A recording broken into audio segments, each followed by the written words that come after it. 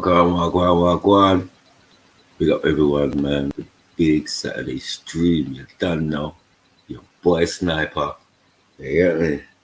Welcome to Sweet South Friday TV, man. You know what I'm saying? We out, man. Big up Silverback. God damn it. Number one. Blood Clot. You get me? Big up Lovers Law. Aerodynamic Productions. Big up yourself. Like number 4. Get me. We there, man. Come on, man. Well, another Saturday stream. We here again. I'm sure, Bear, you got enough questions, bros. Yeah. We're gonna deal with this monkey man shit, this Neanderthal shit today. Today. today. Yeah, tell a friend to tell a friend. Wait your blood clot self up. You get me? If you're in any groups, share it. You get me? Share it to your people, then. And let them know we're here, man. We're chilling.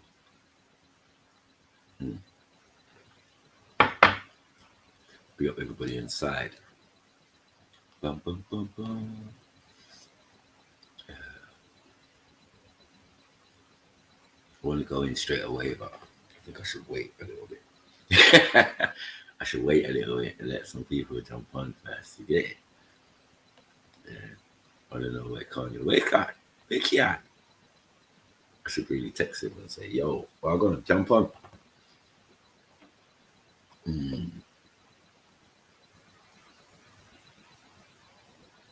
Drinking my ginger tea, blood. Get prepared for this thing. Wake and bake and all that.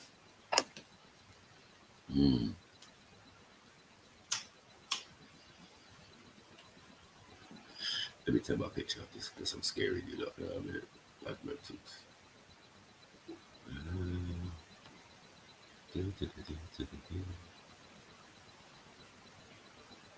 Okay.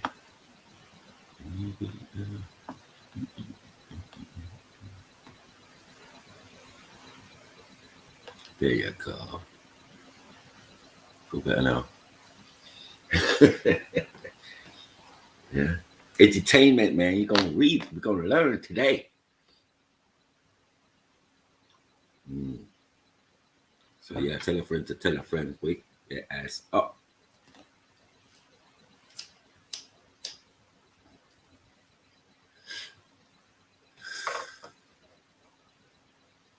Got the boy Sniper here bright and early. What?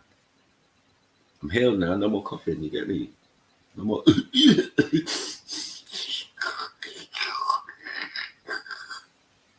Apologies, man.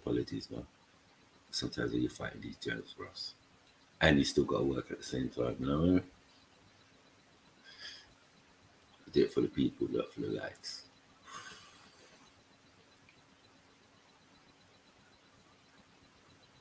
Even though the likes do help. So, all right, let me start.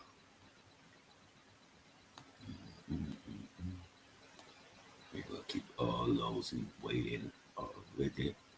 We've been here. Boom, boom, boom, boom, boom, boom. What? Fucking monkey.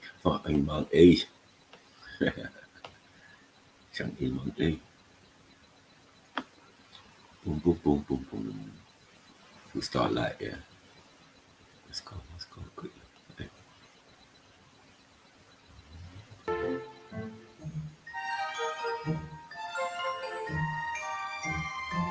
Welcome to Comparison. This video is about difference between Neanderthals and humans. Neanderthals evolved in the higher latitude regions like Europe and Northern Asia, better adapted to cold climate. Humans evolved in lower latitude regions in Africa, better adapted to warm climate. Neanderthals were shorter with an average height of 164 centimeters and they had stockier body with a weight of 65 kilograms, male. Wow. Humans are taller with an average height of 175 centimeters and they don't have stockier body like Neanderthals. See, Neanderthals had small forehead with prominent brow ridges, wide nose and round eye orbits. Humans have a limited brow ridge and the forehead is dull and eye orbits are square. Neanderthals had strong and thick bones with powerful muscles and were incredibly stronger than humans. Humans have thin bones and weak muscles compared to Neanderthals. Neanderthals might have had larger brain compared to humans. Humans have smaller brain compared to Neanderthals but larger than all other primates. Neanderthals had greater eyesight. Major part of their brain was dedicated to vision function. Humans have average vision capability when compared to Neanderthals. Neanderthals' major portion of brain was dedicated to vision, hence they did not have higher intelligence like modern humans have. Human brain have different parts performing different functions. Modern humans developed superior intelligence and cognition. Neanderthals became social animals much before humans did. They deliberately buried their dead and marked their graves as well. Early humans did not show such behaviors. Modern No, it's too much. It's too much, bro. It's too much. It's too much. We are not the same. We are not the same. Yeah. Like, what are they doing? What are they doing? Come on, man. Come on, calm. Where are you, man? Modern humans did develop such society. Neanderthals were able to make sophisticated tools using stones, sticks and glues from plants. Right. Humans also did it but later. I believe humans adopted it from Neanderthals. Stop right there. How could humans adopt it from Neanderthal when one motherfucker's in Europe and the other's in Africa? How? How? You stupid. Shut up. Some other facts worth mentioning here are: humans and Neanderthals have 1.6% to 2.5% of genetic code in common. Human and Neanderthals are two different. One, you need to take the hue away from it. Just put man. Man and Neanderthal, or mankind and Neanderthal, have 2.5% genetic code in common. Yeah. Ain't nothing to do with us, the rest of us, anatomical humans or Homo sapiens. Nothing. Different species. Both species had a common ancestor called Homo heidelbergensis who lived approximately 100,000 to 200,000 years ago. In near past. Mud. Did you see? Did you listen? Hello? Come on. Both species had a common ancestor called Homo heidelbergensis. What? Anyway. Heidelbergensis. You get me? We lived approximately, well, we somewhere in the middle when we came about, supposedly. You get me? 700,000 years ago, we ain't supposed to exist. Defo. Yeah, so that's definitely before us, right? And then 200,000 years ago, that's probably when we had our first interaction. I don't know, it don't even make sense because we exist 300,000 years ago. This man was mixing with man. It don't make sense, bro. And there's no evidence of it. Because we ain't got it in our blood. We ain't got it in our bones. We ain't got it in our DNA. Some people have. Say no. Oh. In near past, around 30,000 years ago, humans lived alongside Neanderthals. Do comment, would you like to live? Only fucking 30,000 years ago. We've been on this planet, supposedly, according to them, 300,000 years. This is what I'm trying to say to man. Yeah. How are we the same? We're not the same, bros. We might occupy the same space at a certain time, which they said. You know what I mean? People don't just pop up out of nowhere, bro. What's going on? Who are they? Where are they now? live alongside of Neanderthals. And please let me know which animals you want me to compare in my next video. Please support by sharing and subscribing. Thanks for watching. Yeah, that was great. That was great. That was great. That was beautiful. Yeah. Oh, there's so much videos on it about that. A lot of them got that copyright shit. Okay, let's try this one. Meet the first ever all Google phone with the best camera on a Pixel yet. It's smart enough to make photo bombers vanish with Magic Eraser. Homo sapiens appeared about 200,000 years ago, and finally, we made our first appearance on. Boom. See it? See it? This might be a slightly old video car now. They've advanced on that. They say 300,000, but yeah. Originally 200,000, and originally before that, 180,000 years ago. So you can see what's going on here.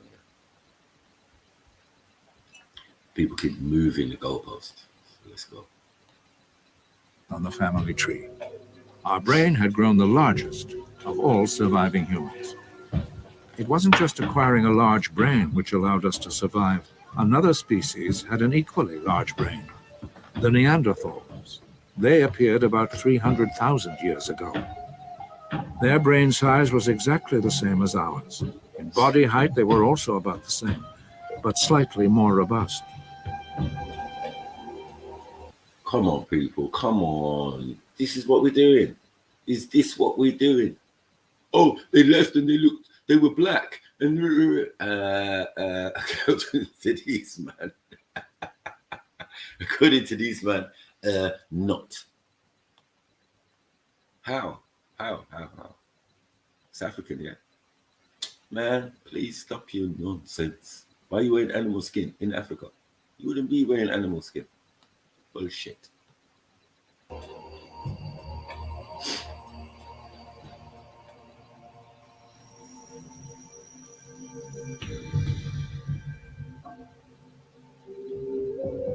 Neanderthals migrated to Europe in the middle of the Ice Age. They were a hardy race as well as being good hunters. But they are now gone from the miracle planet, and we remain. Hold on. You say they're gone? They ain't gone. Where they gone? Where they gone if people got them in their DNA? You talk about ghost race. From archaeological evidence, it seems that both Neanderthal and Homo sapiens shared very similar abilities. In this part of southwestern France, there are many Neanderthal sites. France, you know. France. Stop your nonsense, bro. The Réjourdeux prehistoric site was discovered by chance while the landowner was digging in his garden. There are Neanderthal remains here from 70,000 years ago. Dr. Jean-Michel Geneste has researched this site. I said they moved to Israel and stayed there. You heard it, yeah? Yeah, they went to Israel and they stayed there. You know what I mean? And then they left out afterwards, and then they became mobbing humans in there. What the fuck? He knows that the Neanderthals had the technical ability to make and use tools.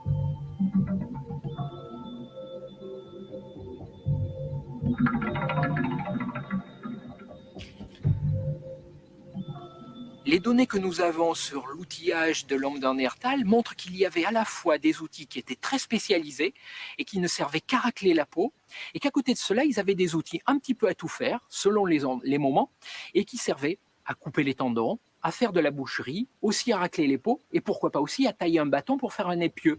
Donc il avait une gamme d'outils très adaptée à ses besoins.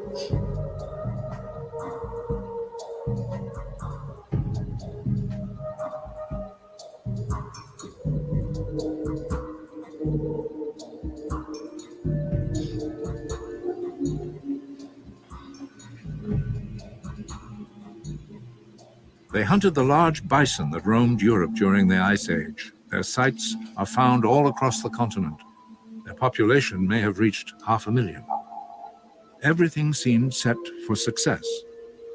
Dr. Geneste even believes that they were capable of thoughts similar to ours.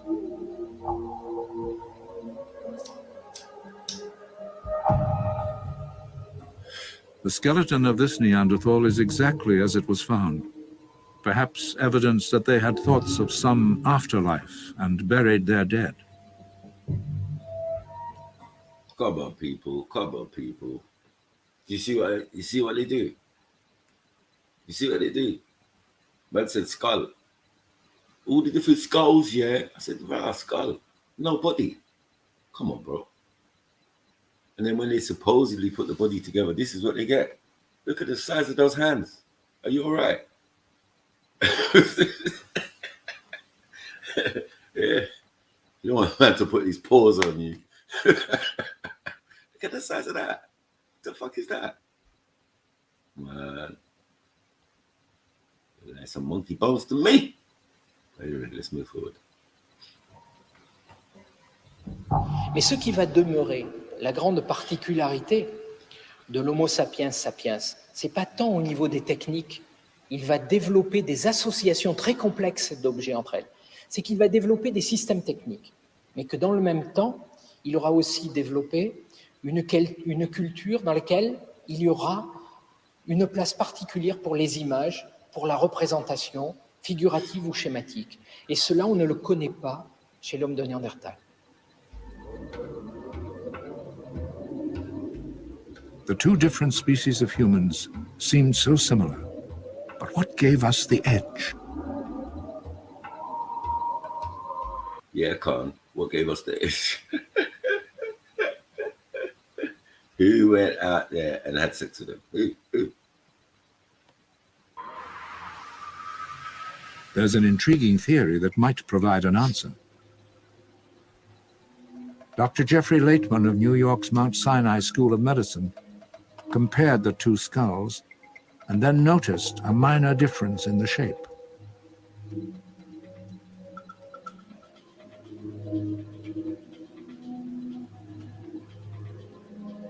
Groups like Neanderthals.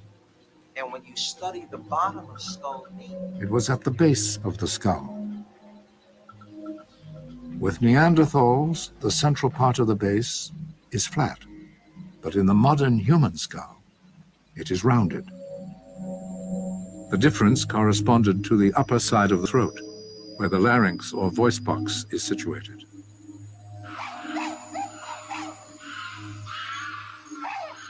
All I'm saying is you went from that to some monkeys. Hello? Message. Message. As well as studying human skulls, he also studied living apes. They too had flat central bases in their skulls, just like the Neanderthal. Oops. What are we doing out here? What are we doing out here? Huh? Monkey man. When I said monkey man, I said, no, disrespect. But I'm just saying, bro. And they seem to be saying the same thing. Sure. Strangely, there is still a trace of Neanderthal in all of us, but it doesn't last very long. remarkably, baby humans have the same configuration. So if you look at a newborn baby, its voice box is also all the way up in the throat, and babies always breathe through the nose and have the ability to breathe and swallow almost at the same time. What did I say? I said to these men, yeah, the way they're going on is like these men had baby voice. I did say it to Clark, but he just don't want to listen to me. Baby voice, Shanna. You grown adult, Neanderthal, all mean and shit, stronger, thicker, everything, hench, but stocky. And you're going to come up to me with Michael Jackson voice. Allow it, bro. Allow it. Yeah, I'm a Neanderthal. Yeah, Tito. Baby voice, fam. time. Something remarkable happens in human development. Our voice box starts a journey down into the, unlike any other mammal. We start in one place, but we end up in another. And that journey is very dangerous because it changes our entire neuromuscular coordination system. The changes begin in the early year of life and continue as we grow. As we get older, because we have a larynx all the way down in the throat, our airway and our foodway, which were separate in babies and which were separate in a monkey or a dog, are now crossed. And this is very dangerous. And this is one of the reasons we always get food stuck in our throat when we're trying to eat. And it's also one of the reasons why we have food that regurgitates. So we've lost out, but we gained something. By the larynx going all the way down in the throat, we get a large area of space above it, which can take the sounds that are produced inside the larynx at what we call the vocal cords or vocal folds, and we can modify them to a greater extent than that possible for any other mammal. We have thus gained the ability for fully articulate speech. The two species had their larynx at different levels. The Neanderthal is on the left, modern humans on the right. The flatness of their skull base tells us their larynx would be up much higher, and that their overall vocal tract would be very different than that which you find in living human beings. This tells us that Neanderthals could not speak the way we speak today. When the larynx is in a high position, You don't say. Come on, man. Catch up, man. People catch up with this with this supposed neuroscience. Yeah. Yeah. All apes have the ability to speak. Yeah. They all have the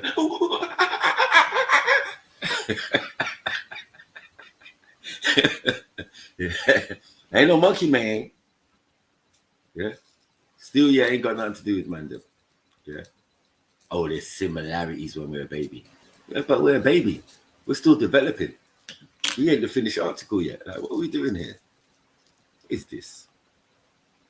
the distance from the mouth to the vocal tract is short. We let our voices resonate in the vocal tract. With a short vocal tract, Neanderthals would be limited. The general ambience would be different. According to some linguists, they probably couldn't make certain of what we call the quantal vowel sounds, the ones we call in English oo, ah, e, the sounds in boot, father, or feet. It's highly unlikely that Neanderthals could make them and with the same speed that we do. The hallmark. So what are you saying? They couldn't say what the fuck? Mad. Of our kind is our ability to have fully articulate speech. This is what sets us apart from all other animals, and this is what set us apart from Neanderthals.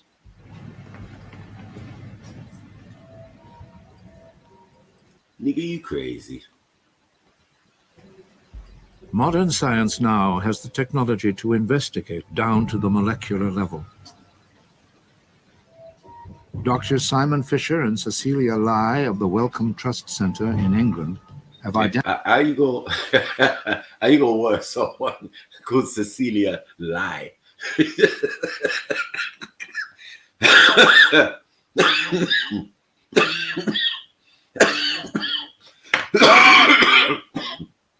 See,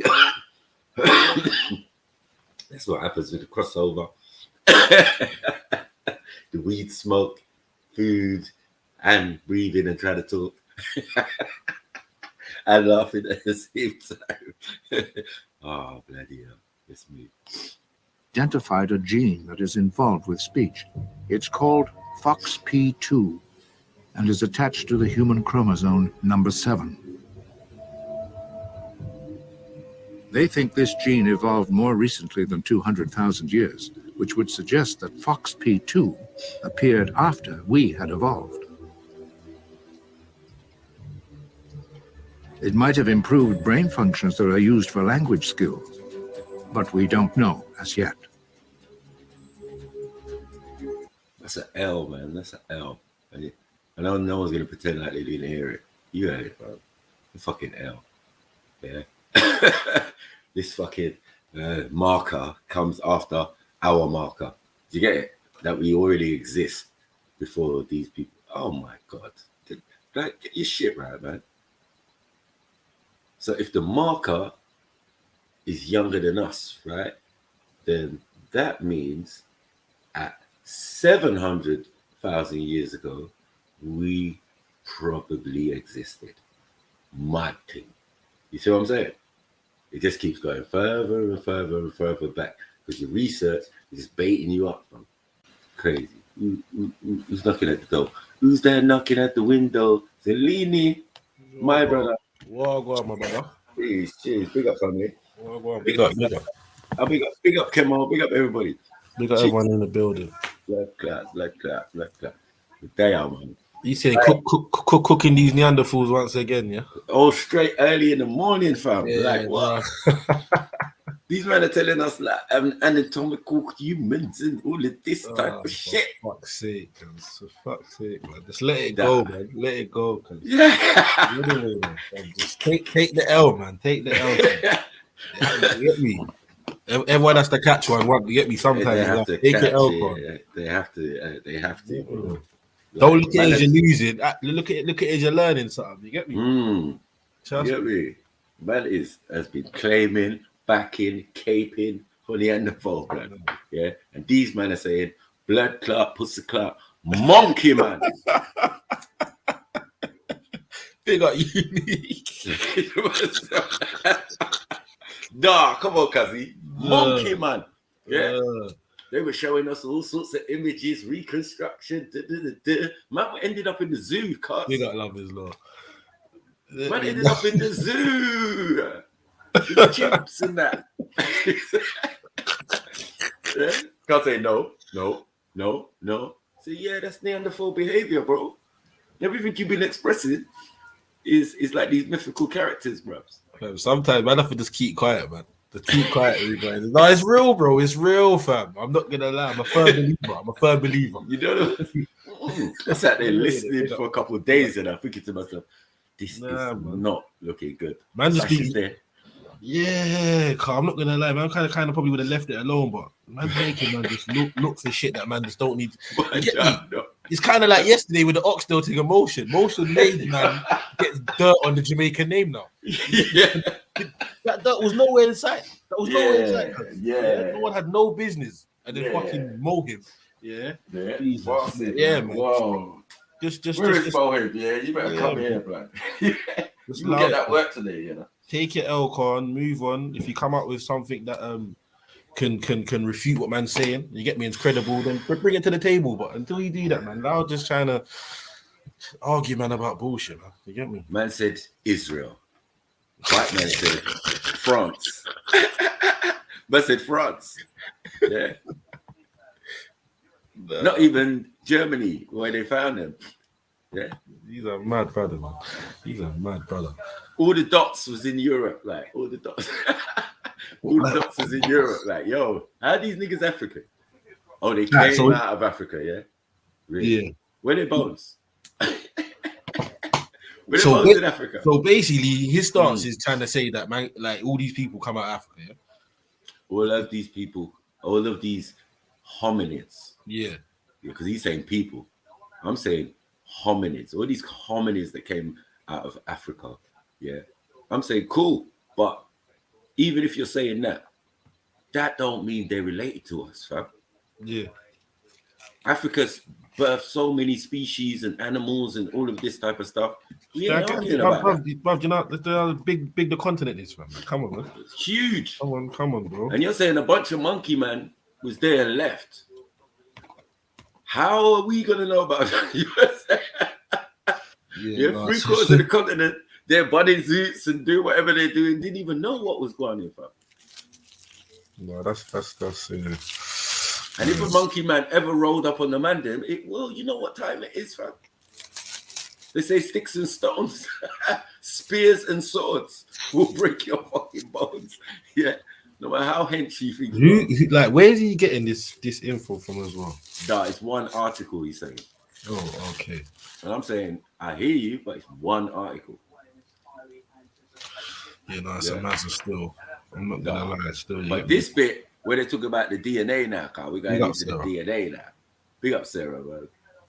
You get me? This one was for Sash, like to rep Sash, like out of the blue, you know. This just came into the play because he knew it was coming.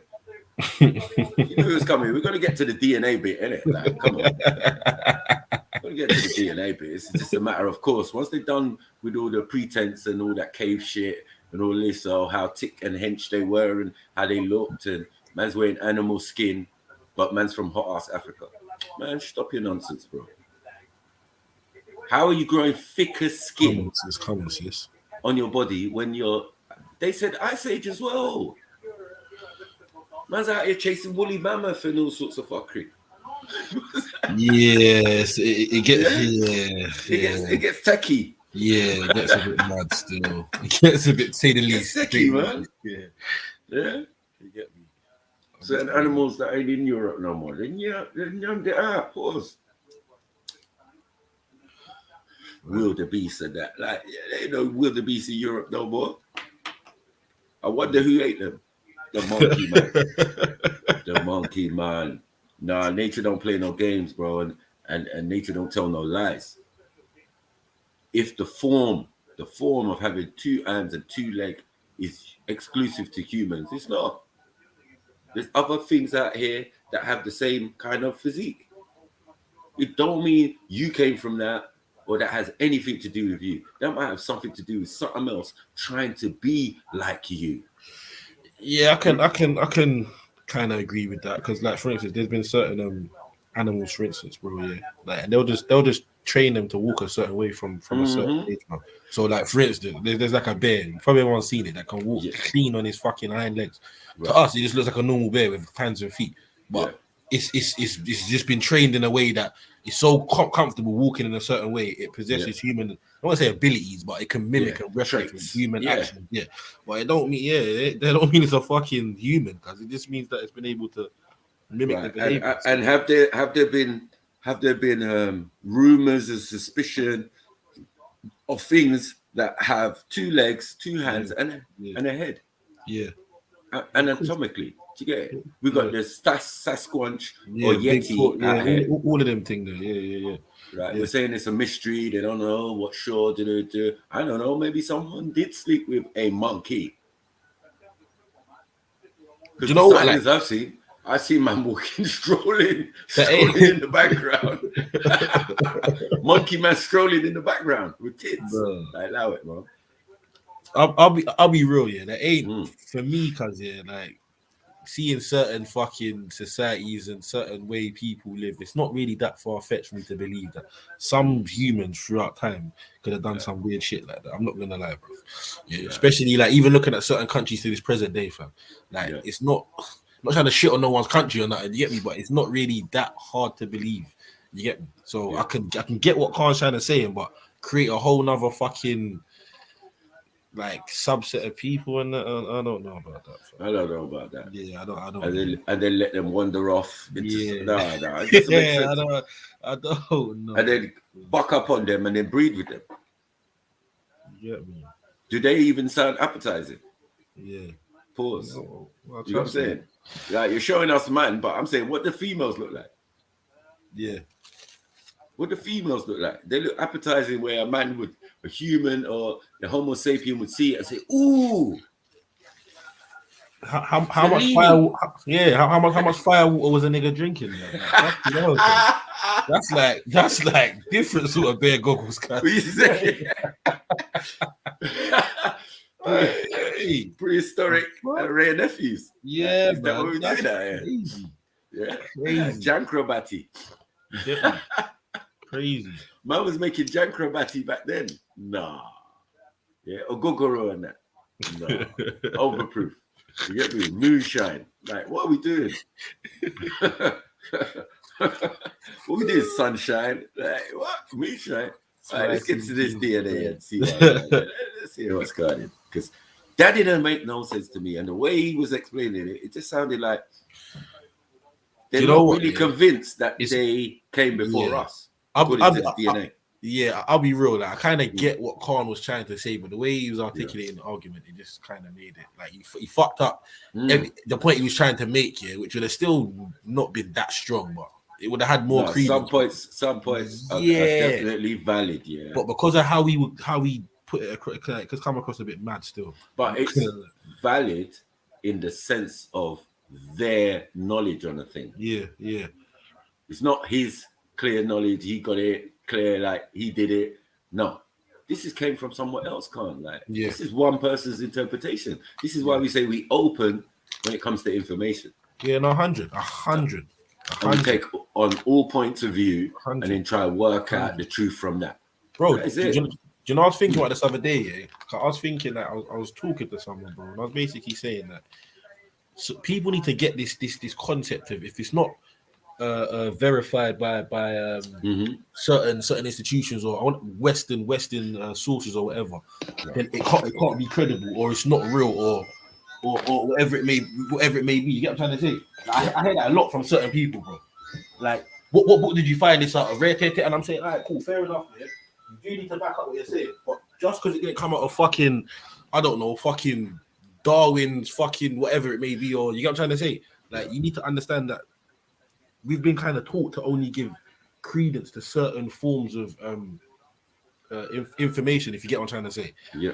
You get what I'm trying to say? Like, two people present the same point, but one would have heard it in the university, one would have heard it somewhere else, and people will be leaning towards the one that said he heard it in the university. Yeah. So, yeah, that's I think we need to get that form of you get me, just taking on board information and deciphering shit. But information come from anywhere, man. You get me? Somebody that could be illiterate as fuck can teach me more than I ever know. It's true. You get me? So yeah, that's basically what I'm saying on that one. Yeah, Yeah, man. big up Zulu. Big up Bibi. Big up for the family. Jump on, man. Jump on. Definitely. Come on, you say. But you know the maddest thing with Carnito though, because he'll talk all this shit, and then someone will be like, "Yeah, Africans didn't it." What the fuck do you mean Africans? Are you fucking dumb? I'm like, bro, like you just want the fucking beef. That's all you want. That's all you just want smoke, cuz. You just want smoke. You want to fight a case for people who don't exist other than in your DNA. Mud. Like, you get me? Yeah. You want to beef a Neanderthal, and Neanderthal ain't beefing. He's extinct right now, supposedly. Yeah, he's extinct if he ever existed. Cause what they're telling us now, all of this, like cool, but this ain't still related to Mandem. And you, me, Sash, Sarah, any of us got any DNA link to this fucker. Trust me. Yeah. Right.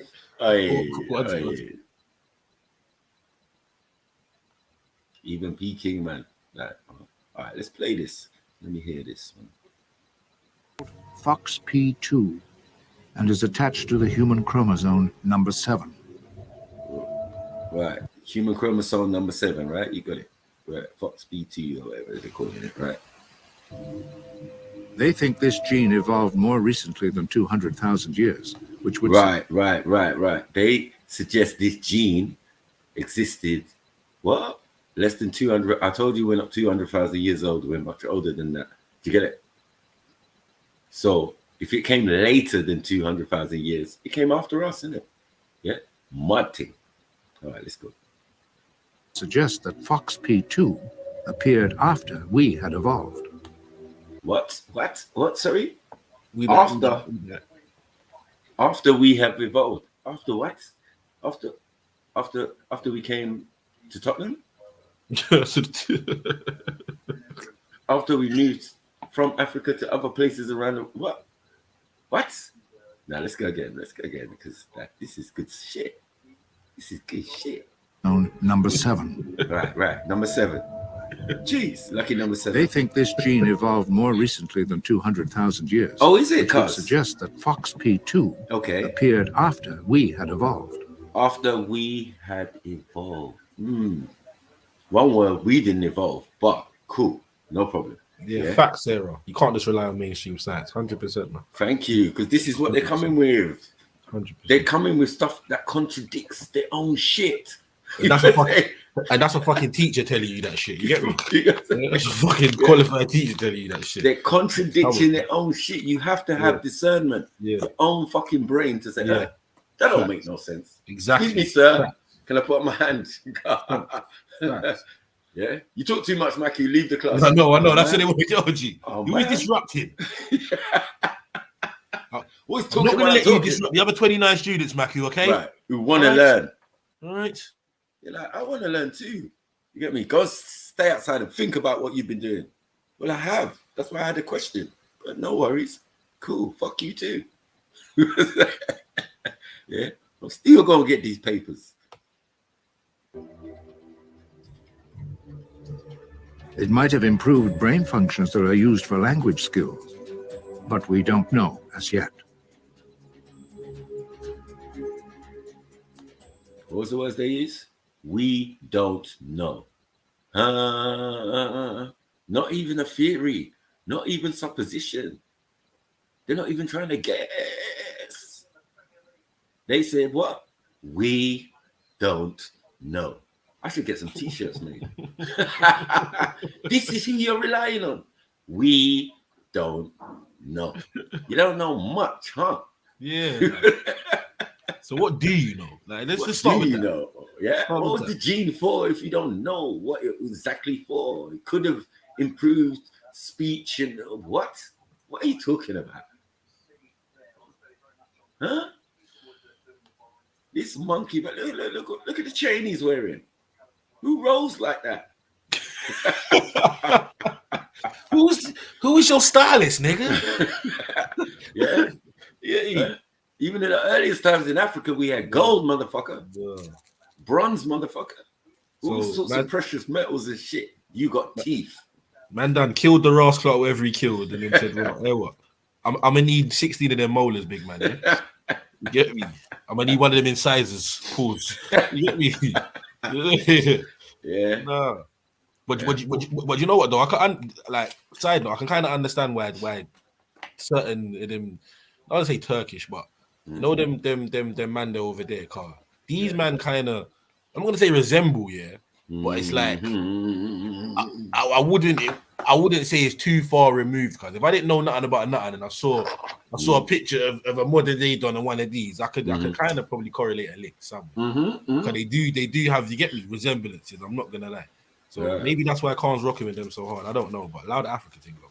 Yeah, they're your people, because no problem. People, man, we ain't got no argument there. Trust me. Yeah. We're just saying Yeah. who of your people mated with them, because you are a majority Homo sapiens sapiens. So your origins ain't with them. Yeah. Your origins is with us. But were you already you when you decide to move to these youths? You were saying, move to these youths. Huh? They're unknown unknowns in that. Unknown. Unknown unknowns. You get it? Yeah. Before you got Islam, have you got a dirty secret that you don't want to tell no one about? No. Because the DNA saying you have got a dirty secret that you're not telling no one about. Somebody in your ancestry Was fondled with. fucked a monkey. Fuck a monkey woman, monkey man, whatever. Either way, either or, it was fuckery. Yeah? That's real hoeing. You know what I mean? You hoeing across the species. Like, she's a fucking dirty slut. Oh, you's a cross species hoe. Okay. Yeah. Oh, you one of them. Yeah. You like what? Bi species. I'm bi species. Like, no, stop it. In there. Yeah. No. Make it say in there.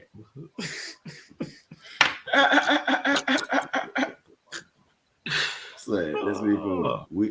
Let's move forward from we don't know. So we Yeah, go back yeah, so we for can real. hear it again. We See what- don't know. Yeah, then I should make it number 2. Because we don't know. Brain functions that are used for language skills, but we don't know as yet. We don't know as yet. Yeah. Say it softly. Because you say it with smooth, intellectual voice. It just goes, you get me? It goes down well. Pause. You get me? Like, I don't understand. Yeah. When they say it smoothly like that, it just goes over your head. You're like, okay, they don't know, innit? Not yet. In there. Let's go.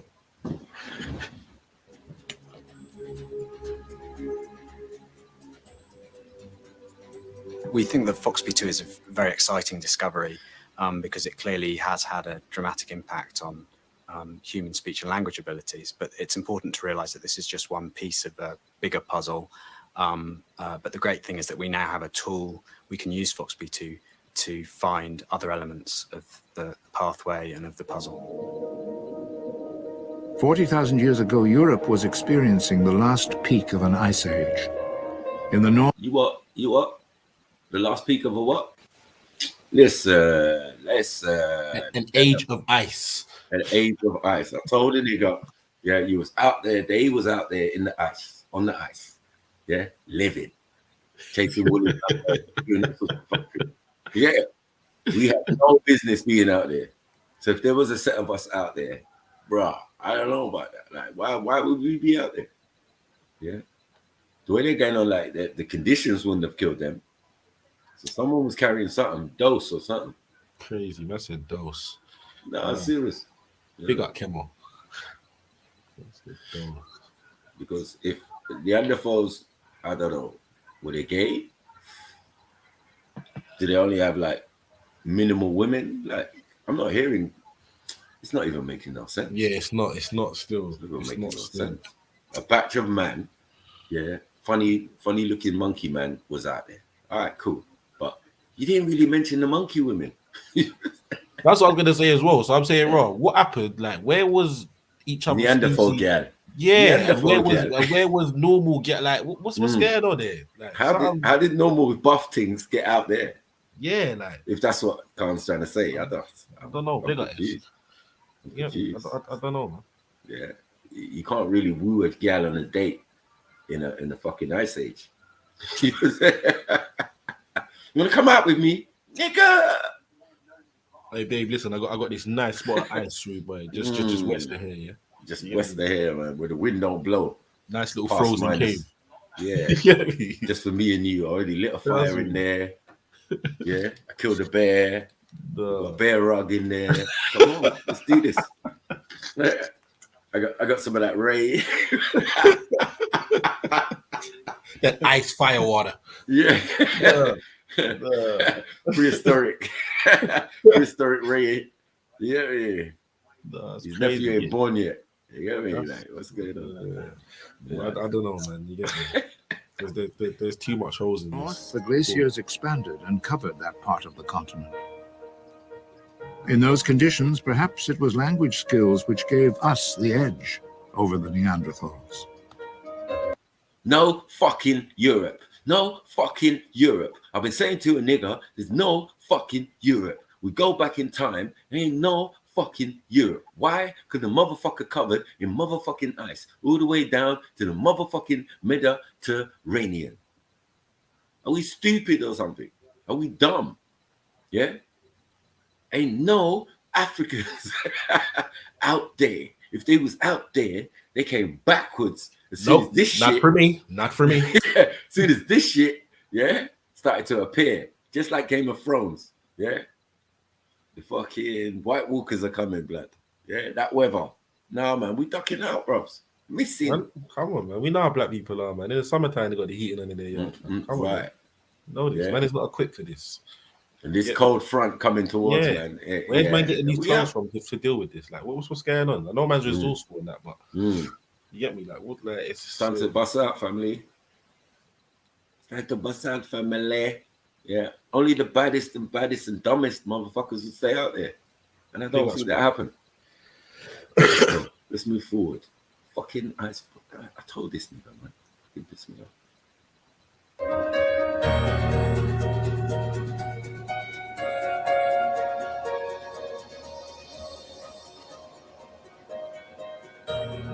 We would have been able to share information about the large migrating herds so we could plan ahead for the hunts and would be able to record the information we had gathered.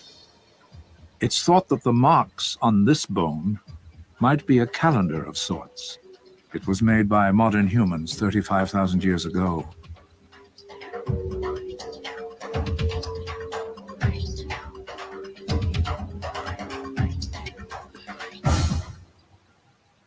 We had started on a path that no other species had followed. These paintings on the walls of a cave in France show our ability to picture the world around us. We not only spoke a complex language, we began to transmit knowledge to future generations.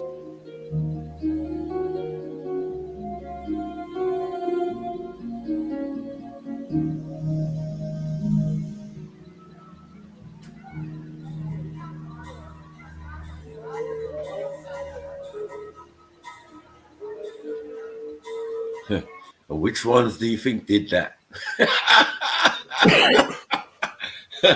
Was it these niggas? Or was it these niggas? You get me? Who existed? Who existed at the time? Lord of mercy.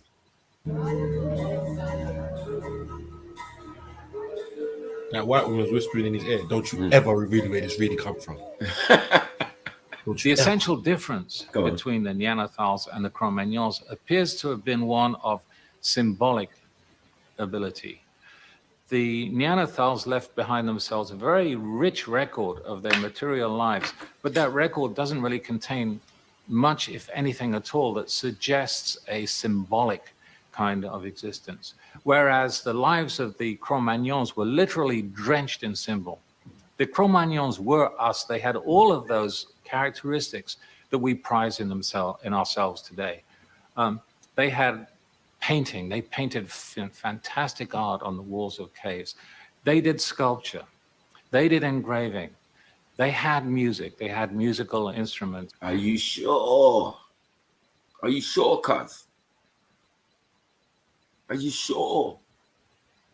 Who's making musical instruments in a fucking snowstorm? Who's doing all this? What is this? Cro-Magnon, you know? The nigga didn't even last as long as Neanderthal. Like, what are we doing? They said the nigga was so wild, yeah, he fucking just gangsters his way out of existence, bro. No, he couldn't live here. He was too fucking militant. That's mad. Let's move forward, bro. They had notation. They had symbolic behaviors of all of the kinds that we associate with ourselves today. Indeed, we have come a long way from those fires our distant ancestors lit in the African night.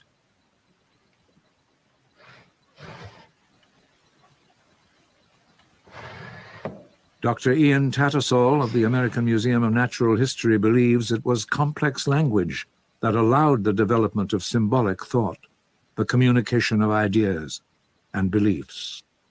Language is more or less nowadays inextricable from our symbolic mental processes that allow us to understand the world in unprecedented ways and ask questions like, what if? We can pose questions like that and experiment with ways of dealing with the world and of exploiting the world in a more efficient way. And that is what I think sort of made Homo sapiens an unbeatable competitor when they came on the scene, and what ultimately led to the demise of the Neanderthals. 30,000 years ago, the fate of the two human species, Homo sapiens and Neanderthals, came to a crossroads. Complex verbal communication allowed Homo sapiens to share thoughts and ideas, to cooperate in the search for food and the struggle for existence. It was a struggle that the Neanderthals would lose, and there would be only one species left on the miracle planet. In a rural area in southwestern France lies one of the last Neanderthal sites. Immediately above the Neanderthal remains are those of Homo sapiens. Perhaps Neanderthals were driven away from their former habitat by the more capable modern humans. Or perhaps the Neanderthals quietly left on their own. Whatever, 30,000 years ago, they died out. We became the last survivors. For the past 4 billion years, the pace seems to have picked up. Perhaps our mastery of language is taking us toward a new and faster process of evolution. I think it is a fact. It's bare monkeys, man. Fuck, you know, Planet of the Apes, man. Blueprint. Fuck, you know. Shit. Call a spade, man. Call a monkey, man. Who the hell said Kurt Zuma? Stop that, man. Fuck's sake. You see bare monkeys all over the... You found bare monkey remains, ape-like remains all over the planet. Cool. But what has this got to do with us? Man said African Knights and that. We are long, far since the African night. What? This is what Khan's talking about. This is what happens when you say shit like this. Yeah, other people pick it up and run with it. It's fuckery. Look at this monkey imprint in your mind. Now, for what reason? Image shape your reality. So if they keep putting monkeys up, you know what I'm saying? Sooner or later, you're going to give in. Like the badge. You're going to give in. Oh, I might as well take it. Oh, I might as well say I'm a monkey. I might as well be a monkey then. I might as well be Homo erectus. Bruh. We's different. Our shit is different. They don't know where our shit came from. They don't know where we came from. Let's get it right. Common ancestor, your blood clots. Come on, man. Common ancestor. How are we made and then things that came after us or came before us mixed with us and went left? It doesn't make sense. Do you know what the problem is?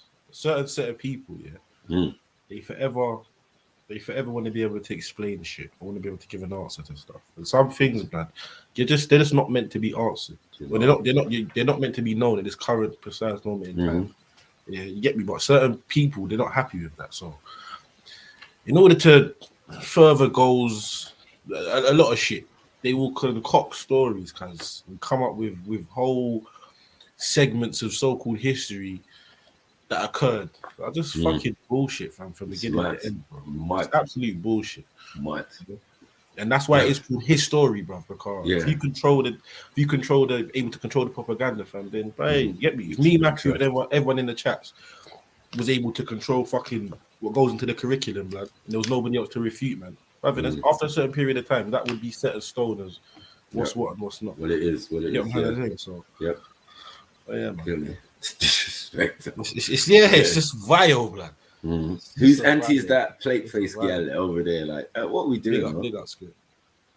Yeah. This is all vile.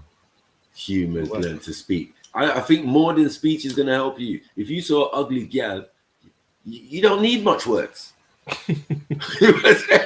You don't need much words. Yeah, well gone. Keep it moving, yeah? Sit the That's fuck it. down. Sit the fuck down. Put the helmet on. Put the fucking helmet on. If anything, I'm throwing my bow and arrow at you. Like, I don't know what the hell that is. Yeah.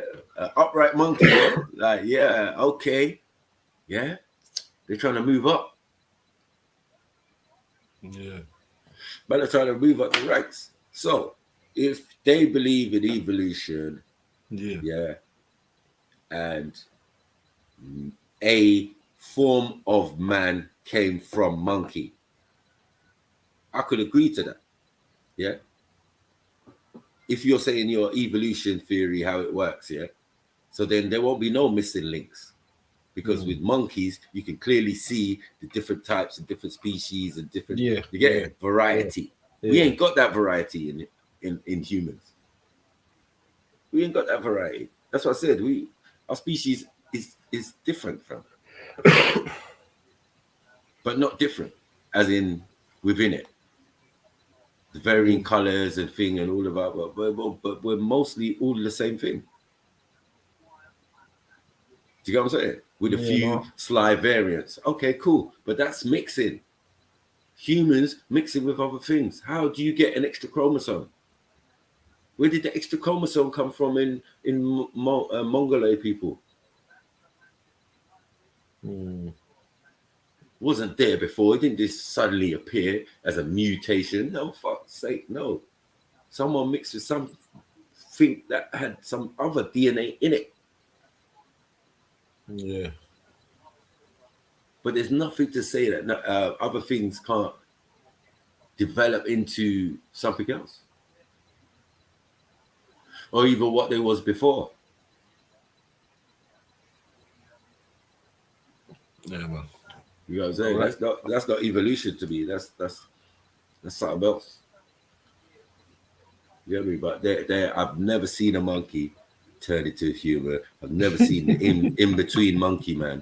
But these kind of bones and these kind of things would suggest that in between stage or something trying to get to be like us. You know what I mean? I wouldn't say I've seen that. There's a village somewhere, you know. I think it's in India, but and the whole town is like monkey people, but fuck's sake. Yeah, like literally, fam. They look like, you get me. And there was a boy in Africa somewhere, yeah. And I see it literally about 2-3 weeks ago, fam. It come on my timeline. It was basically he had the same sort of mutation as the people in India, bro. But they were saying like the village basically shunned him and that, and his mum had to. Yep, his mum was fearing for his life, whatnot. But bruv, the boy ended up going to school and it cut a long story short. Bad. You get me? But yeah, like you can clearly see. Yeah. I'm not gonna say monkey man, but that's the only reference of point I know, cause that's what he resembles, isn't it? You get what I'm trying to say? Yeah. But yeah, cause it looked crazy still. It definitely looked like a half human, half monkey. Facts. Right. Let me find it. Oh, the one time. Right. Yeah. Please. Because these guys are just taking the piss out of it, bro. No, we don't. But anyway, yeah. Let me finish with these little monkey thing. Fascinating point that language is a kind of second genetics. Genetics itself lasted for the first 4 billion years of life's history, and then quite suddenly, Darwinian evolution, genetic evolution, gave rise to creatures with big brains, which developed a second kind. Did you say Darwinian? Oh, man, get the fuck out of here. Get out of here with that shit. Yeah? Darwinian. And you said it with confident face. That's why your eyes are closed, man, because you know you're lying. You're a liar. Yeah. You accept Darwinian theory, yeah? Martin. Thought you was a scientist, man. I thought you was real. Yeah? This is pseudo, Mr. Khan. Yeah? Pseudo science, bros. Yeah? Pseudo fucking history. Pseudo fucking pseudo. They invented the word pseudo, so yeah, attach it to them. Yeah? It has shit to do with me, bro. Money. Yeah. Sometimes I just regurgitate what they're saying. It makes me sound mad, but I'm just saying, look, this is what they're saying. You know what I'm saying? This is what they're saying. No, you're chatting shit. Okay. Let's play the tape. Yeah, I didn't make the tape. Yeah, you make the tape. You make the tape. No, I didn't make the tape. Zellini didn't make the tape. You know what I mean? The tape's just the tape. It's out there. The information, the shit coming out of his mouth. He did himself. Yeah. So once you say shit like that, yeah, there's other scientists ready to come and smash his fucking face in. Talk about Darwinian. Allow it, man. Yeah. Don't ever come on my show and disrespect the people then. Yeah. Talking about Darwinian. Are you man? Stop for a lot to that, man. To this guy. Darwinian evolution, genetic evolution, gave rise to creatures with Mud! Don't say it again. Big brains, which developed a second kind of genetics, which is language and the transmission of linguistic information down through generations. That gave rise to a second kind of evolution, which is called cultural evolution, which looks like genetic evolution in a superficial sense, but it's... I wonder when this video was made, yeah, if these niggas knew that they had Neanderthal DNA. It don't sound like it, eh? That tech wasn't really running then. Yeah, that information wasn't. I'm telling you, bro. I've been alive. And it's been in the last decade that this shit came out, bro. Oh yeah. I said, my white friend came in my shop. Says, yeah, Mike. Yeah, I just found out I'm 8% Neanderthal. I said, I never laughed so hard. Me and my brother was cracking up. Yeah, but the way he said it with sad eye as well, like he was disappointed. He thought he had like a little bit of African or something. He done his DNA shit. He was. I found out. Big up Ben, man. Yeah, Ben Grimm, man. He's top DJ in that. You get me? What, bro? When he said that to me, I said, nah, because Ben's not into none of this type of stuff. You get it? Yeah. He's more like a hippie. You get me? His missus is black, all of that. You know what I mean? Like, yeah, the children's mixed race or whatever. You know what I mean? It's good. It's good. They work it good. Yeah, but when I go to their yard, it's hippie stuff. Big cushions, you know the ones there. Like my man's not into decorating, but got studio built in the garden and like, yo, bro, levels. Yeah. But yeah, he was sad. And then my next friend, Brian, who was in Queen, yeah, he said, Canadian guy, he came and said it as well. He was pissed. He wasn't pissed, but he was kind of like, nah, I don't know about that. I was like, yeah, Brian, yeah. Yeah, because at least Brian knows some shit. You know what I mean? He'll look on the BBC website and he goes in. You know, white man, they go in. Canadian, he's like, yeah, he'll bring me some articles, he'll say, yeah, have a look at this, very interesting, rare. Or he's got the audacity to touch a black man's computer. So he'll come in the back of the store, you get what I'm saying, where we're sitting in the back room, yeah, the computer's there, you know what I mean? My mum would just turn and grab the keyboard and the mouse and start. I go, Brian, what you doing? Excuse me, yo. Don't ever touch a black man's computer. We could have been on YouTube watching a documentary. You get it? Watching a Dr. York or something or blah, blah, blah. This nigga just come and just, yeah. I need to show you something. Yeah? Where are we? Wikipedia. Stop your nonsense, man. What are you doing out here, Brian? Man? So we've been used to this shit. You know what I mean? Like, yeah, people coming in like, yeah. Hey, have you seen this? My other brother in Tesla, he's more into music. So he'll come and bring me artists and that. Go on my YouTube and start pulling up. Have you heard this track? You know when these men are so into hip hop? Yeah. Unbelievable. I'm not gonna lie, Seeking, I'm kind of one of them. I used to be one of them guys. So. Nah, these men are going to concerts, Ghostface Killer. Yeah, man ain't getting that far. But I'll definitely bring you some shit you ain't heard before. Trees Greek Cypriot, innit? Like, yeah, man, you know how they stay. Like, he wants to live the whole experience of them. Right. There was one where he even brought his girlfriend in. His girlfriend that he was with at the time, he's like, yeah, man, I pushed her through to get into the VIP team. Fucking hell. You like offering your girl to Wu-Tang. Take my girl, Mike. Yeah. He's like Chris Tucker. Chris Tucker does a joke about that. Yeah. Michael Jackson. The kind of shit you end up getting daggered by Nas or them type of thing there. You get me backstage and that. Allow it. Man came with herbs. Man's done tracks with like individual Wu-Tang members and stuff. You know what I mean? He was in himself in a group called Triple Darkness. Scripture knows. You get me? There was big. Our best UK. You get me? Semi-British Wu-Tang going on. Do you get it? Yeah. They split up now, man, but they was fucking bad. Yeah.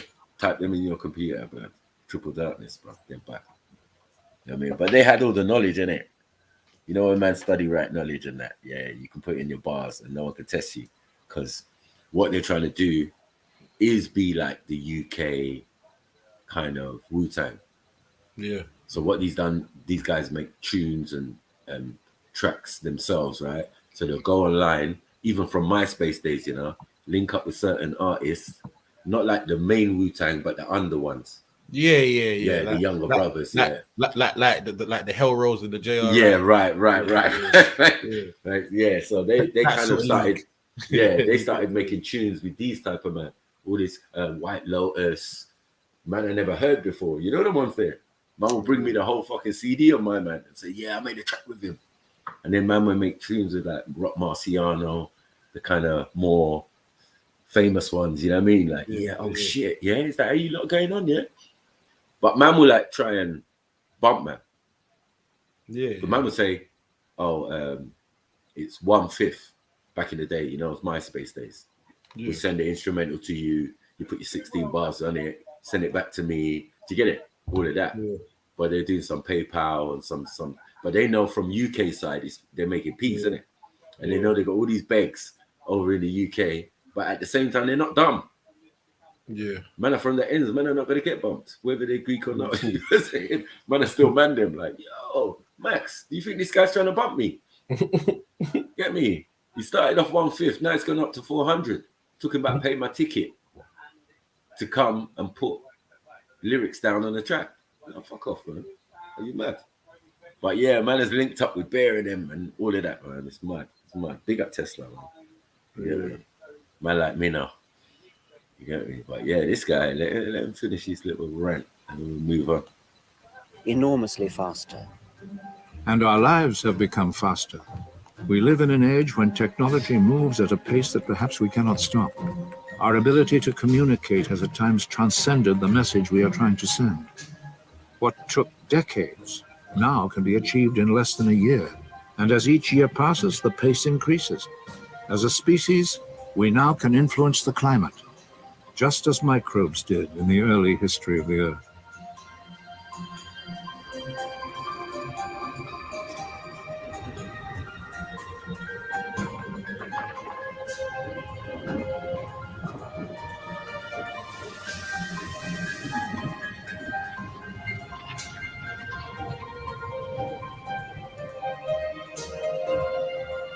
We must learn the history of our planet, which has nurtured life for billions of years.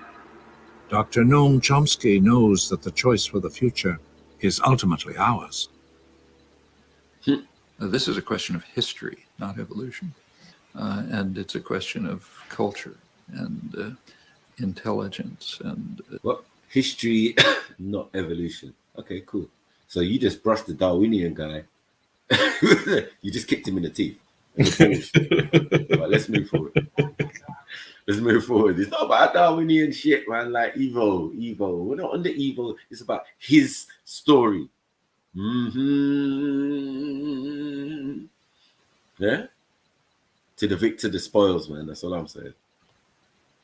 The sympathy and mutual understanding and mutual aid and support and so on. Those are capacities that we have. We know from our own history and experience that those capacities can be overwhelmed by other more destructive, savage and... You wrong. Stealing is stealing, motherfucker. Yeah? If you steal shit from other people, it's motherfucking stealing. Yeah? Plain and motherfucking simple. There's no ifs, buts, or maybes about it. If you look teeth, you teeth, innit? You trying to romanticize stealing. Yeah, you found some shit, kept some shit, learned from some shit, and look where we are now. Cool, yeah? But just put respect on other people's name so that dumb people like Khan don't come in and start talking, in there, we advance in there, the modern society in there, science in there. No, man. Call a spade, and call a teeth, a blood clot, puss clot, ras clot, teeth. You know, see it? Cruel capacities that we also have. And the balance of these will determine whether the species survives in any decent form. And that's a matter of will and choice. There are no natural laws about this. As a species, we are still held captive by the only planet we know that can support life.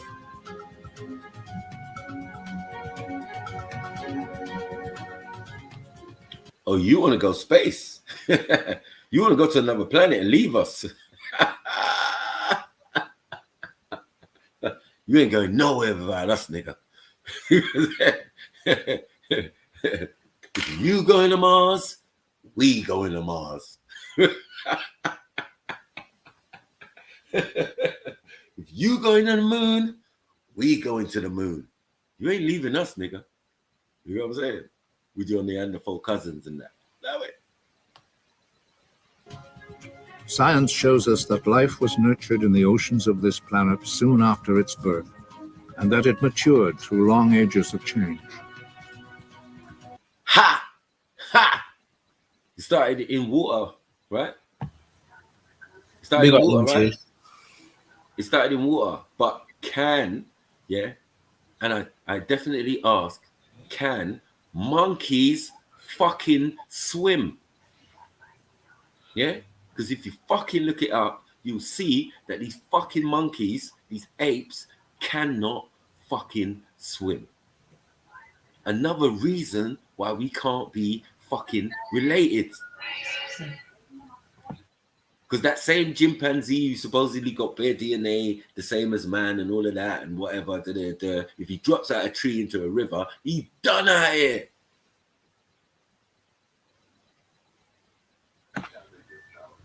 So if we're water-based life forms, if we love water, we love bathing, we love showering, we love all that stuff, we're quite comfortable in the water. But we do have to come up for air. Yeah? Our skin changes color if we're in the water too long, start turning to gray and all of that type of stuff. We built for that. We came in water. We was in an egg sac inside our mother's wombs and shit. Water, water, water, water. None of this monkey business. Yeah, because monkeys can't swim. Show me a monkey doing backstroke.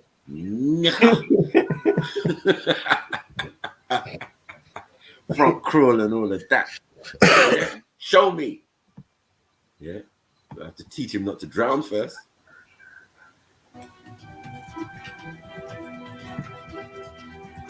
Finally, it spread out across the world, diversified into myriad forms, most of which would fade away to become only a memory. After millions of years, a single species was to be the pervading force, but that could change in the blink of an eye.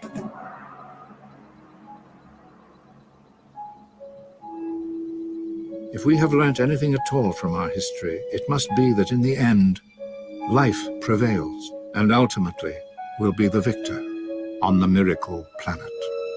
Get out clothes, fucking pussies. Yeah? Try to get out clothes. Yeah. Pervading history and all of these type of fuckery ideally. What happened to them? We done with the lies. We done with the lies. Nah. Oh, these are funny, bros. Oh.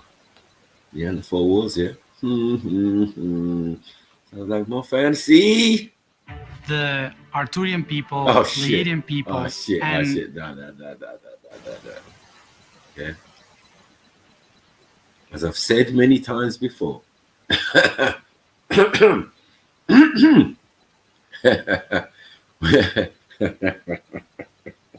Yeah, Zelini. Hey, who's that?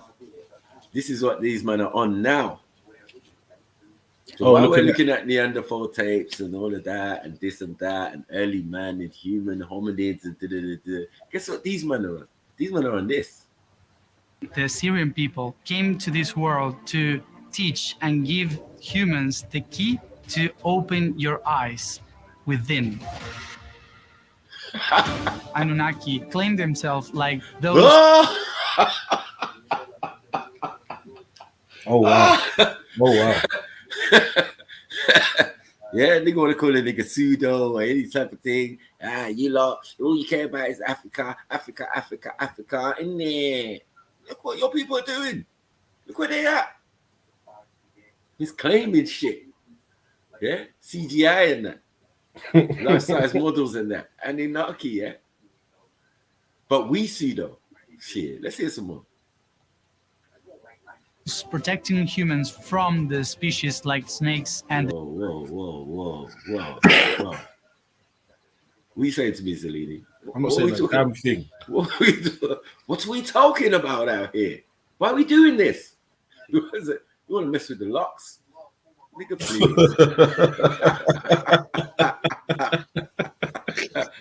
Yeah. Yeah. I dare any European, you get me, or any Turk or whatever come and defend this shit. Yeah. Or come and tell me that what I learned or whatever is pseudo. Nigga, please. Yeah. Listen to this shit. The giants. The idea of human gods was created in Atlantean times by the Arthurians and the Orion people. Syrian people came. Oh my fucking God. Yeah, this is the fuckery. Fuckery. Yeah. So any Euros out there want to make any jokes or this, that, blah, blah, blah. They have gone well past Neanderthal. They're on a different level now. They got their own channel where they can chat shit, yeah, about what? Spacecraft, all sorts, UFOs, Arcturians, all sorts. Anunnaki, yeah. Giants, yeah. To this world in the Triangle spaceship, they taught the architects of this world how to create the pyramids on this planet. The concepts and the ideas that we have of gods and goddesses is really mistaken by history. Oh, he's so clever, man. So fucking smart. Why didn't anyone else work this out?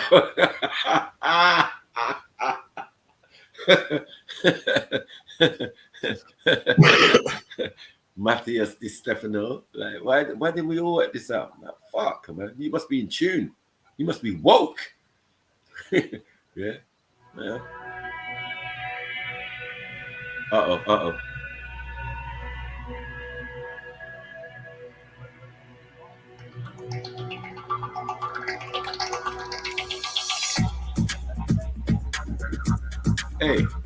Hey. What? Neanderthal wars.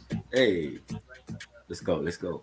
According to mainstream academia, hypotheses on the fate of the Neanderthals include violence from encroaching anatomically modern humans, parasites and pathogens, competitive replacement, competitive exclusion, extinction by interbreeding with early modern human populations, natural catastrophes, and a failure or inability to adapt to climate change.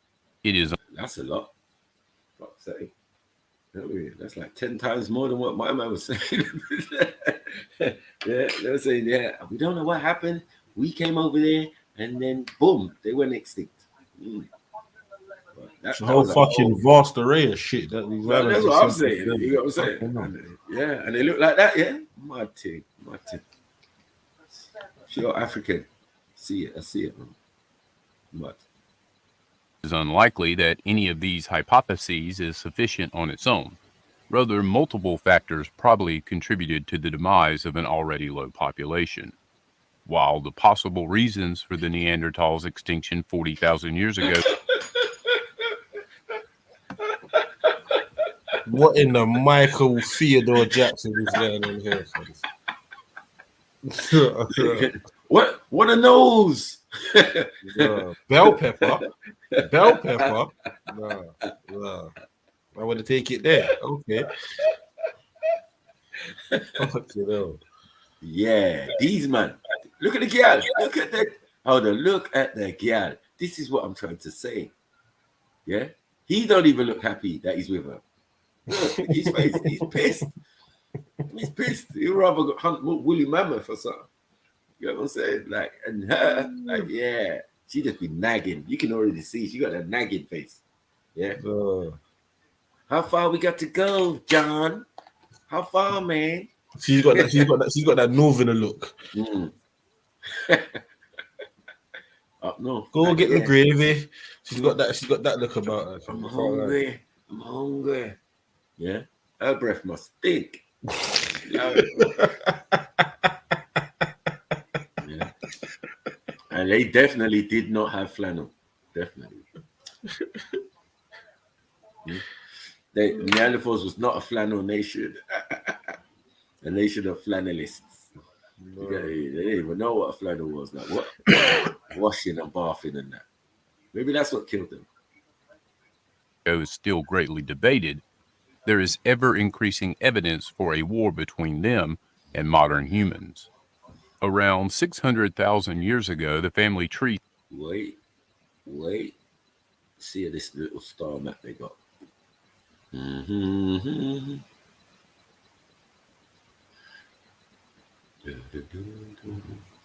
Admixture with what?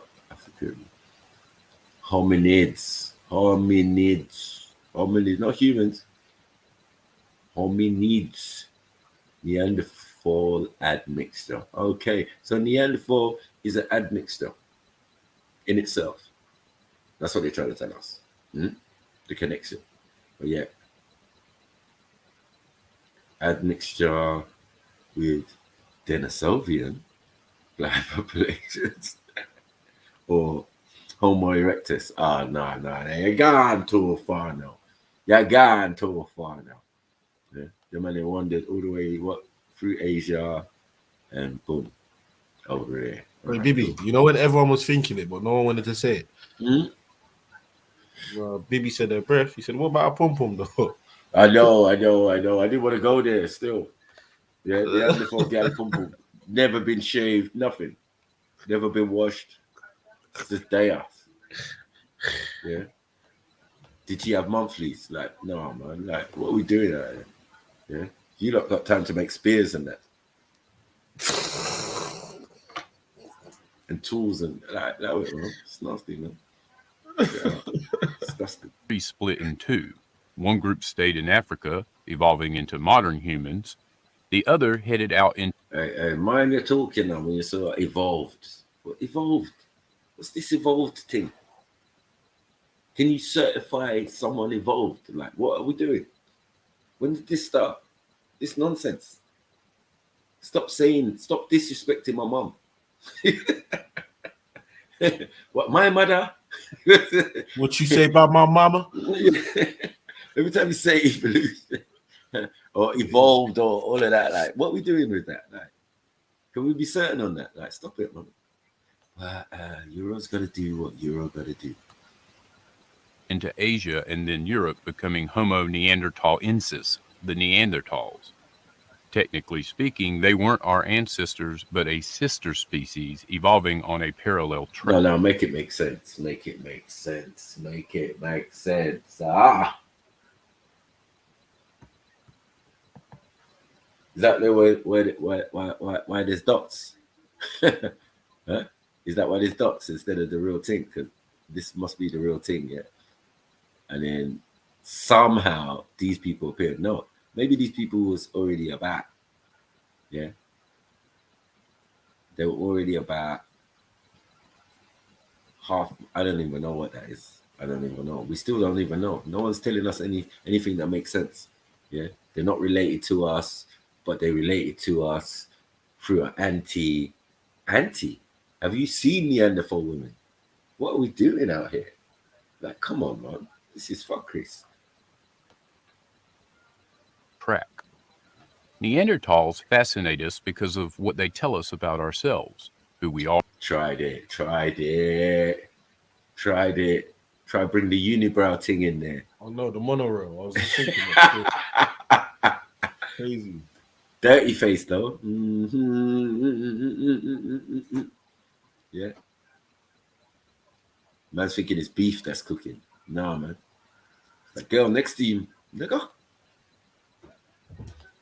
Are and who we might have become. It's tempting to see them in idyllic terms, living peacefully with nature and each other. Biology and paleontology, however, paint a darker picture. Far from peaceful, Neanderthals were likely skilled fighters and dangerous warriors, rivaled only by modern humans. Predatory land mammals are territorial, especially pack hunters. Like lions, wolves, and our own species, Homo sapiens, Neanderthals were cooperative big game hunters. Other predators, sitting atop the food chain, have few predators of their own, so overpopulation drives conflict over hunting grounds. Neanderthals faced the same problem. If other species didn't control their numbers, conflict would have done the job for them. This territorial nature has deep roots in humans. Territorial conflicts are also intense in our closest relatives, chimpanzees. Male chimps routinely gang up to attack and kill males from rival bands, a behavior strikingly like human warfare. This implies that cooperative aggression evolved in a common ancestor. Right, monkeys can fight. Monkeys can fight, man. No problem. Yeah? And now the monkey man can fight. So what? What's that got to do with me? Look at this nigga walking across. Nigga, whose ancestor is this? Like, stop it, man. We might be comprised of the same shit, but we ain't the same shit. Yeah, the bone structure, everything is different. Oh, other man, they're standing on 2 legs. Hominid gang. Mud. Of chimps and ourselves at least 7 million years ago. If so, Neanderthals would have inherited these same tendencies towards cooperative aggression, even since the... Because they came from monkeys. You see it. You see it now. They got monkey aggression because they got monkey origin. So how are they not putting the pieces together? Yeah, or people are not putting the pieces together to say that there was a monkey man out there. Come on. Are we so scared? Or we so ignorant to believe that, yeah, we're the only people on this planet and other things are not trying to be like us? That's what I'm trying to say, man. Nature's proving it. To have a monkey in the first place. Something that's like a human, but it's not human. Well, who's practicing? Who's doing what? Where did this come from? Was nature? What's going on? Talk to us. Joke team. The earliest discoveries of Neanderthal remains, there have been theories that they were warlike. Warfare is an intrinsic part of being human. War isn't a modern invention, but an ancient fundamental part of our humanity. Historically, all peoples warred. Our oldest writings are filled with war stories. Archaeology reveals ancient fortresses and battles and sites of prehistoric massacres going back millennia. So, in other words, to war is human, and Neanderthals were very much like us. We are remarkably similar in our skull and skeletal anatomy and share 99.7. We are you. I don't look like anybody related to me, fam. No disrespect, but bruh, what is this? All right, let's go. 7% of our DNA. Behaviorally, Neanderthals were astonishing. How much percent of our DNA? What's going on? What did he say? What did he say? I don't know, man. Maybe he can't see himself as in these people, innit? I don't know. Like, maybe that's why he reps that. I don't know. No, look. His pops did a DNA test, right? And it said that my man was 3% Neanderthal. So my man's saying, obviously, you know, I'm my dad's son. Yeah, I'm accepting that. I'm accepting all the findings. Yeah. So that's what we've been questioning him on. Like, yeah, that Neanderthal bit though, cuz. Yeah. That Neanderthal bit. And then really, if you're, unless Mumsy's got it, which I doubt, you get me, it's going to be like half of that, isn't it? Yes, it's minuscule. Yeah, it's 1.5s. But he's claiming. Oh, he's doing the south. Oh, he's doing the south. Okay. Doing the south with Neanderthal. I remember, he hasn't done. No, hey, listen. He hasn't done his DNA yet. Yeah. But this looks like Kondo. You get me? He's put on a little bit of weight and there's no difference. It ain't changed. That ain't changed. Ain't a damn thing changed. Yeah. If you put clothes on that and that's walking down the street, bruvs, are you going to know any different?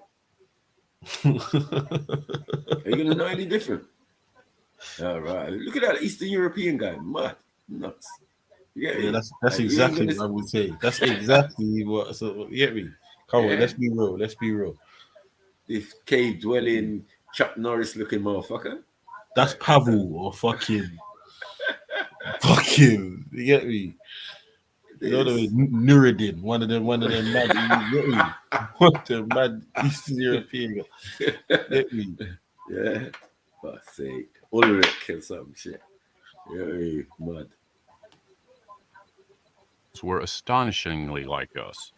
They made fire, buried their dead, fashioned jewelry from seashells and animal teeth, made artwork in stone. Oh, the human guys got natty riders on. Mad. How did this happen? What is going on? Yeah? What is going on, man? You don't even want to put a real human next to this fantasy you got here. Mad. Shrines. If Neanderthals shared so many of our creative instincts, they probably shared many of our destructive instincts too. The archaeological record confirms Neanderthal lives were anything but peaceful. They were skilled big game hunters using spears to take down deer, ibex, elk, bison, even rhinos and mammoths. It defies belief to think that they would have hesitated to use these weapons if their families and lands were threatened. Archaeology suggests such conflicts were commonplace. I discovered the 8 immortal kings of Sumeria lived a total of 241,200 years. I've discovered through my research that these type of stories have an element of truth to them. Immortality. You don't say. Come on, man. You're late, man. I told people already, man. 450,000 years. That is the story being told. You know what I mean? 450,000 years ago, bruv. Allow it, man. You need to fall back, man.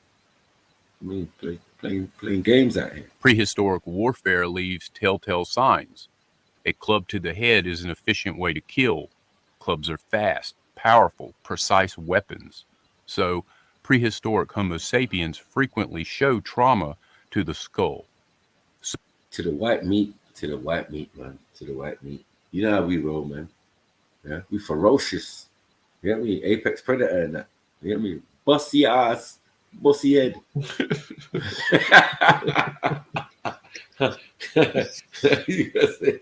Yeah, even the nickiest of humans could do that. Like, what are we doing?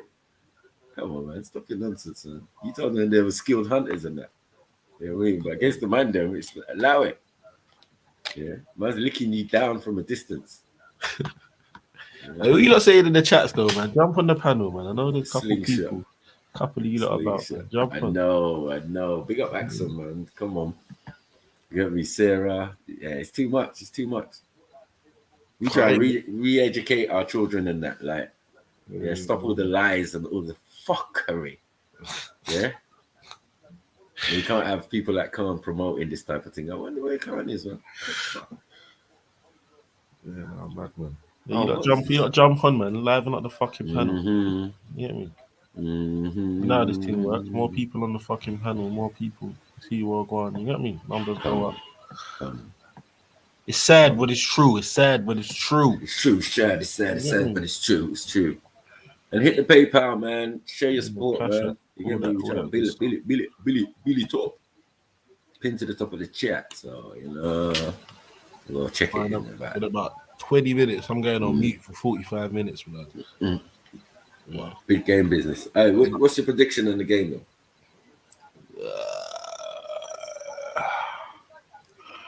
Man City to win, but something tells you Man United are gonna win. Shit. Like my head would tell me Man City because pause, but like you get me. I'm not gonna lie. Man United have a way of just, especially when you play them, you got a way of just winning the game. Still, you get me. It's gonna be techie. But, you get me. See to be a good game though. It's the early one as well. Right. Yeah. Right now, watching Clinton Morrison and Paul Merson beef, man.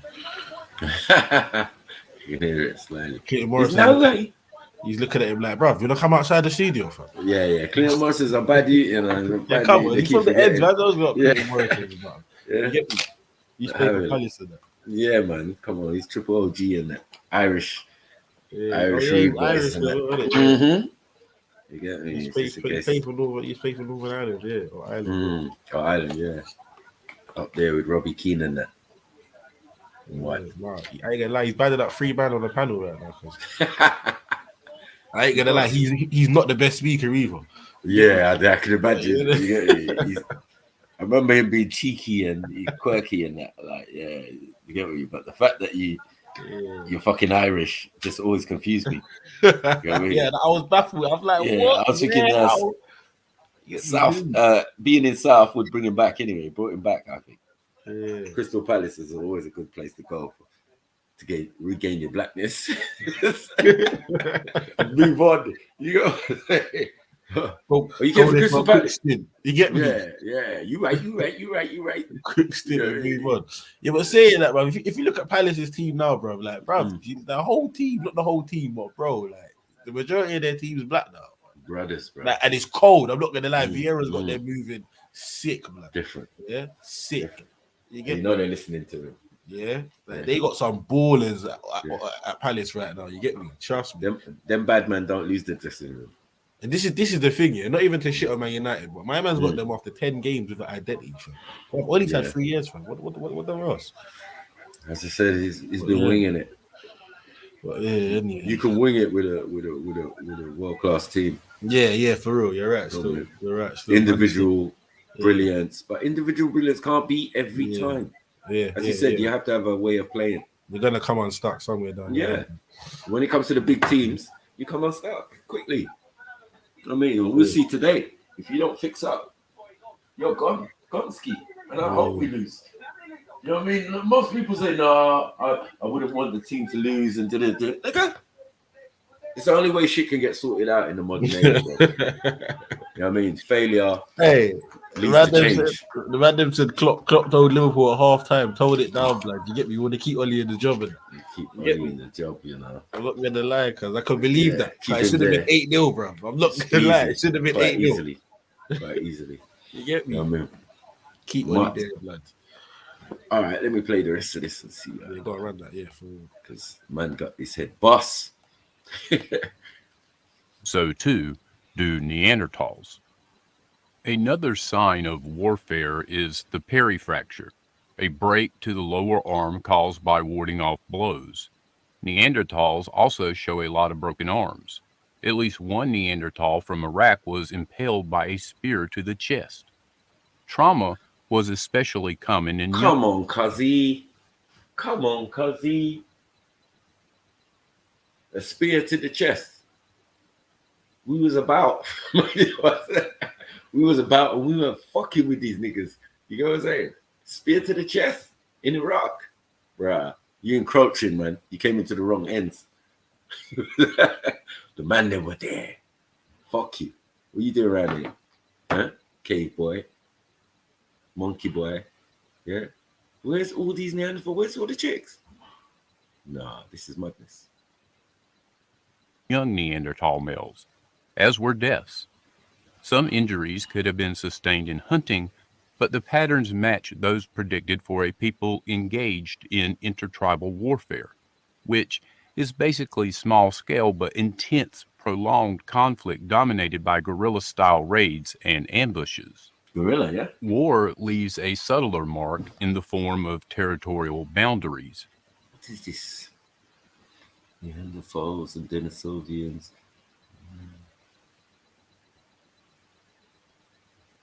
8,000 years. 800, what? 800,000 years, what? First modern humans arose in Africa 300,000 years. You see what I'm saying? The other video, the man said 200,000 years we came about. You know what I'm saying? And now this one's saying 300,000 years. It's soon going to change. It's going to have to change. Yeah, because when man's finding probably spear in man's chest way back.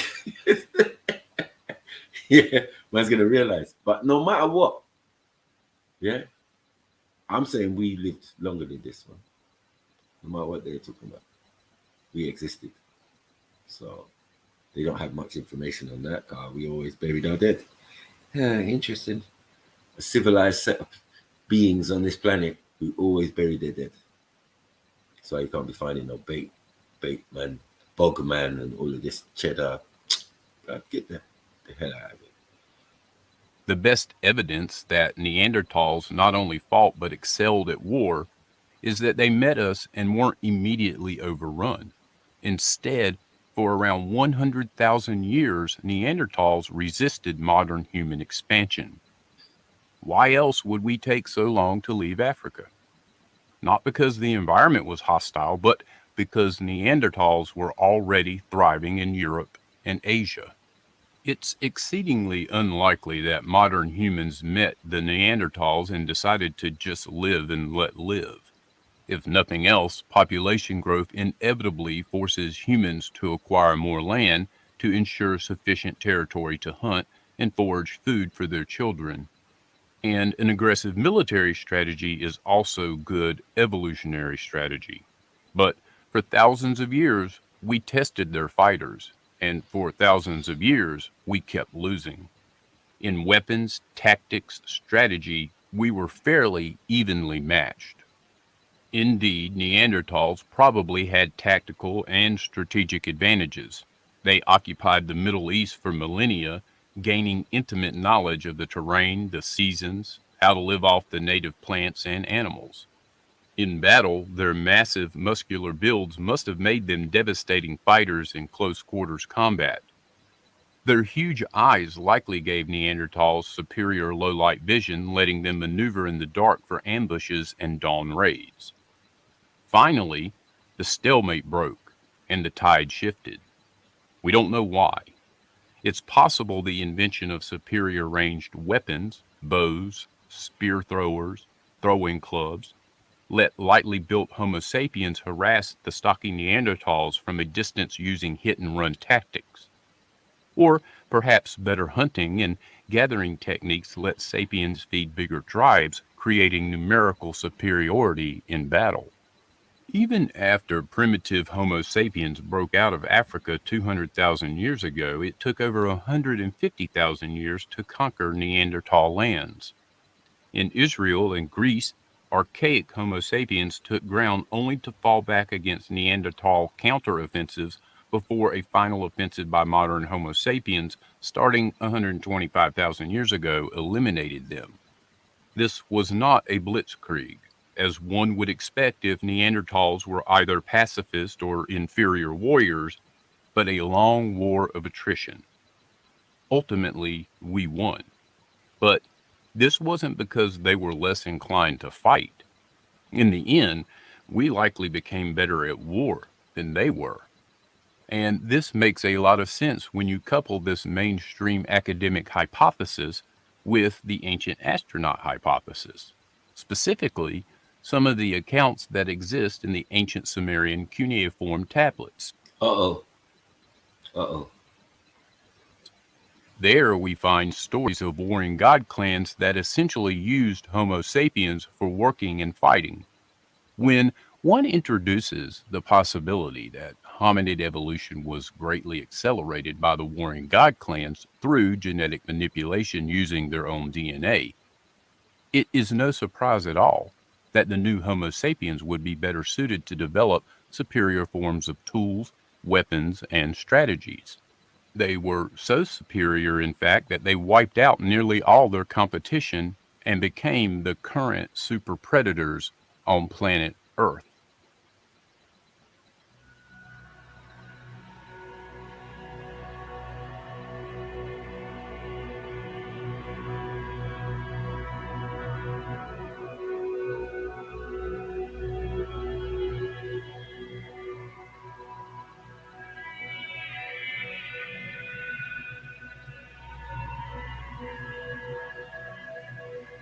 Whatever, niggas. Whatever. Yeah, that was interesting. Big up everyone tuned in, man. We give them the education today. Entertainment. Yeah, you're gonna get rolling commentary from that man now. And this madness. Oh. Let's have some humans. Let's go. Introducing the first ever all Google phone with Google Tensor. I didn't know it was only 2 stars. That's Riyad Mahrez, he's fantastic. He has a big impact. He assisted. He scored goals. They've got a lot of players like that, though. It's not just Riyad Mahrez. You look at someone, I know he has a big. When we say humans, most people think we are the only ones or the only species that have ever walked this earth. But the truth is that we are not the only human species to have ever lived. We are just the human species that survived. Hence, we can call ourselves the surviving species. Welcome back to this channel, guys. In today's video, we are going to talk about the various kinds of human species that have existed before us. But before we start, please remember to check our previous videos and hit like and subscribe. There are around 14 human species that have ever lived before us. All these have varying features, but there are some characteristics that they have left behind in us. So let us check them out. Number 1. Homo habilis. Of all the Homo species, this is the one that is the least similar to Homo sapiens. It lived between 2.4 to 1.5. Fucking hell. Homo habilis, you know. Big up, Axel. Big up, family. Come on. What's going on, Axel? What's going on? You good? You good? What you saying, man? No, I'm just beefing with BB as usual. He's on Wow. the new con in the You chat. lot love so. that. Oh, shit. You lot going at it, boy. In the Is it the comments. new con, yeah? Yeah, he's the new con defending the Neanderthals and shit. I don't know. Oh, shit. This guy's Oh, lost shit. too. Yeah. What? What do you mean he's defending him? What's Yeah, he he's defending? saying. Yeah, he is. What's he saying? Tell me what he's saying. He's trying to make us. No, how should I put it? He's asking us how it comes the DNA for the Neanderthals are in the genome, and yeah, he's trying it. He's trying it. Yeah, it's in some people's genome. He's probably got it as well.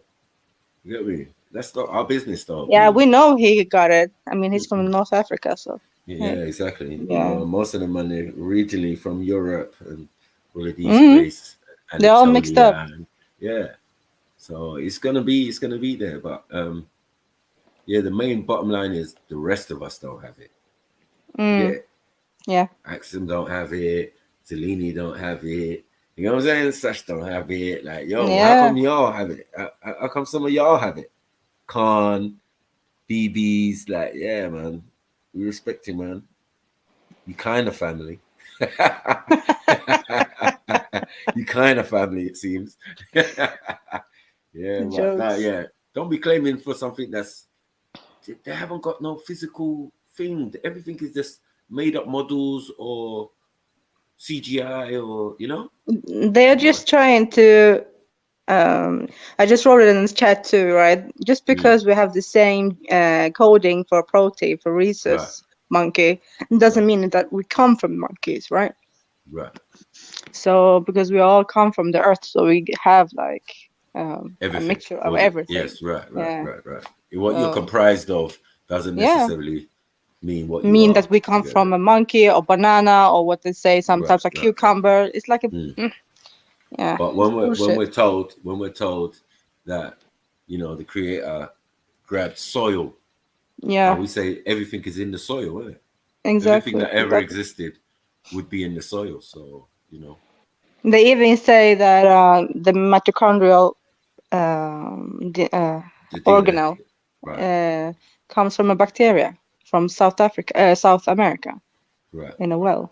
So hey, they have the theories. So Yeah, they have the theories, man. Thing, but when they don't all match up, that's the kind of obvious thing we see. Yeah. One man saying this over here, one man saying that over there. The timeline is wrong. You know, one saying 200,000, one saying 700,000, one saying this, one saying that, one saying, you get what I'm saying? Like all sorts of different theories, that they put out there. Yeah, but I'm saying to them, like on the research and collating the information and putting all the pieces together, it don't make no blood clot sense. Some of these things. Yeah. No, it doesn't. It doesn't. It doesn't. Doesn't make no sense. Because we don't know if it is a fact. It's not. I mean, it's still theories. They're trying to say that it is a fact. That's the problem with the whole thing. And it's dangerous for me. I feel it's dangerous, really, to go out and say this is a fact. Yeah. When science is always evolving and proven wrong every time. Every minute. Yeah, Like, we got a different theory this year. Yeah. But it's funny how they were separating themselves from this monkey man, and then later on claim to have DNA link to this monkey man. See? Yeah.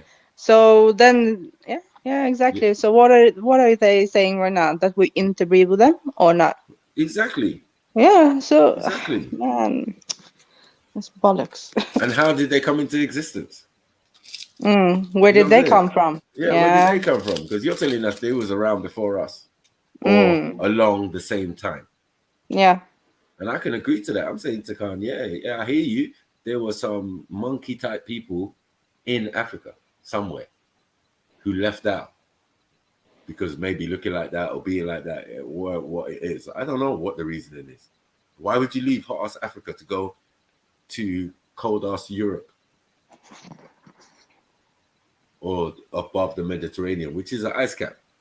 In the time that they're talking about, I'm like, what? Yeah, it was Ice Age. It was Ice Age. All over the place. Yeah. Why not stay where you are, like these images suggest? Yeah, but no such thing ever took place. That's why you have to make up fake reconstruction. You know what I mean? That's exactly. crazy. Yeah, about this fake race. And then, They've been doing that for ages, though. and then why have they got dark skin? Assuming that the skull is like this, and then they're like, yeah, we found out how it looked like, and it's like, So this is the first one, right? This is the what is it? Homo erectus. Is this the Homo erectus? Homo erectus, no? Erectus, okay. I think so. Hold on, let's see. Oh, fuck's sake. Look at this. This is what you're doing. This is the nonsense you are doing now. No, this look. Homo habilis. Yeah? Number one. Look at it. Look at it. Look. Who's that related to? It's not related to me, man. Stop your nonsense, man. With straight hair and all sorts. Like, what is this? It's not even 3C. No C. Yeah? This is no C. Not like, even what is 3C going on? here, huh? Not even 3C. Like, I this said is minus straight. 12. Minus 12. Stop that. Yeah. Yeah, this is ridiculous. Come on, man. Minus 87C. Where does that even come from? It's similar to Homo sapiens. It lived between 2.4 to 1.4 million years ago. It evolved 2.4 to 1. Look at the images they're showing you. Look, this is the disrespect. No proof, no evidence, just funny pictures. Wow. This is race biology 101 from the 1800s or something. Thank you. Yeah. Thank you. This is what we're doing in the modern era. You have to Yeah. This is race biology. Full stop. It is. Raw. Eating zebra, what, raw? Fuck's sake. What is this? If they was eating zebra raw, they would have big brains and be able to do other stuff. Like, stop it, man. Man in Africa eats zebra now. No, that's what I'm saying. Like, man in Africa eats zebra now, so I don't know. Delicacy I have, you know. Yeah. And they're not eating it as much as they should. And now they're overrun with zebra. Hey, you see zebras, yeah. Like I read one thing one time that basically, like the whole reason why, like they've never been able to domesticate them, because this is so crazy, fam. Zebras they're just unpredictable, fam. Yeah, like they're part of the horse family, but like I've heard like people civilizations have tried to domesticate them over time, and they just ate right out. You get me? Yeah, kicking your chest. Yeah, they're just unpredictable, man. They're just proper unpredictable, bro. Yeah. No, for real. All right. evolved in Africa and went extinct in the same place. They possessed some ape-like features such as long arms, a moderately prognathous face, and they had a cranial capacity slightly less than half of the size of modern humans. Some say that... So it's not human then, is it? That's not a human, that's why. It's not human, is it? It's a monkey, isn't it? It's an ape. Ape man. Yeah, it's an ape man. Let's be honest. They say ape man, but they don't want to give us no evidence. They just want to say, oh, these hominids. Hominids? Fucking ape man. If it's not like us at all, look at this. Yeah. Look at this. This is us. No. This is our ancestors. No. No one ain't got no teeth like that. No one ain't got no teeth like that, you know? Stop it, man. one population of Homo habilis might have evolved. Come on. Whose great auntie is this? No. Wow. Still yet we're in North Africa, and it's no C, no C, no A, no B, no fro. That's just minus hair. That's fur. Minus hair. Anyway, let's move forward. It's fur, man. I know fur when I see it. The earliest undisputable human species, the Homo erectus. Number 2, Homo erectus. They lived throughout. No fucking way. Have you seen the nose bridge on this? Absolutely. Oh my God. Fucking hell. Yeah. This guy could breathe for England. Shotgun nostril. Shotgun nostril. Strike. Shotgun nostril. That motherfucker sneeze can kill the whole fucking half a planet. Half a hemisphere. Yeah. Fucking hell. This guy could never get COVID. Never. It'd be a mess. Yeah. Phlegm everywhere. Man's got permanent rocks eyebrow. Pause. Look at the ridge on that. Like, yo. Yeah, trust me, mate, best.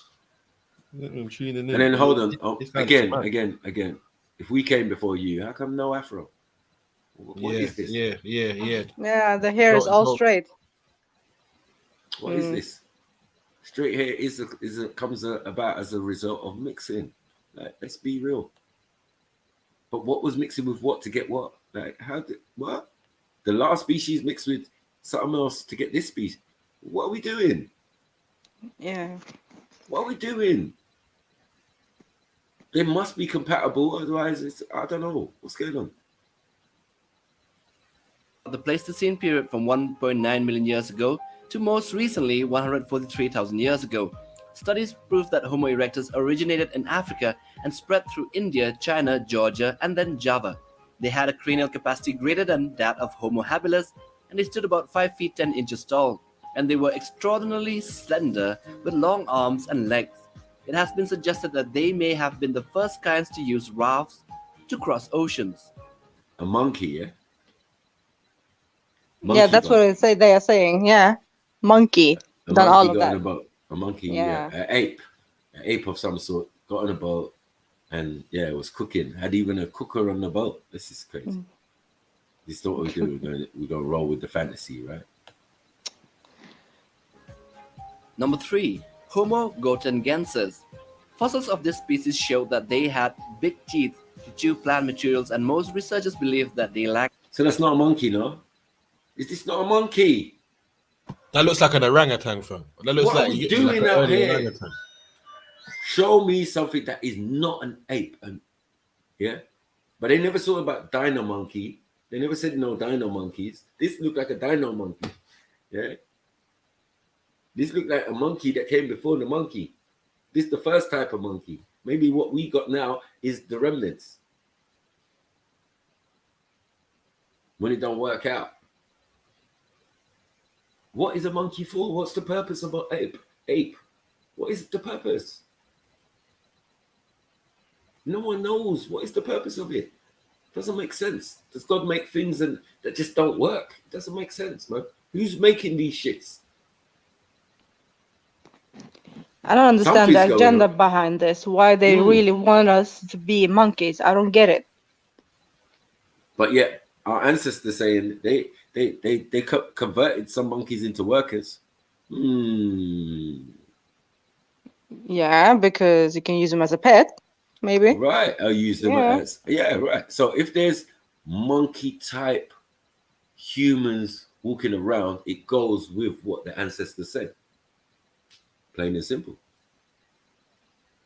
Because I remember, I keep saying to people, the ancestors were into lies. What's the point of putting lies on the wall? What's the point of documenting lies for your descendants? It doesn't make sense. So it's either there's some truth to what they're saying and we just catching up, which is the truth. And now you're finding the bones of what these men said a long time ago. Yeah, man. There was some type of monkey man's here. This is why I always go back to Sumeria and the story of the Gilgamesh epic. Yeah, where this black man, Gilgamesh, bucks up on this monkey man named Enkidu. Yeah, who supposedly got a turban on and just complete hair across his face and all of that, beady eyes and all of that, big thing. And because he's so wild and he's so thing, the Gilgamesh character gets a harlot or a prostitute woman, and makes the monkey man sleep with the prostitute woman. This is a mad story, though. Yeah, and then that supposedly takes his mind off being or protecting something that he was in charge of. Do you get it? But he was so wild and ferocious, fighting him one-on-one wouldn't have made sense. So he had to outthink him, because obviously Gilgamesh is a human. You know what I mean? This monkey man, he's a bit wild. We don't know where he came from or what species. I think he came from some other species or whatever that came down like that. Like what we're calling Sasquatch, because otherwise that still can't be explained, even though it's not certified. Yeah. It still can't be explained, but it can be explained as a form of monkey man or hominid that it stands upright.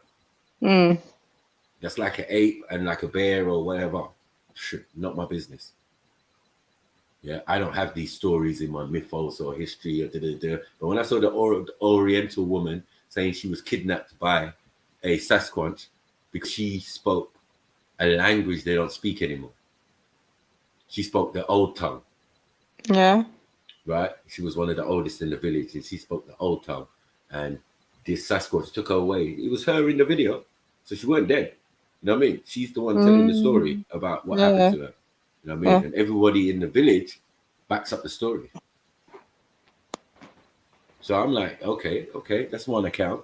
I've seen the one strolling across in the background, many different sightings and supposedly things. So there's things out here that we don't see that are, there's other stuff around. There's other stuff around. I know there is. They go into caves. They go into caves and see things moving about. You know what I mean? Just investigating and that, and then you see something.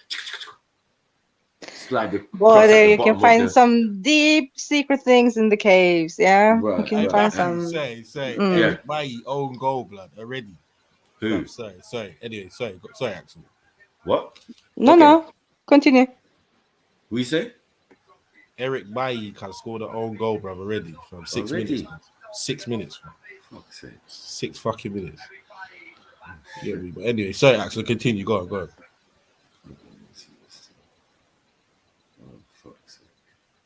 I don't even remember what I said. Okay, continue, Marco.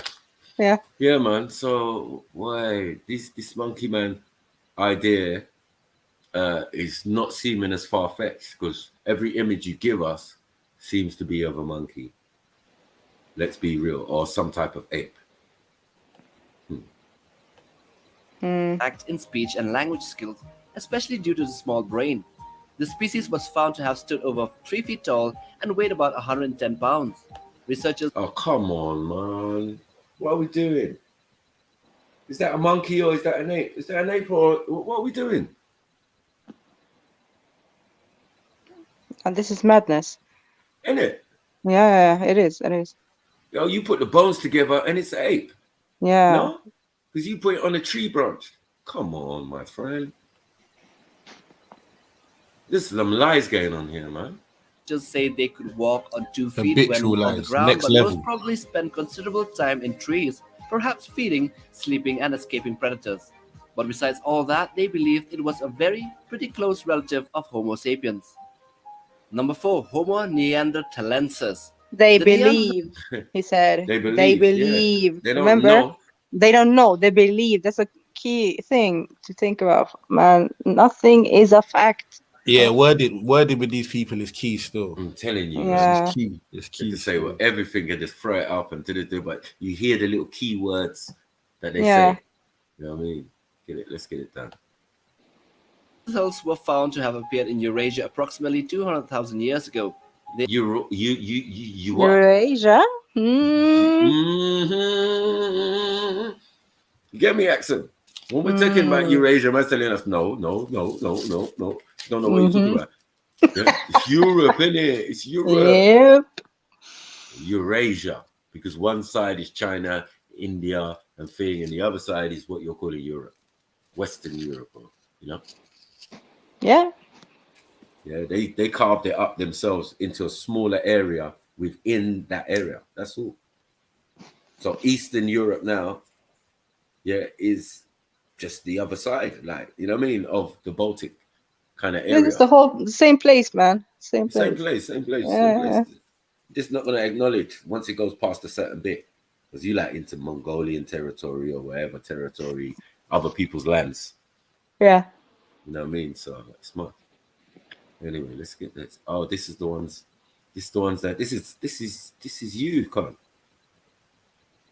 This is you, supposedly. They are the most famous of all the extinct human species. That is probably the reason why the Big Bang Theory's theme song was made based on them, or included them. They are sometimes labeled as the cousin of our species. That is because they had most of the features of modern humans. They looked the same, they used different tools for hunting, and wore symbolic ornamental objects. That does not look the same as us. I do not know any gal that look like that. Our cousins, he said. No one ain't got a direct line to Con. Like, what's going on? He needs to explain this, man. Yeah, I did not. He needs to explain this. know any gal that look like so. Yeah. No. We're free from them. Come on. Free from that. I mean, look at your girl's top lip. That's. All right, bro. I was thinking the same thing. You can't even get to a running. That's mad. That's mad. She does real talk. Sorry, because I know it sounds crazy. Pause, Yeah. but like. On a double date, yeah, don't let your girl scorn me, man. That's what I'm saying. Or give any cheek when the check comes. You get me? Because I'll be talking about a person's top lip. You know the ones they're doing in the third party. Boy, some people's top lip, they make better mind out here, fam. Why does her nose bridge look so stern? Yeah. That's crazy. Just look, bruv, look at the arch between her eyes and her nose, bro. Mm-hmm. They tried to make it something that it wasn't. That's why. It doesn't even look like a woman, though. Come on. Right, that's an ape. Look like Yeah, a yeah. human. It's like, okay, you can do that. But to be honest, I've seen some Nordic people. Yeah. There's a couple people look like that. I know. Yeah. No, I mean, deep yeah. Europe, you know, and it's like the fatherland or the father gene, the man gene is definitely still in there. Like There's some really masculine looking women, big women. Yeah. I've seen a couple. I've seen some here, yeah. I've seen, but Tall and everything, yeah. Fortunately for Khan, they just happen to be Turkish. I'm saying it. I'm sorry. You get it? They were my neighbors. You get me? And it was like they were like a little bit disabled. You know what I mean? But that everybody looked like the dad. Even the mom looked like the dad. She had a big ridge. He had a big ridge. It was like, poor girl. The mom looked like her dad. You know, when there's too much manly gene in the gene pool, meaning there's not enough women. There's not enough beautiful women or slender skull women. What are we doing up here? So some of these kind of looks exist, but I'm telling you, if you take their DNA, they're gonna say, yeah, look, these people got Neanderthal in them. Like 70% in Neanderthal, right? Right. You know what I mean? People gotta be honest, man. It wasn't all of us having sex with these type of thing. It's not that. If Africa stayed in Africa and you lot was in Europe and Eurasia and that, what's that got to do with us? During the Ice Age, we definitely at home. Yeah. We ain't leaving. We ain't leaving. We're not living for ice, man. Yeah, leaving for ice. 100,000 years. Let's wait. We'll wait, man. Wait, there's no issue. But look at this. Yeah. You go home to that waiting for you. Yeah. And did they have the audacity to put earring in her ear? Yeah, I saw that too. So fake. Like she got some ear So fake. So fake. You know what I mean? This whole thing is fake. It's good. Got teeth. Objects. Number 5, Homo floresiensis. No. What the fuck is that? They're trying to say it's in Indian. Emzalini, help! Yeah. No, they're disrespecting. Come on. No, wake up in the morning to that. Yeah. Mm. Shall we have some more? Shall we make some more babies? Random, would you? Would you wake up to this? Stop Zilla would. Stop Zilla would. Okay. I see him in the comments talking earlier. You put something up and he's like, "Ross, she looks leg, can't even lie." Go back through the comments, you'll see. Oh fuck's sake! What's wrong with you, Stop Zilla? No, I'm not even trying to throw him underneath the bus. Like that's his words, isn't it? Oh shit! Really? Oh, So you would shit. no, Shit.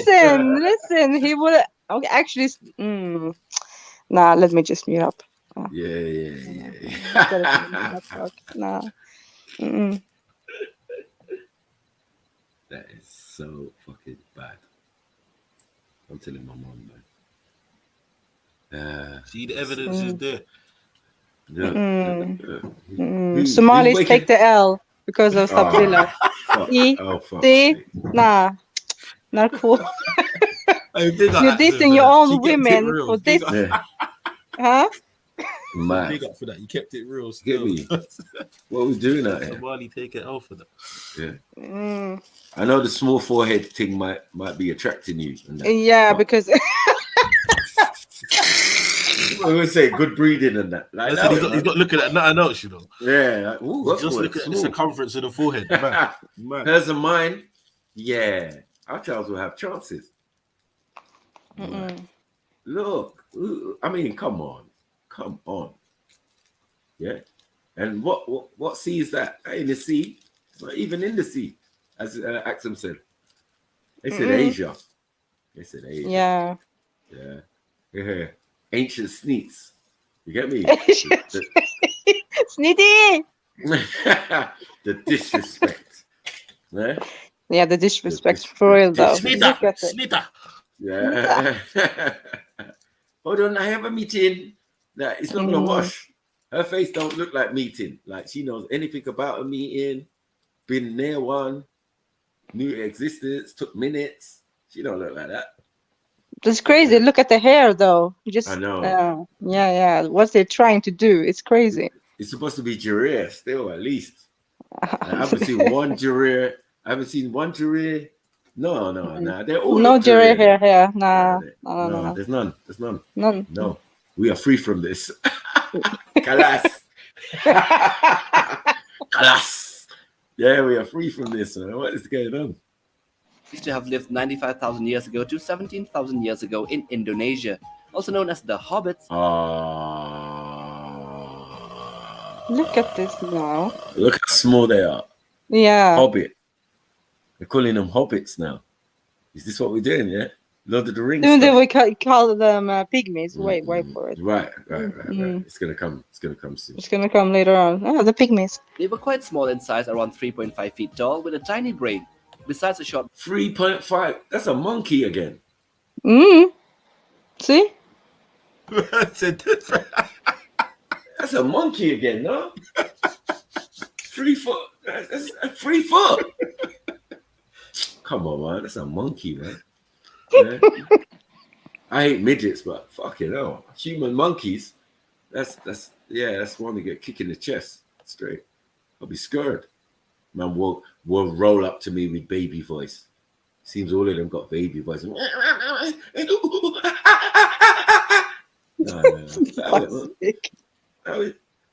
Yeah.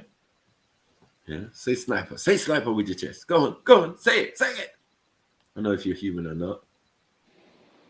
body and a small brain, they had unusually large and long feet, exactly like hobbits. Oh, mate. So they're chilling with a lizard now. Dinosaur. With the same time with this dinosaur now. Wow. Oh, no. Wow. They're taking the piss, right? They're really thinking that people will believe in that shit. No. I put a giant monitor lizard, a Komodo dragon or something.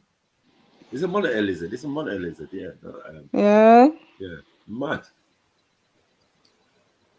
This is what we're going to do. And this nigga posing in the corner right here. This one posing right here. Like, what up?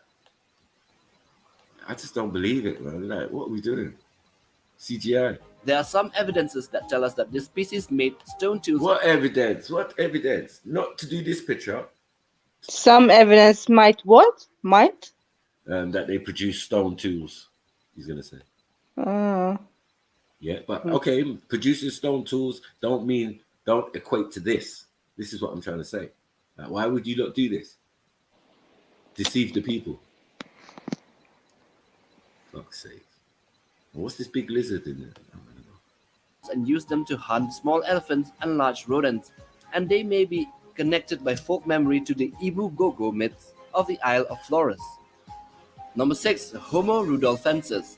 They are now you see the Gerard here. They start to show up a little bit. See? He's trying. They're trying it. Finally. But yeah, how close is this one related to us? Martin. Believed to have lived around 1.9 million years ago to 1.8 million. 1.9 million years ago, and we don't exist until 300,000 years ago. Are they all right in their head? This is the nonsense. The timeline is fucked, right? It's fucked. Yeah, it is. It's absolutely corralled. This is not making no fucking sense. A man has afro all over his body. Interesting. Because if there was a man that ever existed that came like that, it would look like something like this, as in the hair part and hair, afro hair on the body. That's what we want to see. We want to see a monkey like that. This being obviously did not come from a monkey. Years ago, they displayed less prognathism and around the brain case rather than a bunning brain case. It was found that a male Homo rudolfensis had massive teeth in compared to a female Homo habilis, and it portrays a much larger brain case, but their physical build, weight, and height are still unknown due to the scarcity of cranial fossils. Right. You don't even know how they were built. You can't give us a height. Oh, what the fuck is this now? Number 7, Homo heidelbergensis. They lived on. Fucking hell. Do these things even go together? Is this what we do? Yeah. At least this one got a nose bridge now. See? He's got a nose bridge. His hair's not Jiria. I don't know how he went from Jiria to this again. True, yeah. Straight hair again. Oh, what are we doing? On Earth between 700 and 200,000 years ago, and was found that they emerged from Africa. The approximate height of the species was 5 feet 5 inches tall and weighed about 58 kilograms, or slightly more than 120 pounds. They left out of Africa, man. Khan. More of these monkey men leaving out of Africa, fam. They just keep flying out. It's like it's not the place to be. When it is the place to be. Yeah. You would rather go and live in a harsh climate. Why? Someone run you out of town? What's going on? Did you find any food? It's weird. Yeah, it's like, why would you like to go to another place and then Elephants, like, lions. It's too cold and go back? Woolly mammoths out there, not many women. You get me? No excusa, nothing. Nothing. No excusa, myself. No excusa over there. No cultural no references. India, no nothing. Nothing. No cultural reference to Africa at all. One iota. Yeah. While we're there living in villages and all sorts and doing agriculture and these men are running around doing what? They say hunter-gatherer, right? They had Oh a my large God, brain orange case with a comment. fatter face than modern humans. Findings show that they might have been the first species to have buried their dead, and also were the first human species to adapt to colder climates and to build their own shelters to live in. Number 8, Denisova hominin, also known as the Denisovans, possibly throughout Eastern Asia. Oh, fuck. Okay, off. so now we're getting to the human-looking thing. Right. Now this is the one, that Yeah. wasn't on the list. Yeah. Oh, is it? Up until recent. Denisovian. Oh, I don't know. No. When I was growing up, no. We was dealing with Homo erectus, Homo brigantis, Homo this, Homo that. But Denisovian. Do you see how much of a difference that is? A big one. Not Homo Denisovian and he's been around and he came out of this one and they just plotted this one in the middle recently to make sense of nonsense or their existence, how they got to Europe and You walked there. Let's be honest, you walked. Yeah? You was born somewhere in the Middle East and Africa or whatever, and we walked your ass over to the Caucasus Mountains. Once you're over the other side of in the Caucasus Mountains regions, everything that we're talking about is open to you. Because the other side of those mountains is Europe. Yeah. You know what I mean? You have to cross it. On one side is Turkey, the other side, or the Middle East, should I say, and then the other side is Europe. It's the natural barrier between Europe and Asia. Right. Yeah. Right. But these Denisov, please. I had a Romanian man claiming Denisovia a couple of years ago. Shit. You know what I mean? Really? Yeah, when we used to be in the back chat and all of that, and I'm arguing with a Romanian, and me and Ezra, we brought evidence that you lot are experts in animal cruelty and bestiality. Yeah. That's how that came up, right? But he was coming at first with this Denisovian stuff. I said, what? Where did that come from? And in the original image that these guys were giving me was a person with a hoodie on. Okay. Yeah, like a European with a hoodie on. Yeah. Like the hood over his head, so you can't really see his face because they don't really know what he looked like, or they just added him to the mix. Yeah, recently. Like, go through the textbooks, it's not there. I've never seen go this through them before. now. Yeah, go through them now. Yeah. Yes, it'll be there. But go back a decade, 20 years, it wasn't there. This is a complete insertion. You know what I mean? Asia between about 200,000 years ago and 50,000 years ago, fragments of their fossils were found in the remote Denisova cave in the Altai Mountains in Siberia, a cave which has also been inhabited by Homo neanderthals and Homo sapiens, or the modern humans.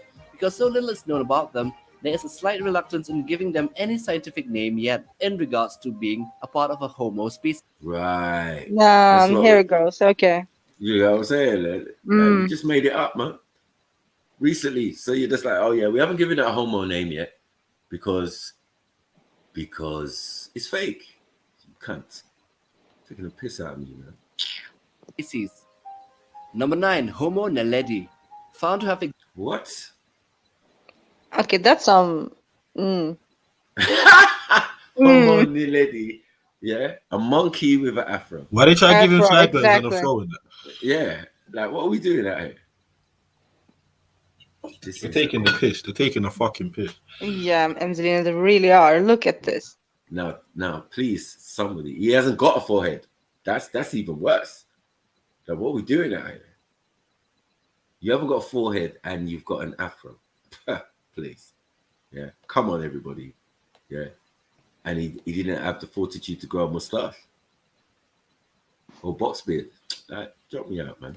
Come on, man. This is superior racism. On another level. Educational racism. Yeah, exactly. Educational racism. Race biology. Come on, one-on-one. Yeah. What this the hell? Nah. I can't take this. Existed in South Africa, but no official data has been published regarding the species' age. Although unofficial reports suggest it was alive between 300 and 200,000 years ago. Oh, fucking hell. Make up your mind. You think if any of us saw this in Africa, this? Yeah, we would interbreed with them. Nah. Yeah, they are. No.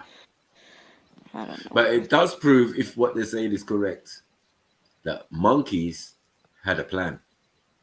Apes, great apes or whatever had a plan to try and be like us. They had strange mix of features with some parts of its skeleton undistinguishable from those. Now, this is the problem. Any bones you find, you're already trying to put them in human form. They're trying it, Mako. They're trying it. Yeah, they put it in a human form to make you think, okay, it was a humanoid. No, bro. Yeah, you picked up a monkey bones, and you tried to put it together like it was a human. Look at those hips. Come on, man. Stop it, man. Stop it. And the pelvis is a very important part of Yeah. how we walk and all of this type of stuff. Yeah. Well, they say anatomically. Yeah, they've tried it, man. Yeah, I ain't no monkey. I never had a bent back. None of these things.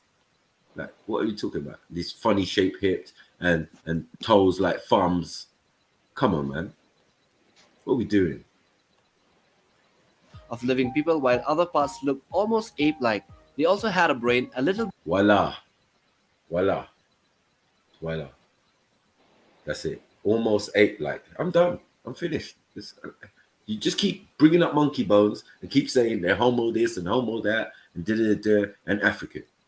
Fuck, you know. Every African or every ape and everything is African. Cool, no problem. But don't put it to us as the Homo sapien species that you're talking about. And you don't even know where we came from. Let's start there. Bigger than that of a chimpanzee. Number 10, Homo ergaster.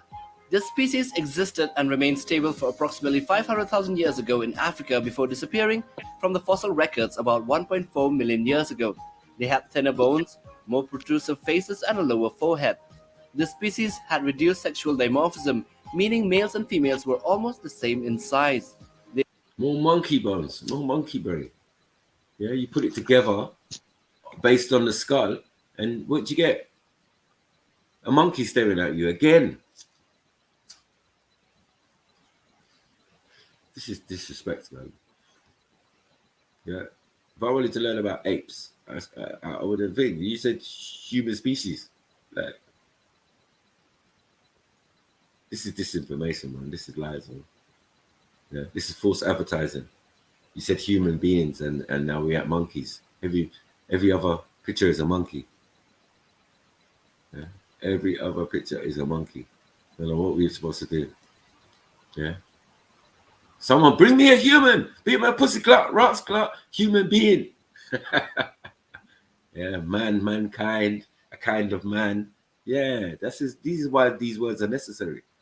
They knew what they was doing. Yeah. We didn't know. That's all. We know what they want us to know. Look at this. Look at this. They were with a smaller face, a smaller dental arcade, and a larger cranial capacity. Overall, their body was so much alike to a modern human's body. You say it, Axum. Nah. This guy asked you on a date. He's gonna ask me for a date. No, man. What has he got to offer? It's good. What you got to offer? Yeah. What you bringing to the table? No, this Yeah, is what is he gonna? Nah, man. a monkey's head. Bullet. Monkey. Pause. Monkey's head and a human body. Is that what we're doing there? This is what they're trying to say now, right? Human body Mhm. with monkey head. Yeah. Mm-hmm. Not like the human might have been cooking the monkey man, and the skull happened to be there. You get me? Or they both perished at the same time, or one perished before the other, and because of the layers or whatever, now you're digging at the bones and you find them at the same layer, so you think they're the same. Bruh, I'm out. To a modern human's body. Number 11, Homo antecessor. It actually means. Come on. What are these names all about? Antecessor. He looks actually like a Asian man, right? Mm-hmm.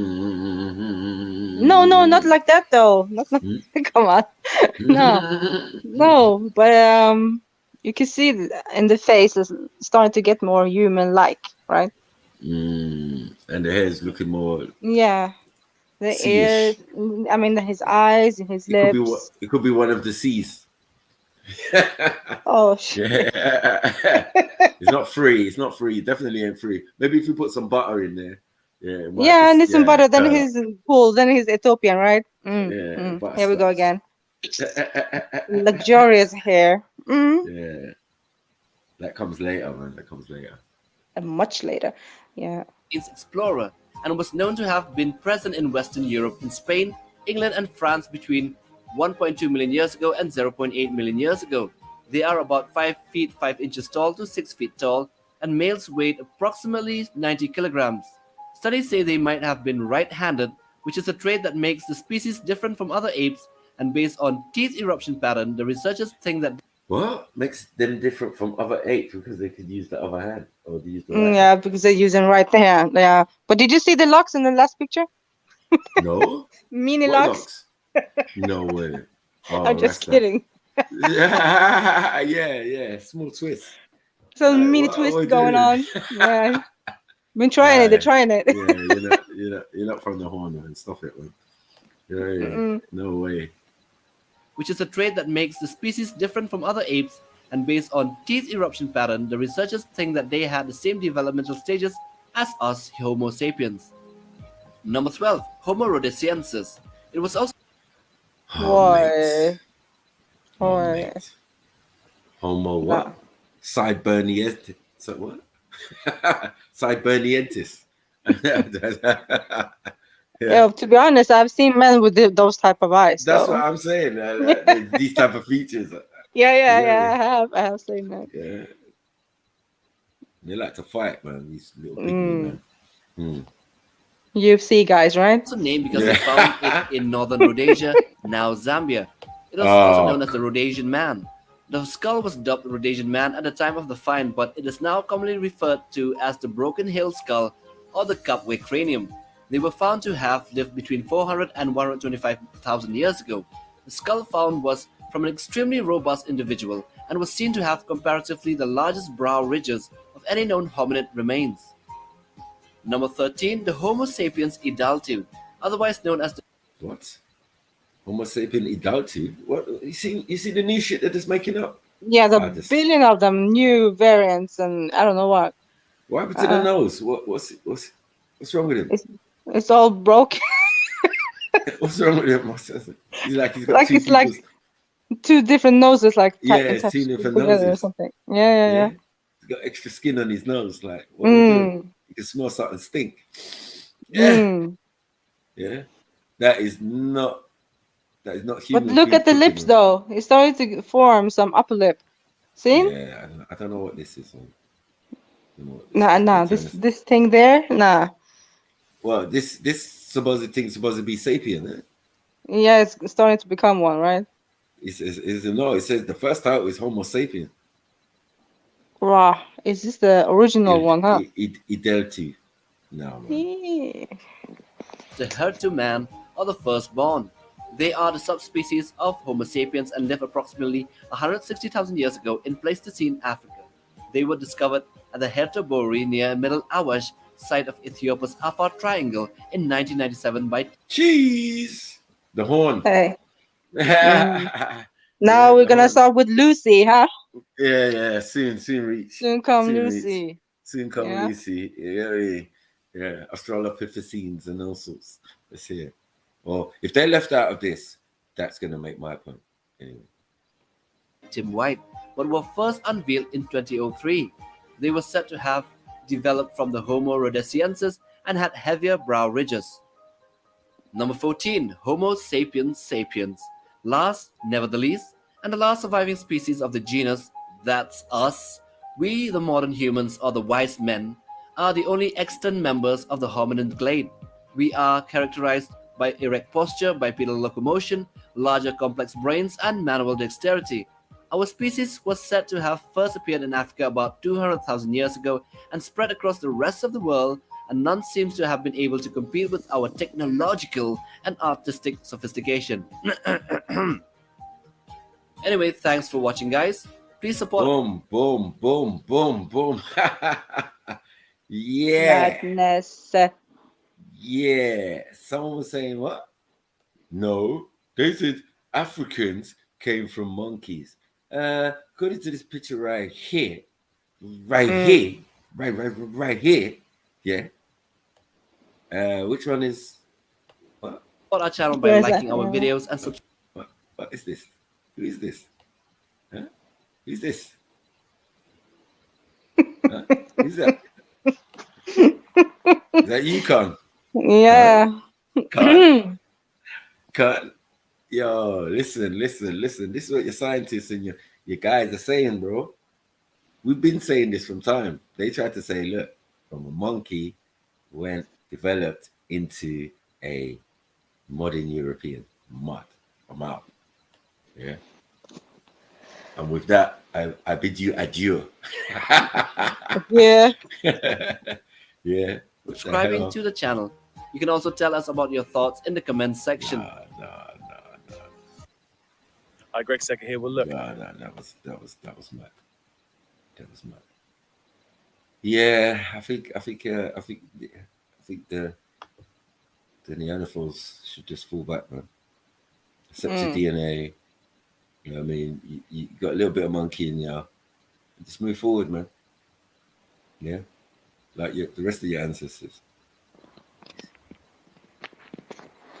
Bare copyright, bros. You can't play nothing about these guys.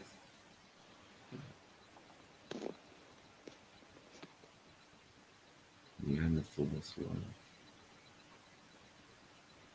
Did man kill Neanderthal? We don't know.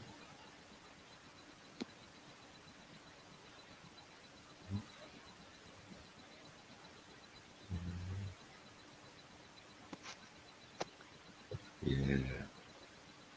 I really want to know if there is anyone who thinks you can believe in the Most High and at the same time believe in evolution. Why? It's not a possibility still. No, but I think someone could argue that though. I mean, you use the science to back up the claims of the books. That's what generally happens.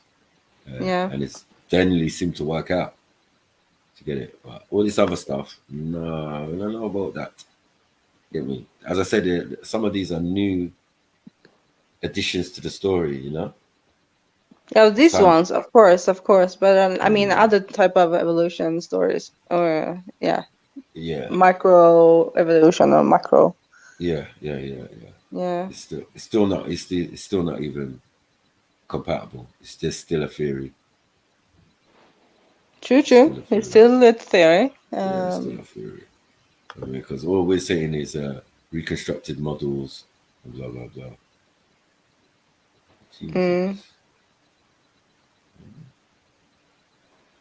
Yeah, but anatomically, as what we're calling Homo sapiens, we're not different.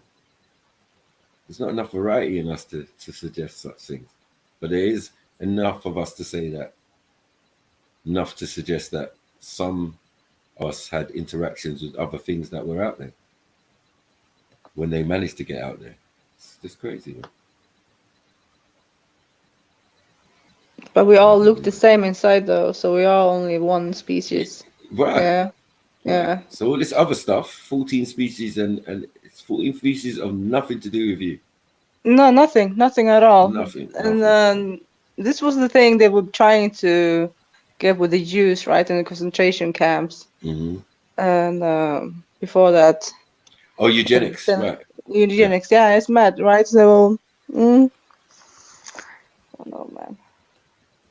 So this is not what evolution looks like.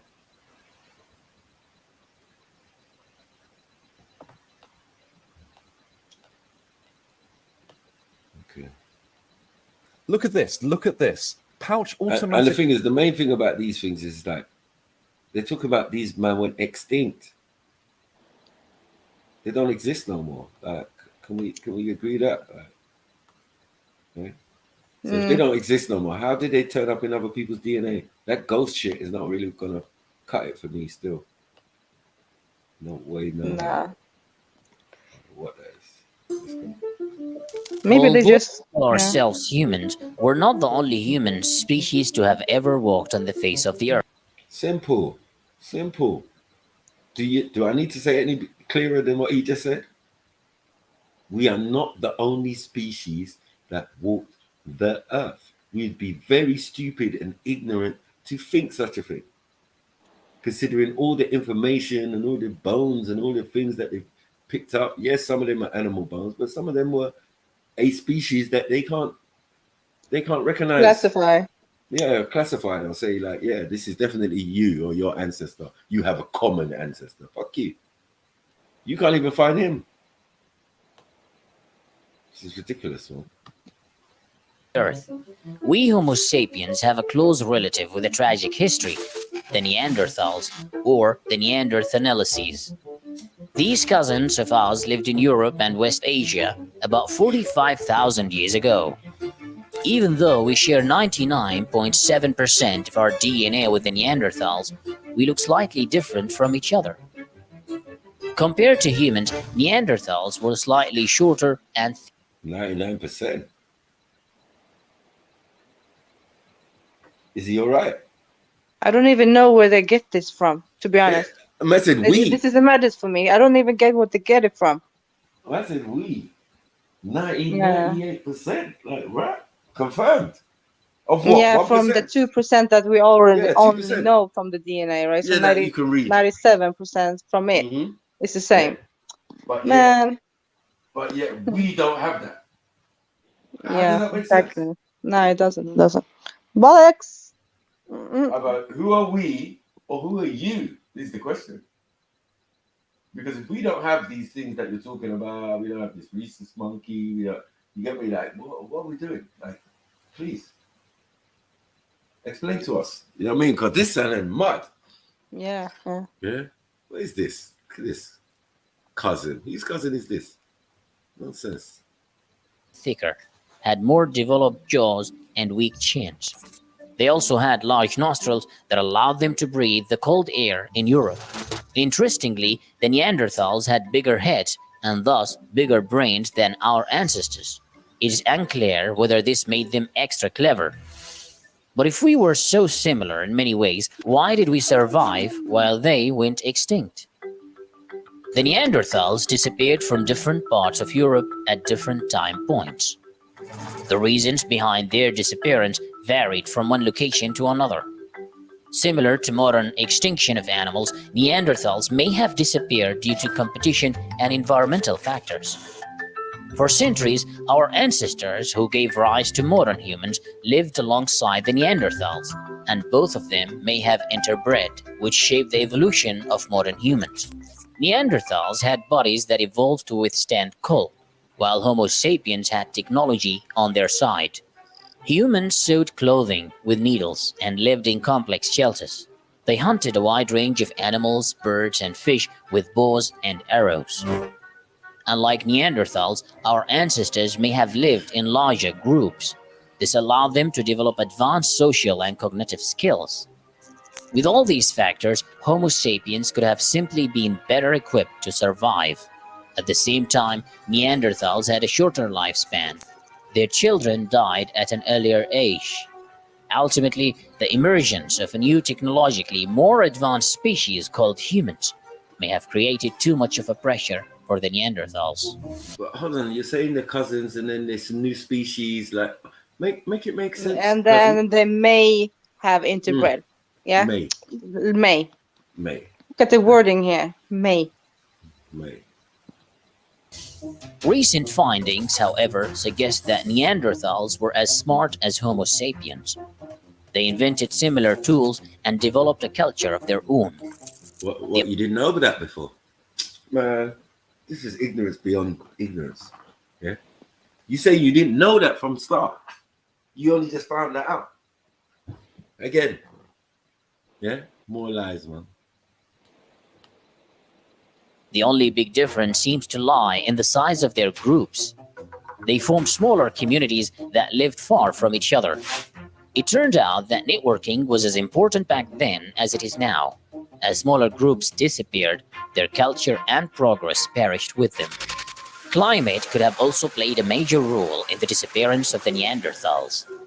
70,000 to 12,000 years ago, the climate greatly fluctuated. There is evidence of dramatic cold waves that roughly coincide with the extinction of the Neanderthals. Imagine being used to living in a warm and mild land when suddenly you are surrounded with icebergs or violent erupting volcanoes. They had to rebuild their shelters, get accustomed to hunting new species and gathering new plants. Even though it is unlikely that a major environmental disaster killed the Neanderthals, these constant shifts in climate could have been detrimental to their survival. One theory suggests that Neanderthals may have also engaged in violent clashes with their rival Homo sapiens. It is unlikely to be the case because Neanderthals were powerful hunters who couldn't be easily wiped out in battle. Another theory suggests that Neanderthals died out because of deficiencies in their diet. During cold conditions where plants hardly grow, Neanderthals relied on meat as their source of energy. Meat is rich in protein, but their bodies were not equipped to metabolize high amounts of protein. And since winters were long, they were forced to eat meat for long periods of time, which may have contributed to their extinction. In reality, the Neanderthals never perished. They live in us. Our ancestors... Pause. Come on. Yeah, come on. This is what Carl's talking about. Guys, back, man. They live in some people. But make sure that's clear. Not in us. Maybe in you, but not us. Get me? Get that clear. May have interbred with the Neanderthals and passed on. Who did that? Is what we've been asking for the longest. Who interacted with the cousin species from way back with the big foreheads and all of that? Like, what are we doing, man? Yeah, who's knocking on the cave door and that, asking for man's daughter's hand in marriage and that? Like, stop it,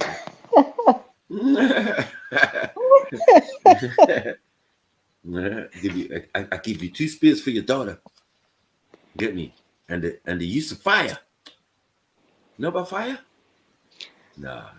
On their DNA to us. Analysis of human DNA showed that up to 4% of modern human DNA may have come from the Neanderthals. Seen. Here we go again. May. May. Yeah. Okay. Yeah, it's true. Big May at the beginning.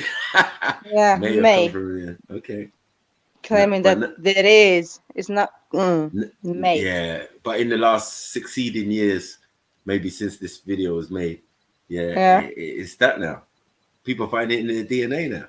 You get into 23andMe and all of that, and they're telling you got Neanderthal in you, bruh. I don't know. Nah.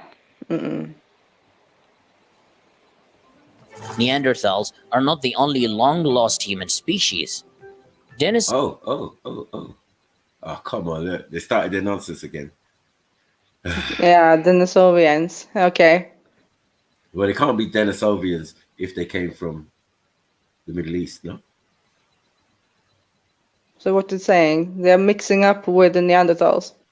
Well, they're saying, look where the Denisovian caves are, right?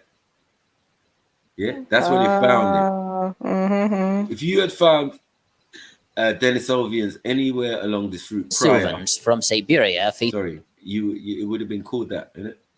Yeah. You know what I'm saying? If you found it here, you know what I'm saying? If you found it here, you might have said they were Neanderthal too. Do you know what I'm saying? Like, wherever they found in Neander Mountains, Germany or whatever, like, bruv, come on, man. What are we doing out here? This is here. And hold on. Like, what's going on here? Like, they started here? We know they're all over here.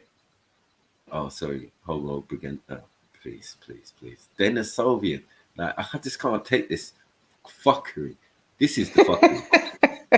This is the fuckery. I don't know about this either. Like, I don't know what that is. Yeah, when they left and whatever. We exist though. That's the main thing. Yeah, you can go 100,000, 200,000, 300,000, probably 4, even 8, 9, or 1 million years. We down. Man. We did it. Face the same fate as our ancestors slowly spread around the globe. Unfortunately, we have far too little data to understand the interactions. Whoa. You have far what? Too little data? See? Why are you saying what you're saying then? Exactly. That's what I'm saying. How can I believe in this shit when you don't even have the evidence or anything? Nothing is even... it's bullshit. It's just like theories. Everything is just theories. They're really trying hard to make us believe that we are apes. But it's not working. Yeah, baby. Yeah, if you're supporting this is bad. Between these coexisting species, perhaps an unexpected finding will change our view of our cousin species. Unexpected finding. You still looking? Man. Let's be honest, man. You're looking around the world. You're looking everywhere. Especially looking in Africa. to find the root of your existence. We don't have that issue. Facts. Now you're trying to make your thing our thing. But you came after us. You're our children.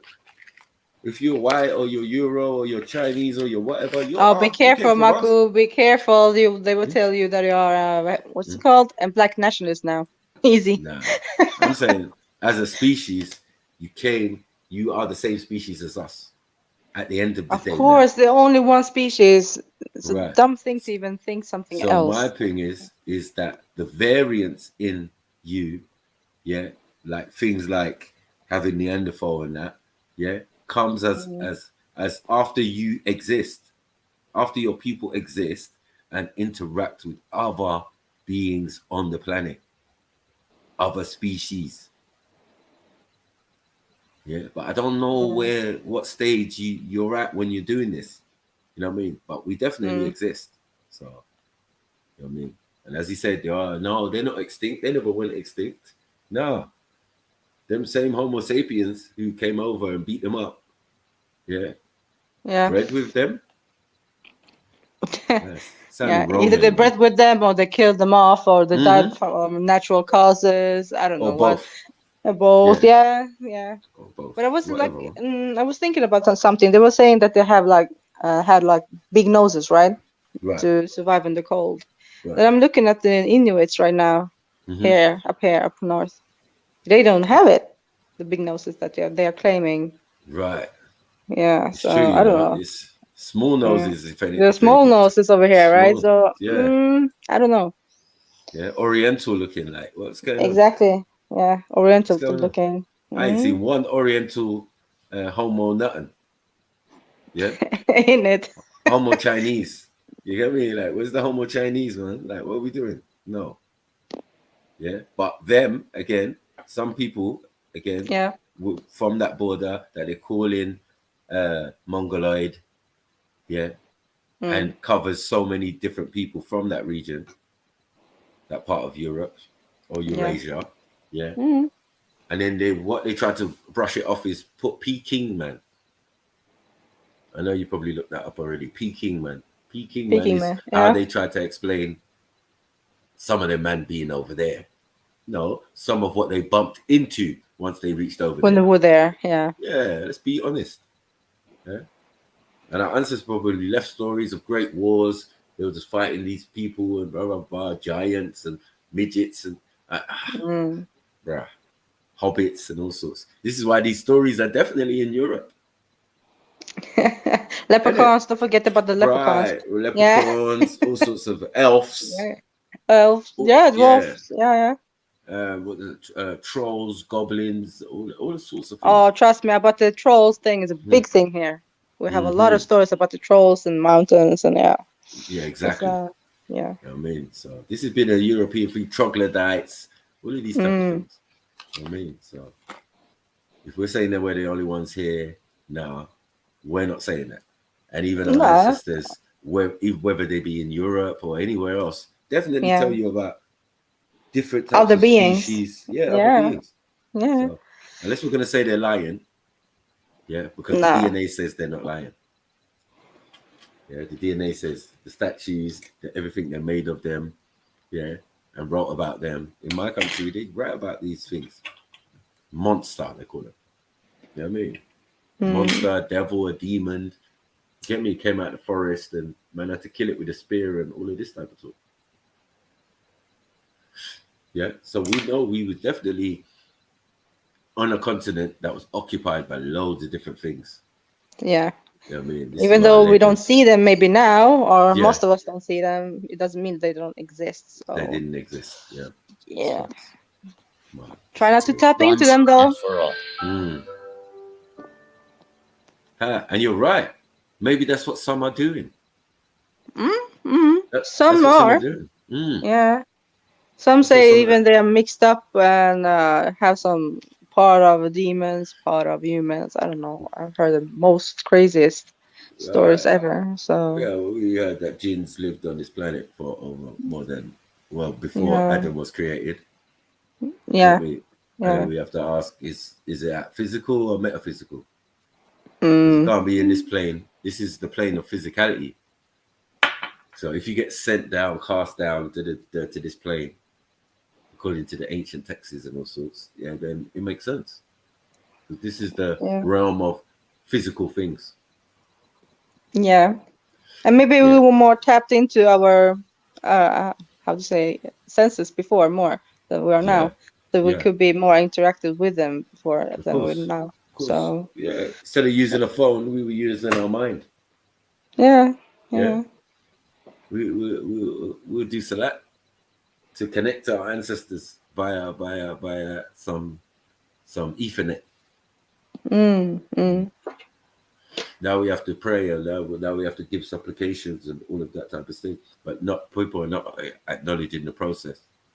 The pyramids of Giza, they were like there were pins to hold the planet together, but there were also communication stations where we went in there and meditated and tried to tune the things to our ancestors to call on that energy for something.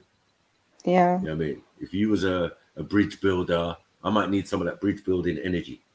That great ancestor used to build bridges. Yeah. Because he's our ancestor, you can call on him. You know what I mean? There's processes behind it, and we worked it down to a fine art in places like what you're calling Kemet. But that all comes from the village. Any concept in Kemet came from the village. Yeah, of course. It's all over the place, all over the Nile. Right. You can find that. Thank you. And in the peoples. So it's like a big jigsaw puzzle that used to be together one time. And now people have different bits of the jigsaw suiting their culture, their environment, but there's some traditions that go so far back. They don't even know why. They don't even know it's that type of tradition either. Yeah. So this is just like taking, this is my culture. It's like, maybe you should be looking into it more, and you will see what is really going on back in the days. In some respects, like, because we've taken the European ideology of our faiths and way of life. Yeah. This is the problem. So it seems alien to us. Everything seems shirky or haram or, things that we're not supposed to know. True. But the creator created you with a pen and taught Adam about things he didn't know or all he needed to know. Yeah. That's in the Islamic sense or the Quranic sense, So I'm like, it's all got to make sense. If it doesn't make sense, then it doesn't go together. But I'm never going to go to the last people on the planet for this information. No, exactly. You have to research though. You have to go look at everything and come to your own conclusion, right? I'm going to go to my nephew and ask him to teach me about stuff that happened before he even existed. Does that even make sense? He's going to give me his interpretation. No, you always go back to the oldest one, of course. Right. Go back to source. Yeah, the source of everything. So go back to these people humbly. Yeah, exactly. Humbly. People don't do that because they think they're always right? So yeah, but you have to go there humbly, then you will get the answers you needed. So yeah. Khan was conveniently absent. Yeah, today he's not here. Interesting. I had that one. Let me see if I can find it on here. What's the chat saying? Still beefing our BB? Yeah. This troll.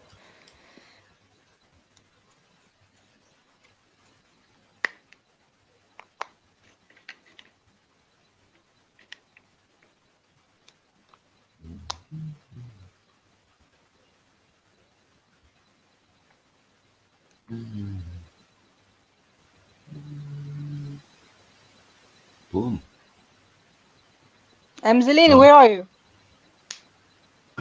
Imagine you literally just said my name, bro, and I flipped my contact. No, for real. Hey. What's going on? What's going on? What are you not saying? What's going on? I got something for you. I found it. I didn't realize it was so long. I don't think we can watch all of it, but I'm just gonna pick out bits, especially the mitochondrial DNA bit. Oh shit! I'm not supposed to be here. Yeah, mitochondrial DNA, huh? You wanna play this game with It's happening me? to my world now. Come on. Okay. Come on. Let's see. Come on. Like, this video was out 10 to 15 years ago. It was Danny Glover. They got to narrate it. Yeah. And this is the video I saw about the genes and all of that. So anyway, this is their out of Africa theory, right? Mm-hmm. And that everybody who's non-African is related. And let's see. Look, you can see the words mitochondrial Eve gene. Mm-hmm. Let's go. Even that name is okay. In it.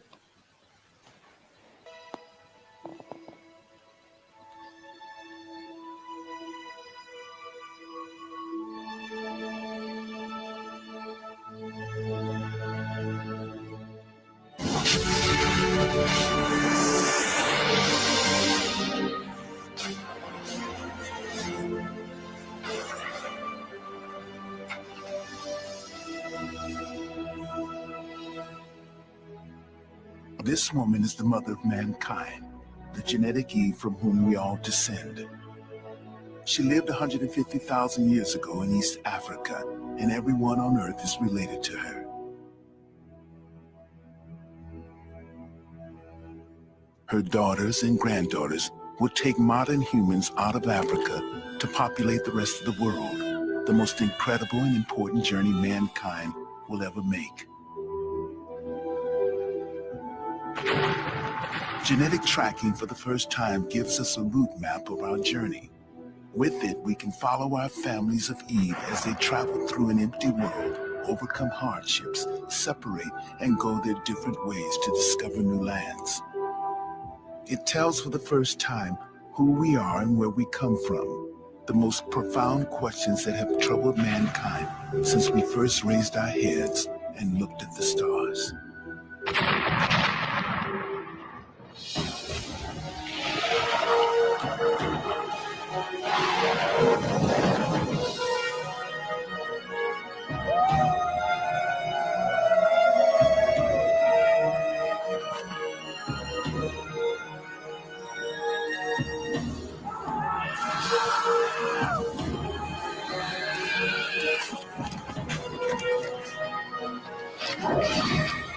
Hurry up, man.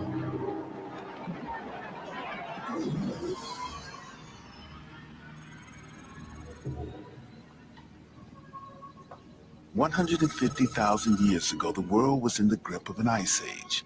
Oh, is it? The ice caps have advanced. Sea levels dropped 400 feet. North Africa is a vast desert with small islands of green. On these islands are tiny groups of people.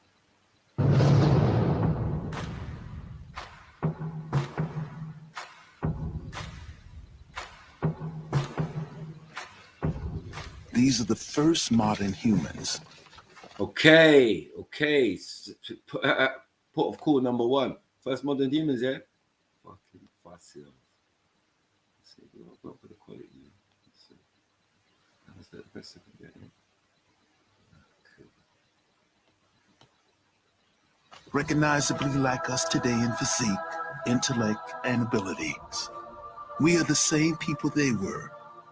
The brain that first thought of chipping stone tools also took us into space.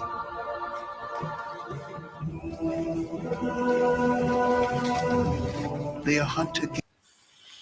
First modern humans are Africans. You get it? Huh? Not no Denisovians or nothing like that. It's Africans. No Neanderthals, no nothing. Neanderthals, no nothing. Homo erectus and rent that and whatever. Yeah? Africans. Yeah, African. This has been long standing.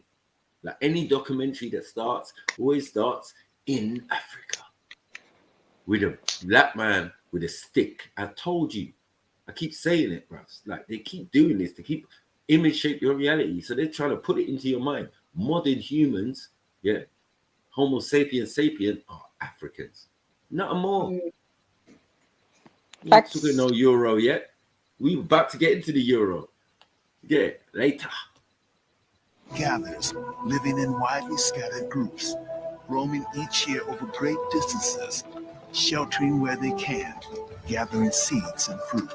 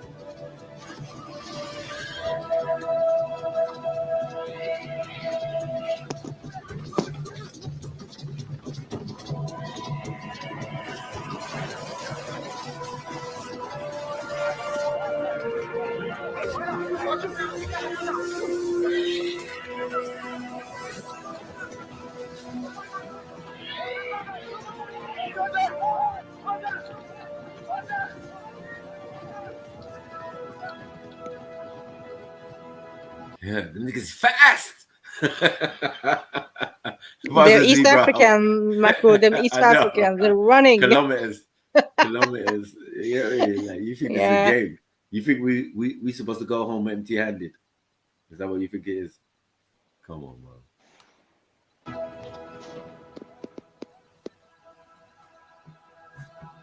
$150,000 years ago, hunting was the key to survival. It explains much about the way the human race developed. Hunting needs careful thought and planning. It needed cooperation that demanded enhanced intelligence and communication skills.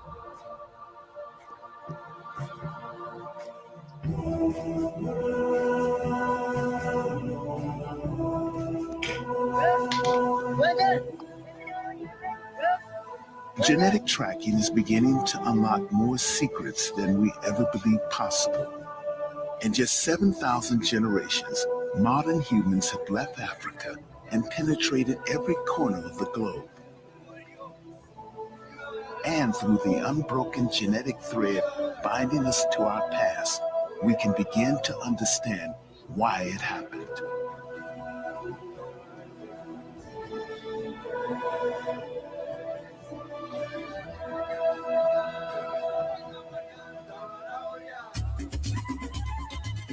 Archaeologists can tell us in astonishing detail. Come on. We have to show them. Yeah? Talk about men don't do it and all of that type of stuff. Whatever, man. Whatever. When you got a spear in your back, you worry about it or not. Yeah, at least we gave you a warning when we was coming. We're on the way. Come on. We're on the way. Yeah. Yeah, Skusterin and everything. Yeah, all sorts of tribal dances again. Yeah, we're gonna feast tonight. Yeah. Party. But to understand who we are and where we come from, we must look at our genetic heritage.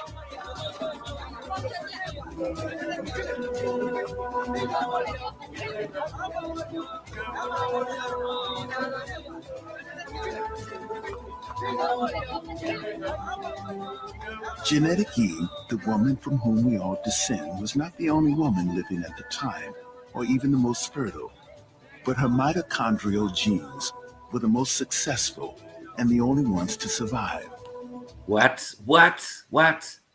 Oh, the male mitochondrial survived, no? It's the male, it's the man gene, the man thing, the man. No, motherfuckers. It's the woman. It's the woman. Exactly.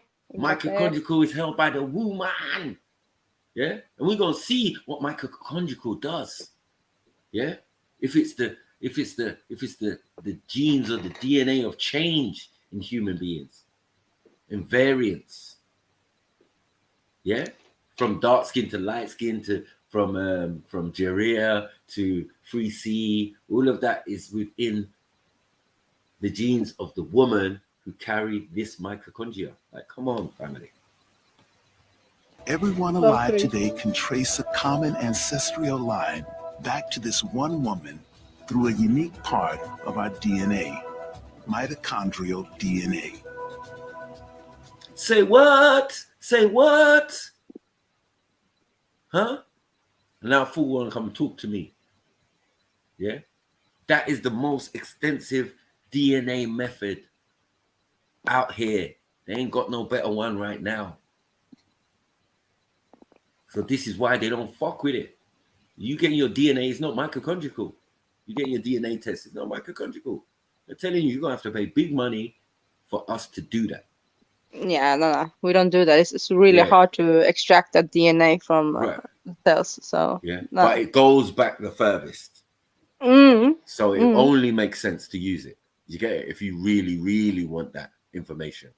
But more time, you're not even using it. That's restricted for special shit. You know what I'm saying? Like dinosaurs and grand lizards and all sorts of shit. Yeah, that's grand lizards. Yeah. Yeah. How is she, by the way? Is it dead yet, or she's alive? What's that? The grand lizard, the queen. The grand lizard. She's still Lizzie the Grand Wizard, man. She's still here. She's still She's living. Okay. Cool. Maybe. It's a good question. Maybe. Yeah. We've seen a hologram. We ain't seen her in public for ages, so we're not doubting their capabilities of CGI-ing and making shit seem like she's giving a speech when she could have easily long since passed, since the husband passed. Yeah. That's it. DNA, the blueprint of life, is our own molecular pin code and uniquely identifies each of us. Mitochondria are tiny structures found inside nearly all human cells. It is separate from the normal chromosomal DNA that dictates our height or the color of our eyes. Men inherit it from their mother, but they can't pass it on. In women, it carries on from mother to daughter, down the endless generation, almost unchanged. And what? Sorry? Yeah. It goes down to the what? Endless generation, almost unchanged. In most cases, yeah? Yeah. So we can go back to the first woman. That's what they're telling you. Now, the first woman for them is genetic Eve. That is for everybody who is non-African in origin, in descent from this one African woman, Auntie, who left out of Africa and produced everybody else on the planet.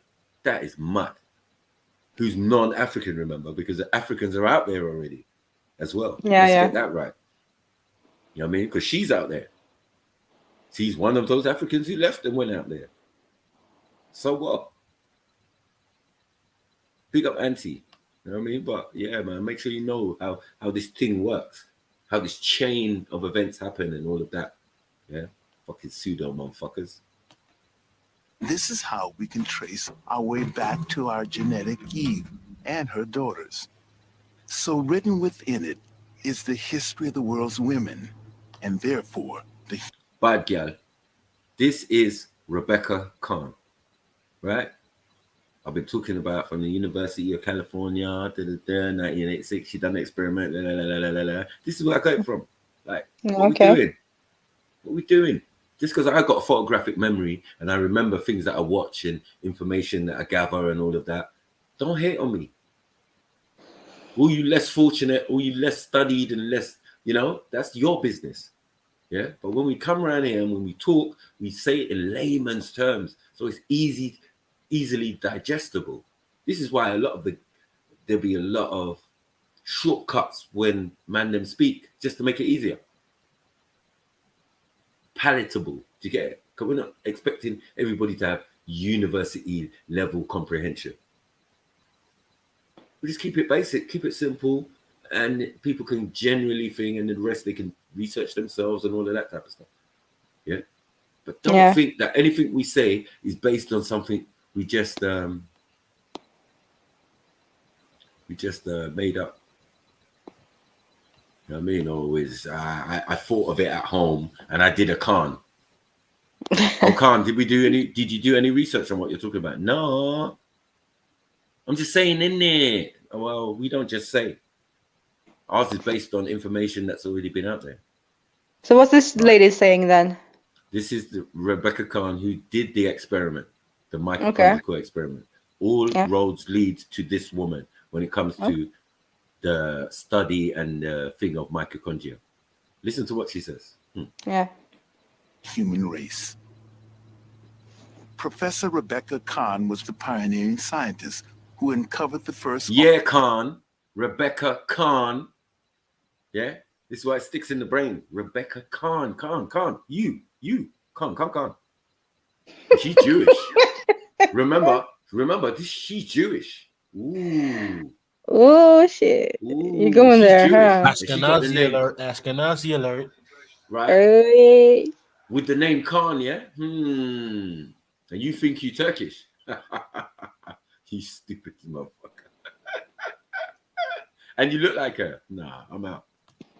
All-important clue. I started working on human mitochondrial DNA so that I would have some kind of view that was objective, that would help me understand and help other people understand how humans around the world were related. With this new science, she could.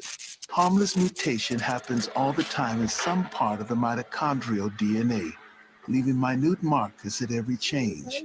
These markers are like barcodes and can be read in the same way. Khan and her team discovered the changes happen at a fairly constant rate.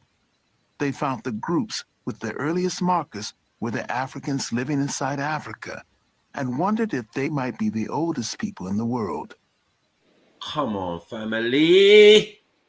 Mm. Come on, family. Man, done these experiments already. The proof is out there. Everybody knows it. It's the general consensus. All right, you Africans, you lot first. And we came after, unfortunately. Whoopee for Africans, because we're still enslaved. And yeah, that would make sense why someone would be so invested in kidnapping us. Yeah, because they know our worth and our value. I was very excited when I first started to get evidence, and it was so counterintuitive. I'd put 20 Europeans and 20 African Americans on a sheet of X-ray film, and every African American showed differences, and all the Europeans looked the same. And I thought, Message. Wow. Yeah, that's only the first part of the experiment. Yeah, like listen. This is interesting. Yeah. Okay. When we said, from a long time, that Africans have everybody else's DNA. So if you Chinese, you can find it in an African. If you anyone, you can find it within us. Yeah. You don't make that you are us or no, you came from us. Simple. Yeah. Yeah. And you're not variety enough to say that it's not the case. Do you know what I'm saying? You're not a variety enough, a completely different species. No, man, it's not that. Yeah, you're just a baby out here, bro. Baby to the family. And you was the one, when we was told, even in the biblical scriptures, not to mix our seed. Yeah, who do you think they were talking about? Other humans or other species of things that were out there? Do not mix your seed. This is why bloodline is so important in the Bible, in the Quran. You get me? In all these holy books. Because there's other things out there. Even the Sumerians are telling you. Yeah, look, there's a monkey guy out there. His name's Enkidu. Yeah, anyone could type Enkidu in their computer and see what comes up. Because what's going to come up is the Epic of Gilgamesh. This is why we say, we go to source. Yeah, Tony Blair, back to basics. Go back to the root of what you're trying to study. Dumbasses. Thought I'd mislabeled something, or I thought I'd made some drastic mistake. And we kept repeating and repeating things. And as we got more samples from different areas, I realized that Science is repeatable, isn't it? It's a scientific method, isn't it? Yeah? You have to keep testing and testing and testing. Well, look here. Huh? She kept on testing and testing and testing. And what did you find out, Rebecca? was a difference in the pattern, and that this whole new type of evidence based on mitochondria was going to change the way we thought about modern humans. In 1987, Kahn and her colleagues published a paper showing for the... You see how gangster I am. I said 1987, it's 1987. I said what university she represented, everything. I told her, I gave you a name. When I say my words are delil, am I lying? I ain't fucking lying. You heard this all before from me, standardly. Just a side note. I call it a side note. When it comes to mitochondrial DNA, it's a side note, man.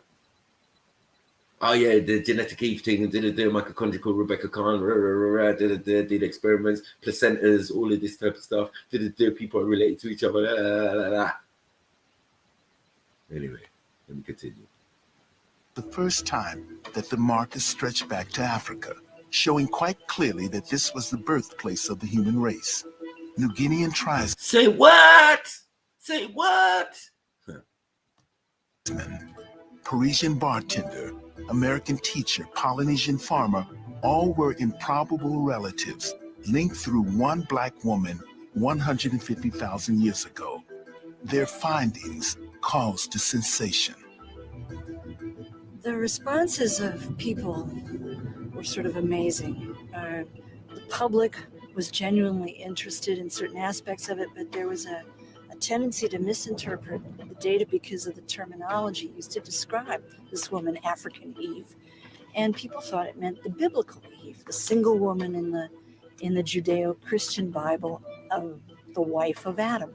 I have to say, even my own uncle sent me a Christmas card the year that our study was published saying, "How dare you, you know Grandma wasn't black." Wow. Wow. Wow. You get me? Wow. Sound like Khan, eh? Rebecca's Khan relatives sound like Khan. Yeah. You know Grandma weren't black. God damn it. You not trying to make everything black. Well, unfortunately, yeah. Our little niece out here, yeah, genetically proved otherwise. Oh well, take that over. Her work is rewriting human history. Through it, we now know the first mutations took place in Africa, maybe 150,000 years ago, and belonged to our genetic Eve. Professor Christopher Stringer, Britain's leading paleoanthropologist, was involved in the dating of the earliest modern human skulls.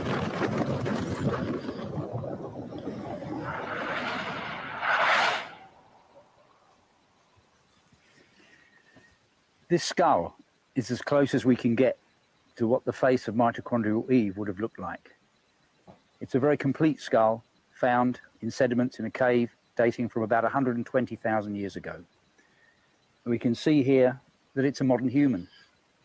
We've got a high rounded vault to the skull, a face that's tucked in under the cranial vault.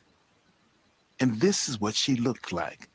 Using forensic reconstruction techniques, muscle and flesh have been added to the skull and provide us with the very first glimpse of how our genetic mother might have looked 150,000 years ago. This is the closest we can get. So all you non-Africans don't need to worry. This be your mama. Yeah, this is your mama. My auntie, but your mama. Yeah, your great grandma.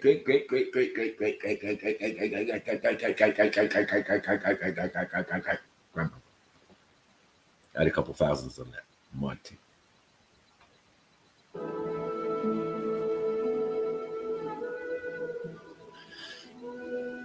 Africa is the birthplace of all the various human species to walk this planet. What? all the different species to roam the planet. Done. Finish. Game over. Pull back. This vast, isolated natural laboratory molded humans over endless cycles of alternating desert and green. And it is the climate records that give us the next clue.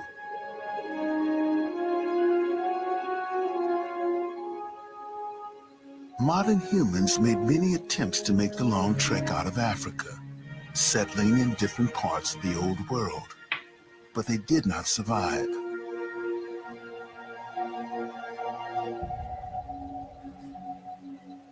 Climatic records indicate a brief but devastating global freeze-up at the time that turned the whole Middle East into extreme desert, trapped in the northern corridor. Oh, mate. But to the Middle East into what? What? Huh? Water world? No. Ice Age? No. A fucking goddamn desert. Yeah? Desert, man.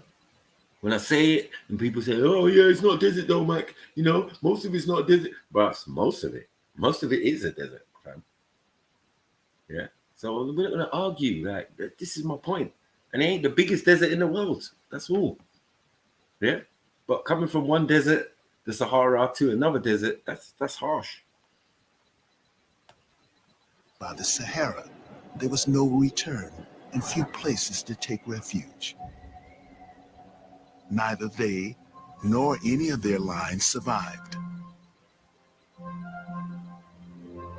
They would die in severe drought about 110,000 years ago. Their bones were discovered in Kafse caves near Nazareth in Galilee in 1933. 13 fragile skeletons, one a woman, a tiny baby at her feet. When these bones were first uncovered, they were the oldest complete modern human skeletons ever found. The numerous skeletons that have been found in caves in Israel at the sites of Kafse and Shkul show us that there were modern humans outside of Africa over 100,000 years ago. Those modern humans may well have gone up. Yeah, Khan, you talk about Jerusalem finding a fucking Homo erectus. I mean, what the fuck? Huh? Neanderthal man in Israel. Yeah, but you didn't tell us about the modern humans they found in Israel. Yeah, prior to your 80,000 years. 80,000 years, bros. That's what you're talking about. These men are talking about 105ths and 110,000 years ago. Fuck's sake, man. Maths.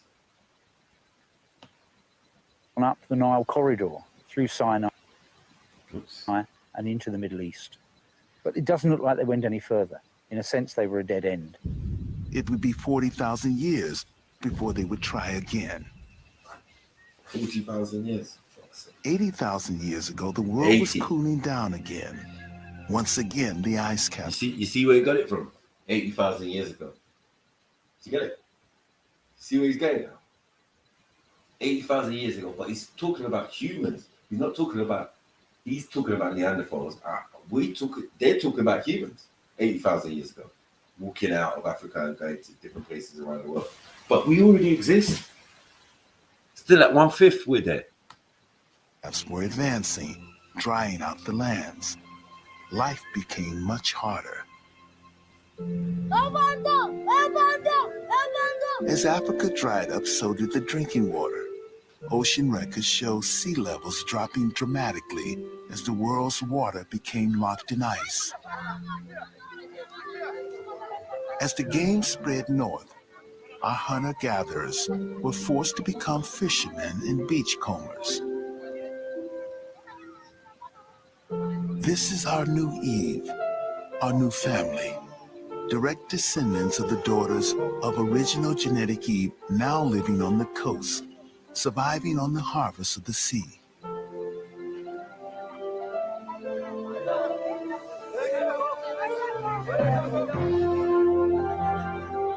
Our entire survival has always been at the mercy of the climate.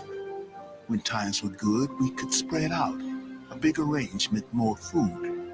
But the Ice Age froze the world and the deserts closed in, forcing our groups into smaller territories, huddled against the coast. Their beachcombing diet consisted of fish, scallops, oysters, and clams. But the Red Sea became much saltier, making fishing and beachcombing more difficult.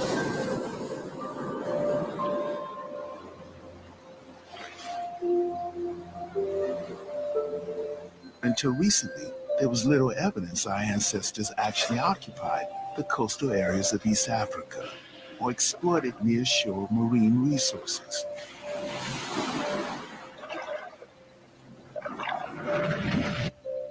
This is Sifi Berhade, a geologist. In 1999, he was part of an international expedition looking for evidence of modern human occupation in Eritrea. Jeez, big up, big up, In big the up. Gulf of Zulu on the Red Sea. Come on. How you got a Gulf of Zulu in Eritrea? But we're gonna leave that alone. I mean, big up Eritrea, man. Where that accent? Accent still here? Ah, come back, accent, man. You're winning right now. Big up Kemo, man. Big up Hawaii, man. Big up everyone, man. Hit the PayPal, man. Show your brother some support, man. We're giving them that education. Fuck a Black History Month. Yeah, we'll go into next month and that.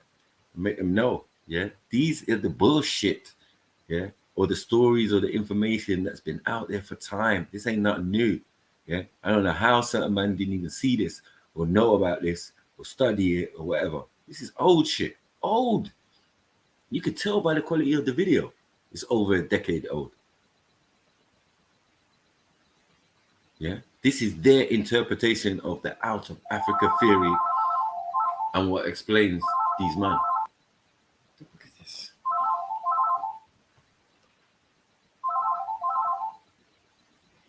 No. 1 second.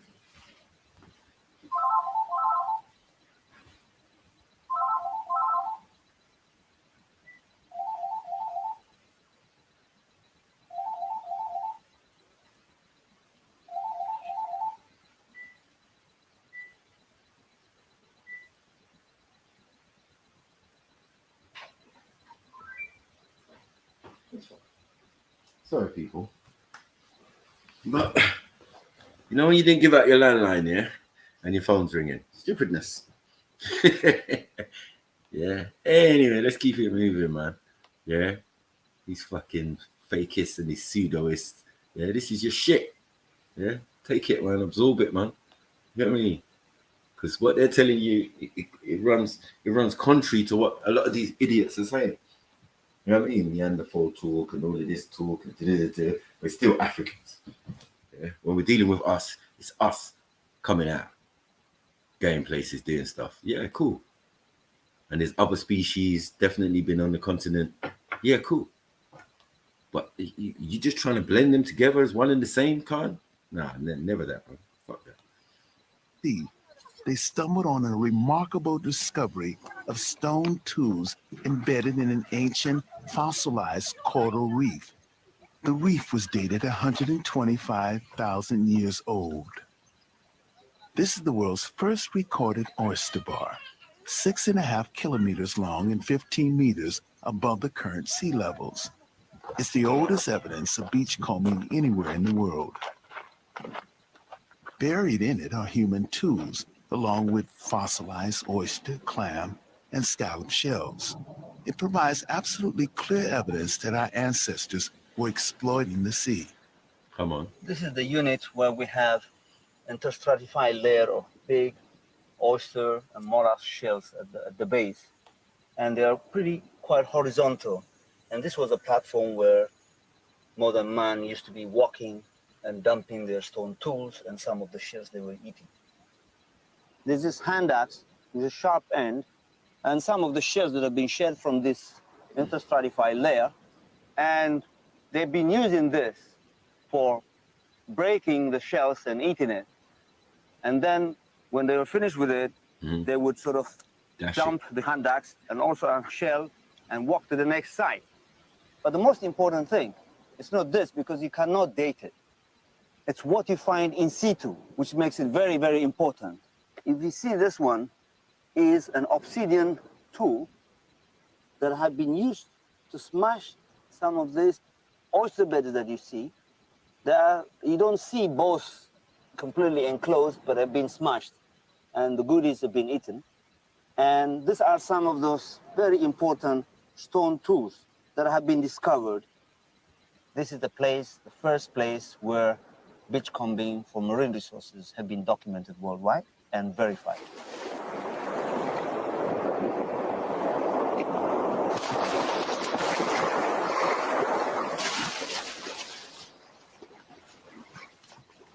These shell remains are also a vital clue to the reasons why our ancestors made the long walk out of Africa. On a constant. You see, when you get a black man to do a thing, it doesn't make it it doesn't make it authentic. Yeah, it wasn't originally Danny Glover, but in the remake of this video, they used Danny Glover as the narrator. Okay, so originally it never had Danny Glover on there. But the popularity of this video at the time, yeah, made them reconstitute it and put some extras or whatever in there. You know what I mean? That's why it's got Danny Glover and all that. But bruh, to think that we were never fishermen, it's just dumb, isn't it? We live coastally and we live by rivers. It's just the most sensible thing to do. But diet of seafood, many more children would have survived. But the increase in numbers would make the demand for food even more desperate. Camps like this one would have numbered just a few hundred. At one time, there were only about 10,000 modern humans alive in the whole world. We were as endangered a species as the great apes are today.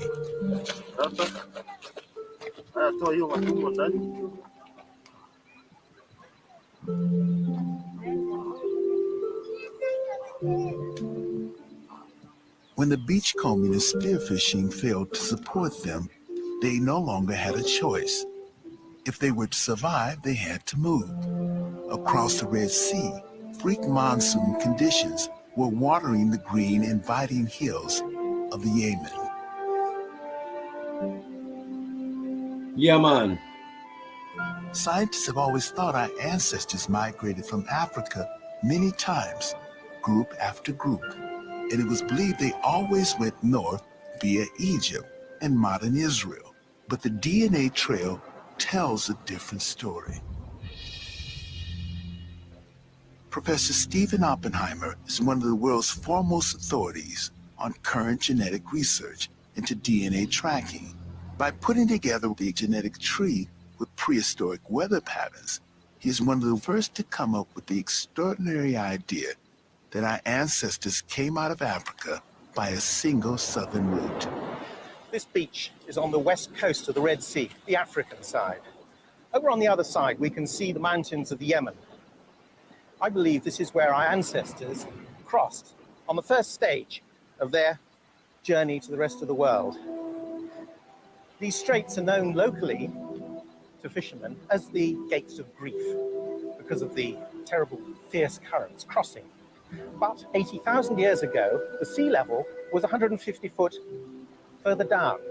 As a result, a number of islands and reefs appeared, which allowed our ancestors to cross, as it were, on stepping stones over to the Yemen. Man had to come out of Africa in the end. All his primate relatives had. But the timing and the route were determined by climate swings. Primate? Man, shut up, man. Driven by hunger, shrinking habitat, and maybe the first stirrings of the restless human curiosity about the land ahead, our precious group of modern humans prepared to move. There are two routes out of Africa. The north of the Red Sea, across the Suez and into the Middle East, and here in the south, across the Gates of Grief, into the Yemen, and on through the South Arabian coast to India. Both routes are possible, but to get through to the north, our ancestors would have had to have crossed the Sahara Desert. And at the time, it was even drier than it is today. Here in the south, all they had to do was to cross this short stretch of water, only 10 miles across, to the Yemen. So this was a region they could go to with confidence. I think this beach is very important in human history because I think this is the place that our ancestors crossed. This is where your from mama. Africa to the Yemen on the first step of their journey to the rest of the Khan, this is where your mama crossed. That's what they're saying. Where your mama crossed, man. Crossed over, man. You get me? Nothing to do, none of that Neanderthals and all that. What are you talking about? Yeah? These people are going to go out and meet them thing there. That's the bottom line. That's what they're saying. Yeah? So, it runs counter to what you're saying. And you're saying, oh, they went up, yeah? And they went up via Israel. But these men are saying, nah, it's via Yemen. Car, the northern passage wasn't always accessible. You're done out here, man. Finished. Finito. to the world. And this was the only place that they had a successful exit from Africa.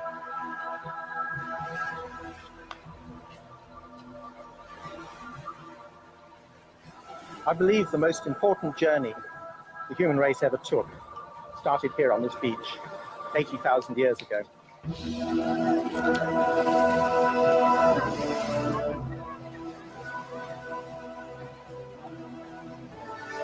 No monkeys, no monkey man, none of that shit. Yeah, the straight up Afs just leaving Africa, going about their business. Yeah, not all of them, obviously. Just a small batch to create everybody else who's not African. Bruh, stop the nonsense, bros.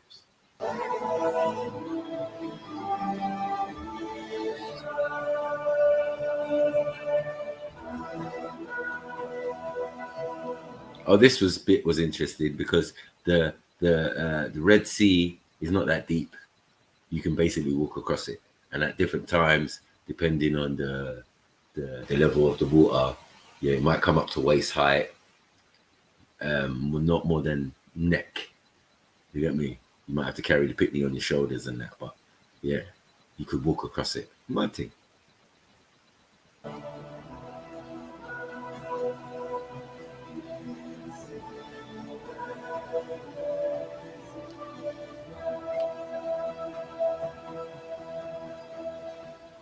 One small group of people, one exodus, the single most important event in the population of the world. This is no single trudge across the sandbanks. This was an epic struggle to stay alive, not just for themselves, but the rest of mankind.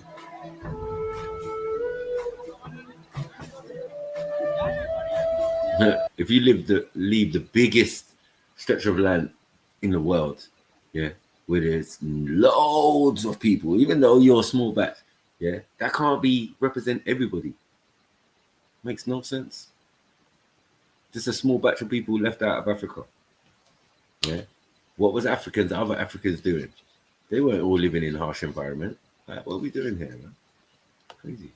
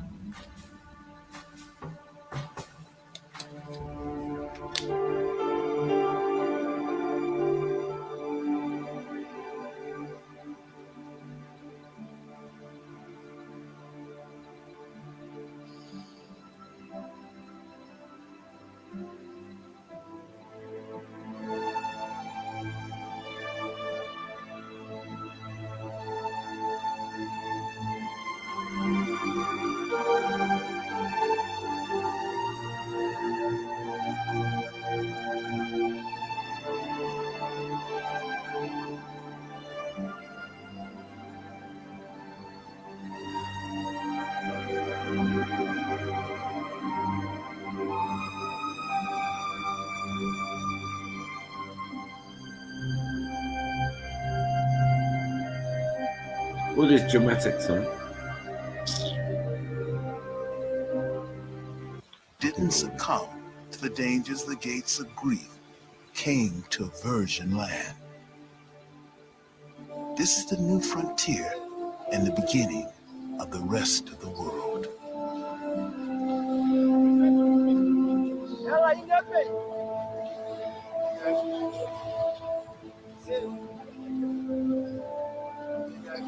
The Yemen beaches were on the edge of an almost empty world. Our group were the first modern humans, the first of their kind outside Africa, surviving in this place at that time. This group was on their own at the edge of the new world. Life would have been a bit better for our migrants across into the Yemen. For a start, the beachcombing in the Gulf of Aden would have been a lot better than on the Red Sea.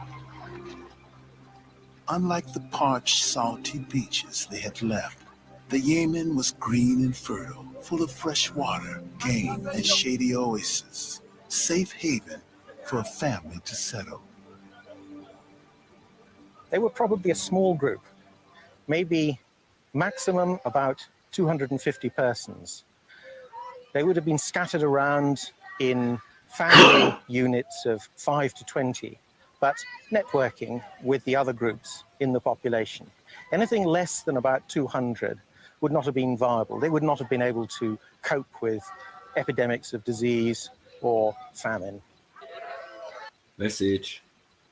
So for you to even exist, it would take at least 250 people to leave out of Africa, yeah, and breed amongst themselves, and after a while they'll all probably be related, you know what I mean? But eventually it's only going to be one person, and that one person is going to have to find someone to breed with. It's crazy. And if there's not other things and people out there, then what the hell happened? We know Eve and her daughters were among the survivors because from them are descended everyone in the world outside Africa. You heard it. Everyone in the world outside of Africa. They ain't got nothing to do with us Africans living in the Caribbean, living in Americas, living in China, living in Europe, living anywhere. Nothing. Yeah?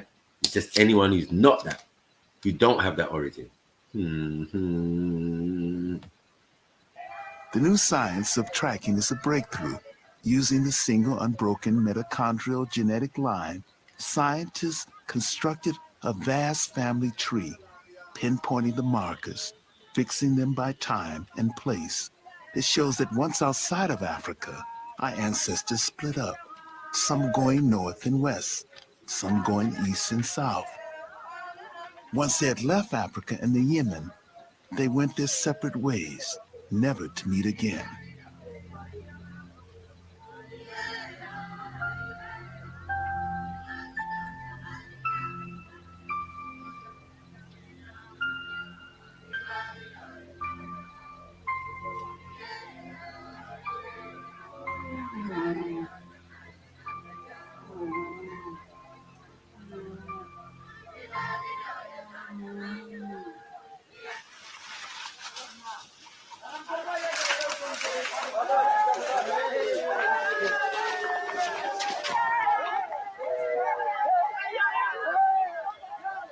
When the group first arrived here, they would have had a selection of African lines. A group of 250 people may have had at least 5 or 6 different lines. But over 1,000 years, if this population stayed isolated, gradually those lines would have reduced and reduced. The total number of the population would have stayed the same.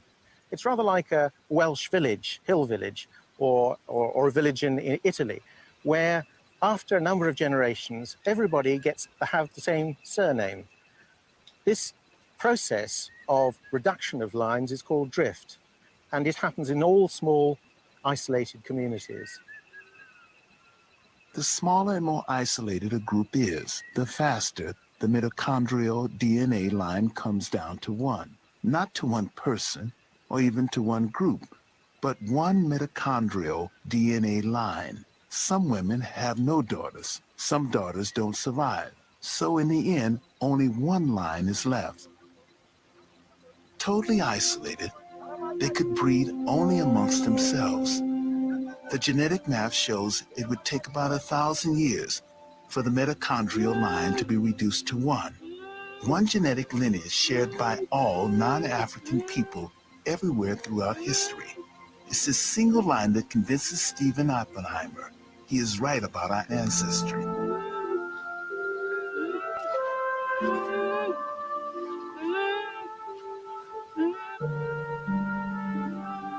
I think the implications of the single exodus from Africa are enormous. For a start, there's a simple observation that Australians, New Guineans, Southeast Asians, Chinese, Native Americans, Europeans, and Indians all come from the same small group. Did you hear that? You like hear that, yeah? Yeah? Come from the same small group. Mad. You're all related to each other, and you distantly related to us. Let's go back. Think this thing's a game? Think this is a game? I'm telling you from time. For a start, there's a simple observation that Australians, New Guineans, Southeast Asians, Chinese, Native Americans, Europeans, and Indians all come from the same small group. You're done out here. You're done. You're finished. Finished! Yeah? Ever backchat a black man, ever in your life, yeah? About anything, about history, about anything like that. You weren't there. Yeah? It's quite easy to say. You weren't there. Oh, you just reach. Come in, cousin. What you want to know about the universe and the, how black people came about, or our mythoses and all of this? Well, you don't want to know. Or you think you came before us? Or you go and do your little researches and all sorts, and he's going to tell you the same thing. Mad thing. Let's move forward, man.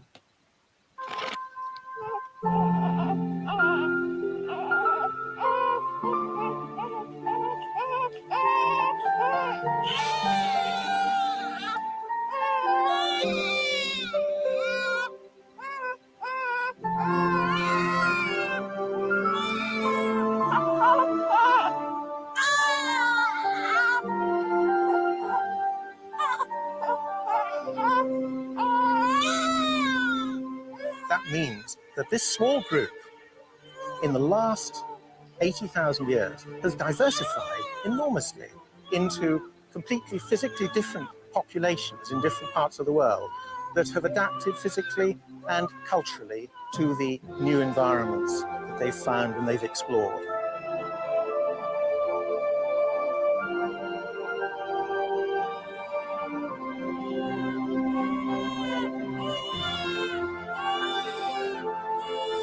In the Gulf, Eve and our out-of-Africa families stayed put, waiting until the climate changes allowed them to move. Their descendants would be the people of the Middle East, spreading north into Europe 40,000 years later and founding the vibrant cosmopolitan cities we know today.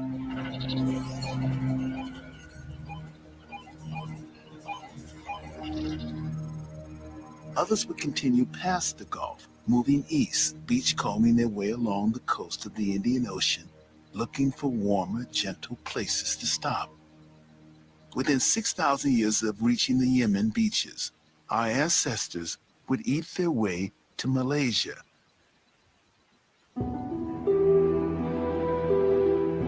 6,000 miles from Africa, our family are deep in the tropical rainforests of Southeast Asia. These are the descendants of Eve, hunting in the jungles of Malaya.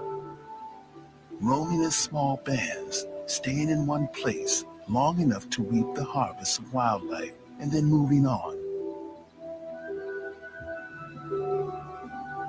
Their bodies are beginning to adapt to the rainforest conditions. Away from the harsh African sun, their skins become lighter, the stature reduced by lack of meat. Bollocks. Bullocks. Bullocks. I'm here in England, man. Get me? Ain't changed? Ain't changed, nigga? Yeah? Got my family over in America. They ain't changed, nigga. What we talking about? Diet and environment and all of that. Change people, man. These people. Yeah, man. We back. You got to breed with someone to get some changes up in this bitch. That's what I'm saying. If Africans are just breeding with Africans and they're in a different location, what's the end result? Some more Africans. You know what I'm saying? It's some more Africans. Yeah, like, but this is different. People are showing variants and changes and admixtures and all of that. No, it's crazy, man. Sure. Like hunter-gatherers in the jungle today, they live on fish, rats, squirrel, and lizards. On canopy game, fruits and roots. Did he say rat? Wow, moving forward. Roots. They disguise and camouflage themselves to conform to the foliage and imitate animal calls to deceive their quarry.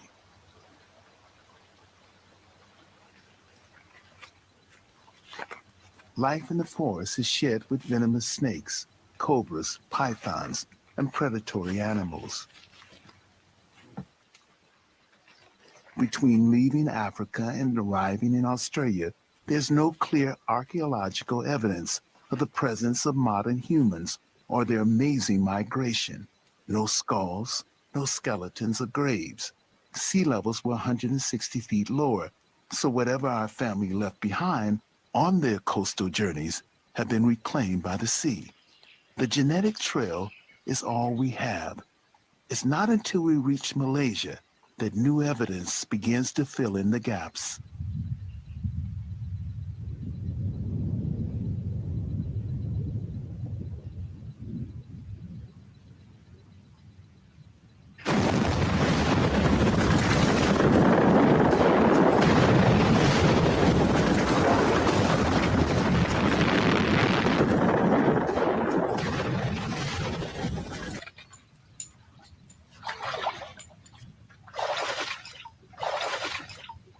The Great Toba eruption in Sumatra 74,000 years ago was the single biggest explosion in the last 2 million years.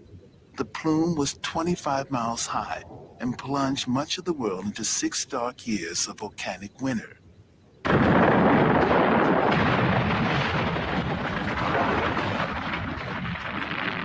Northern Malaysia, India, and the Middle East were covered in a deadly shroud of thick volcanic ash.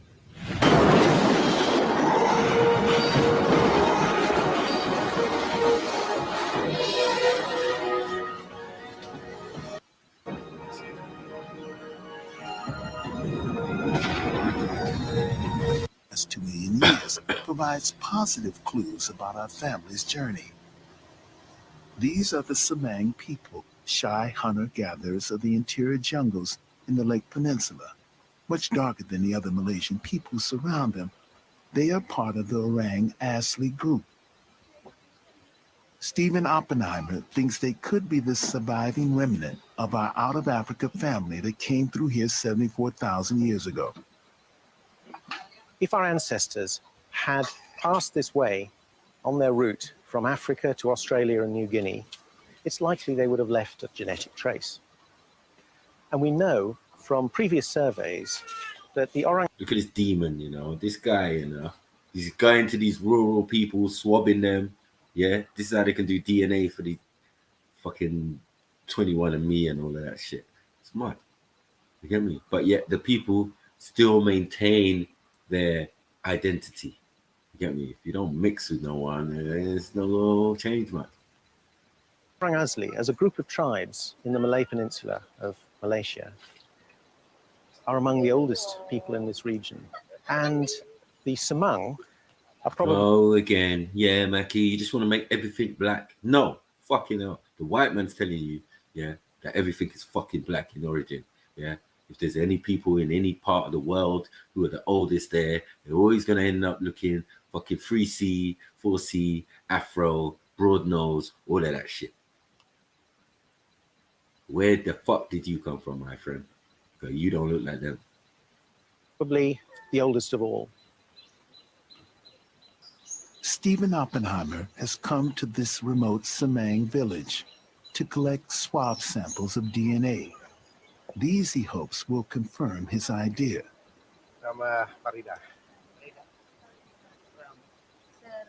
If my theory is correct, that they left Africa 80,000 years ago, they would have had to have traveled 6,000 miles to get here in 6,000 years. in order to be here at the time of the Great Toba explosion. That means about a mile a year, which is entirely feasible for that sort of nomadic lifestyle of moving down the coast. But to determine whether or not they belong to that first out of Africa group, we need to look at their genetic lines. And in particular, their mitochondrial DNA. Those will tell us whether or not they come straight out of the two daughters of Eve that originated just outside Africa. If they have their own unique lines, that suggests they've been isolated since that time, 70 or 80,000 years ago, and that they have developed completely on their own. If, on the other hand, we might even find that their lines are ancestral to people further down the line, like the Australians or the New Guineans. Again, our genetic tracing will help us to see whether or not that's the case. The genetic survey may prove the Semang are an ancient race, but it can't tell us exactly when they were here. We have to look for other evidence to validate the theory. These crude tools were found in a wooded valley called Kota Tampan, near Penang. There are other sites nearby with the same sort of tools. What makes these so particularly interesting is they are embedded in a fall of Toba ash dated 74,000 years ago. Professor Zoraina Majid was looking for an ancient river terrace when she stumbled upon the Kota Tampan site. What Professor Majid had actually found was a stone tool workshop, which could be pinpointed to 74,000 years ago.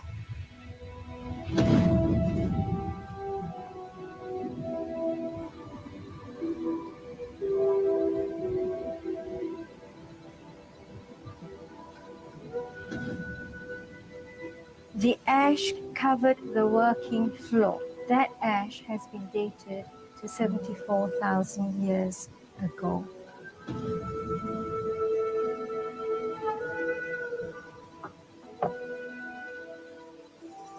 This is a hammer stone that they used, and you can see that it's very comfortable to hold it in the hand, and this is the edge that was used. This is a chopper, a type that's seen in a lot of Asia and Southeast Asia. What they were after was the edge angle. The edge angle had to be right, and the edge had to be sharp. This was used for heavy-duty work. It's heavy, it's got a sharp edge, probably for felling trees. Majid is convinced that they were left by modern man. Kota Tampan also revealed man who had a complex mind. His stone tool technology revealed a rational, systematic, and organized mind, the mind of Homo sapiens.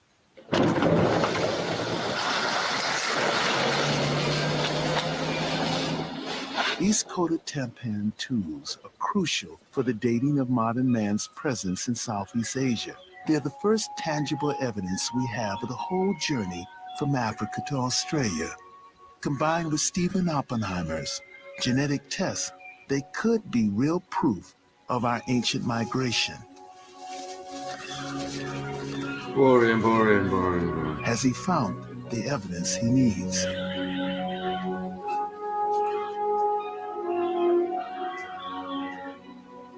Those apes show more variation, even in their poo.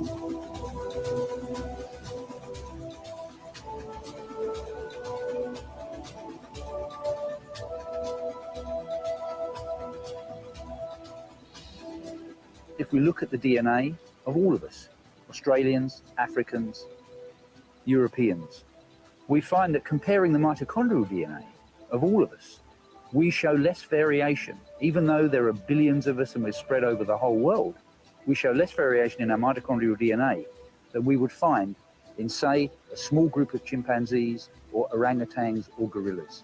Those apes show more variation, even in their small groups, than the entire human race shows. But if all the people from around the world descend from such a small gene pool, Why do we all look so completely different? Natural selection and adaptation to the environment are the most important factors. Sexual selection is crucial. Climate dictates body shape. The colder the environment, the shorter and more stocky you become to retain heat. Height relates to diet. The most obvious and striking difference is color. And that's also a part of our genetic inheritance.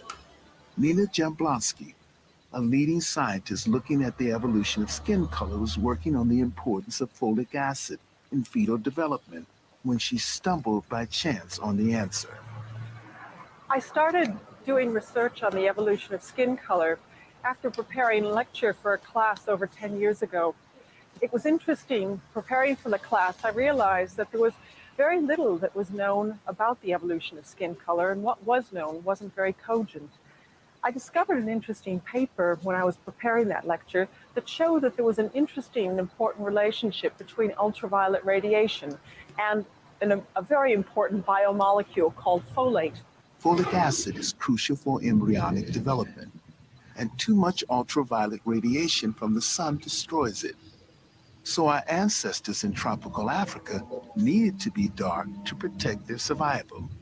But too little ultraviolet prevents the formation of vitamin D, causing rickets, which can kill. So as they migrated to the sunless north, they had to grow paler to survive. She has uncovered a very simple evolutionary equation. When we look at the pattern of skin pigmentation among indigenous peoples today, we see very dark people in equatorial regions with high UV and significantly lighter people as we get toward the poles. And it turns out that melanin, the natural sunscreen, is phenomenally good at screening out ultraviolet radiation. Oh, is it? To some extent, it's too good.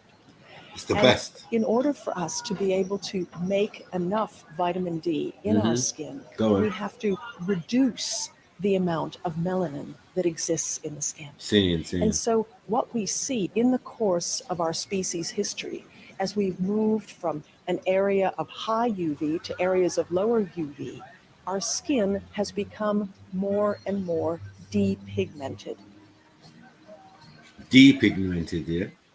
She calculates that it takes about 20,000 years to turn from black to white. All What? Oh my fucking God. 20,000 years. Hello. 20,000 years to turn from black to white. Is that true? Do we know that to be true? That doesn't even sound right, man. Doesn't even make no fucking sense. All that distinguishes color in people are tiny genetic differences laid down long ago. During the epic beachcombing migration in Africa, Laid down, literally laid down. Someone was laying down with someone. Do you get what I'm saying? That's what we've been saying, maintaining from the beginning. Somebody has been sleeping with a monkey. Monkey man. to Australia, our family left behind colonies. One group made their way up through Asia into China and beyond. Another went from North India past the Himalayas onto the vast Asian steppes, and another stayed in the Arabian Gulf. Large freshwater lakes allowed our out-of-Africa families to colonize these pockets of lush vegetation surrounded by desert. Continuous occupation occurred here for more than 30,000 years, their bones and artifacts becoming submerged as sea levels rose.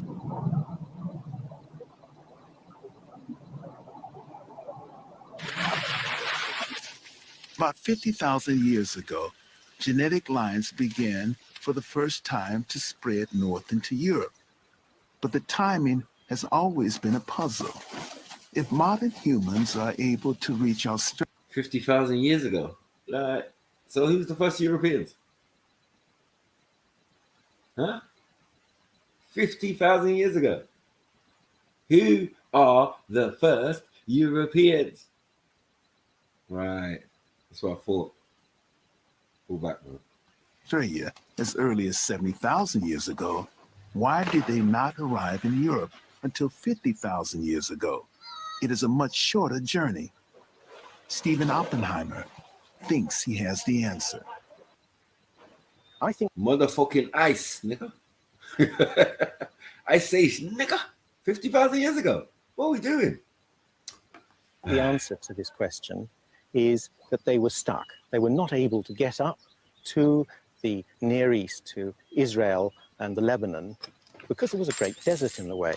That desert was the Saudi Arabian desert and the Libyan desert. And between 80,000 and 50,000 years ago, this was completely impenetrable. The climate was so dry that the Fertile Crescent, the route from the Gulf into Lebanon and Israel and Europe, was closed. Then, 50,000 years ago, there was a sudden improvement of the climate.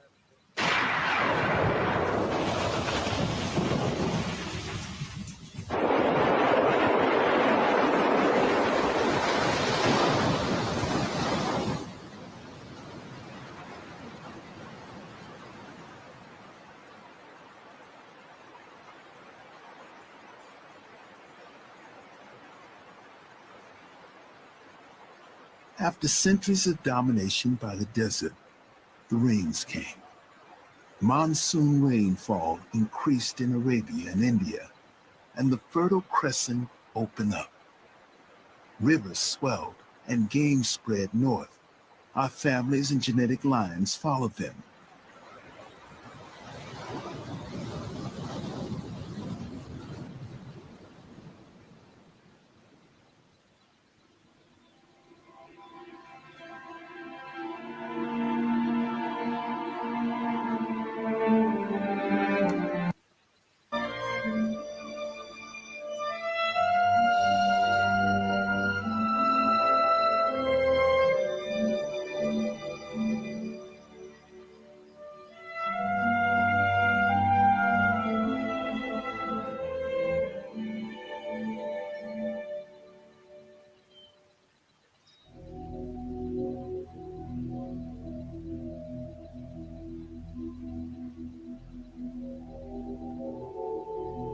From these points, new families spread quickly to the Mediterranean, south along the coast of Syria, into North Africa, up through Turkey, across the Balkans, and into Europe.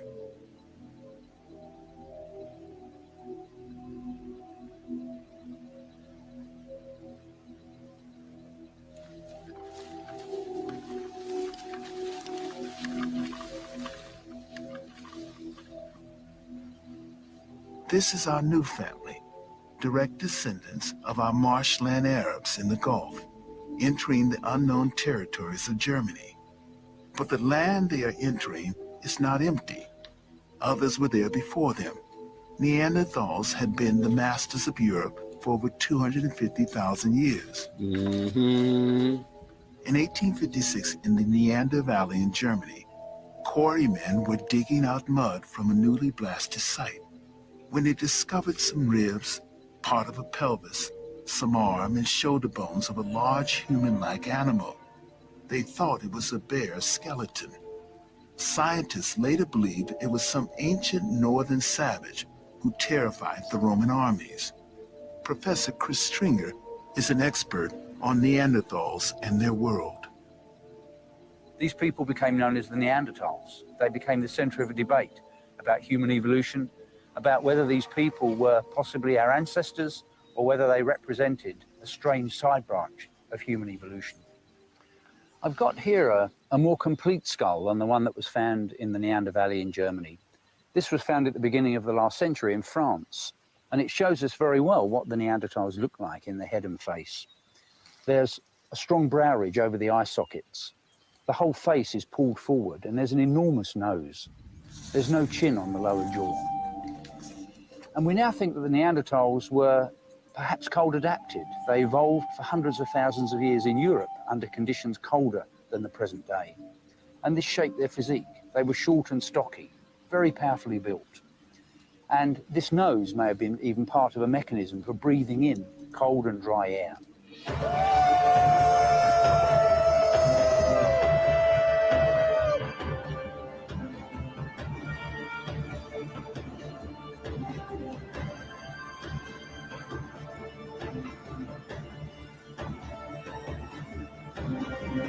Bear fantasy, boy. Mud.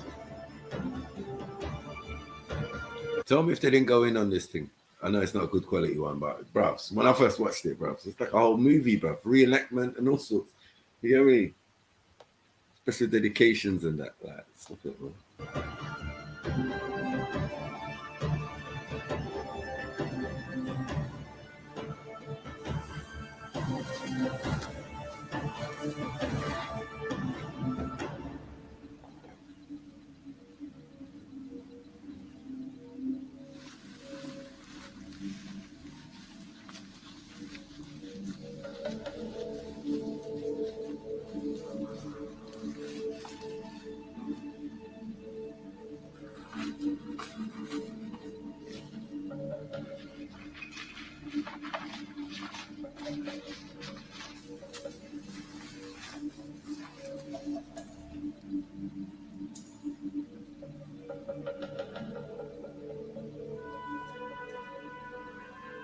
The Neanderthals are often thought to be dim-witted brutes, but they certainly weren't. They were fully human.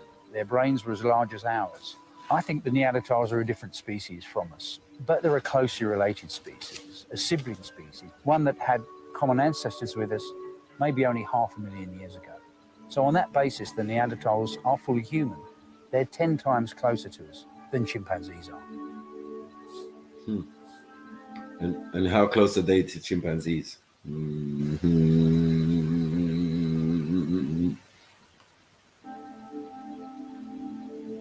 If they're interbred with modern humans, their genes have died out. There's no trace of their presence in our world. Lies, you see, as you say, now we move forward.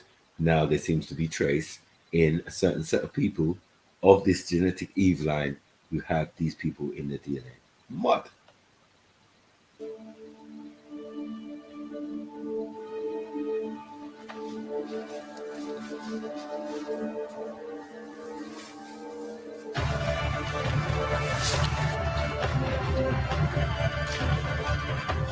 And also proving, well, go on for Denisovians.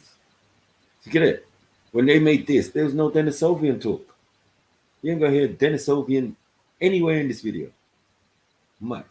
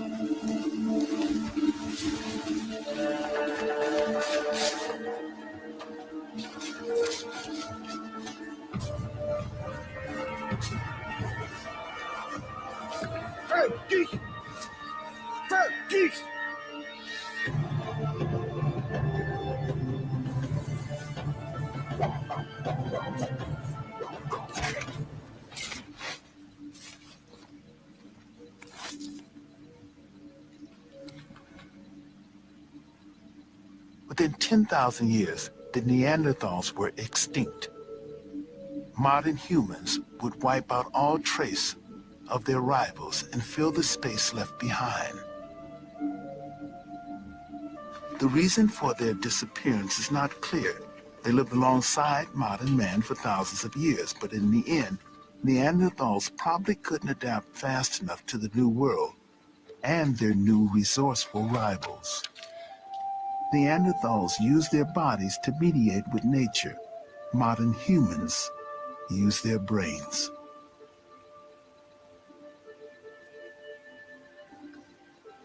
Into the void moved waves of modern humans from the Middle East and Russia, spreading throughout Europe. Scientists think that with these waves came 4 mitochondrial DNA lineages. 4 granddaughters of our out of Africa Eve. They arrived between 45,000 and 10,000 years ago, and most of modern Europeans can 45,000 and 10,000 years ago. That's what are we doing here? Be decisive. It's either 10 or 40. Because that gap in between is just way too big. Like, what are we doing? trace their lineage back to them.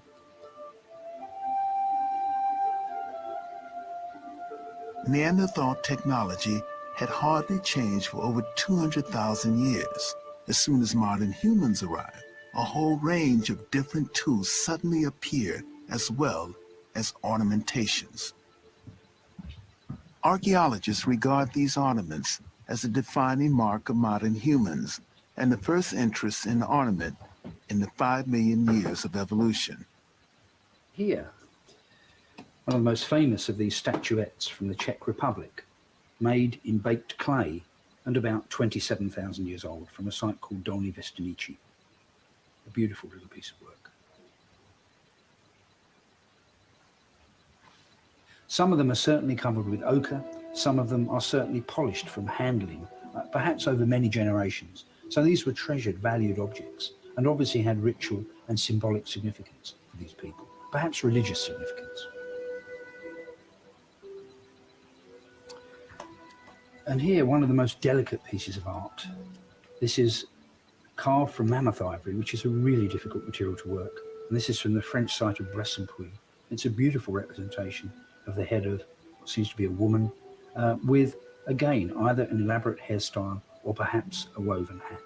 And this is really delicate, beautiful piece of work. Come on, racism. Racism. Racism. You can't see braids when you see braids. Like, what are we doing, man? For fuck's sake, man. It's difficult to tell from these representations whether they are representations of real people or whether they're in some way idealized to represent some sort of ideal of beauty. In some cases, I think the detail is enough to suggest that these are based on real people. Another thing that we find with these modern people in Europe is the arrival of evidence of sewn clothing. And here's one of the most direct bits of evidence, the fact that we have a bone needle here. So these people were sewing cloth, sewing skins, with evidence that they were even weaving fabrics. And so this is another level of complexity. It would have given them a much greater range of adaptations to climate, for example, and of course much greater opportunities for personal expression, for things like fashion to develop through time.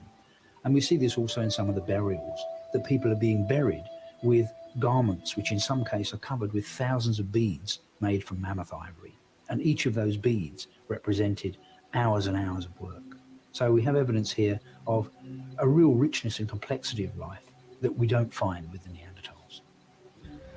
I've got here an engraving of a mammoth on a piece of mammoth tusk from a French site that's about 15,000 years old.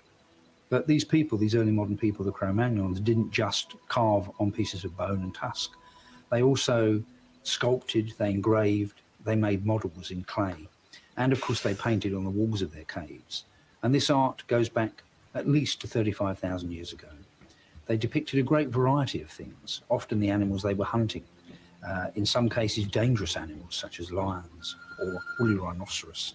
In some cases we can't even recognize what creatures are represented. The creatures seem to be magical symbols, imaginary creatures. And it's possible that some of this art was being used in ceremonies, in initiation rites. Possibly even some of it was created in a trance-like state, linked in with shamanism, with magic.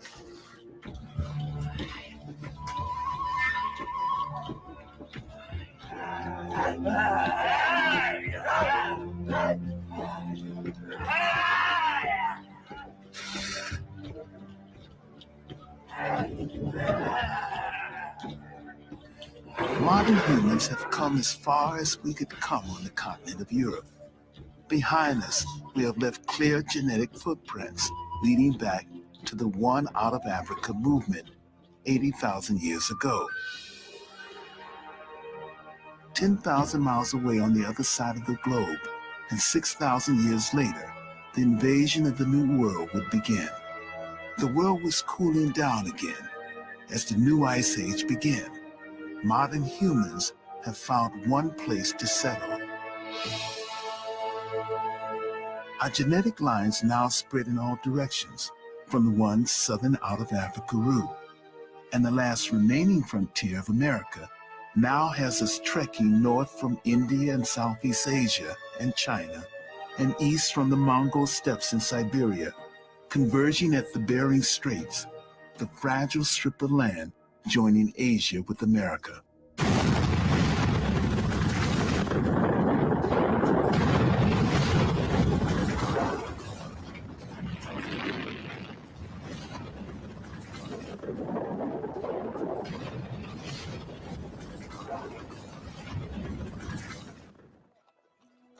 For a long time, archaeologists insist no one had reached America before 15,000 years ago.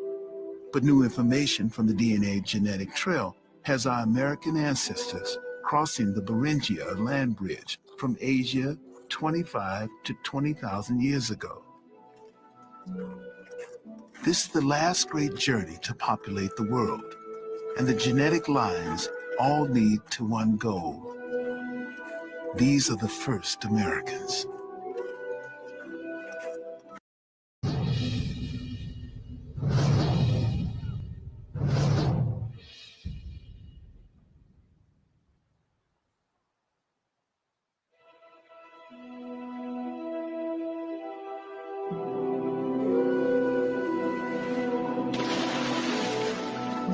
Professor Chatters believed that Kennewick Man died by hypothermia and drowning. Since the death of Kennewick Man, modern human populations have swelled from thousands to millions. We have advanced from primitive hunter-gatherers to farmers and traders, townspeople and city folk, and from tribal domains to empires. In 5,000 generations, we have arrived in the modern world we know today.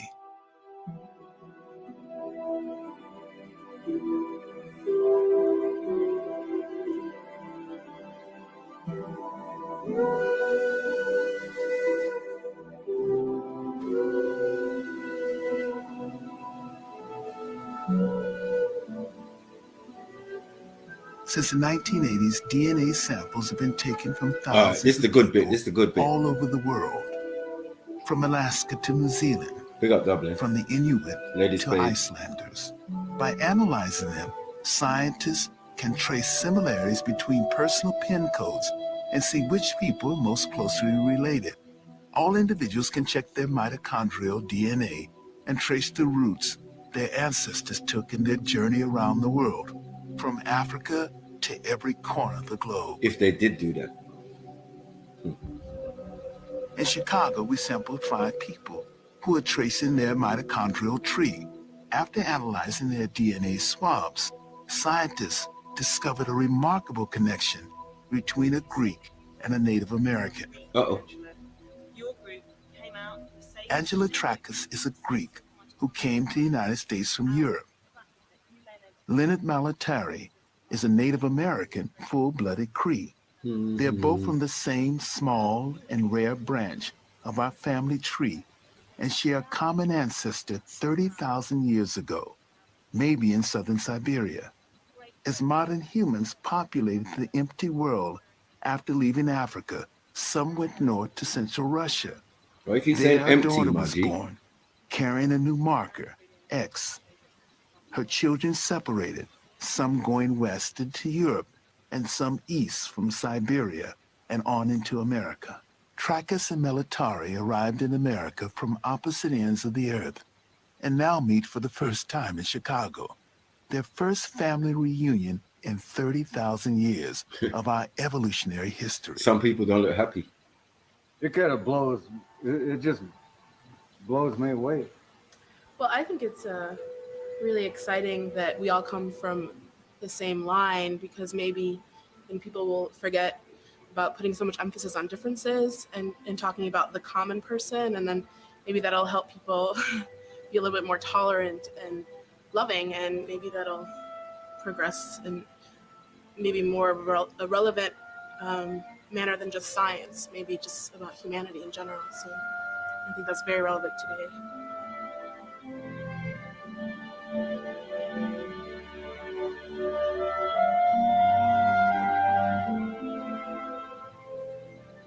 80,000 years ago, a tiny group of modern humans braved the terrors of the Red Sea and left Africa forever.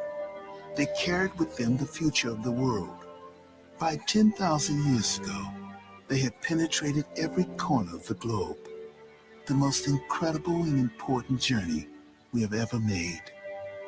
For the first time, we now know who we are. We know where we come from. We know we are the same people as our restless and inquisitive ancestors, but we have reached the end of our migration.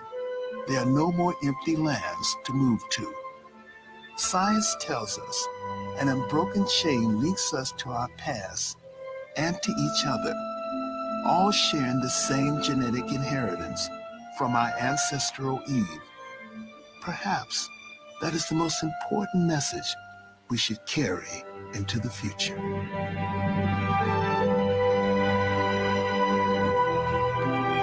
Wow. Well, that was that, man. You know, I just had to play. I know I didn't really want to, but just had to dispel the fuckery and like people understanding where some information come from. They've been passing this information around for a long while, readjusting it, changing it, making new discoveries. So it's not that no more, you know. But there's quite a lot of things that he said that was inconsistent when you bring them to the modern day and what they've discovered now. Do you get it? It kind of counters what they're saying in this video. But it's still enough to dispel idiots talking about other stuff. Do you get what I'm saying? Because it's still anatomically humans. Like, yo, these humans went out there and they met Neanderthal niggas. Or became Neanderthal niggas. Makes sense. Try and make sense of it. Like, it doesn't make sense. But what makes more sense is that a group of us went out there and bucked up on these hominids and bred with them for a section of us to have that in their DNA. It's plain and simple. So, you know, this is what I'm saying that certain men are running off. You hear the dates and 80,000 years, blah, blah, blah. This is what Khan's talking about. But he just misconstrued it. And this, instead of putting humans in that place, he's putting fucking Neanderthal. Nonsense. Yeah.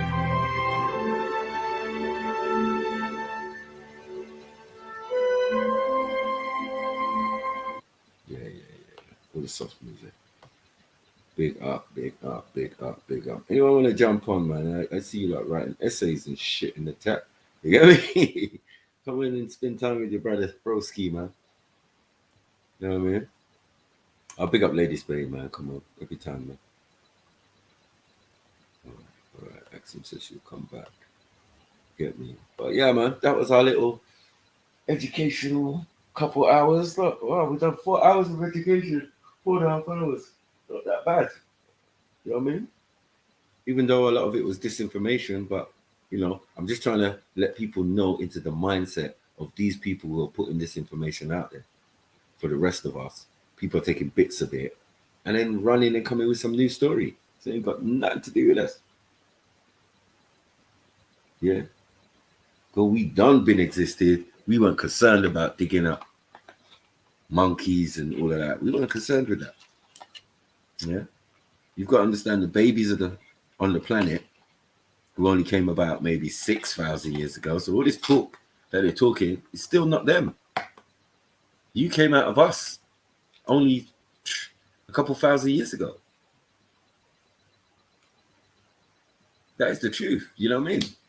I'm trying to make excuse and lies and yeah, we're connected to this auntie and to this. She might be African though, but true climate and true whatever. Like, what are you talking about? You just said if 200 people leave after a certain amount of time, yeah, as a tribe or as a group of people, they're all going to be related. So how does that account for the rest of the people on the planet? No, there must have been something else out there. And people was breeding with it and doing all sorts and blah, blah, blah. And now we got where we got. It's so interwoven. Yeah, you can't tell who from who. You can't tell a Neanderthal from a modern European, Asian, Oriental, and all of these type of things. Yeah. but it's a goddamn lie. You know? Big up everybody, man. Come on, man. Hit the like button, hit the subscribe button, all of that type of stuff. You get me? This is where we at. You get me? Hit the PayPal, pin to the top of the chat. Let me get my PayPal. See what I'm going for you. See if you lot were showing me some love or something. See what I'm going on here.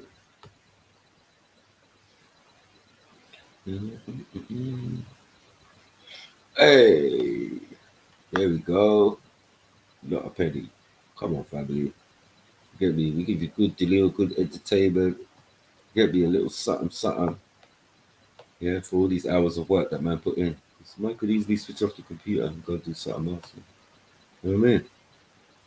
Instead of wasting my good Saturday, you get me entertaining and educating my people. Then. But, you know what I mean? Now I know what my brother Jez is talking about, bros. I mean, yeah. Our American brothers are definitely good better at it than we are. Do you get me? When it comes to supporting our own. When I get support, it's from the same set of people all the time. And big them up. You know what I mean? Because they always support me. Otherwise, we wouldn't even have this show, to tell the truth. If it weren't from the people from yesterday, you get me? Yeah, man. So, yeah, man, hit the PayPal, man. Support the cause, support your own. You get me? Whether you think I'm Neanderthal, yeah, or African supremacist or some shit like that. Let me know, man. Let me know. You get me? So yeah, man. Big up, man. Make sure you subscribe and tell a friend to tell a friend. This is where we're doing it again. You get me? So yeah, man. Get out the PayPal so I can give you a big up, man. You know what I mean? Even if it's £1. You get me? All appreciated. But yeah, man, that was jokes, man. So good educational stuffs that we were going to learn today.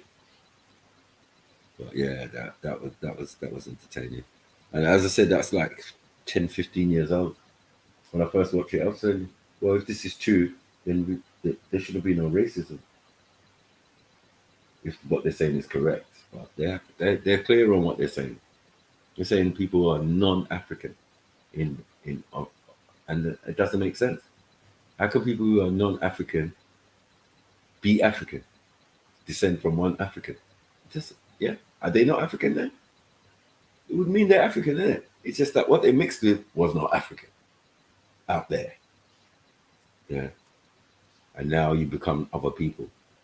Yeah. Now you're claiming Chinese, Korean, all of this one, European, Russian thing, shit that didn't exist when we talk about hunter-gatherers. Those were just regions and places. The Neander Mountains. Like, come on, man. Come on. You get me? Big up Unit Diamond. Come on. Yeah, well, we gotta learn to support our own, bro. You get me? When we're doing works out here, bro. You get me? You could go on many other channels and you won't even get a quarter of this. You'll get the interaction and you won't get to thing. It's shit. You know it's shit. There's only a few popping channels on this YouTube thing, man. You know what I mean? Where you can come and express yourself, say your piece, have battles with people in the chat that you already known for a little while. It's like a community kind of thing, you know?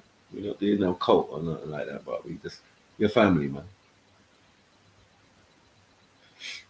And on our side, we do our best to try and interact with these same people. You went to go America, you're not going to be like shocked. Get me? When I'm out there, like, yo, yeah. I'll be going to LA and all sorts of places, you know what I mean? And messaging a few people, you get me? To come and link and that. You get me? I want to meet Kemo in real life, you know, my brother. You get me? You can call it, have a drink, have a smoke. You get me? So this is what it's all about, man. Reconnecting with our family and get me? For here and abroad. It's the Euros who's put this distance between us, these differences between us. Now we all different. You know what I mean? Oh, I'm German, I'm this, I'm that, I'm Jamaican, I'm Nigerian, I'm da-da-da-da. It's all Euro orientated, you know what I mean? We just people. We the hue, man. Hue is color. You get it? Yeah, and color comes in all, and melanin comes in all varieties and shapes and all sorts. You get me? But yeah, man, big up everybody, man. You get me, regardless. Yeah. Let me see. Have I got anything else? I'm done with the Neanderthal. I think we safely dispelled them stupid myths. Makes absolutely no sense. Oh, oops, 1 second, people.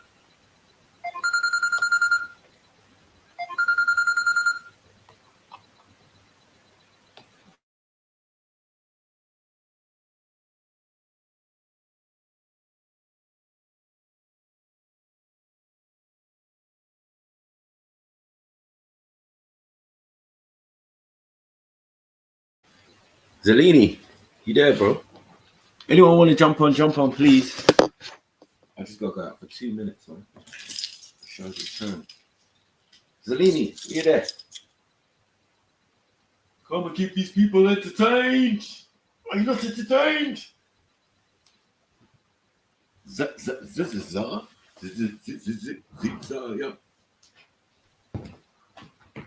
Yo, Ems, where you at?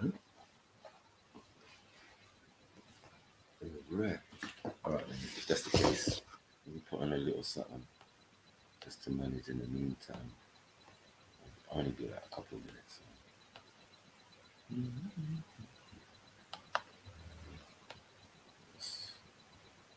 It's worthy of you lot's attention.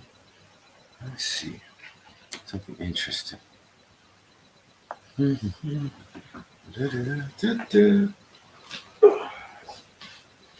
Yeah, put on the trainers. Yeah, my team got licks, man. 2-0, man. Good. Hope they sack this blood clot. You can only lose so many times, bro.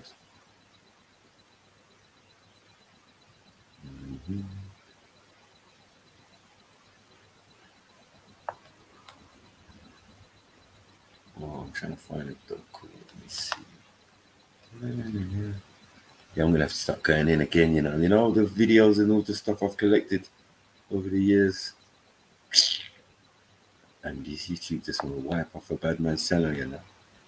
Watch. You said? No, I'm talking about YouTube. They're fucking up. Oh, you're there, yeah? Yeah, man. Talk to them for a couple of minutes, man. While I just need to go downstairs. Yeah. What you lot saying, man? What's going on? Done with the early Saturday school, you get me? Yeah, we're done. There was bare hours still. You know them old days in South, boy. Like bare times I used to talk to my peeps and they were like, no. Yeah.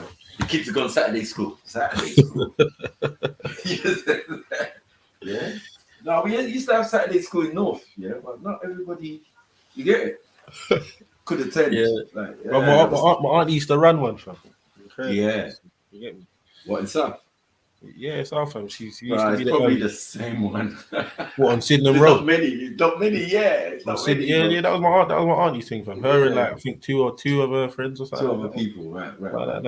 She used to be the head teacher of a boys' school in Southeast London as well. Still, they had Yoruba classes. We had one Jamaican sister, Rasta sister, who came to the Speaker's Corner, innit? Yeah. Found out, she was from Bricky. And her and Nailifa, their youths, went to the same Saturday school. You get me? Nice. Yeah. So her son was named Prince Kimani. You get me? And I used to take them both when they used to come to Speaker's Corner. Like one would come with a football, innit? Yeah. And then, man, start playing. You see all the Somalis, everyone getting in the circle, even gents joining in on the football team. And I'm saying, listen, what is the biggest religion out here? Stop it, man. It brings people together. It's one language. Do you get what I'm saying? The language of football, man. Yeah. You bring the football out, you start seeing who's got skills in Speaker's Corner. It's mad. Fuck whatever language you speak. Yeah. I'm seeing Middle Eastern man popping some skills. Send them up. There you go, Michael. You get me? It's a mad thing still. Yeah, man don't even talk to man normally, but as soon as the ball comes into play, man's found some form of alliance. I know.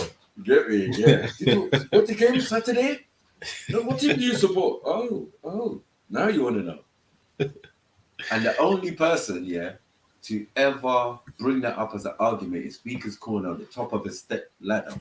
Sikh brother, my Sikh brother when he's Man United top. You get me? He came there, stood on the step ladder and said, yeah. So we talk about the biggest religion on the planet. Or the religion that no one wants to talk about. Oh no, Sikh sop. You get me? But yeah, man, hit that PayPal, man. Come on, man. You get me? Oh shit, what is this? Dubbers. Big up, family. Big up. Big up, family. Big up. Sorry. Yeah, let me go. I'm going to go downstairs. I'm there. All right. Give me 5 minutes. I'll be back. All right. What are you saying, you little Irish scallywag? What's going on? Did you watch the whole lot of that? Ken. Yeah. Yeah. How many episodes was there? 10, I think. I watched 2, man, and it was making me cringe, so I didn't watch the rest of it. Oh no, actually, there might have been 8 still. Yeah, there's either 8 or 10 still. But yeah, I finished it.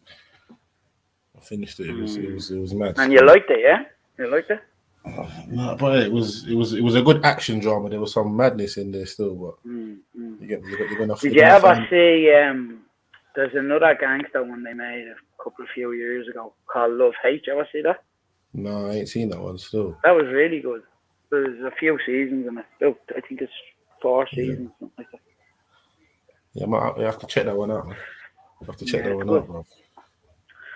Well, I'm dying sick, man, since yesterday. I don't know what the fuck is going on with me. What are you saying? You got the mad thing? So I have to go get a test and that, but I can't, when you're looking up and all, and your eyes are sore and the back of your neck is sore, all that shit going on, Because you just sound like you're getting the flu or something, bro. It just sounds like you get me nearly flu symptoms, man.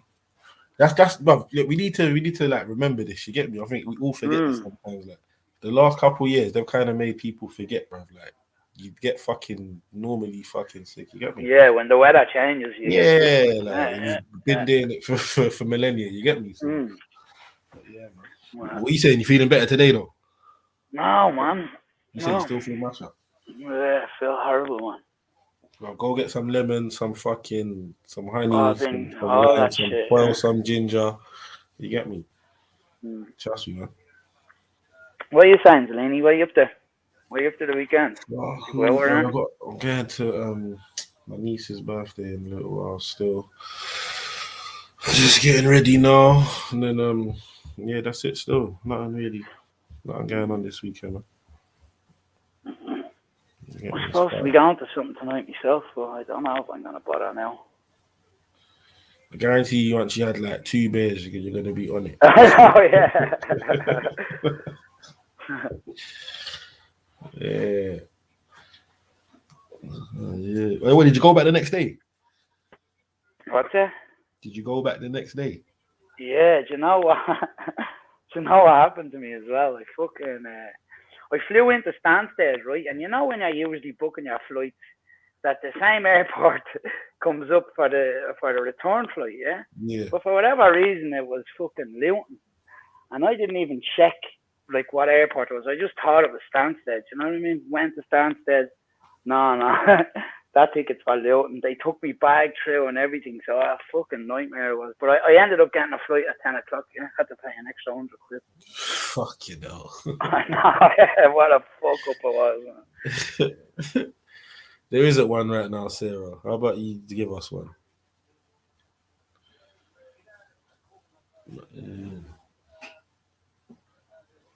Oh, man. So what were you doing all morning then? You were just going over Khan's, his fucking Neanderthal DNA kind of thing, was it? Yeah. I only heard it a couple of times. I think Maku done a little intense breakdown. And was he on, though? No. You didn't. You ain't jumped on the panel today still, no. I don't know where he is. But yeah, other than that, Maku's just fucking, reviewing a couple 2 videos. You get me? So, Smoke that challenge, yeah. The what though? Gelinade. What's that? Weird. Yeah, from where? Oh, it's Cali, I suppose. I don't know. Doja exclusive. You made it sound like I had it, bro. That's why I was like, what? No, I said, did you taste it? The Gelinade. No. I ain't still. Well, go on, say, man. We not saying in the chats, man. Well, go on, because it's just small talk right now. You get me? I can't lie. There was like a 7-hour Saturday school lesson, so I don't really think anyone's too eager to jump back into intense topics right now. But if there's something worth it, come on. You already know. But yeah, no, I ain't come across that one there yet. Still, it's nice. I ain't gonna lie, man. I'm trying to fucking cut down. Yeah, bro. You get me? Yeah, Eventually, just forget that. Like even fucking the other day, I was gonna buy one of them fucking like the weed vape things, man. You get me? Bro? The which? You see, the oil vapes. Yeah, no, it's a actual like weed vape. Put a little bit of weed inside it. You get me? You just vape it. Like same sort of concept as the e-cigarette thing. You get me? But you put weed into them. Yeah. You get me? Yeah, man. Fuck that shit. Can't never surface. So what? You just want to come off the tobacco, is it? I want to fucking stop smoking altogether. I'll tell you the truth. Altogether, bro. Yeah. Yeah, like, you get me when you really. It's just long, man. It's outdated. Man. Been doing it for too long. You get me? I tell you, I can't get enough of that tea. MJ and Jedi showed me how to make. The weed tea.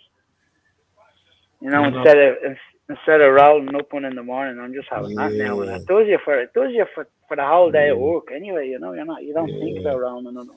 Yeah, like a little while back, my granny was kind of under the weather. My uncle just boiled her up like a big batch of it. You get me? But I think at first he made it too strong because he kind of fucked her up. You get me? The first one, like she was knocked out. Yeah, before she was knocked out, she was moving mad. You get me? But after that, like laughing at people's faces. Yeah.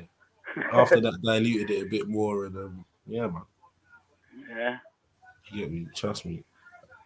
There's many ways. And is it good stuff for stuff like that? I suppose it's what you put into it with the weed. Depending, I wouldn't say skunk. You get me, or like that sort of weed. But if you got proper like high grade or you get me, that sort of weed, then yeah.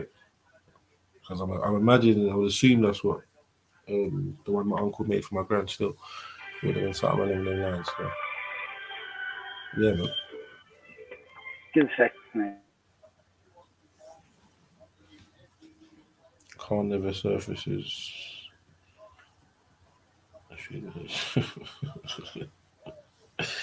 He's probably listening somewhere though, man.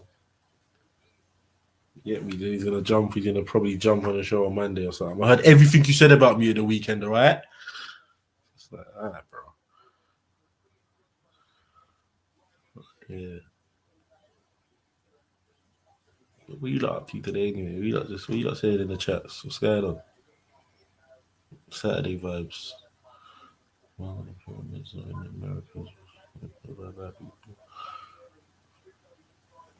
You get me? Let's lighten up the vibe, man.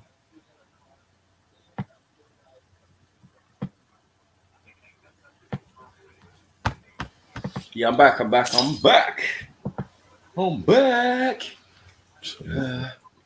Can't never surface. I know. Yeah. He ran away on purpose, man. Like I said, man. He's listening in though. You get me? He's gonna jump on the show on Monday, bro. And be like, I heard everything you said about me at the weekend, yeah. Yeah, you're wrong. Start telling man verbatim. If you heard it like that well, why didn't you jump on the panel, bro? It always happens. It's happened to DC Brad. It's happened to so many niggas. Yeah, when I give them that opportunity to come and say their piece or prove their points, they just go missing and then watch it later with James Jones or something. Yeah, wow. Man said there was no No black people in the Americas before slavery. That's such a dead, stupid, crap argument. You know what I mean? It's so washed. Because everything else is to the country. So what you saying, Dubs, anyway, man? What you up to? Big up, Michael. Fuck off, bro. I'm fucking sick, I think. You know? Oh, is it? Getting the flu or something. Yeah. Man said you gave him whatever you had last week, cuz. He passed it on. Probably wasn't the only one. Yeah, Carried a little something. You know what I mean? Remnants. Yeah, no, even my cousins were had a chest infection and they were, you know, when you were saying that a lot of you were sick, they were the same, you know. Right. Yeah, it was a strange thing that come over people. Now they got a new badge pill. I seen that. You see that? As a booster. Yeah. Get the hell out of here with that, man. What am I supposed to do with that? You know, when the first and second one don't work and they want you to take a booster and now they've got a bleeding tablet. What the fuck? Thank you. Oh, big up Sarah, man. Go I know you were jumping. Go off and do the test properly and come back to us in 6 or 7 years with a proper medication, like, you know. Right. How we make every other medication, animal trials, human trials, you know. Then they have to wait a certain amount of years to see what the side effects could be. Exactly. So this thing was just rushed through, you know. Yeah, exactly. You know what I mean? Scary. You get me, and after I saw that video from Mama Dublin, no, man, I'm not having it. No, yeah. I can't trust anyone again after that, man. You know what I mean? It just brought everything into reality. Do you get it? Because I'd seen videos. Yeah, I'd seen videos, and I could say, maybe they're not authentic. Maybe someone did it. But this came from you direct, no chaser. Nah, this is straight to WhatsApp. Straight at the time. You got to say it like, as you made it, you sent it. So no one can argue with that. Anyone I spoke to and I said that, they ain't got nothing to say to me. I'm like, how do you explain that then? Huh? They're like, they have that new technology in it as well, that RNA stuff that's fucking up, it's messing up with your DNA. Like, they don't really know the consequences to that, you know? No, yeah, and that's the worst part. Yeah. Because we don't know a year from now what that is going to have an effect on our people, you know? Because as you say, like, boy, we can't even stop some of our family members getting sucked into this foolishness. Yeah. We're not going to wrong them or judge them or whatever, but we do kind of overstand because the levels of pressure is tremendous. But it's so subtle. They have everyone scared shitless though, you know? Well, most people. Yeah, no. Like all these people still walking around with masks, and we know masks isn't going to do jack shit. This little thin piece of paper in front of your nose and your mouth, but like that, the yolky can come in through your eyes. Anything that's moist, it goes in through, you know. Right. So I don't know. And is it contagious? Is it so contagious that you have to test me for it? Shouldn't I supposed to know that I've got it? Exactly. You know. Yeah. Like when I had it last year, the only thing that was wrong with me is I couldn't smell and I couldn't taste, and that was it. I didn't feel like this. I didn't have the achy neck or the achy eyeballs when you look in a certain direction. Stuffy nose. I had none of that. Like that's all I had was not tasting and not smelling. Which is weird, I know me with colds. I'm so crap. I refuse to stop smoking. So the problem comes is I always end up dragging it out for a little bit longer. Yeah, an extra. But other than that, because you're stubborn. Bothered. Other than that, it's Catherine Tate up in this bitch, man. I ain't bothered. You know what I mean? But as I know, I just went out and bought some ginger tea the other day, yesterday, and that clears the phlegm in your body. Yeah, strips you. You're supposed to not drink too much, but in this circumstances, it's all got to go. And what is your chest still heavy? Because you've had that. That's nearly a week and a half now. You're No. It's 2.5 weeks. We was well into the third week at the beginning of this week. Yeah, I'm 100 times better, man. But still, something lingering. That's only. Yeah, you're still not 100%. Yeah.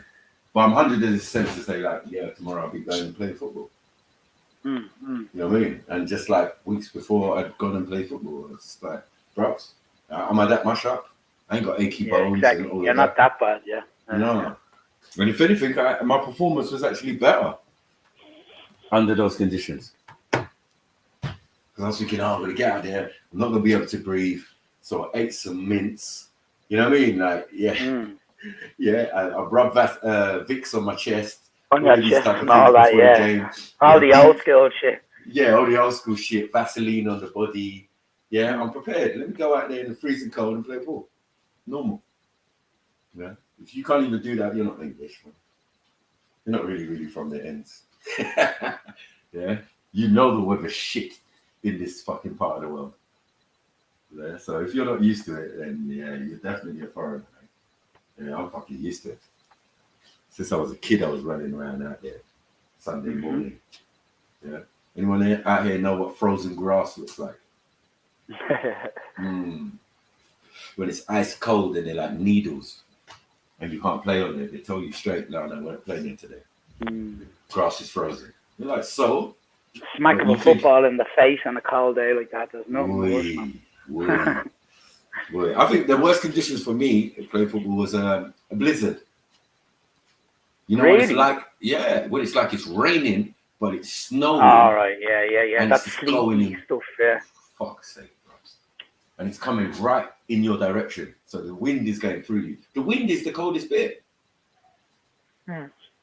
You know what I mean? It's the coldest bit. It goes through your body like, oh, fuck. I don't mind it being cold, but cold and windy and sleet.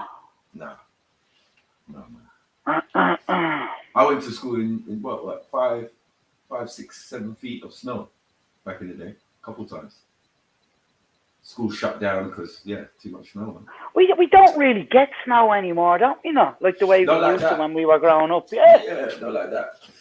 Not like that. Sledge was out. Also, I think the last time was maybe about a decade ago. Over here it was as well because I think I was driving around on the snow and that, and I was thinking to myself, I haven't driven on the snow, and I haven't since. Yeah, same. But prior to that, I'd been driven in the snow many times. Where I'd be driving up the street, taking my daughter to school, and there's this road called Rolling Hill, and guess what? It's got a hill on it.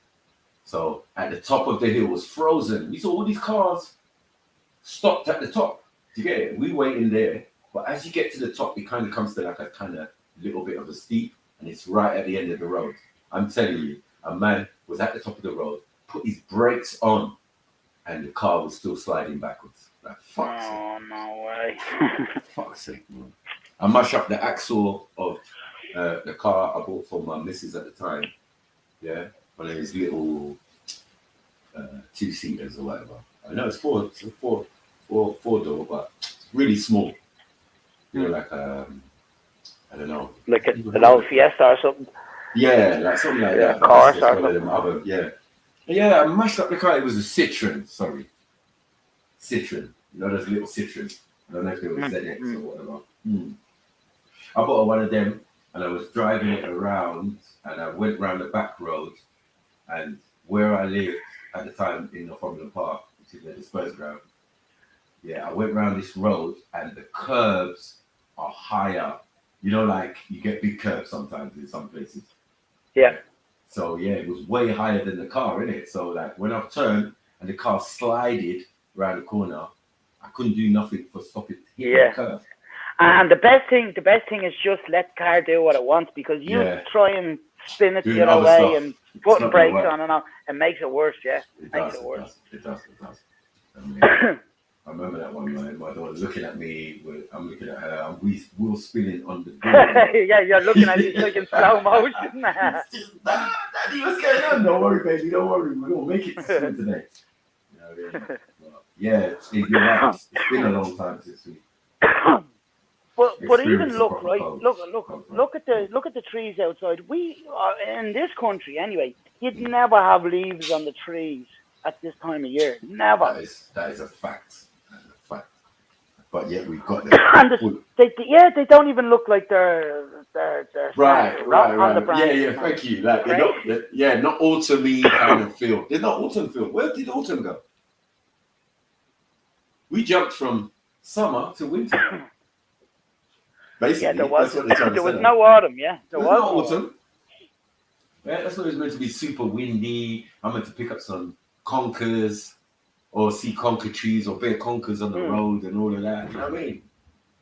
And there's this particular smell, like of dead leaves and that. Yeah. Yeah, in the end, yeah. What's that smell? Yeah, that's nature, mate. That's nature. We don't get that no more. No. It's traffic fumes and fucking concrete. I mean, and all the little greenery areas are being turned into new flats. All right, little parks we used to go to. Really, they're building on them over there now, are they? Building, yeah. Any space. Any waste ground, any waste ground. In London, it's terrible. Yeah. There's so much space outside of London. But Jesus, they're gonna have to just keep going up in London because every fucking inch of it is built on, as far as I could see when I was over there. No, because remember we got it's like the city never fucking ends. Like the east side, and the east stretches far out to Dagenham, Romford. Right. So there's a bit of countryside out that way, is there? Yeah, there's more greenery in that part of East London. Yeah, it's much more bigger, spread out, Ilford and all of these type of places. But as we encroach and start to push out, that's why I said outer places are London. More of a sprawl there, yeah. Yeah, if it takes you 20 minutes or 15, 20 minutes, half an hour to get into London, that's London. What's Dan Powell said? I had COVID and it was mine. Had much worse flu in the past. And right, me too. Exactly, me too, Dan. Me too, Dan. Yeah. That's what I was just saying. I remember before COVID, I had something that could have been considered COVID, but my nose was running like a tap. I remember that. I went to Derby to stay with my brother for Christmas and spent most of it on the front room floor with a blanket covered over me. Do you get it? With my nose dripping. And that's never happened before, boy. Never. Like a proper tap. I was like, rah, shivers, everything. That's the worst, those shivers, because you're sitting in a room that's boiling. You have the radiator on. You have a small little blow radiator, but you're still getting those chills, man. It's horrible. There's nothing worse. Exactly. Yeah, I might turn up my heating because that, bro, I got it on 21. And that doesn't seem to be doing enough, bro. You know what I mean?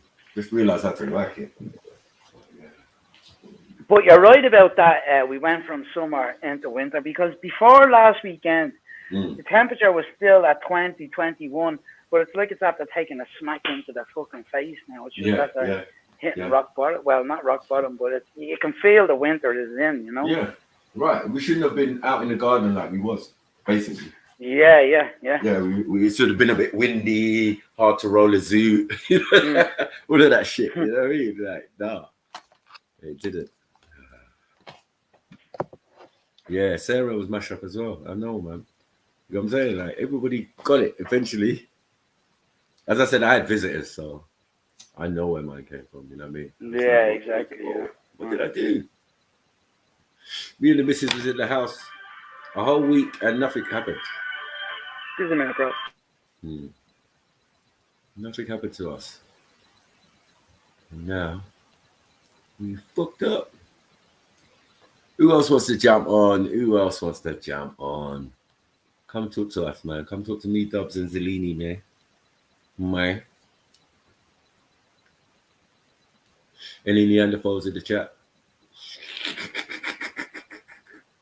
Lovely. No Neanderthals? No? No takers? Ugh? No?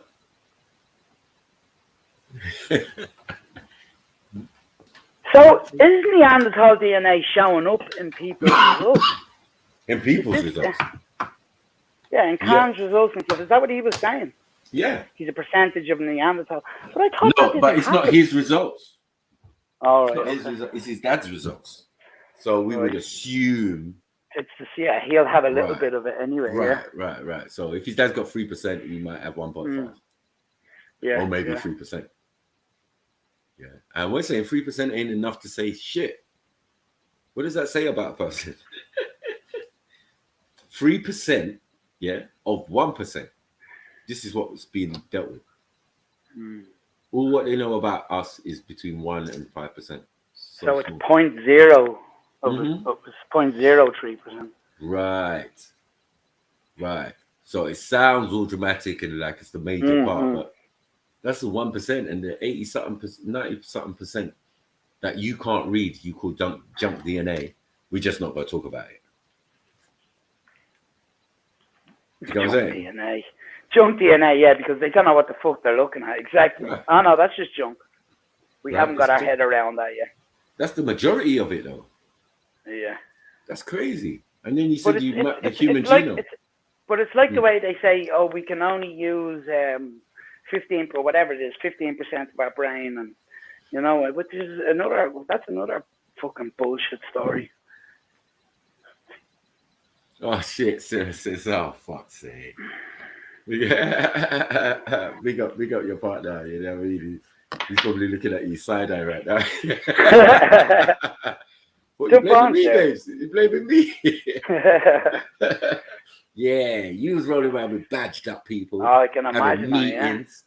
Yeah, hugging and shaking hands. And that. What happened to fist pump and elbow touches and that?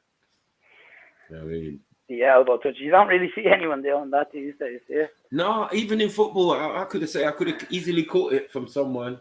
You know what I mean? Yeah. Because when we finished the game, we grabbed arms and give a little shoulder bump. Exactly, but look, I don't think there is a reason to stop all that though. This is how when we were younger that we built up an immunity system. Right. You know? I'm afraid of shit.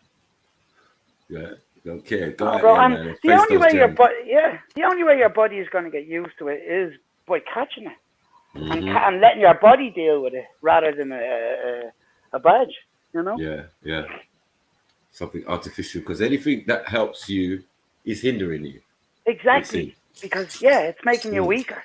You know, you can't defend yourself. Yeah, it's the same like religion in a sense. You're looking for that shot each and every year. Then just like the people that have gotten sucked into the flu jab. You know. Yeah, that was a bitch, man. They did that one to my dad, man. I was just so mad. I had to go to the chemist and say, like, no, listen. Do you want to get sued? They were like, oh, no, sir. What do you mean? Don't ever give my dad flu jab, man, you dumbass. He came in for his prescription because he's a diabetic. He's got diabetes. And they fucking talked him into it. And they talked him into it. Old folk are dumb like that. They're like, when you say you've got something for them, they get gassed. Yeah, they do. And they're a more trusting generation. Yeah. You know? Yeah, I was like, you sat in the chemist. They said they had something for you, and then the man came out and juked you in the arm. You don't think there's something wrong with that, Dad? And that was his first time getting it, was it? Yeah, his first time getting it. That is mad. And then when I read the little pamphlet, because he came in sad face with the little pamphlet and the little plaster on the arm in it and all of that. And he gave me the pamphlet, and I read the pamphlet, and I said, fuck's sake. I read it, and it said, people with these pre-existing conditions should not. Listen, exactly. I was just about to say, surely his GP or the family doctor should have gave that the okay before a pharmacist started thinking he was, you know? Man went there for prescription. You know what I mean? For whatever ailments thing. And he had a relapse or whatever not long before that. So he'd been in hospital for a couple of weeks, come out. Obviously, you go and get your medication. You know what I mean? Is that you, Jupes? Jupes? Yeah. Big up, Jupiter. Wow, big up, Jupiter. It's been a long while. You all right? Long time no see, yeah. Yeah, I'm fine. Oh. How's Uncle Hector, man? You good? Yeah, he's doing well. Good, man. Good to hear Working for Christmas stuff. Yeah. No one's ill now. No one's got this little flu or thing that's going around. No, none of us have had it. Okay, cool. But you've got people around you who said, yeah, they're suffering from something right now. No, ex's new partner's had it. She's had it bad. Okay, but it's not the thing. It's just the really bad. No, she did. She actually had COVID. Yeah. Oh shit. Yeah. It was hospitalized and everything, but ain't come nowhere near us. We're protected, don't you know? Yeah.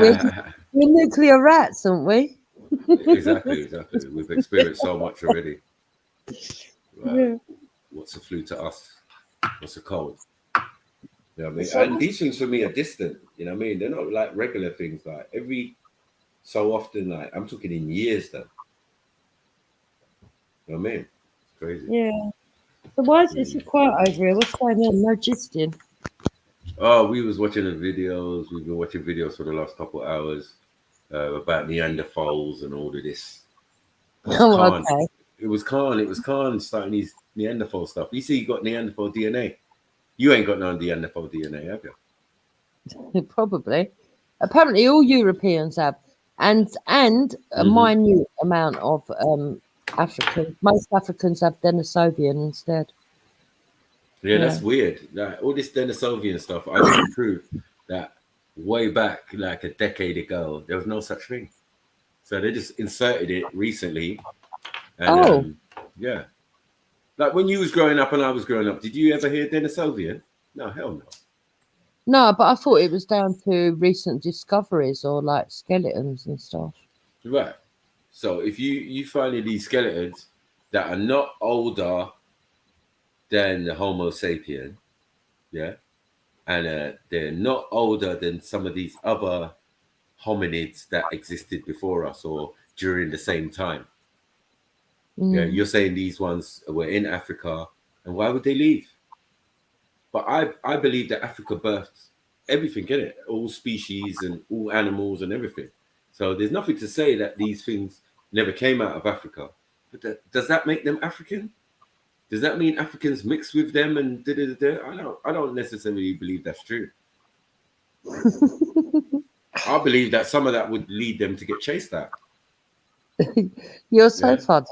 No, and even some of them. Don't like anything you don't like, you reject it. You're like, nope, that's not me. No, you know what it is. You know what it is. It's based on what they're telling us. So sometimes they tell us stuff, and then they contradict themselves. Yeah. So they'll say, "Oh, this is 80,000 years old," but hold on, we just found a gene that's them, but it came less than 200,000 years, and it would seem that we already existed. But then in another breath, you say they existed before us. It's like, well, makes sense. And then you say common ancestor. Yeah. How can we have a common ancestor if one set of people don't even have that gene in them? Yeah, no, I know what you're saying. It's I a bit believe like this negative. I can never understand that. Right. All white people are meant to be related, but the majority of them have got rhesus negative, and some haven't. Right. It doesn't make sense. Well, it would make sense that they're not all what we're saying white people are the same. We've been saying that for time. Some came straight from black folk, you know, as a force of coming out of Africa, like they're trying to say with their genetic Eve. And they're saying that one woman is the mother of everybody who's not African. Well, they reckon, don't they, that every female alive today goes back to that matriarchal line. Yeah, that mitochondrial. Right, the mitochondrial Eve. And Khan's there telling us about man, Neanderthal, man. And I'm saying man don't have children. It's going to be the most important factor in the Neanderthal thing is going to be the Neanderthal woman. Not the Neanderthal man. No one cares about that. Yeah. But when we looked into the Neanderthal woman, nobody I know would have slept with a Neanderthal woman. Trust me. Yeah. And at the end of the day, seriously, like no Homo sapien purposely. It is true though. I mean, but you've only got to look around at the fuckeries going on some of these channels today to know that some people have put their dick in anything. Yeah. Yeah. But I think they would have already half been what they were, obviously. and the other half is those people. And I'm saying those people, that's us. Once we've gone out of Africa, the early set of us would have had to encounter these beings, and they keep saying it. Oh yeah, they had a war with the Neanderthals and then they wiped them out. Or the conditions wiped out the Neanderthals, or the diet and this one and that one and any excuse and Ice Age and all of that. It's like, what? So when did they actually exist? And you say they're extinct, yeah? And Khan saying, nah, they're not extinct. They're ghost DNA. They couldn't be extinct if he has a bit of percentage in them, though, right? That's right. That's right. Yeah, I think what they're saying is that they're extinct from totalness. So there's no 100% Neanderthal living today. Walking around. And even if there was, how could you measure it? How could you tell us that? When you But I can't think even... that's a lie anyway, because if you look at some men, they do look a bit Neanderthal still. Right. Straight. There's some European man. I was explaining a Turkish family that I knew, and everybody looked like the dad. And the dad looked like a caveman. You know what I'm saying? He had a big ridge. He was very short and stocky, bow-legged. He had a miserable face, the ones. And the wife looked like him. Then the kids came out looking real odd. Do you get it? And I was like, you can tell wherever they're from, there were not enough women. Let's be honest. You know what I'm saying? There were not enough women. No, he's right, though. That sounds like cousins marrying or something. Yeah. Especially when the kids are all the spitting image of each other. Yeah, and everyone looks like the dad. Everyone. Yeah, no. You met this woman separately. She's not your family. This is a woman from maybe another part of town in Turkey or whatever, and she looks like you, miserable and prehistoric. Like, wow, that's mad. So you're right, Jupiter. There are people out there who look like that, like, yeah. But again, they're still humans or Homo sapiens. You get it? So things that these scientists and these anthropologists are attaching us to are not in our timeline or got anything to do with us genetically right now, other than that a handful of us have exterior DNA. But that's not the first time it happened. Do you get it? With the Chinese or the Mongolians, they're known to have an extra chromosome. Where the fuck did that come from? It gives you slitty eyes, yeah? That's all it does. It just gives you slitty eyes. No disrespect. Yeah? No, it's true. Yeah? They're saying they're Mongoloid. Look up Mongoloid and Mongoloidism. Yeah? You will see that it's basically Mongoloidism is Down syndrome. Yeah? And Mongoloids are people who are Oriental in look. Mongolians, Chinese, Korean, if you look at the list. You know what I mean? Because my friend Brian, he's from Canada, right? He used to be in Queen. Yeah. One day we're having a discussion. He comes to my shop. Yeah, and we're in the back, and we're having a discussion, and I mentioned Mongoloid, and he says, "You can't say that.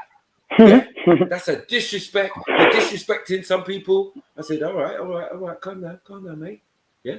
See, my computer's in front of there. You always like to touch my computer. I don't know why, but he always does that. Yeah. So I'm saying, Google it. Google Mongoloid. It's actually a phenotype, isn't it? Right. And then they will tell you, even on Wikipedia, all the people that come under that phenotype. Yeah, he was stumped afterwards. He had to shut his mouth. And I said, how can you say something that they taught us what the word means and put out the definitions and all of that? Me using that word, which is not known as a racist term. Do you get it? Now, like a lot of words, like spastic. That was a medical term at one stage. Right. Spastic. There's a lot of them that were medical terms, and once the name was a derogatory thing, it became a bad word. Then it's because we became politically correct. Exactly. That's what I meant. You know what I mean? Yeah. Sasha's laughing. She say, "What? Jupiter agrees with us." Yeah, of course. Like, there's things that make sense and there's things that make sense. She's not claiming what Khan's claiming. Remember, Khan is claiming this because it's attached to his DNA. Or his dad's DNA, sorry, because his dad did a DNA test and he found out he's 3% Neanderthal. So he needs to make an excuse for that. Right. And I'm saying, we're saying, can we be sure that's even a real thing? Yeah. And as well, we just in a picture of Khan, that does make sense. Yeah. We all said this. We all said this. But he was on the benefits of having it, gave him a bigger brain, oh god, smarter and blah blah blah. So I was like, is it? Because how those people with bigger brains and smarter get extinct? How'd that happen? Yeah, by bumping into us. Huh? That's what they're saying. Yeah, I'm not saying it, they're saying it. Yeah. Everything I'm saying, I'm reiterating from them. You know what I mean? Because they're the ones who taught me, yeah, I'm just got discernment. So I can put those pieces together and say, yeah, maybe I agree. And then others, nah, that never happened. You're lying again, innit? You're lying again. You're lying. It's like, oh, you know what Khan's like though? He's funny as well. Khan is super funny. You know what I mean? But he actually believes this shit. You know, there's something like, you know, you get passionate about something. Yeah. You get me? But yeah, the genetics, the scientists are telling you people of color first populated the planet. Yeah, so I'm like, well, They're related to Africans. Yeah, if Africans left Africa and went to Europe, who's the first people in Europe? Yeah, and they'll be telling you, yeah, these are the first people into the new world. New world means there's no one there. Yeah, and no one's been here before, which the lie detector says that was a lie. Do you get it? The terminology is it just doesn't make sense. It's that it's waves of human existence. So many people have traveled out of Africa from time immemorial, and eventually it's going to get to a stage where the later ones are going to buck up on the older ones. And let's be real, we don't know what went on before that ice age. We don't know, like. No, we don't. No one knows. And we don't know if there was more species, whatever. Exactly, yeah. For us to only have like 3 main phenotypes, you know what I mean? Negroid, Mongoloid, and Caucasoid. Yeah. Right. Only 3. There's more varieties of monkeys than there are fucking humans. You know what I'm saying? You're taking me for a dickhead. Yeah? You got chimpanzee, gorilla, orangutan, all sorts of colobus monkey, this one, that. How come we ain't got that variety? And we came from a supposed monkey that has bare variety. Obviously, we didn't come from the monkey. Yeah, but I do believe. See all those ones you went through as well, Michael, like Homo, this, that, and the other. Like there seemed to be a lot of different humans at that time walking about the place. But yeah, so what's that happening to them? Exactly. You know what I mean? They call them hominids. They call them different one. Homo this, homo that, homo rentis, homo thing. Everyone's wiped out before we come along though. Makes no sense. Doesn't. What are you saying, Jupes? I said Ari's shocked that me and Meku are not fighting. We don't always fight. That's what I try to tell people. Yeah, I try to tell people that, like, if they go to the old shows, yeah, we had many a good show. Even on G Block, we've had many a good show. Me, you, Wendy, when we did that. I don't always fight with Jedi either. No, not really. Yeah. It's just panelists, isn't it? And that fucking Betty. That is the main like thing that separates a lot of us now. To get that young one has a bad name. Like I met up with Veli a month ago, and I was like, Veli, the reason I don't come on your show is fucking the beast. It's the only reason. No one else. You know what I'm saying? Nothing else. And I'll be over there like, yeah, I'll go on. So I'll go on. You lot. What are you saying? Yeah, but I'm not going on there after I counseled her. I counseled. It's counsel culture. You don't speak ill of the dead, regardless. Yeah, and she did that. So from that, she got rubbed out. You know what I mean? It's not even worth talking I about. hope then he comes back at some point, but he might not, you know. He might have moved on with life. But I do hope he comes back at some point. Yeah, but this fucking internet can fucking depress you, man. Yeah, you know what I mean? Like, Yeah. it's not just the trolls and it's what YouTube also doing as well. Like, it can be arseholes, man. You can clearly see that people trolling people, coming on, porn bombing them, and then you want to And they're penalize fucking them. you up for it. Yeah, that's Yeah, a bollocks. you want to penalize them, like what the hell? I didn't porn bomb myself. Like, what the fuck? Yeah, but it's no worries. No worries. Oh, I don't know. The latest one is people are actually doing live porno bombs. You know, people that you know. So we Oh had shit. there was a lady from Wasp, this woman that calls herself Queen Bee. She went and porn bombed Rodney. No, Rodney K's got his own channel, didn't you? No way. Yeah, he has. Oh, he's immense, that one. But you've got to watch it. It's funny. But no, what's making me laugh is like, it seems like everybody's got their own channel now.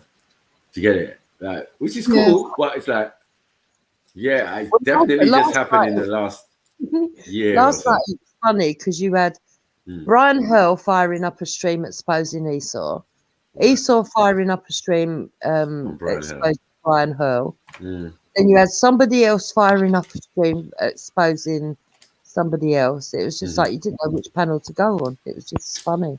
Yeah, man. Like, I got a message the other day that I got doxxed on the fucking Waleed's channel. I was like, what the fuck? Waleed's got a channel. Forget the doxing. Forget the doxing. Waleed's got a fucking channel. Anyway,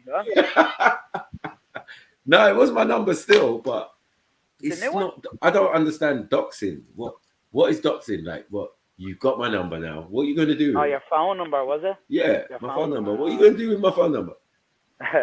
Oh, yeah, I mean, it What, could you gonna turn call out bad me? though. People fucking ringing you fucking 24/7, you know? Yeah. Suppose you could just block the numbers. That's No, they won't do much. I think I got hold of my number once and they rung me up about 2:00 in the morning. I got one call from it. I did. I get Yeah, one call that's from it. what I got. I answered it. I was like, hello. And they were going, Jupiter, you sulfur in your belly, and all that stupid shit. And I just left them to the side and went back to sleep. And they were arguing with themselves for about 20 minutes. They were like, this one was like, oh, I love you. What? No, fuck off. Boom. And I just locked it off and blocked it. Man, see you later, man. What the hell? Then the day after that, I got the message like, yeah, you've been doxxed. And then it all made sense. Like, oh, all right, cool. They sent me the screenshot of the bit where it happened. And they were saying, oh, it might have been an accident or whatever. I was like, And wow. how did it happen? I don't know. If you weren't even on the stream. I went on the stream, but some of those people, I swear Waleed's got my number anyway, or one of them, Zubaydah or whatever. It's not a secret. So I was just like, Yeah. what is this?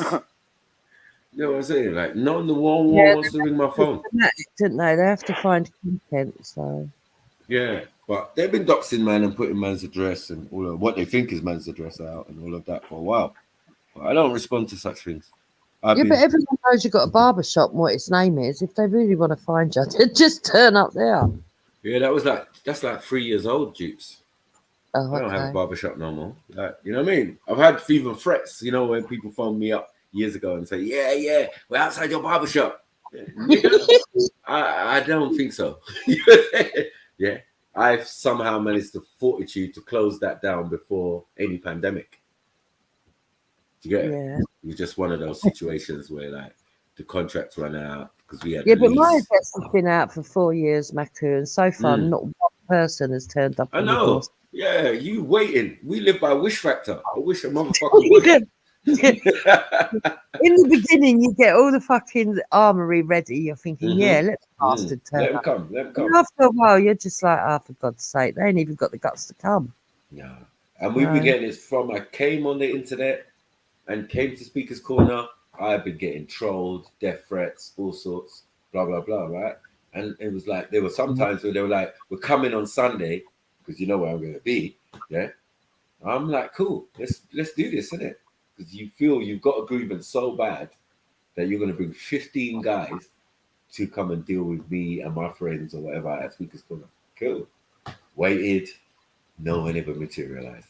Sunday after Sunday after Sunday. But what I did notice, Jupiter, is that sometimes I would have conversations with some people, right?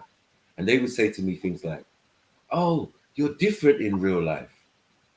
You're actually, you get what I'm saying?" I'll think to myself, where's this coming from? Is this coming from you are the one of the trolls who've been trolling me online? Exactly. Got the balls to come to Speaker's Corner. You're so nice in real life. Fuck off, man. I know what you're up to now. Yeah, it's a different capacity. Yeah, one, I might be towering over you because, like, you know, I don't know what YouTube's doing, but it's making niggas look short or something. Get out there, see them in real life. Like, look at you, man. Think it's that though, because when I first come on these channels, like, I had a load of Islamists that kept telling me they're going to chop my head off and rape my mum, right? Yeah. But the minute when I went to Speaker's Corner, out of everybody, it was the Muslim. The Muslims were the most friendly. Yeah, right, exactly. And this is even what I'm people saying. that were me online were coming up and going, "Hello, Jupiter." Yeah, because you have to remember, Jupes, most of those people that go to Speaker's Corner, they're religious people, you know? Yeah. So it's a small element of them that are angry about being religious or angry about having to give out or whatever, you know? Yeah. But most And of them will be nice people. It's hard because atheists are funny. I give them that. My little atheist friends at Speaker's Corner, they're funny. They're not usually in a bad mood, not pissed off with life. They want to debate and all that, but they're usually genuinely like decent people. Like, I've met wizards, I've met all sorts of Speaker's Corner. I'd say, yeah. Yeah, you have to be open-minded and be a people person, like. Exactly. To go down there, exactly. Also, you've got to be able to laugh at yourself. Yeah. How long is that? It's going on a couple of 100 years, that Speaker's Corner, isn't it? Exactly. So it's a and the funniest tradition thing, I always say the same thing, Dukes. The best conversations ever had was off camera. Yes. Yeah. Yeah, because people aren't trying to play up for the camera when they know. Right. Look, when there's no camera there, it's a real conversation. It's a real conversation. When there's cameras in front of you, you don't know which way. Yeah, exactly. The ego kicks and in. No one wants to be there, wrong. Yeah, right. Exactly, No one wants to be wrong. A lot of these channels, though, has caused a lot of fakery because a lot of things are set up, and they definitely are. Yeah. There's little groups all over the place plotting and planning with stupid shit as well. And your name on everyone's lips. You know what I mean? They'll be talking about you, or you hear something. They're talking about you in America, or they're talking about you in fucking Australia or somewhere. You'd be like, what? What, me? What, me? Nah, don't make sense. You know what I mean? But there's people out there doing that, and there's Stuxin, and this black sector, and roast sector, and all of that. I'm like, wow. No, I mean, the Jedi's channel was being blamed on ringing the NYPD on a cat day the other day. Yeah. I was like, what? Yeah. Day, little Oh, day. you blamed on what? Yeah, some guy came on, saying, on Twitter and on their forums, you guys better be careful. You better not mess around with these guys. Yeah, don't mess around with Day. We heard Day was on this channel a couple of weeks ago, and that you lot called the NYPD on him and got him arrested. I was like, what the hell? Really? You know what I'm saying? And Jedi went to check it out and all of this type of stuff and blah, blah, blah. Their sector's mad. Their sector's crazy. But it's based on no truth. We had to tell the guy, like, bro, we don't do such things. You know what I mean? If a guy's in DC, why would we call the NYPD? NY, New York? He was like, what are you talking about? Like, you're all high. Just leave me alone. Yeah. It's just mad trolling. And they'll come and they'll pawn bomb you and their thing because people will take revenge. Think that there's a lot of nutters in England, but enough. Yeah, if you go to some of those American channels, you can't make head nor tail of what's going on. Yeah, the roast sector is big. Shahid, he just messed up himself. Oh, I don't know what he's done. But yeah. Post me some more stuff, man. Post me some more stuff. Yeah, about not play it. Yeah, post me whatever you got, man. Let me hear what's going on, man, in this roast sector, man. You know what I mean? Because at the end of the day, we do the best roasting. The lie dupes, your stuff's been a classic. We was looking at your video the other day with Betty. That was a fucking classic for us. Yeah. Solid battle. I don't think that they have the same sort of sense of humour. Big over up, there. Jeds. Mm. With them, it's all about threatening to fucking pull up and stuff. It's just ridiculous. Yeah. We only get to that on an extreme when people really can't take it no more and they lose it. And it's semi-old for us as well. Like, people don't do that no more. Episode, that Innit? was quite funny. People don't do that no more. We started like that. Oh, send location. Yeah, put it in the back chat. We've been doing that for a long time. Like, it's old. Yeah, It like, is. if you do stuff like that, it's like 89 and that. Oh, so 89 of you. Bloody hell. Oh, you still listen to Leo Sayer? Wow. Yeah, Rod Stewart, yeah? Okay. Because that's how old it is to me. It's like so backward. You know what I mean? Yeah, it is. Yeah, It's we all used to- wrapped up away. Yeah, we do still like threaten each other and thinking like, yeah, watch when I see you and rah, rah, rah, but I don't purposely want your fucking details. Yeah. Yeah, but let's be honest, right? If we're truthful, nobody really wants to fucking see someone injured. I don't anyway. Yeah, no. You get me? And we've had examples where it all goes left, where YouTube could go. goes. Waleed is a perfect example of that. Yeah. He got fucked up. Well, don't get me wrong. I think everyone's got a right to defend themselves. If someone turns up and fucking to your house and does give it all the large and tries to fucking get physical, but other than that, I wouldn't encourage it. I don't think it's funny if it. Look, even somebody who's really pissed me off, if I found out they'd been stabbed to death the night before, over say on YouTube, I'd be like, one, disappointed, and two, really upset actually, because why would people let it get to that? Right. And that's how I thought. Even at Speaker's Corner, where I've had a few conflictions, my mentality was never about getting into a situation where I can't talk to a person. We're here to talk. It's meant to be free speech. Right? You can guys say have always whatever you said want. that. Right. And I'm like, bro, I'm not bringing that no street shit when I come to Speaker's Corner. That's I not come what with we're here for. Yeah, my intellectual hat on. I'm trying to show off and that. Do you get me? Yes. I can articulate myself really well. Yes, even though it came from the ghetto. You get me? Like, but when someone starts swinging punches at you, you're like, whoa, what the fuck? Yeah.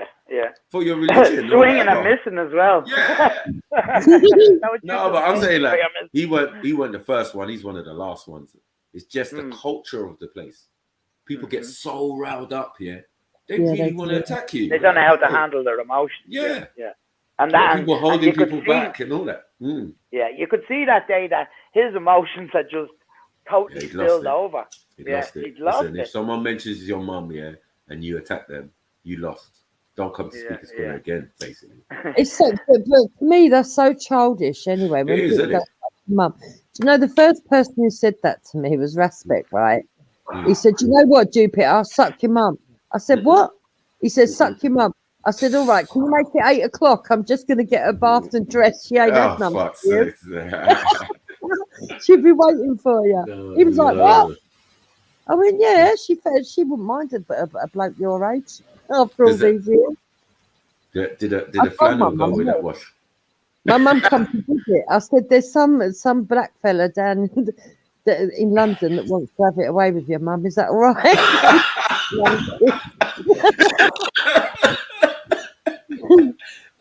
Ew. Pause. Sorry, no disrespect to mummy. Like, yo, what are we doing? My mum's funny. She's got the same sort of sense of humour as me. Mm. I said I told him that I was getting you dressed up. She was a bit proud. Nah, that's mad. But yeah, even those things, like he's had it done to him. Do you remember when Black Van Man came and he lost his shit? He was like, "Yeah, suck your mama." Yeah? And then Respect's like, "Big up your mum, yeah? Big up your mum. Respect on your mum, yeah?" Yeah, that's it. I was like, "Ooh, that's a different tactic."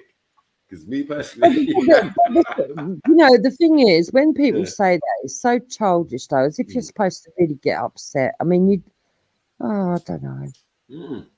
I'd be more upset if someone actually fucking did something physically to my mum than fucking just saying things about my mum. That's pathetic. It doesn't even make sense. You don't know my mom. Allow it, man. Exactly. You know what I'm saying? Like, you don't know it. You've never met her. It's like, whoa. You know what I mean? And I think the reason people get upset is because Some of our mothers are more hardcore than us.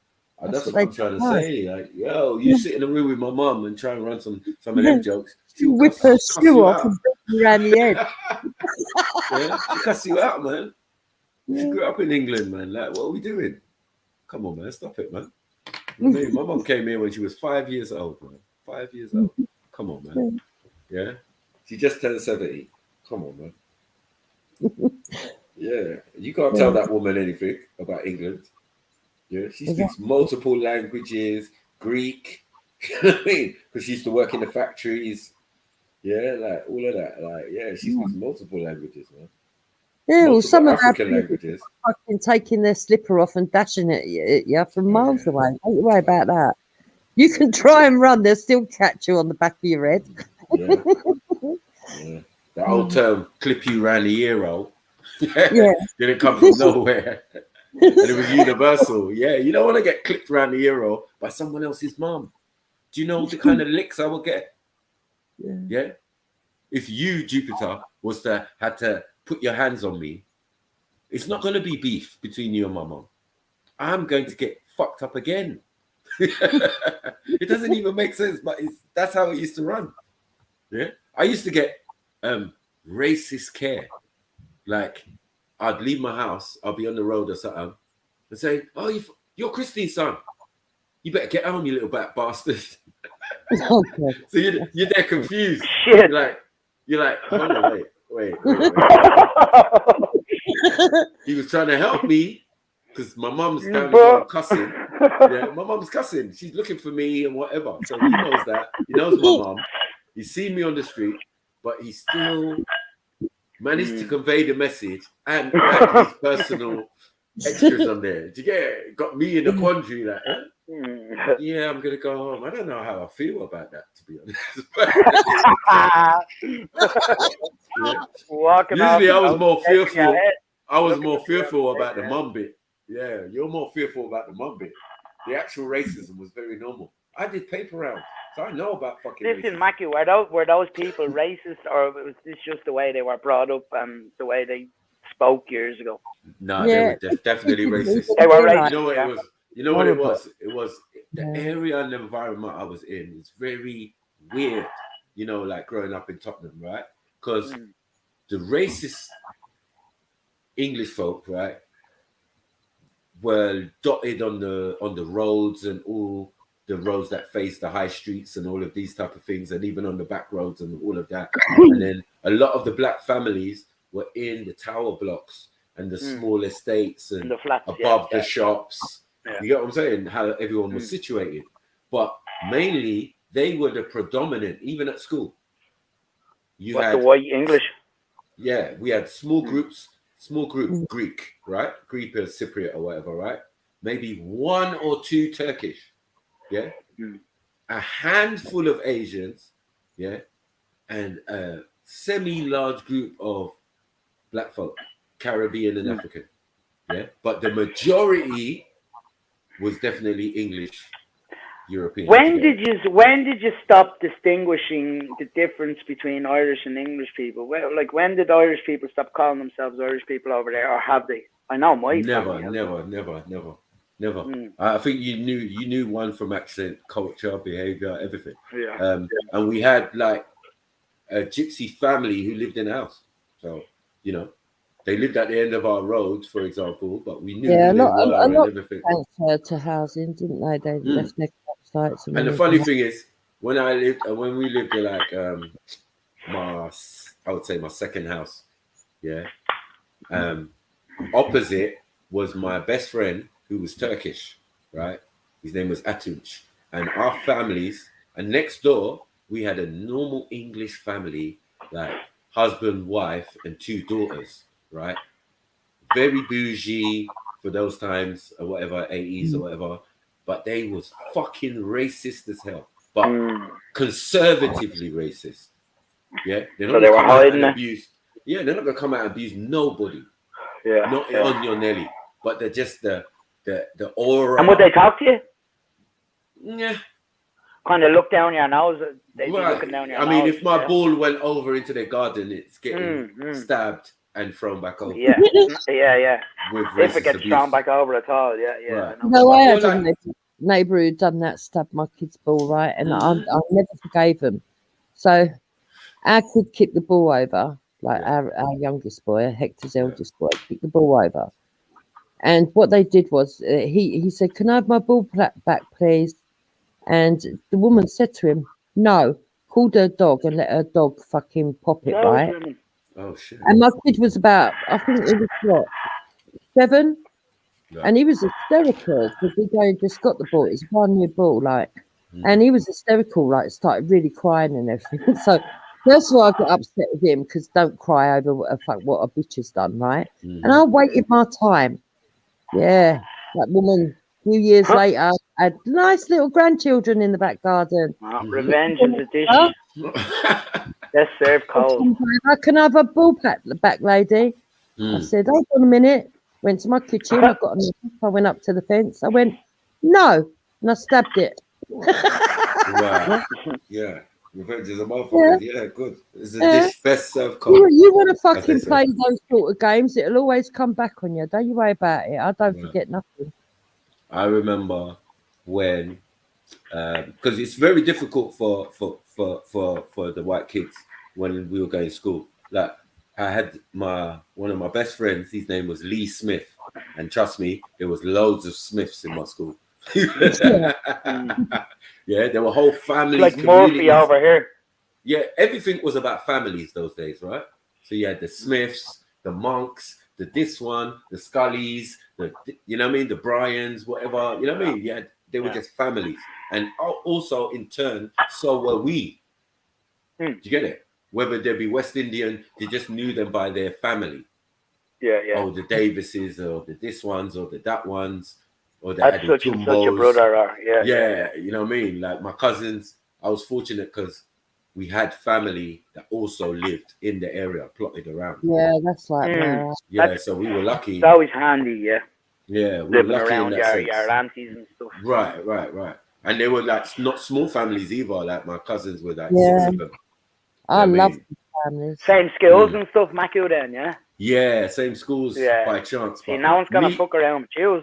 Do you know what I mean? Right. But there was still that racist element, as in the toughest person in the school was a white boy he was like legendary. He was far bigger than everybody else, blah, blah, blah. This guy, when he left the school, came back when I was a 5th year, or when I was a 4th year, about to go to secondary school, yeah, and proceeded to get me in the headlock and try and punch me up, just as his dominance.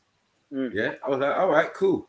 Yeah, I got my revenge, but it took me the 2nd year of secondary school, because we went to the same secondary school. Cold. I waited. Yeah. And this white boy, yeah, one time pissed off the whole school with his bullying that we all Mike said, rushed now's him. my chance. No, we all rushed him Oh, well, prior to this. For him, before he just left the school, we rushed him, yeah, and then it took the whole school.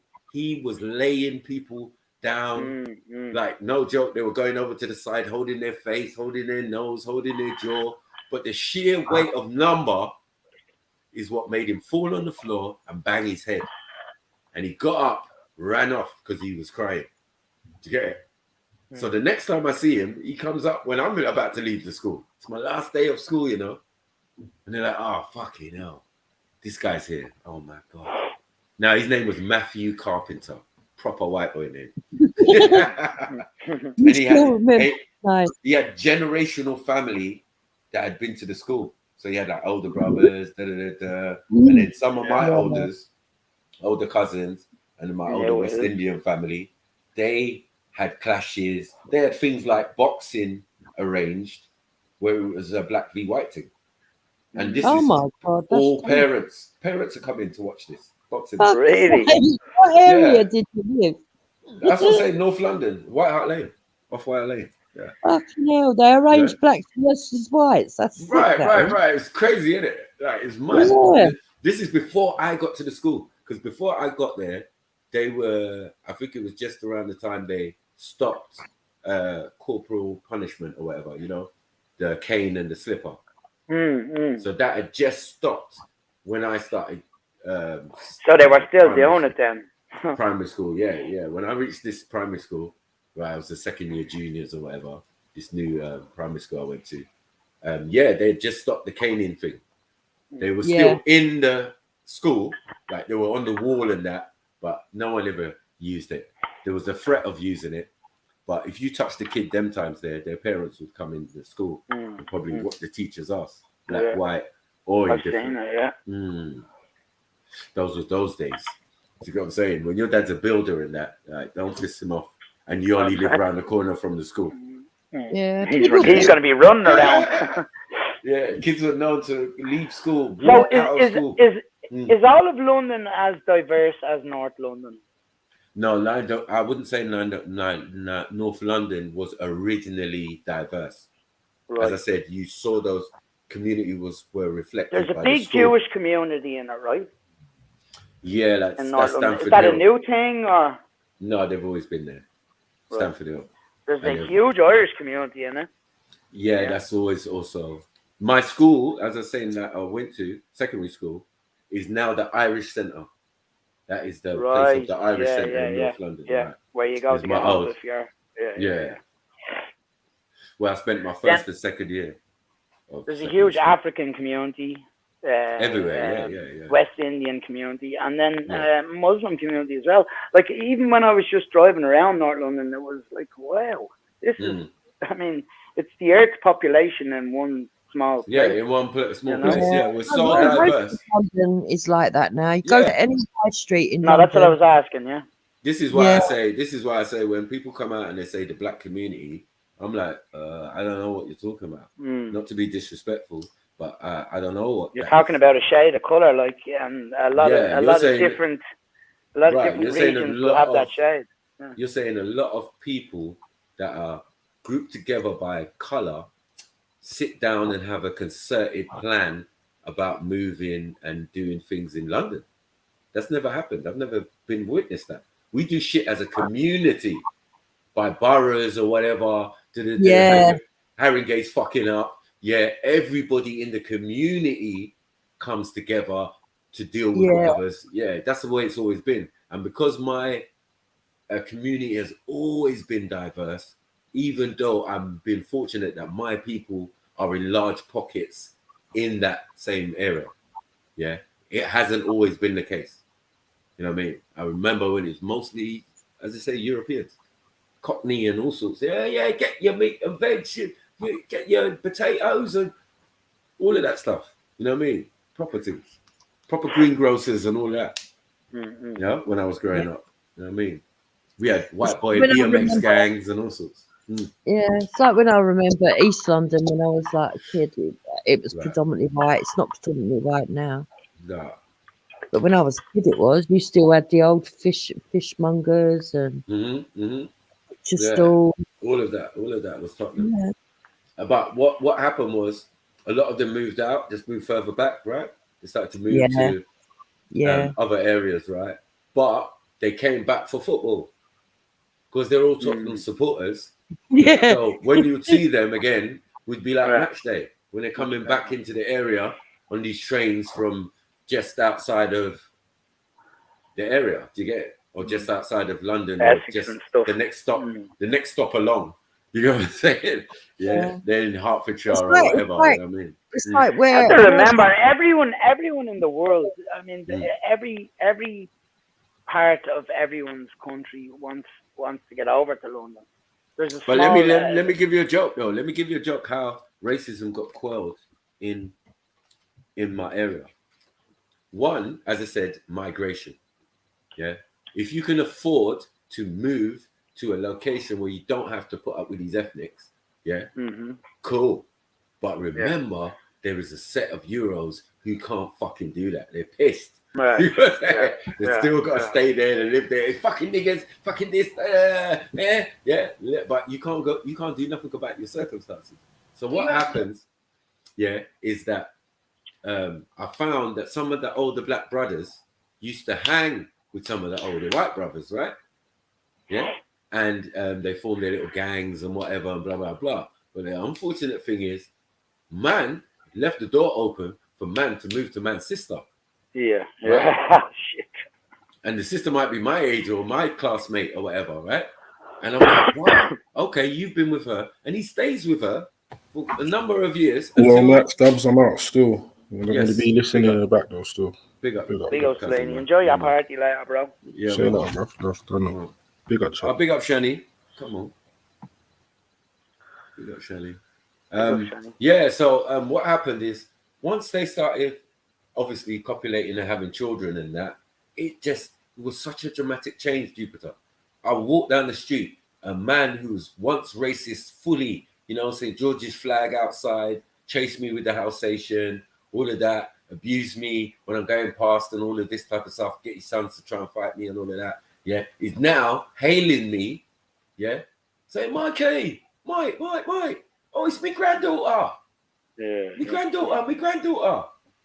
Yeah. With this mixed heritage, granddaughter with big That's curly a good hair. thing though, bro, right? No, yeah, but I'm saying it like, it's so weird because it's like, he's now expecting me not to. Yes, I know what you think mean. he's Yeah. racist, right? Yeah. You know why I think that is, Maku? I think a lot of people, if they've never mixed with someone from another community, it's fear. Yeah, of course. And It's fear. And then when they actually start mixing, and I don't even mean just having babies, I mean like mixing, talking or whatever. Yeah. Then you realise that people are the same all over the world. And, it don't matter. Never Hear this. Imagine growing up like that, right? And it changing and simmering down till I get to like my early teens, and then I move to another part of the ends, where that sort of thinking has always been the case. So I get exposed to another type of life where the people are semi-bougie who are English and thing, and then the black people who are there are also bougie. And so it's a different kind of racism, is what you're saying. No, it's not even like that in there. The pubs have both sets in there. Do you get it? Like what Jupiter's saying. You know what I mean? There's pubs where they're mixed. And then there was also those pubs that still had those people with those views. To get it, like you would know not to go into that pub. When I moved to that area, I went to one pub to go and play pool. You know what's funny though, Maku? Right? Whenever we've gone into a pub that we've not realised is predominantly, because if you're new to an area, you can't always tell, right? You can't always tell. No, exactly. Especially if you get there early before most of the regulars are in, and. Before now, me and Hector have gone into a pub, and then as the night's gone on, you've realised that this is what they call a white pub, right? Yeah. But the funny thing is, they're uncomfortable about the black man being there, but none of them have got the guts to actually sort of like walk up and say, "This is a white pub." You just know that it's a white pub. It's so funny and comical. It's the energy. It's the energy now because everything's conservative now. But I'm telling you, when I first went there. I opened the doors like this, walked into the thing, the music stopped, just like in the movies. The music stopped. Everyone looked around at me, and the woman at the bar who was cleaning the glass at the time, I said to her, I just want to come and play some pool. Because the way it stopped and everyone's looking at me, I was like, I just want to come and play some pool. She was like, nah, love, I think this ain't the place for you. I was like, oh. Okay, no problem. What's this called? Jump out the door. Oh no, what's this called? The Nightingale. I just gotta make sure I never come here again. Let me put that in my diary. And the thing is, it wasn't on the main road. It was on the back road. Near my house. Do you get it? So I was like, oh look, the pub on the corner. This is even gangster. I mean, I can go in there and play pool because I'm used to that. In Tottenham, like there's always loads of pubs and you can just go in there and play pool. You don't have to interact, and it's more mixed. You know what I mean? You got pubs owned by black folk in North London, so I've been exposed to that. My friend's missus owned the pub in Brimsdown. And I used to go there on a Friday. They used to have a little karaoke thing or some DJ come and play some music, and it was a mixed bag, mainly English folk, but there was. It's funny our area's changed though, because I remember like the old Kent Road, right? Most of that was when it was predominantly white. Then it went, then then it got a good mix up between blacks and whites. Then it sort of swayed over to black. Yeah. And now, if you see parts of it, it's swayed over to Muslim or Arabs. Yeah. Right. Yeah. Areas change, man. It's mad.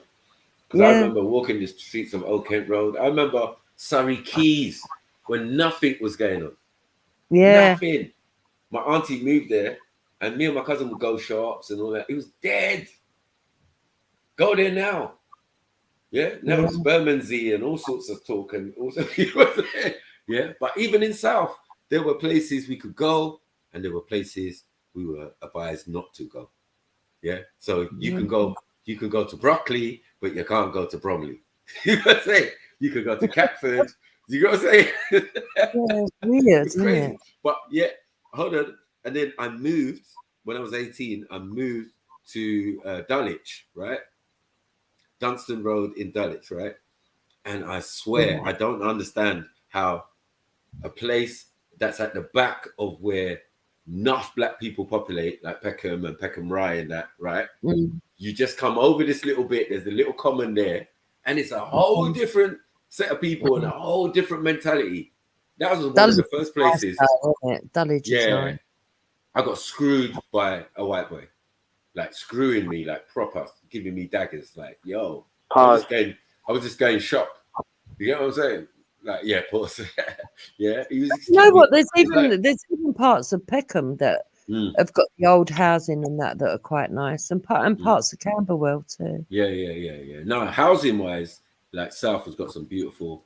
As we're going up towards Norwood, Crystal Palace, thing. That's when we start seeing some beautiful stuff. Houses built like the old Georgian buildings, is it? Yeah, proper like mansion-y kind of stuff going on. On that back road behind Streatham and all of that, that road that goes all the way to Crystal Palace and that. Yeah, I've seen some beautiful houses on there. So I know it's just like North London. Yeah, all the good stuff's further back. You gotta say, like where I live now, it's the same thing. It's just a kind of affluent area. It is the ends in a sense, or it's the next borough adjacent to where I grew up. You know what I mean? And we never really saw the borders like that. We knew where they were. But you were closer to Central, Michael, were you, growing up? No. I'm from... See, Peckham had a good vibe. Yeah. Because when I worked in Peckham, and I've even lived in Peckham for a little while. Peckham was nice. I liked living there and stuff. But the one thing that I will say, though, is it is dangerous. When people get offended when they say, oh, Peckham's not that bad, it's not true. There was hardly a week went past you didn't see a new yellow sign. Did you? Yeah, of course. Or shooting or whatever. But for the most part, day-to-day vibe though, it did have a good vibe. On the day-to-day, you never saw none of that. Exactly. None of that. You knew it happened. You knew sirens going off at night and that. You know what I mean? Like it was very busy. But yeah, Old Kent Road as well. We can't leave it to this thing. Old Kent Road was known as dangerous as well. It's proper dangerous. Yeah. We'll be wandering around there at night. Yeah. But I give it one thing, that in the past, it was safer. That is a definite truth. For us as young teenagers traveling around different parts of London and even our own area, 100 times safer. You know what I mean? People looked out for people. I'm telling you. You know what I mean? And that communal thing is gone. Because once people moves people from completely different parts of the planet, that community thing is gone, like, or what used to be there. Because we would always say, oh, we know the family that live over across the road. Exactly. But the family across the road is not, it's not across the road no more. It's some new people from Poland or from wherever or from Ethiopia or wherever. You know what I mean? It changed automatically. So those areas and those houses, because the funny thing is, the main carriageway, which is like the A10, and had beautiful houses on it, right? All the Cypriot people bought all of their stuff. They bought all of the houses along there. You know what I mean? And then in the Tottenham, like West Green Road, is owned by the Jews. Every single shop, building, and down the whole road, and you won't see one Jew or Jewish building or anything to do with them on it. Do you get it? It's known as a black road. You know what I'm saying? Yeah. West Green Road is known as the Black Road. He goes, yeah, where black people congregate, and yeah. Other than Tottenham High Road, that's the next best thing. If you want to get them bell peppers or whatever, you go West Green Road and the African stuff. You know what I mean? That's where you go. But yeah, you might see the occasional guy, twirly guy, round there, because he owns the property. He's the landlord. He's the leaseholder. He's that guy. But they live up the road. Yeah. But I think it's normal for, unless you live on a major road where people use it to get to work and stuff like that. It's normal in any area for people to sort of like look at you weirdly. I know when me and Hector like went to one part of Brixton to go and see a solicitor. There was a solicitor there. His solicitor friend, and we went to see him. Right. When we pulled up and I got out of the car, there was a barber shop opposite. Right. And the whole barbershop come out and was just staring at us because we were different people to the area. That's all it is. Yeah, you know? and that's even from the same area, because South is South. Let's get it right. You know what I'm saying? Like, but as I said, you can have whole different, because it's communal based. Everything is communal based in the past, but now it's not. You know what I mean? So even to say the structure of, let me do things in my community, it's not what it used to be. Everybody's got their own communities within it. The Greeks have got theirs, the Turks have got theirs, this one, because these ones are built to I don't know, where I live, it's not quite like that yet. We haven't segregated by race. It's but they do, some people do have a mad mindset. I can remember one argument where this white bloke was sticking up for one of the blacks that live in our area. Right. And at first it looks like he's doing the right thing, and then he says something that's completely crazy.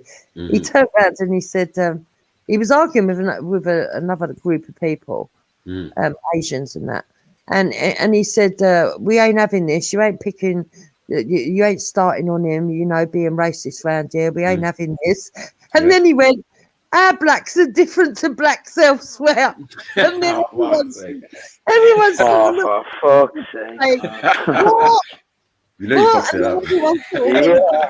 How much we are fucking hero's a fucking idiot in sort of like 2 seconds. Yeah. His good speech, all his good work done in a blink of an eye. That's like a policeman in London. They used to do silly things like come up to me, like maybe put I got pulled over, right? So a police officer would come to me and say, man, man, and all of this type of stuff. Oh my God. But hold on, we haven't even established if I'm from the West. Yeah, exactly.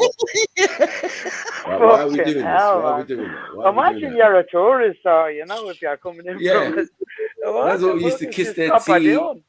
Then I'll get another one. Kissing teeth and all. Are you serious? No, I'm not racist. My wife's black, or you know what I mean. My wife's black, or my brother's wife's cousins thing is black. So well, I've got blacks in my family. I've got a black friend. One. They will always mention one. I got one black friend. Yeah. Tundi's all right, isn't he? And he's Dave. Like, as I said, this idea of racism in London, I've lived with it, and it doesn't have the same effect that it has on some people's mindset. Do you get it? And I feel that a lot of people who debate and think about it never really experienced it to the extent that, it just became, it was so normal to say, let's go to the park and play blacks v whites as kids, It's weird. It's mad, but it was true. Like the boxing match, that was a special circumstance, but I'm saying to just go out and play with my friends, even my white friends as well, I'm calling them out. I'm calling out of their house, standing at the gate though, and they're coming to play with me. And blah, blah, blah. And we get in the park, we get in the field, we've got a ball and whatever, and we're saying blacks v whites, yeah. And skins. But that's kids, man. But that's how normal it should be. Do you know what I mean?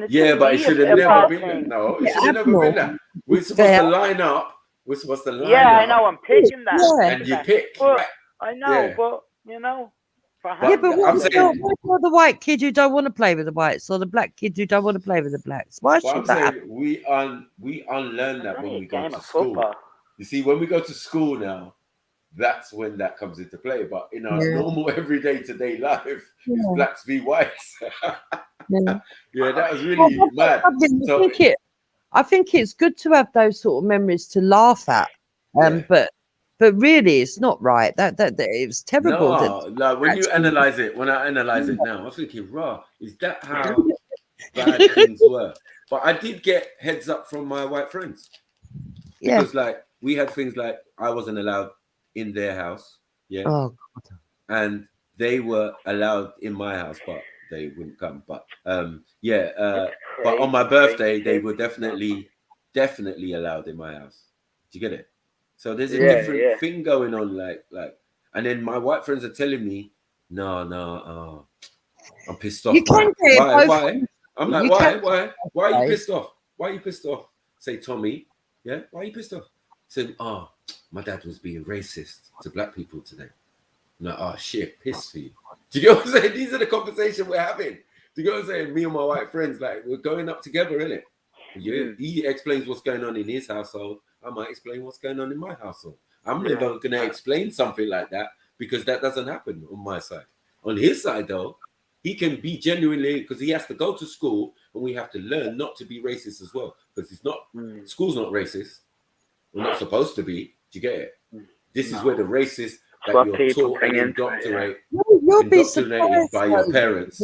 There's the silly things that used to happen. I mean, my eldest son's 34 now, but when he was at primary school, he had like black friends and white friends and whatever, and he got invited to a birthday party, and I didn't think nothing of it. Yeah, you can go.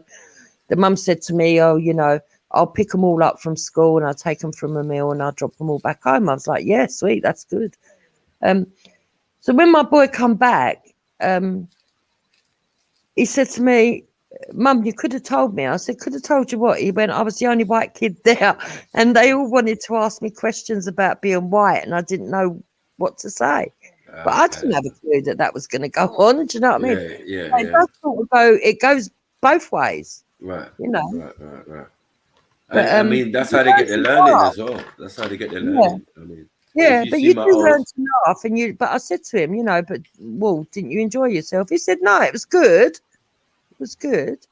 If you see the pictures, because as I said, like I was saying the other day about my mum, always used to come and celebrate my birthday at school. So black, white, or indifferent, whether you liked me or not, you like the fact that my mum was coming with a crate of Coke and a cake. No, they don't let you do that no more, Mako. It's bad. I know. You're not allowed to do that. You're not allowed to bring cameras. When we grew up, you took in a cake, you took in fucking party bags. Oh, we're going to stop the class today. We're going to stop the class like until break time or whatever. Like, it's all about Mike's birthday. And then what we do, we all go outside the classroom, sit out in the garden or whatever, and we'll take a photo. My mum will take a photo with her camera. Do you get it? Yeah. Like, oh, but cheers. All that. Yeah. In case someone's got an allergy, you know, if you bring and in it made sweets. sense. It made sense. So much sense that even the white guys in my class or white girls or whatever would remember my birthday, even when it was coming up. They'd be like, yeah, it's your birthday soon, isn't it, Mike? Yeah. And they'd be like, yeah. Yeah, your mom's coming in. Will your mom be coming in? Like, yeah, she probably will. Yeah. Do you know what I'm saying? It became so normal that even up to the first year of secondary school, my mom was still doing that. Yeah. But that's when it went left. The last time she came, it went left because she came with cream cakes, right? And Coca-Cola. And then we went out on break. And bare of us had ill stomach after that. You know what I mean? There was nothing wrong with it, but that combination and then going out for break, nah. Don't ever do that again in your life. She was devastated still. You know what I mean? But yeah, we had ways of because if you see my pictures, you would see that my birthday picture, you would see my white friends in the picture. I'd be dressed in my native gear. I'd have my other friends, you know what I mean? And I'd have my white friends there. But that was mainly the only occasion that they actually come into my house. Other than that, no, they're waiting outside, all of that, because it was a reaction to that we just couldn't go to their house. You know what I mean? Which was kind of mad. It was quite crazy.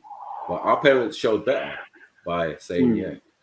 And go 5 years down the line from me to my brother and sister, yeah, they're having sleepovers now.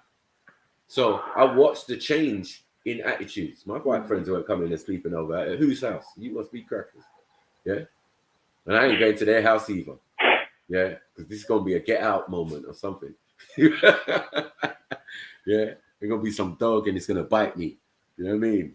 Because they had Alsatians and German Shepherds them days there. Thank God they didn't have staffs and pits. Yeah, my life would have been a mess. Probably would have been the fastest guy on the planet. But other than that, yeah, I'm telling you, I used to have to run to the shops and run home. Yeah, bread all squashed up because of racism. This is normal, man. Get chased down. I beat up a white boy at school. Really? Are you serious? Yeah. Yeah, I beat up a white boy at school. What do you think's gonna happen when I walk past his house? Yeah. His dad's outside fixing the car. Yeah. But is that racism or is that just that's the shit that goes down in the hood? Right. No, they're gonna say the N-word and all sorts. Right. Set the dog okay, on yeah. you That's and fair expect enough. their son to rep in it and they had no qualms with beating up a little kid. This is my point. Right.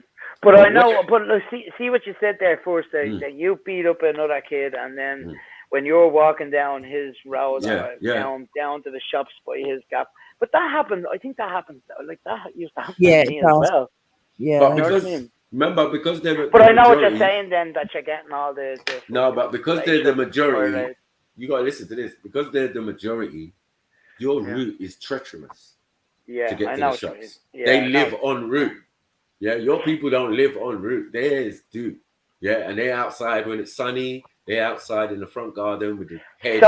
So is that constantly in your head growing up, Matthew, is it? Yeah, I The still have to racial run. shit. Hmm? But is it constantly in your head growing up, the racial shit, yeah? Not really. So no. even so what I'm saying is, even if you say you have white friends, but in the back of your mind you're always thinking like, you know, I don't know about these, but they're still my friends. No, Do you know what I mean? Never that. We are all aware of what's going on in our environment. And as I said, I'm getting a heads up from my white friends about the behaviors of their parents. And things they don't agree with, remember? It's things they And don't that agree is a friend, to be honest, like that about your own. You're pissed. They're pissed that their parents are racist. Yeah. Are you going to be happy about your parents being racist? Yeah, especially if my best friend is, you know what I mean? What am I supposed to do? Sit and say, fuck them. Yeah, they're fuckers. Fucking racist bastards. What am I supposed to do with that? Nah. But we all knew what it was. It's just that, you see this thing about chasing man down. Where it goes left is like, when you're like 10 years old and you beat up, you get chased down by a 16-year-old white boy. And you whoop his ass. What does that do to the mind of that little black man or black youth? Yeah. He nearly has a crown sitting on the top of his head. This is what happened. So aside from the racism, we noticed that our own physical physiques and frames were slightly different growing up in primary school. Like we got six-pack thing, natural like little bulges going on. You get me? We ain't even been a day in the gym.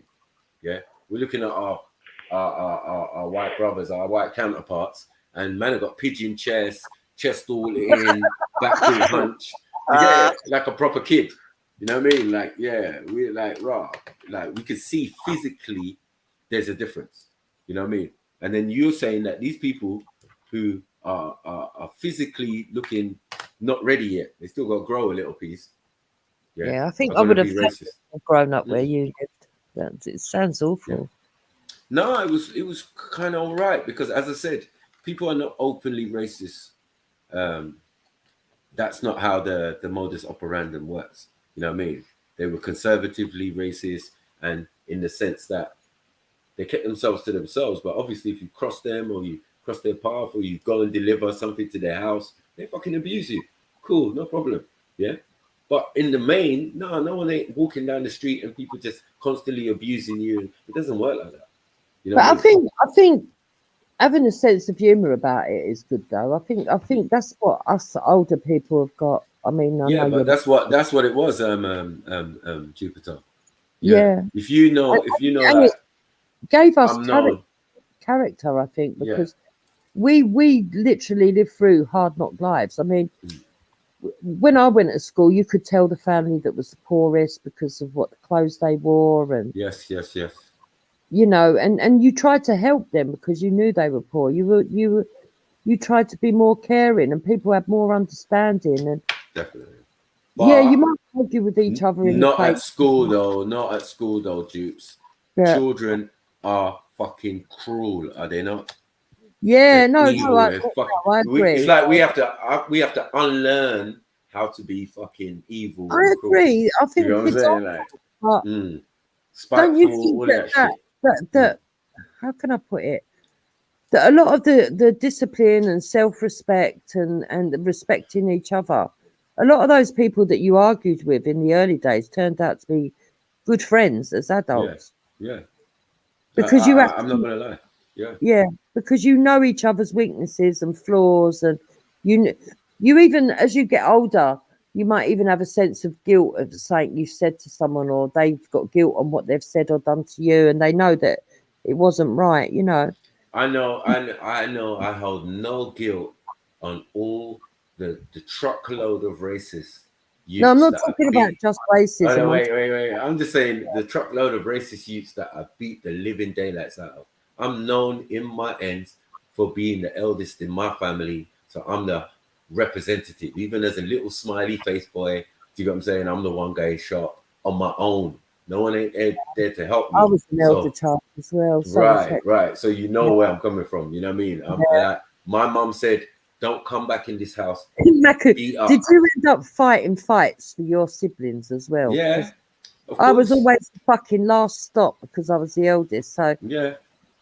you'd have Even to when I fight. came south. And it'd be the eldest one who has to go out and deal with You it. have to go and do gladiator fine. stuff.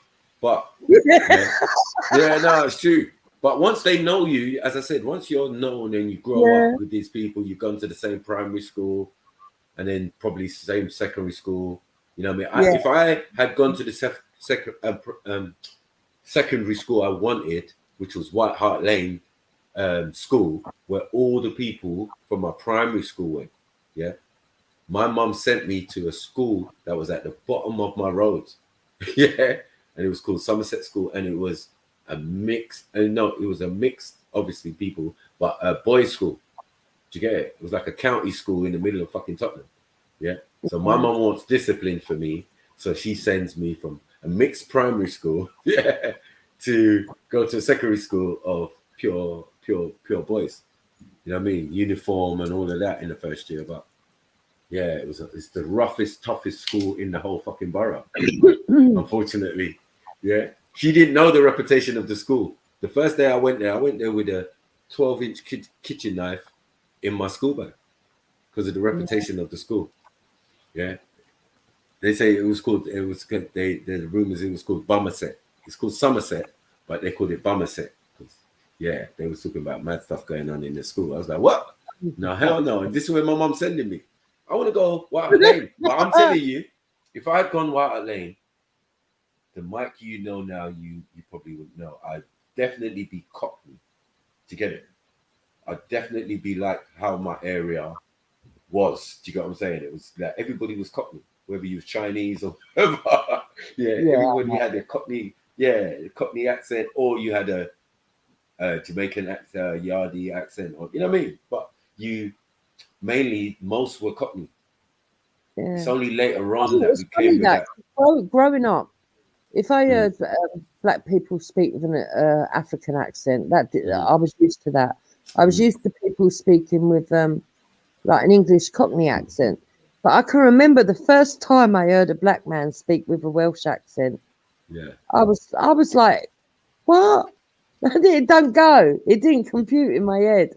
It's like every time I heard, I kept asking him to fucking say things just because it was funny to me. But I mean, As I said, that in my ignorance, like when I was a kid, that was quite ignorant. But when you get older, you realise how stupid that was. But it was a shock the first time. You know what? I can never ever speak for anyone else in my area. I just think I'm me, innit? And I don't know.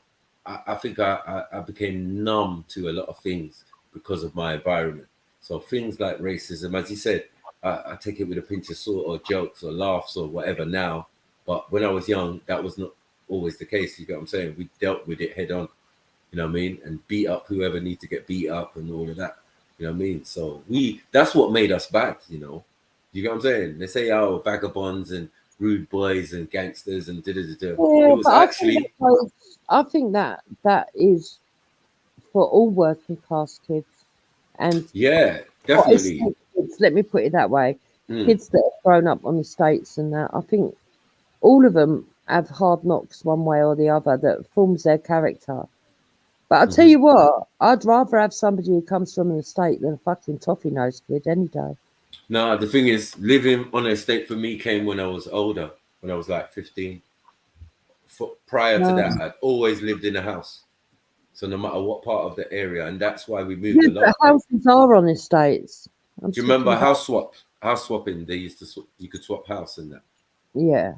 That's what we used to do because we had a house from the beginning, and we just kept on moving to another road in the end. You know what I'm saying? Like different roads. So we was kind of bougie. We was like one of the 2 black families lived on one road that we lived on to get it, where my primary school was like on the next road around the corner, basically. But why does your mum keep moving? She just like moving? No, it's just that it was the system.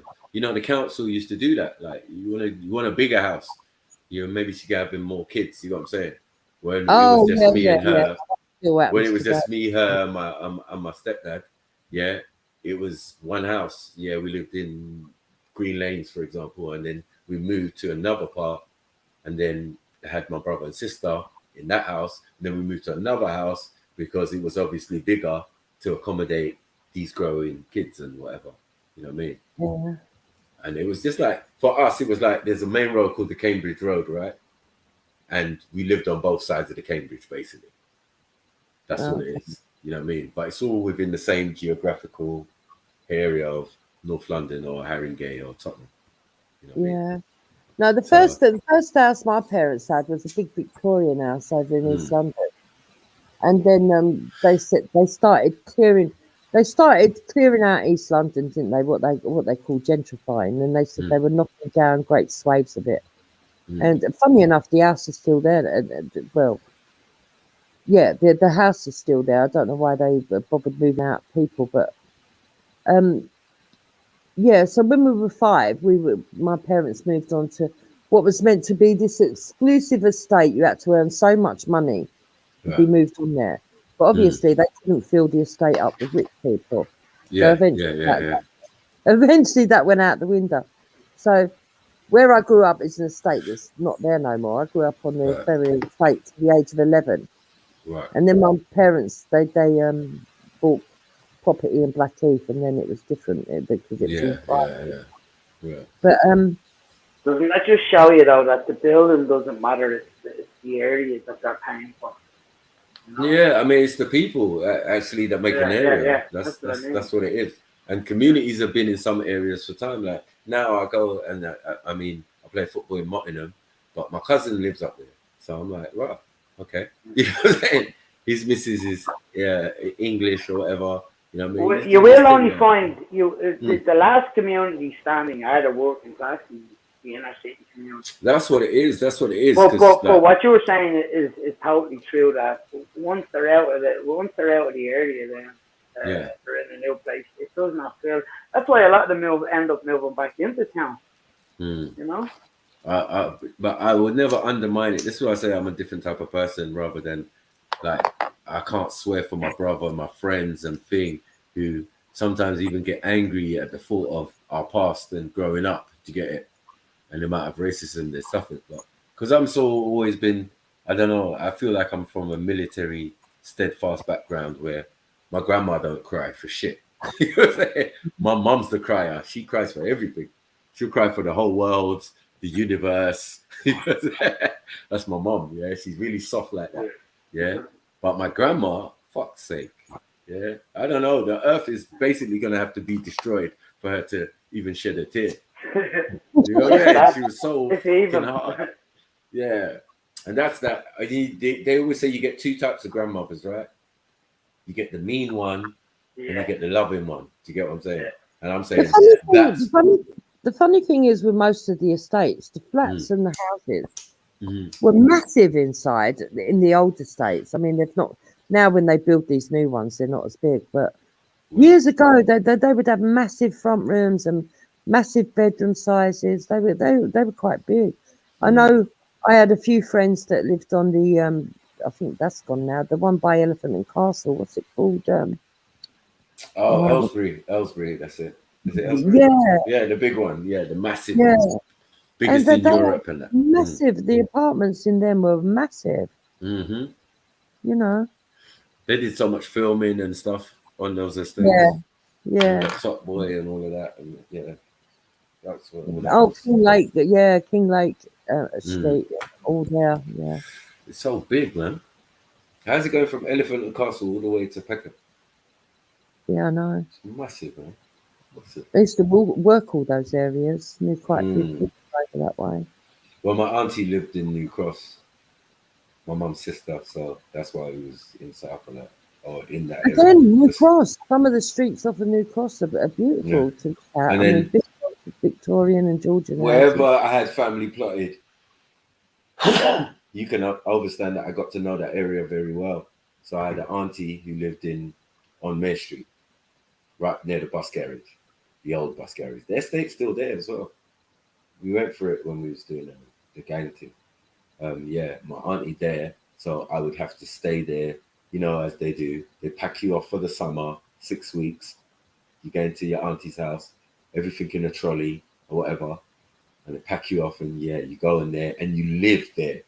You interact with your cousins or whatever. You take part in chores. You go shop. You do whatever. You know what I mean? Adventure playground, whatever's in that area. You get to learn the area. You know what I mean? So my cousin lived in Mare Street when I was little, young, and up until early, like maybe 8, and then they moved to Upper Clapton. Yeah, before the roundabout, just before the roundabout, where that chip shop's on the top of that road. So so that area I know well as well. You know, it gets you familiar with. I had an uncle in Brixton. You know what I mean? He lived on Brixton High Street above the shops. Those type of places and all of that. I had cousins in Streatham. I used to spend a lot of time in Streatham as well. So, and then obviously because my mum's sister always lived where she lives in New Cross. Always had summers where we spent weeks and almost months down there. Yeah, that was bad. Wasn't it? That New Cross fire that they had down there. Yes. Yeah, I remember that. Yeah, I remember that. Rough area though, man. All of those places, like you're saying, you know, like you go somewhere and you're looking at the estate, right? And the houses opposite the estate got bars on the window. Exactly. You're like, fucking hell. What is this? You know what I mean? Shouldn't it be the estate with bars and protection?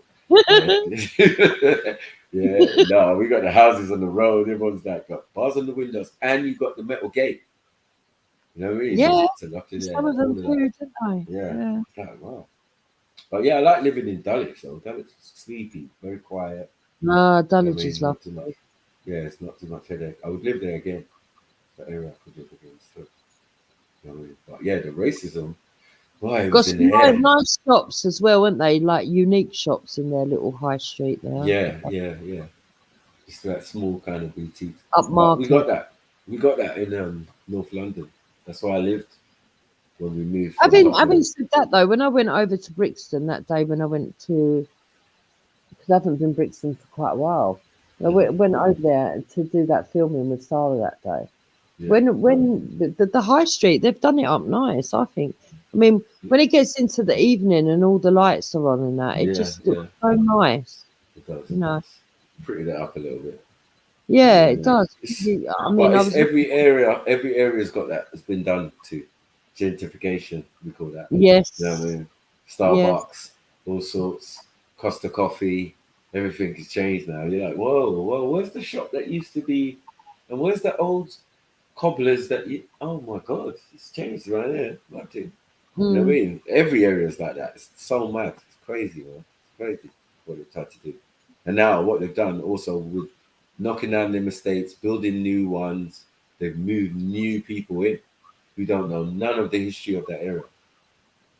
Yeah. It's all fresh for them. You get it? But I So think they the will know. new flats, I didn't like the old flats, but I mean, even the new flats, they're not good. In 20 years' time, they're going to just look just as fucking shit. Yes. I don't know if why not they worse. can't just do houses. Yeah, exactly. Not worse than some. Because I was looking at some of that. And I'm these, right. but the new flats they build, you fucking kick the wall and you go through into next door's front room. Yeah. No. Well, that was what happened to us when we moved from our house in Tottenham and we moved to Hornsey, like near Muswell Hill, near Alexandra Palace and all that. You know what I mean? Those are pretty rich areas, wealthy areas, but they built a beautiful Brookside looking estate on there. And and it's got a big plaque and all of that. So we moved in and no one had lived in that house before. It was a 5-bedroom. And it was all right, but the fucking walls, as you're saying, it's just paper thin. I used to hear my Irish neighbours running up and down the stairs like there's ghosts in the house. You know what I mean? Like they're only running because they ain't got no carpet on their stairs. You know they're not very good when they tell you you're not allowed to hang things on the wall. You think, what? Yeah, you're gonna have to get some plugs, proper plugs. Yeah, plasterboard as well, cheap plasterboard. I had a play fight with my cousin, with my uncle, and we broke my auntie's wall, who lived on the same estate, in the kitchen, because it was that cheap plasterboard stuff. Yeah. It's all right to make these new looking on the outside, but on the inside it was crap. It was rubbish, man. Yeah, You they just do a have to lot. make the space, like you make it what it is. We had 2 families of Asians who lived next door to each other, and then it turned out later it was one family. The man had 2 wives. Oh my God. And what he done, he banged a hole in the wall of the house. That one was a 5-bedroom, the other was a 3-bedroom next to it. Yeah. So they banged a hole in the wall. It came out in the paper, the local paper, that they banged a hole in the wall, and that's how they were moving around. And I was thinking, I talk to the guy all the time, like one of the sons, you know what I mean? And I never noticed that. I just thought because 2 Asian families next door to each other, I always used to see the sister running in and out of gates, but I just thought that because my door was always on the latch. Before housing got as sort of like hard to get as it is now. Yeah. If you had a big family, like like some of these Irish families, because my first husband was Irish, and some of our relatives, had really, really lots of kids. What they would do is they would give you 2 houses, and they would actually convert it for you. Yeah. Oh yeah. Yeah, that was a good one. That was good. Yeah. Those little systems. They don't do that no more. Now I remember when the council would come and re-wallpaper your house. You look through a brochure thing, and then your mum would say, which one? I'm getting this one. I'm getting this new thing. And then a couple of weeks later, council would turn up, strip your front room or whatever room, and just re-wallpaper it. Yeah. Like all these things got killed off, man. Killed off. Yeah. Our council's turned tight and started doing different stuff and demanding shit off us, but not giving nothing in return. Yeah, you have to argue for most things now. You know what I mean? I was like, wow. I even used to know, like the early days when I used to attend the job centre, young boy days, that people would come in from different countries and they're getting automatic NI number. Like, what the fuck is going on here? Do you know how hard I had to fucking live and work to get that shit come through my door when I was 15? Like, yes, I got my NI. This means I can work for the system. Mad. But anyway, for me, it was when I was younger, you get a Saturday job at 13. You don't really see much of that anymore. I don't even think you're allowed to anymore. No, you're not allowed. But at 13, you used to be able to go and get a Saturday job while you were But still no, at school. that's true. Yeah, because my brother worked for the milkman, and he was under 10. I know that. Or about, And I yeah, think, no, under, I yeah, think it they wasn't should 30. allow that because not only does it give you a good work ethic, it gives you your first character reference to when you leave and want to get a proper job. Yeah, I definitely had that idea because I just needed to make money still. You know what I mean? Paper round. I did the local paper. I did all sorts. I worked for both sides of the Cambridge, both Asian news agents. One was a family. One was like 2 twin brothers. You know what I mean? Like, yeah, they used to drop me to school and shit. It's crazy. But yeah. And then you get to learn your area. That's what I'm saying as well. Like, doing them things. But them local papers. It is hard though, and it is funny how different cultures are different because when I talk about like you said earlier, when you was going to school, it was just as they were phasing out the punishment, the corporal punishment. I can remember I went to a school where when I was at primary school, it was still, I think it was just still law that they could use it, but they weren't using it, if you know what I mean. Yeah. And you know, I was talking about that, and I remember one teacher did still used to use the ruler on the hand, but not all the other. Right. Yeah, my teachers did that still. Yeah, they still did that, and they used to throw. I don't know if you could ever had a teacher like this, but if you were talking at the back of the class, they'd sling fucking rubbers at you and fucking the blackboard, fucking the chalkboard. Yeah, the chalkboard thing. The chalkboard thing definitely got thrown. The back of the head, and they'd tell you to stop talking. That's a regular. And in those days, you know, you couldn't complain about it because no one would do fuck all about it. In my primary school, my teacher, her name was Miss Manley. Yeah, she wasn't manly though. Yeah, she looked like a woman, but she would jiggle her keys. And if you didn't hear her jiggling her keys, eventually she would throw them at you. Yeah. So, and one time she messed up and stopped doing it because my cousin, who's the same age as me, was in my class as well, in primary school, was talking. He had his back turned to her, but knew that she was going to dash the keys. So she went ching, ching, ching, ching, like she normally does, which usually stop you in your tracks, and then you, whatever. He carried on talking, and then she threw it, and he ducked, and it hit this white boy in the eye and split his eye. Oh shit! Oh. Yeah, if it had hit the black boy in the head, probably, and cut my cousin, probably nothing would have happened. You know, he would have got sent to the nurse, got a little plaster on it, and then whatever. But once it hit the white boy in the eye, oh shit! There was blood everywhere as well. She felt so sorry. She never ever done the key jiggling thing again. I'm surprised she still had a job. No, but when I was talking about that, Hector laughed at me. He said, "You only got blackboard rubbers and stuff like that." Right. At their school, they were allowed to do the crouch and the fucking. Yeah. You know, you got to lean forward on one leg with one finger. Yeah, still down. Still lean down. Yeah, that's mad. My mum kept that, man. I think that actually saved our lives because someone told my mum that like beating your children will only make them tougher. You know what I'm saying? Will only make them strong. You don't want to be beating them, and they've got animosity towards you, and now you've made them tough. Yeah, that's just like a kung fu movie. You know what I'm saying? Yeah. It's best to make them punish themselves. So this is when this stooling down thing came into play. All of a sudden she was like, "Oh, stool down, one hand, one leg, the other leg up." Do you know what I'm saying? Yeah, one finger basically. And you got to stay there for fucking hours. Yeah, hours. You know what it does to your leg muscles? Listen. As again, it's still semi-martial arts, but I preferred to get beaten because for me, you get beaten with the cussing and it's over.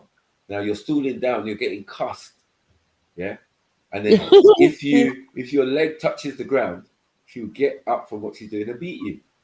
Or if she's got time, she could just be sitting there watching the TV with you on the side, yeah. And you're just there hopping on one leg, Sometimes I need to change. That's it. Yeah, He said, I need he to said change. it's I need to change that. So yeah, those things is bad, man. Stooling down. Stool down!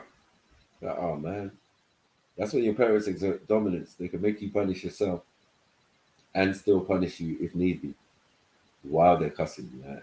And you don't want a mother cussing you, man. It just goes on forever.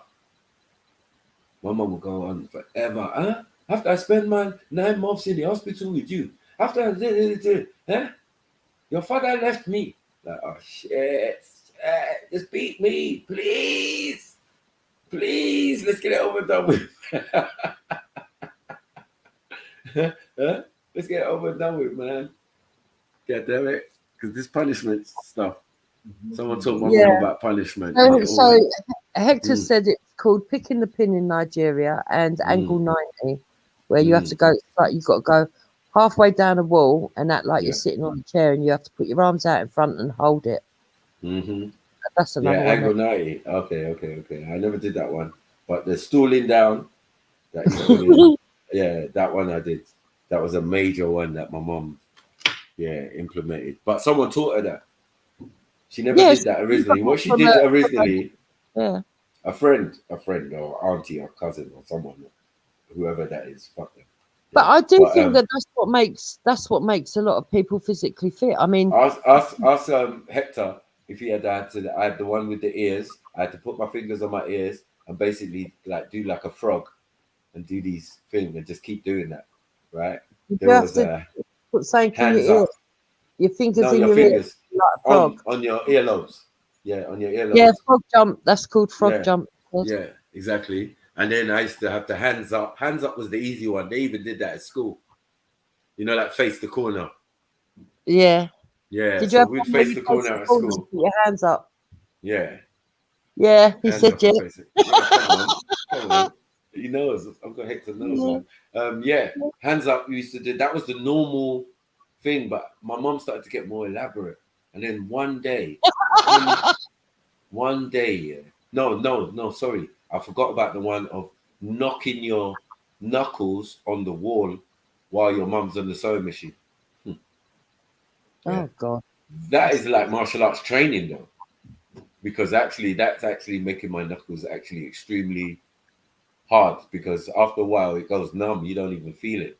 You know what I mean? Yeah. But it's like bait martial art training. Why would you do this, Mom? Because I can't do nothing to you. That means when I go to school, it's peak for them. Really? Yeah. And then woe betide them, they were racist on top. Yeah, but I think that's why a lot of black kids are physically fit, because of all that stuff. You know. That's right. That's what I'm saying. Punishment. What other punishment can you remember, Hector? Oh, yeah. That knocking. I don't know if you did that one. That knocking your knuckles against the wall one. I don't know who taught my mom that. You can't last 10 minutes. Yeah, those three. He said. He said what? They used to allow the older kids to discipline you as well, didn't they? Yeah. Oh, my auntie around the corner, was making my cousins pick a stick from the garden. They went super Nigerian on it. They were super Nigerian on it, like, and she had the brown cords for the TV, for extreme measures. Like, you're gonna get flogged. Did you get switch? Yeah, the switch. But picking a tree branch, I didn't understand the psychology. I thought it was actually fuckery, and I preferred my mom's of just wildness and picking up anything she found and just hitting you with it. Yeah, that kind of backfired. I could tell you that story in a minute. Yeah, when one day she picked up the vax and hit my brother across the arm. Oh shit! Yeah, my mom was wild, man. She was wild. This is why the beatings couldn't be the thing, because obviously we're getting bigger, we're getting stronger. You know what I mean? Yeah. The days of holding her hands and stopping her, that was like when man was like 15. But before that, she reigned supreme. Yeah, my mom reigned supreme, man. She fucked me up bare times, man. Yeah. But all that heavy breathing afterwards it's long. You're trying to be a woman out here. You've got things to do. You've got job, all sorts of things. You've got to come and cook dinner, and you've got to beat and you got to beat a son. You got to beat your son. Yeah, I've seen her sweating. You stupid boy. Yeah, why she beating her? Is your mum still alive? Yeah. She just turned 70. Oh. With her young son. Do you still get told off if you're cheeky to her? Yeah, but now it's more tongue in cheek. No, it's more based on religion. Oh. So when we have a religious discussion, which I don't really want to have with her, yeah, I'm like, oh, Mum, I'm not really trying to go there. You know what I'm saying? Like, but she will go into something, then we'll debate or whatever. But she watches my debates. I didn't even know. My sister told me. She watched my debates at Speaker's Corner. I brought her on stream as well. She's on Jedi's. Mama Mackie speaks. There's a whole episode where me and my mum was on the stream. And she was saying her point of view growing up in London and England and all that. You know what I mean? I'm just letting them know, giving them an insight into like, yo, you might think I'm a particular way or I might have these particular views, but I tend to keep it real. You know what I mean? I'm from London. I'm like, you know what I'm saying? Like, if anyone's once, she came on once and spoke to people. Yeah, that's good. She was telling them what East London was like years ago and stuff. Right, exactly. I think it's valuable that we make sure that the elders have to tell you what, because people will lose so much if they don't understand. You know. Get me? I bought my daughter on for Betty. Fuck's sake. Fucked her up. Oh God. Yeah. One day my daughter was at my house and I was on the stream and it was just running joke and then Betty came on and then she was being rude. But previously I'd warned Betty that listen, I'm a grown man and I've got grown ass kids who have their own web pages, you know what I mean? The YouTube page. Yeah. My eldest daughter, she's like 24 now. Do you get what I'm saying? And my youngest, who's like 15. So I'm like, yo, Betty, they use the internet and they definitely watch YouTube. So you can't be abusing a father of two, do you get what I'm saying? And think that there's no repercussion. You always talk about black women this and black women that and black women that. Well, I happen to be raising two. Do you get what I'm saying? I'm adding to the community. I'm adding to the world. Like, I don't know what your contribution is yet. You're talking about fake baby business at the time. To get it, I was killing her with it, right? So yeah, she came on the stream, on Jedi stream, and then she started going off on one, being disrespectful. So my daughter said, "Is that the woman who said I was mixed race?" Yeah. So I said, "Oh shit!" I was like, "Oh shit, you heard that shit?" Yeah. You don't know what they're listening to. As I said, she don't live with me, but I'm saying like, I told Betty they're on the internet. And they could probably mosey across my channel or whatever I've done at Speaker's Corner and have a look. Because she was at Speaker's Corner with me a couple of times at the G Circle, you know what I mean? So she would have a little interest in what was going on, you know what I mean? So I tried to warn her. Yeah, she became, what was it? MGJ, Machine Gun Jada. Yeah. That's her name, yeah. Jada, yeah. Jada came on and rinsed Betty. Rinsed her. Yeah. Because you can't use the black woman thing on me, can you? Do you know what I'm saying? When the black woman I'm raising has come to speak to you and ask you why you said she's mixed race. Yeah. You know what I'm saying? Because you don't like race mixing and all that. I was like, Real done a replay from about 2 years ago, right? Mm-hmm. And Betty was on there. And do you know, everything that she says now is the same shit that she said then. Yes. There's absolutely no progression, no difference. And no, I pity her. I do pity her. She's stuck in time, man. She's stuck in the time warp. And yeah, I think it's definitely mental health. What she says doesn't make sense. No. Yeah. The fake baby thing was just too much. The crying baby, I had heard rumors about it, and then when I actually heard it on one stream, I said, "Nah." I think Jedi was playing G Block stream, and but she put it Jedi on. doesn't realise how funny it is when she stalks him, but because it's not funny for him, but it's funny for everybody else. It's hilarious. No, yeah, definitely. I understand why he gets upset, but it is funny when she No, turns when she up. came to Speaker's Corner, I remember twice. I think I saw her. Oh, a couple times. She actually pinched his ass. Can you imagine that? And it was caught on camera as well when she done it. I remember standing there, right, and on that occasion, I think she came with big arms, right, but she grabbed onto my arm because we squashed our beef, right. Yeah. We'd had an amnesty. There's no beef now. The only person she was beefing with was Raspect. She wasn't even beefing with Jedi, right? So she's come to the park, all dolled up or whatever, and she's linked my arm. And she's walking around the park with me and right? But it's in the night, yeah? So I'm like, right, this girl's big. Yeah, she ain't no slouch, she ain't no little thing. And then she must probably wearing heels as well. So that just made her even taller. I was like, fuck's sake. You get me? Why are we the same height walking down the road? Like, what is this? Yeah. Anyway, yeah. So we've come back to where they're debating now. Jedi's watching the debate. He's looking at me, and then he turns away and goes to the debate. Betty goes behind him. Yeah. So it's like he could feel her behind him, staring at him or whatever. Yeah. Oh, and then he moves a little bit. Yeah. And then she moves as well, right behind him, and she's just there, right behind him, you know. Scary, isn't it? Yeah, it was like, rah, this is off key. And then he's like sly looking at me. He's got his hood up as well. He's sly looking at me. He's got his jacket, sorry, with the fur. He's looking at me, and he's showing me the eyes. He's giving me the eyes like, this girl is crazy. I was like, nah, no, bro. Wow. You get me? We've seen it in real life. So, yeah, the obsession is real. But as I said, she's been cancelled. So, I'll never forget when he done his little concert thing. And she turned up and was waving to him from the crowd. You know what I'm saying? She's lost it. Oh, God. Yeah. But she came to defend him. Yeah, she came to defend him, but yet she was there on the day when they tried to move to Jedi.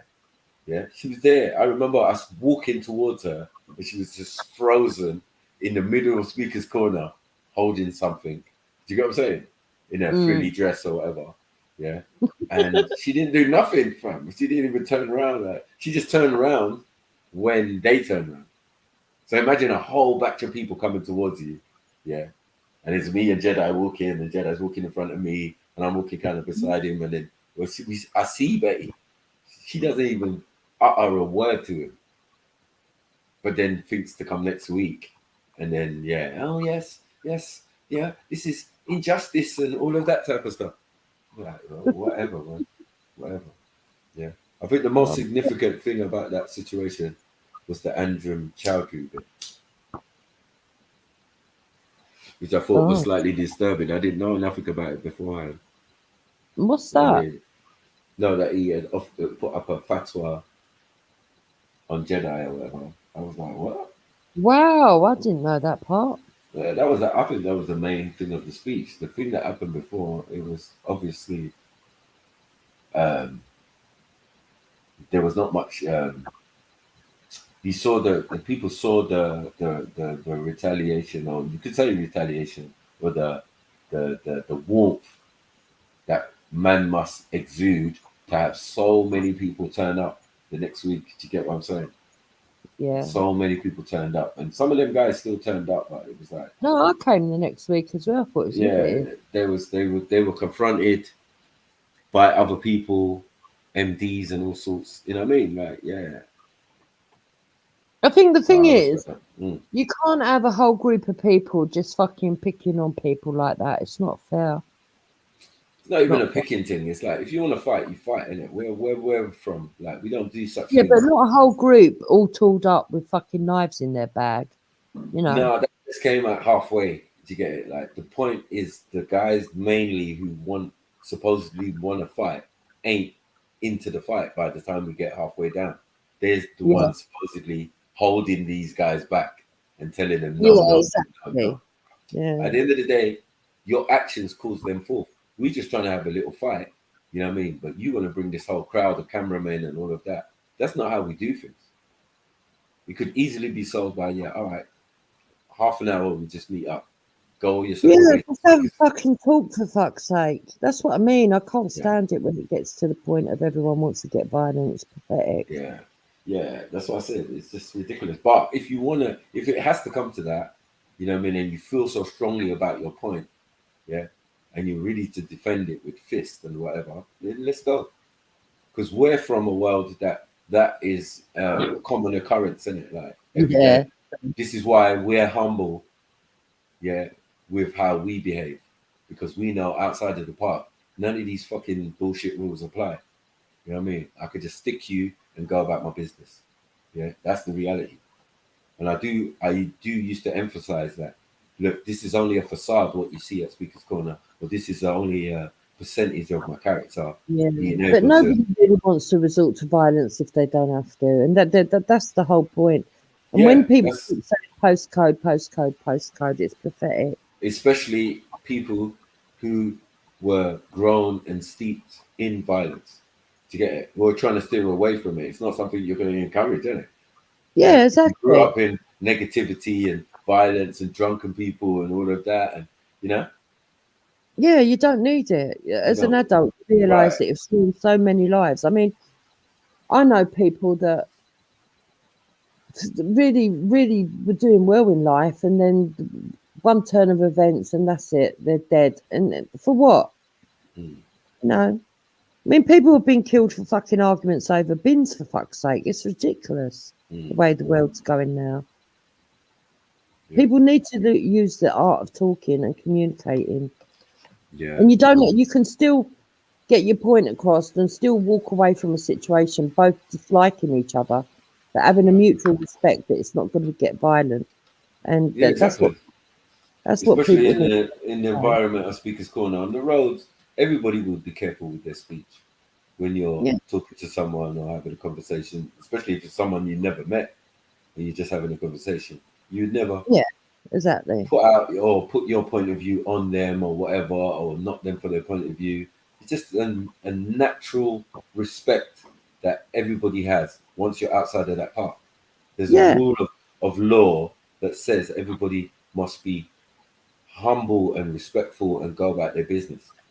This is why London is the way it is. Like we used to talk about rush hour. Rush hour, no one ain't got no emotions and time. People got goal places, right? So we don't even, like Americans, oh, good morning, good afternoon. We don't do that in London. We don't do that in London.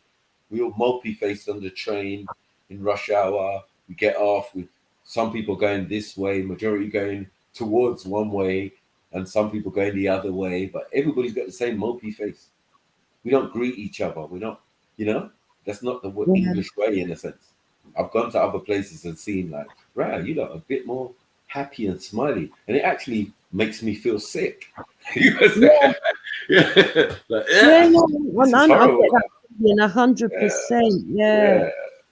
But when I'm in England, I understand now that how conservative and how different we are. Like when you go to other places and you're like, right, you know what, Mike? Just relax. Yeah, it's like, what are you smiling about? It's pissing down with rain. The bus ain't coming. I just want to get home, and I don't want to fucking be. I'm saying even going to America and even getting served is just weird. Do you get me? Oh, hi. What would you like today, sir? How's your day?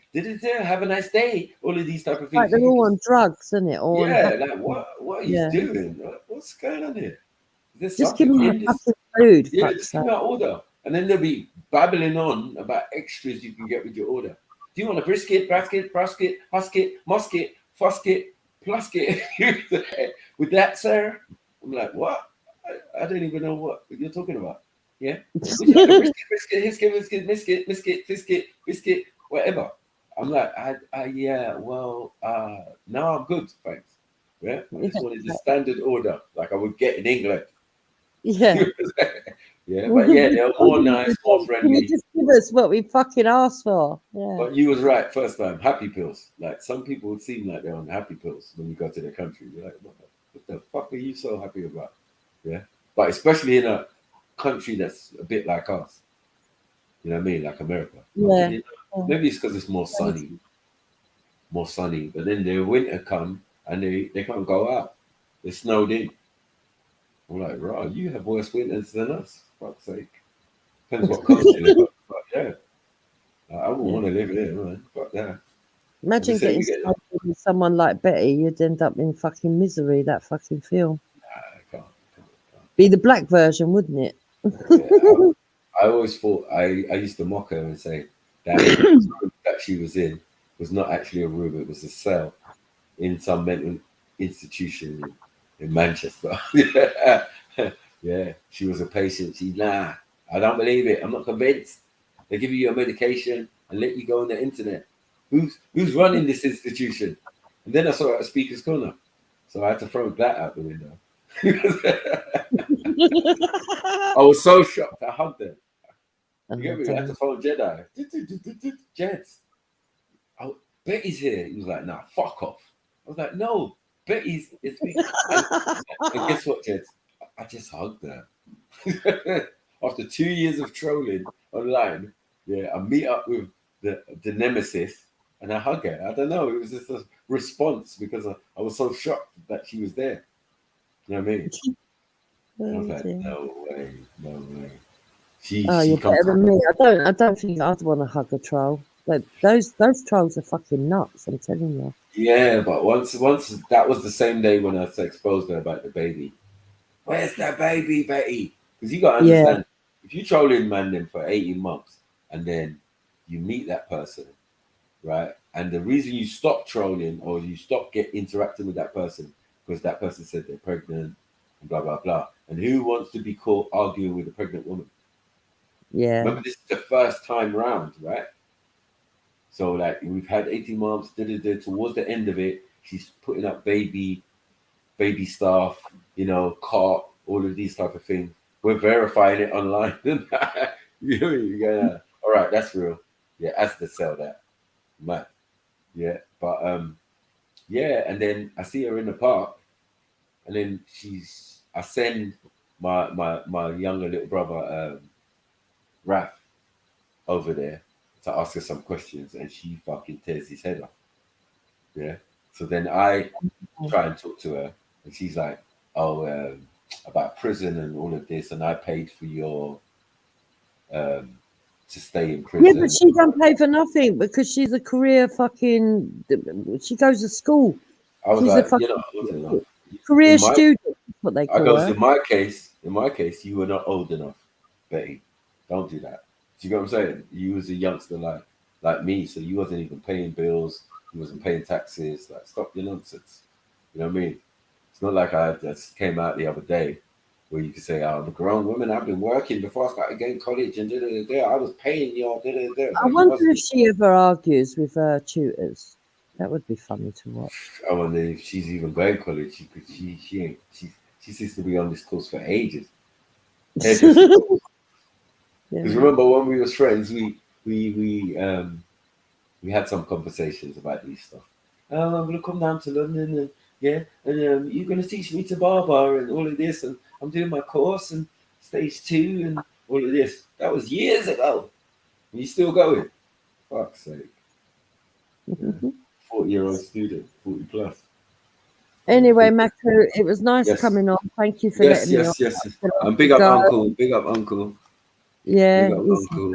Yeah, man. Come on. You know what I mean? But yeah, man.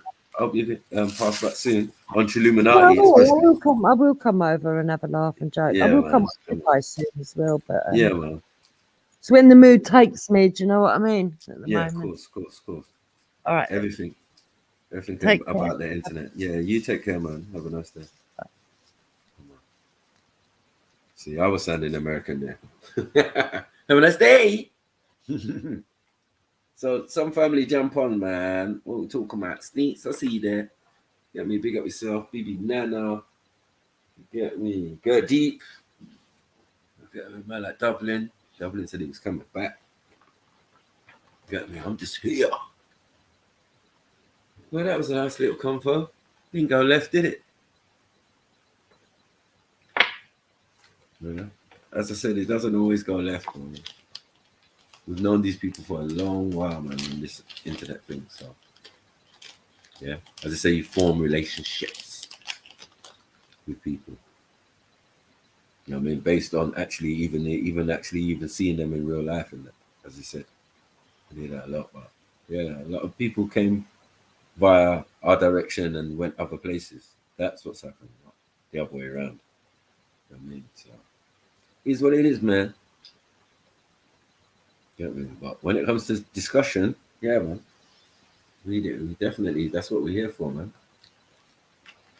To bust up these people when they come to start talking stupidness. Because, as I said, the reality of where some of us come from is definitely that, and we definitely put a stop to the nonsense.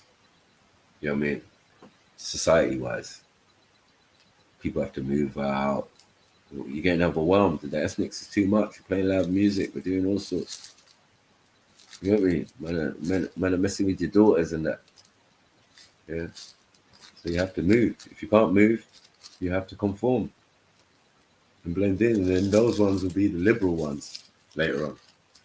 They were racist first, but then once they started to get these other ethnic groups in their bloodline, it's time for change.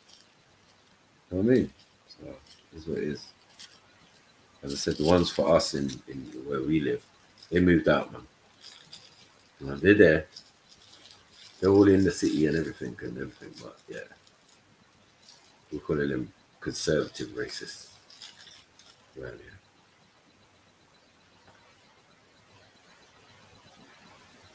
Who this? Who are you? Who are your... I don't trust you bitches. Let me see, 1 second. Ivan. Give me a second. I'll be in my zoo.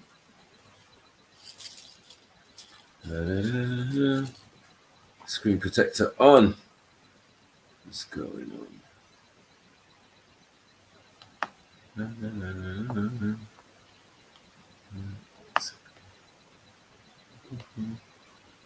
Somebody looking at the window.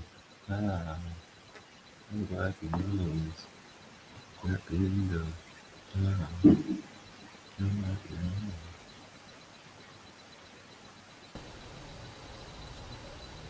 Hello. Hey, what's up, man? What's up? I'm doing a little mic test. I'm not sure if it's picking it up. Yeah. Got you clear, man. Yeah, this is usually the Trill Illuminati Yeah. live stream, right? Yeah, no, I'm from there. Oh, okay. Yeah, I used to go my own page, but this is my other page. So, Oh, that's what's up, man. I man, knew I big up. recognized your voice. Sniper, man. Yeah, man. Come on. I'm not here So, to yeah. troll. If you Okay. want, I'll stop my cam. No, that's all right. Yeah, I got you. Big up. Yeah, I'm not. So what I'm you not saying, trying Ivan? What to you do want to nothing. talk about today? Well, I see you've been on for almost 8 hours, dude. Like you're putting in work. Thank you, bro. Got me. So for the people, then. How much people you averaging on watching? I say about 30, 35. That's what's up, man. You'll have your 1,000 hours in no time. I just need everyone to subscribe to this channel. It's hard because the other channel's suspended. It was a matter of time, dude.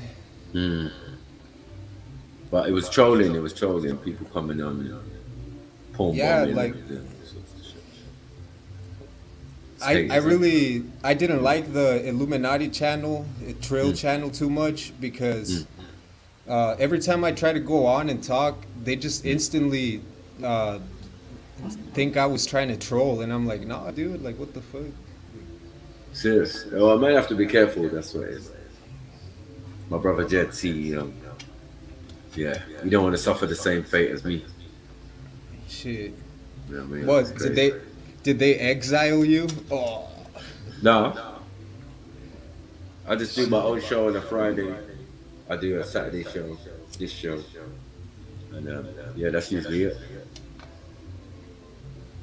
But they oh, what? You saying that did YouTube exile?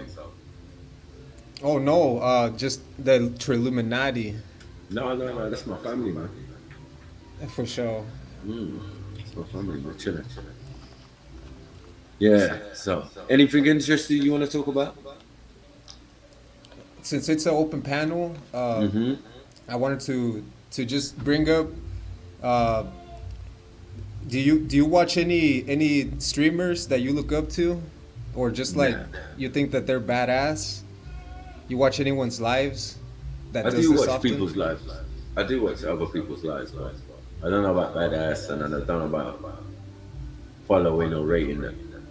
I only rate Trilluminati, and then it was G Block as well, and my sister Nynefa, and a couple other Lions Den. Like they're more UK based. We used to listen to the American stuff, you know, like Conscious Community. But yeah, they fell off a long time ago. So we started concentrating on our own thing.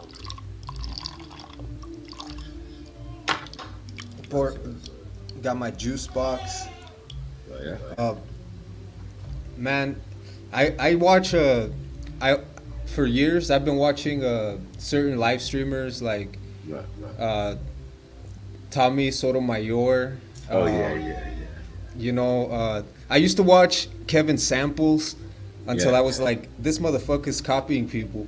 You know what I mean? Like, I was like, I thought Kevin was alright still, but yeah, he ain't bad. Everything's for a purpose. He ain't bad, dude. He seems like a chill guy. He even shouted out Tommy, and honestly, because I'm a loyal listener. Yeah. And since he was copying Tommy, I stopped listening to him. But this man, I've always loved live streaming because to me it's like the evolution of talk radio, not just podcasting, because I think there's a difference. Yeah, there is. Yeah, there's this live streaming thing that we do is, as I said, it's every day.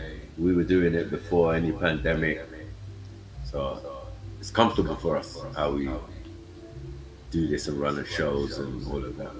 But podcasting, I think a lot of this is more pre-recorded, isn't it? Exactly. Like podcasting is more like a clean cut. It's like a show. And live radio, when I'd listen to the radio, like when I was like 10 years old, like back in 2009, 2010, I was listening to stuff like Coast to Coast AM with George Norrie, Art Bell. I really liked that. I would listen to Alex Jones before he when his coolest video was him spying on the rich people. Wow. Like back in the day before he was like too wild or whatever, and he had his show and Infowars. He had he I don't know if you've heard of Ground Zero with Clyde Lewis. Yeah. Ground Zero with Clyde Lewis. He's awesome. He always does the shows live. Like he uploads them. It's like a show, but he literally like has a radio show where he doesn't like have a script per se. You know what I mean? Yeah. Really dope. Those some of the people that I've listened to, and even before all this YouTube stuff popped off, I always thought that talk radio was really badass. Yeah, talk radio, or the blog radio. Yeah, well, I know a couple people on talk radio still from America. I used to listen to. Why, Michael? Are there any like British equivalents? I think you're playing. Are you playing this on YouTube as well? You might have to pause that. No, I'm not. I'm actually not. If you hear sounds in the background, that's literally goats and sheep. Like that right now, that was a goat. Yeah, I can hear myself echoing though. I don't know.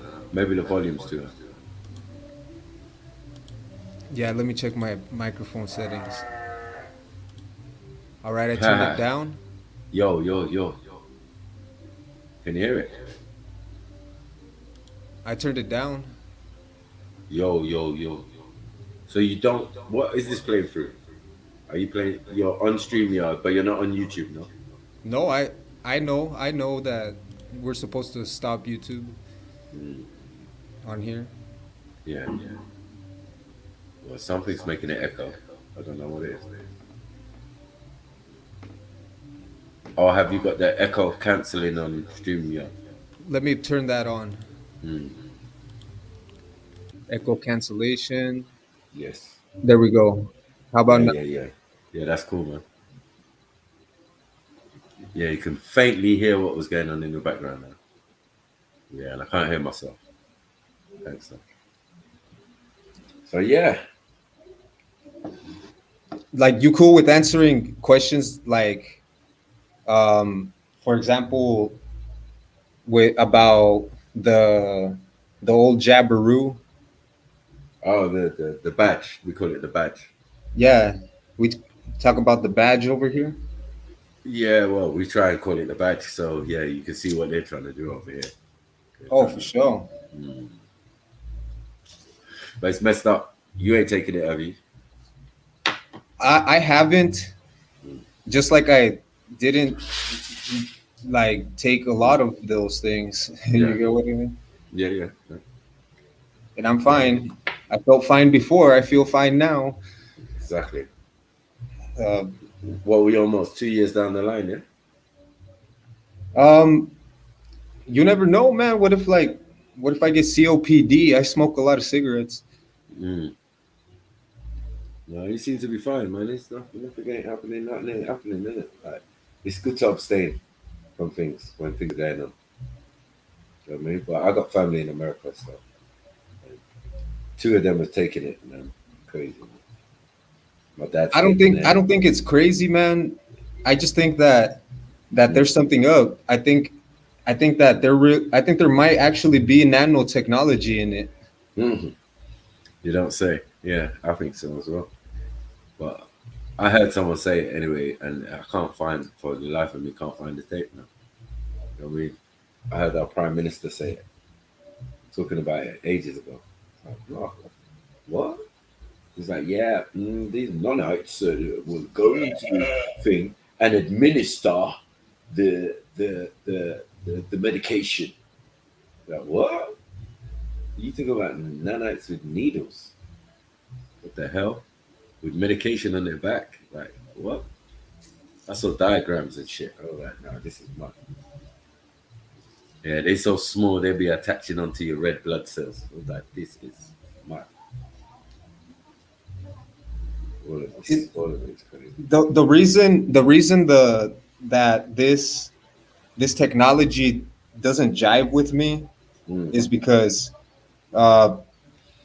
it's this treatment and the whole idea of it is like really, it's like too much hope. And I'm a man of faith, but what I'm trying to say is, like, it's too much hope that people can figure out like a way for us to actually live longer. Right. As in, I'm not trying to say we shouldn't have hope or trust technology. What I mean is, like, this is something like this would happen. People would try to low key get us to use something that might make us feel better or live a little longer, and then next thing you know, like, you're in some bullshit. Yeah, it might have speeded up the process. Who knows? Now you Benjamin Button. Exactly. Now you're aging. And your body has shit in it to make it de-age, And next thing you know, everybody around you is dead, and the Bible is starting to make more sense. And then you're like, oh gosh. Yeah, that's crazy. But yeah, man, Bible or no Bible or thing, these all, as you said, these things have been predicted. The end times is here, so it's what you're gonna do. Can I tell you something that I thought last night that I thought was, it just kind of came to me because it's the Shabbat and all, so like I think that it's like just a small insight. You know how in King Nebuchadnezzar's statue, I hope I have the name right. I'm not Daniel in the dream. Right. Remember that the last kingdom, the feet is iron mixed with clay. I used to think that it was like, oh, that must be technology and people because it's clay and iron. You get what I mean? Right. Well, I was thinking of it last night in like a weird way while I was playing a game, and I was like, man, iron and clay, that's like a polymer. That's like polymerization. Yeah, it is. Yeah, like, and I'm like, so if God is telling us that polymers aren't going to be the move, like, because that's what it is, right? All this shit, all this technology, they're polymers, semiconductors. Well, plastic, anything made of plastic is a polymer, no? It's a polymer. Right.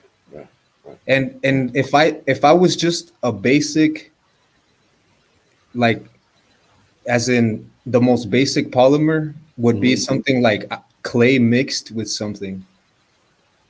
Yeah, I've got a different point of view to it, that's similar to yours, but more says that these polymers, especially the plastics, they're trying to put into your body. So now you're half synthetic. This is the word they use instead of, do you know what I'm saying? They say synthetic. Oh, something is synthetic. We got the synthetic version.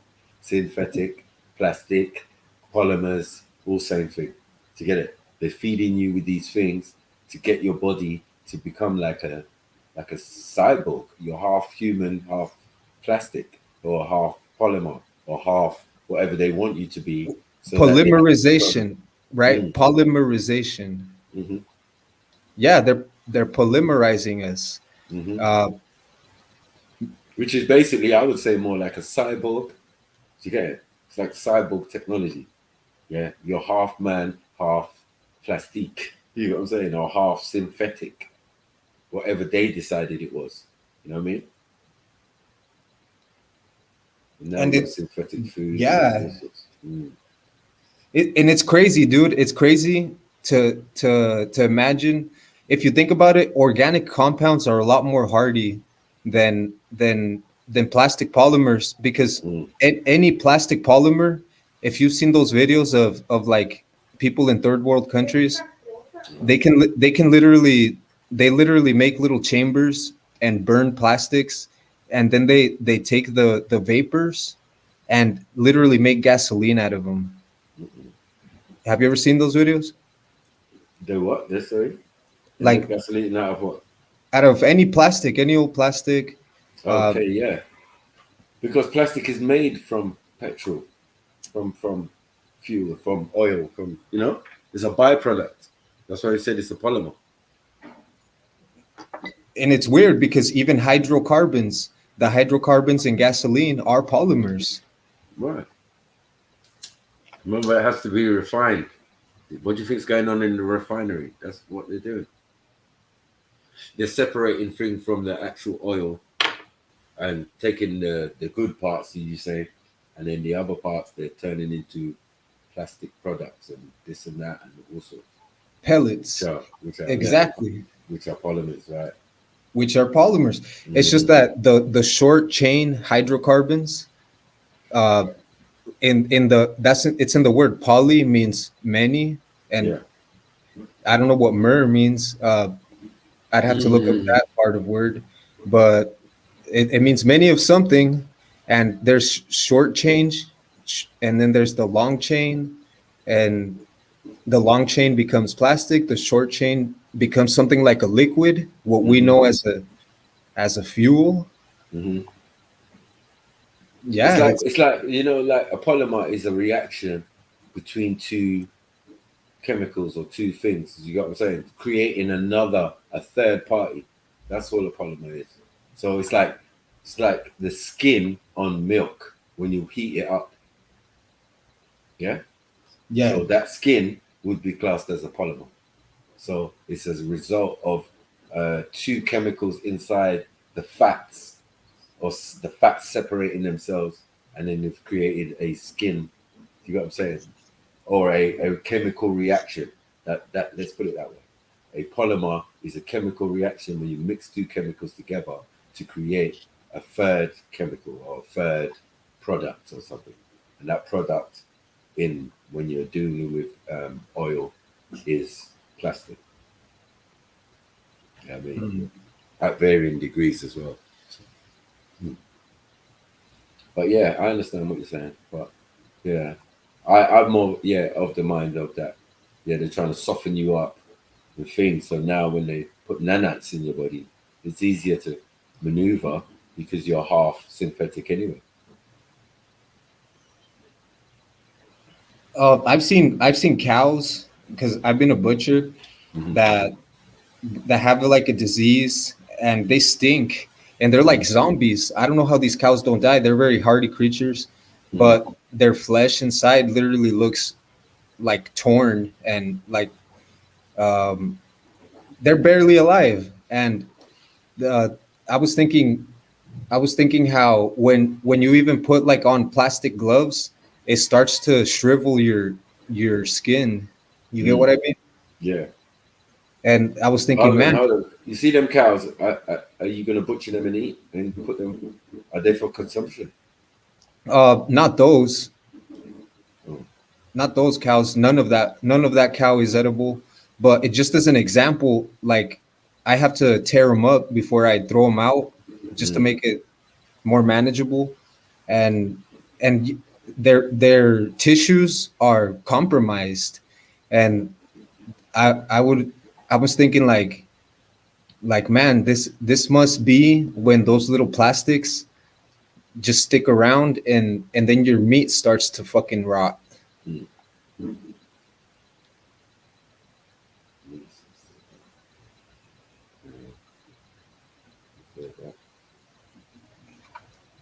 Yeah, zombie shit. Where's H gone, man? H was out here, man. Why did you jump on H, man? Calling me a racist and that. You think I didn't see you? You think I didn't see ya? Huh? Oh, he's so racist. He's so racist talking to a Mexican. No, he says I'm racist for different reasons. I'm racist towards Asians and that. Yeah, but you never catch me abusing them. You're using the terms that people know them by. You never catch that. You never hear that from my mouth. It's not even in my modus operandi. Yeah. You don't like the truths that I tell him about his thing. Yeah, I like to make it individual. I'm not picking on the nation, but I'll tell you what I know about it. What my Asian friends have told me, and that's what holds me in good stead. Because I always go to source. I never go to other people to know about stuff. If you're Mexican, I want to learn some Mexican stuff from you about Mexico or questions I got. You know what I mean? Oh. And if I'm in England, obviously you might want to know stuff about England. I might be able to help you. London. You know what I'm saying? Yeah, there's some. I mean, England seems pretty cool. Europe. I heard that there's a lot of underground architecture in England that ravers go party underground, and I don't think they realize what that means. That there's whole areas underground. Mm-hmm. You get what I mean? No, there's definitely whole areas, but they don't show us that. I mean, not like in France or other places where they definitely you can go there, but I wouldn't go there. Catacombs and all of that. Why would you? Yeah, for sure. You've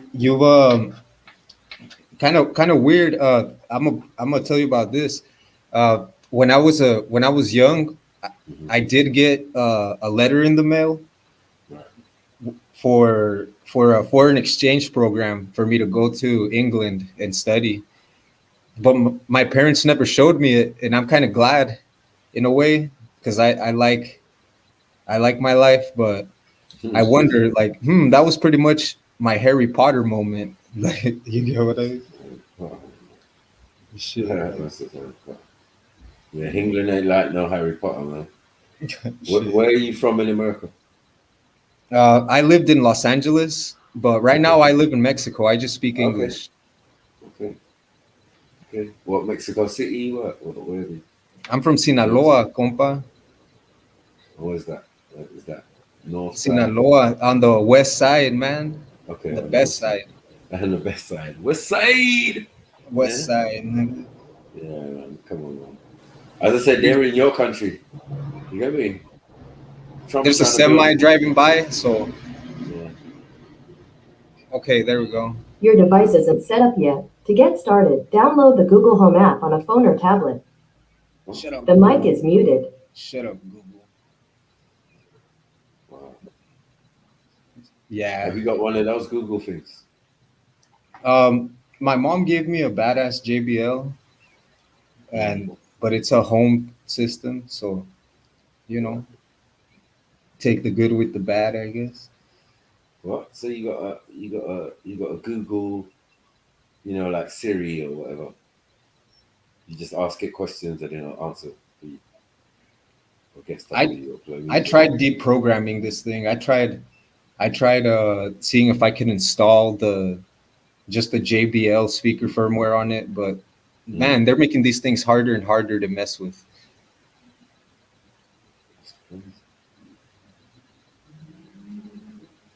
Every time I turn it on, it's like, hello, Google Assistant. I'm like, dude, I just want to listen to music.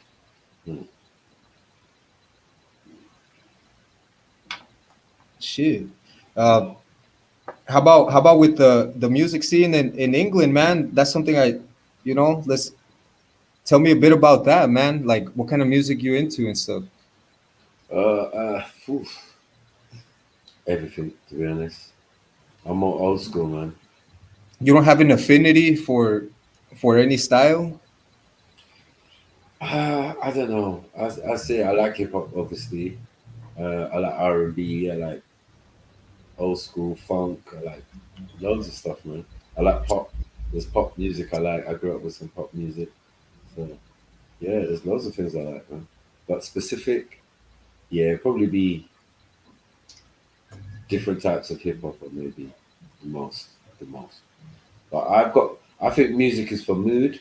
So I have different modes and moods, and not one music can solve that or deal with that, If you're with a girl, you don't really want to play no hip hop. I like house as well. I like house music.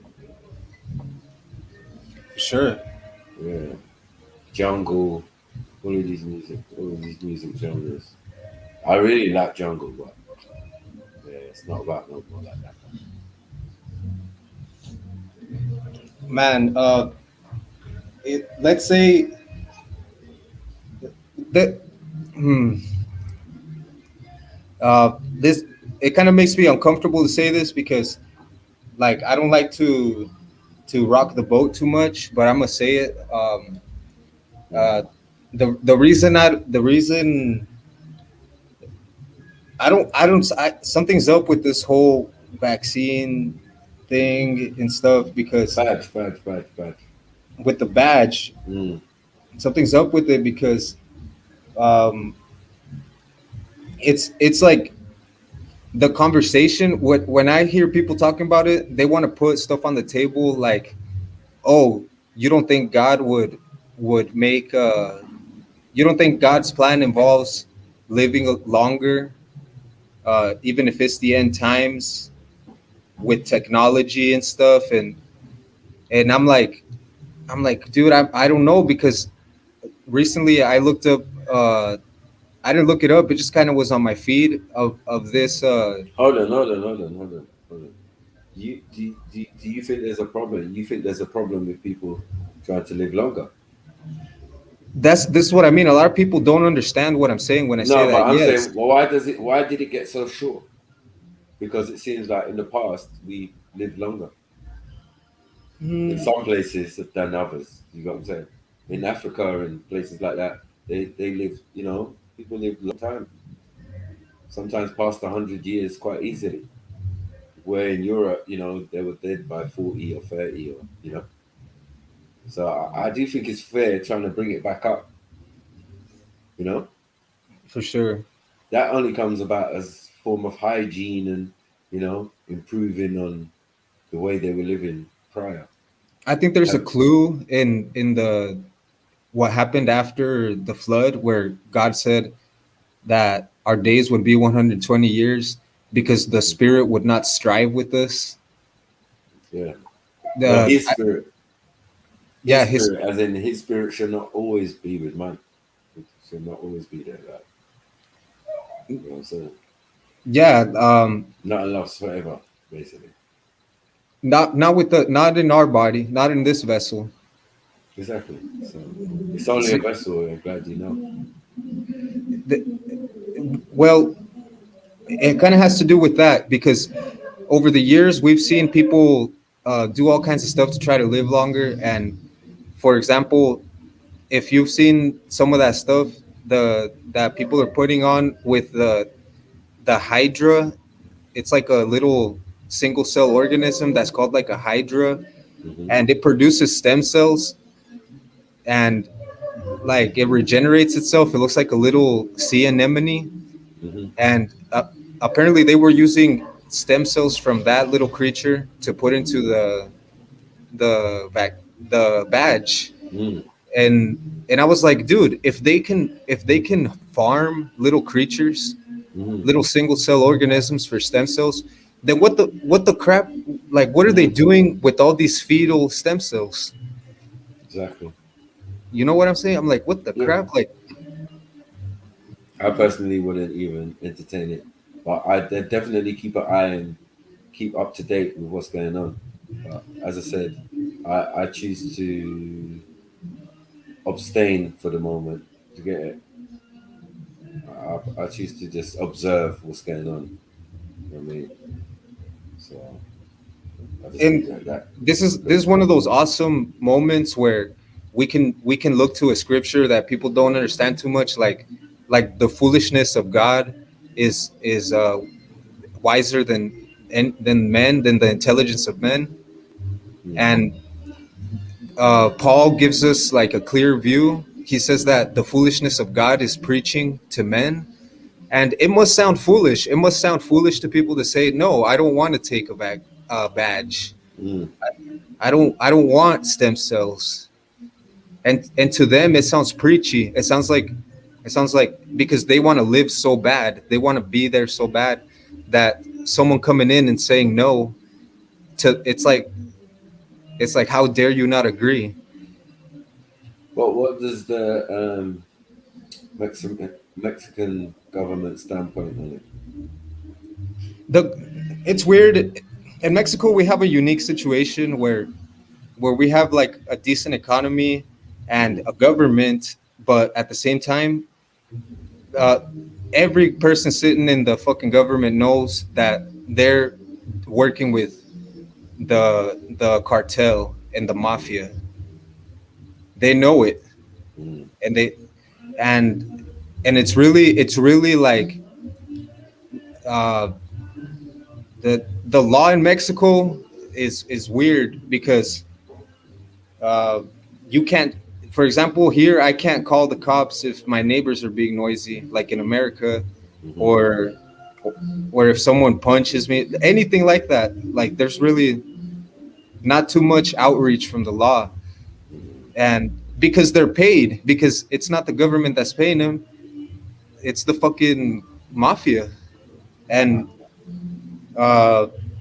it's like all the front. Mexico is like a big front. and the people just do what they want. Like some people try to be safe, believe the government. Other people are like, man, people were telling me the world was gonna end 50 times. You get what I mean? Yeah. And over here, we just kind of, if someone wants to wear a mask, we don't say shit. And if I don't have a mask and I walk into the store to buy a fucking soda, they let me walk in there to buy a soda, and I just get out real fast. I'm saying that's the people. Well, what does the Mexican government say? Are they definitely down with this?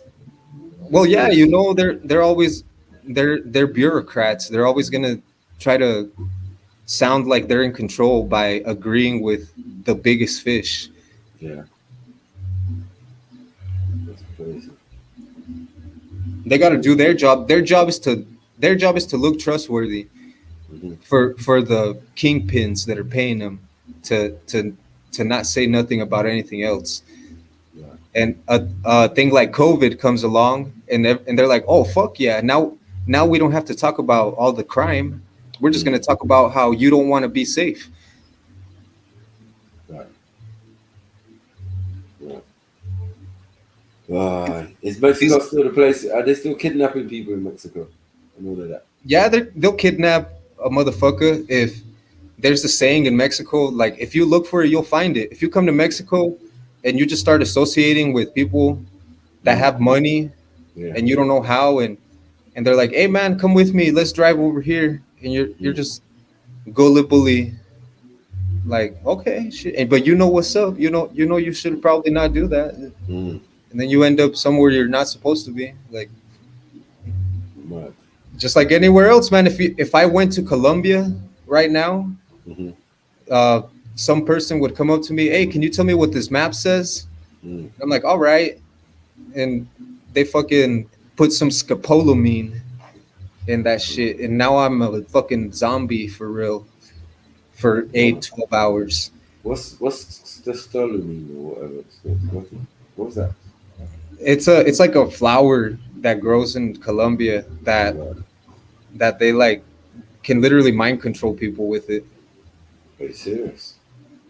Yeah, like it's crazy. It's called the Devil's Breath. They did a Vice documentary on it, but people over here already knew about it. Right.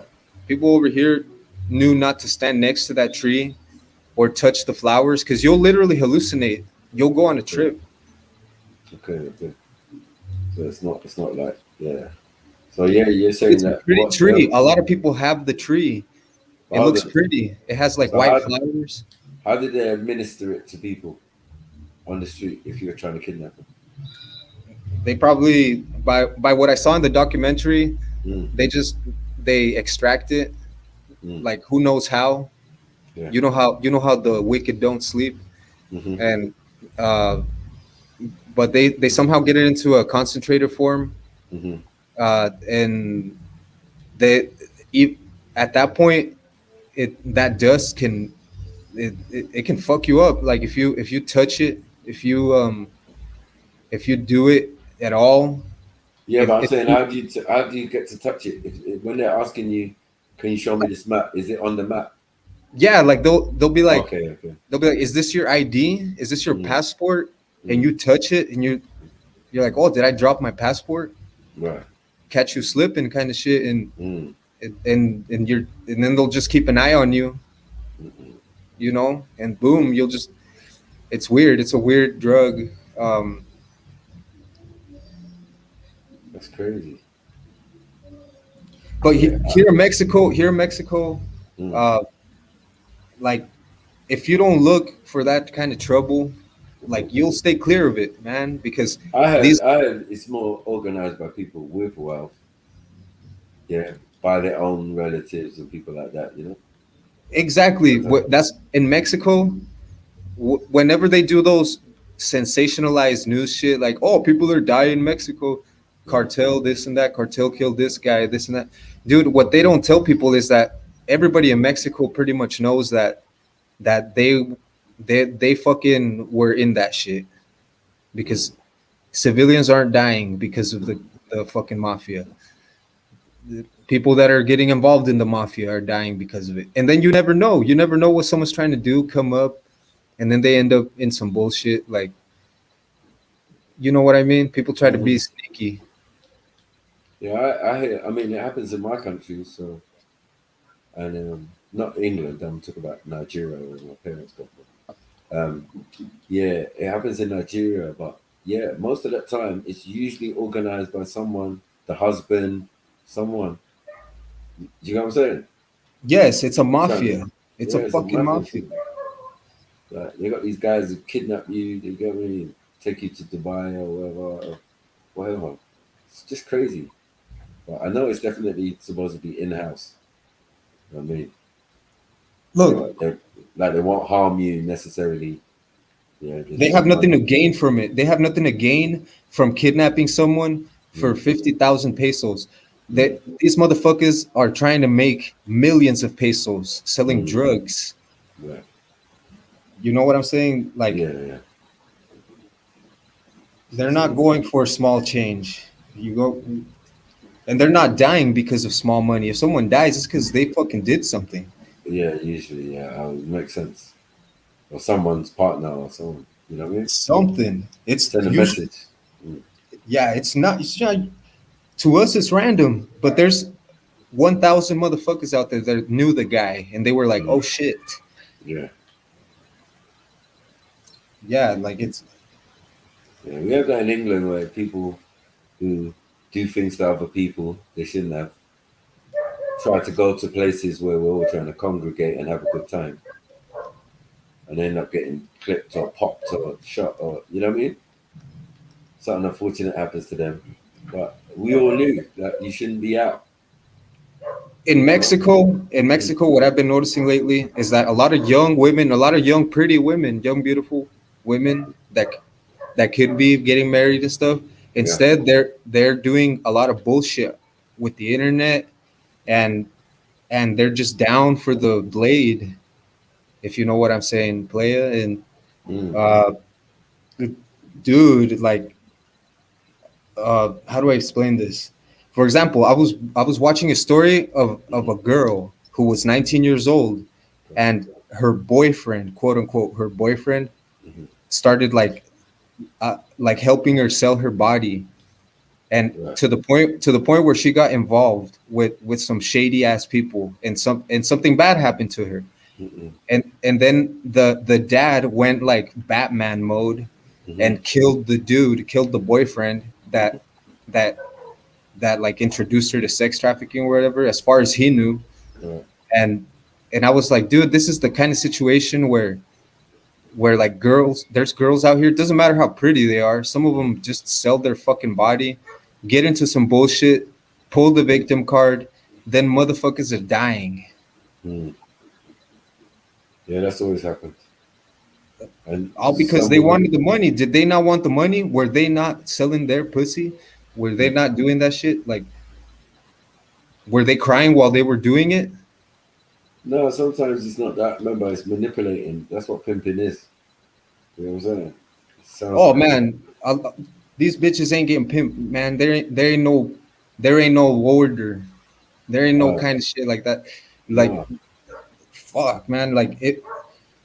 Maybe I'm not explaining the situation well. It's just like, let's say I would never get a girl. I would never tell her nothing like that. But I've been with girls that are like, oh, I can make money. And I'm like, how? You have a job? And they're like, no, I can do other stuff. And I already know what kind of girl that is. You get what I mean? Yeah. And I'm like, oh shit. Like, well, that's fucked up, man. Like, but then there's guys, like I imagine that guy where the girl was like, oh, I can make us money. And he's like, okay, well, I know some people that'll pay. And it takes him over. Some bullshit happens. Dad gets angry. Girl says she's not a hoe. Dad kills the boyfriend. Girl keeps selling her pussy, gets kidnapped, and then the dad gets murked. You get what I'm saying? Like, yeah. It's a vicious cycle of rubbish, though. Why do we not want to believe that there's women out here that are willing to sell their body at any point? I don't think there's anyone believes that. I think people believes there's always been a market for that, as long as there's been people on the planet. It seems. It's crazy. It's crazy, man, because people are more worried about getting sick than sleeping with someone to pay the rent. And I'm like, what the fuck, man? Like something's up with the priorities. You know what I'm saying? So would you say that Mexico's a good place? Is it only at Mexico you've ever lived, or you've lived in other places? Like I'm saying, I've lived in LA. I walked down Figueroa. I've been on Figueroa. I never paid for nothing, but I just on the way to work and shit, I went by Figueroa. I saw the Blade. I saw them hoes. You know what I'm saying? Like, and it was cold. It was cold. I would not, man, in LA in the rainy season. Assalamu alaikum. I was just gonna ask, Ivan, you don't think that some of these girls are quite traumatized or have maybe been sexually abused, some of them, and also what maybe this is a bias, yeah, because from what I used to see of the novellas and stuff, you know, that kind of Mexican culture is very romanticized, you know, the love, do all for love, give, you know, like that passion and da-da-da-da. And sometimes it's like, you know, certain things are part of the culture. When you're young and, you know, you're young, you're naive, like you certain things might have happened to you. Someone tries now to spin it in a different type of way, saying, oh, you know, I love you and why don't we do it like this? Let's go here, let's try this. And then next man has done something and then now she's been touched in a certain type of inappropriate manner. Oh my She's like, well, boy, I've already been touched, you know, I might as well make money from it. And not to mention like poverty, because let's be real, some women do this because of poverty. You know, obviously there may be exceptions to the rule, but sometimes it's poverty. And you know, in certain places, I don't know, do you have like a welfare systems where the government helps low income families? Do they have that in Mexico? I think Jesus Christ, that there is no social welfare type of what's it called, child support system here in Mexico, because I'm telling you, the women that are willing to be married and or whatever, like just be married, be with a man, they're motivated to stay with that man because they're not going to get child support. And you know what, like that's good, that's a good thing. It's a good thing to not want to divorce it's a double-edged sword though. Do you know what I'm saying? I'm not saying the women should get divorced, and I'm not saying that a welfare system is gonna increase divorce. The system could help those, you know, because I'm sure there are plenty of women that are widowed. They're probably women that have been raped and impregnated through rape, not because they're loose or because they're this. And if they are struggling to find a job or to make sufficient money to make ends meet, then they're gonna fall into something like that.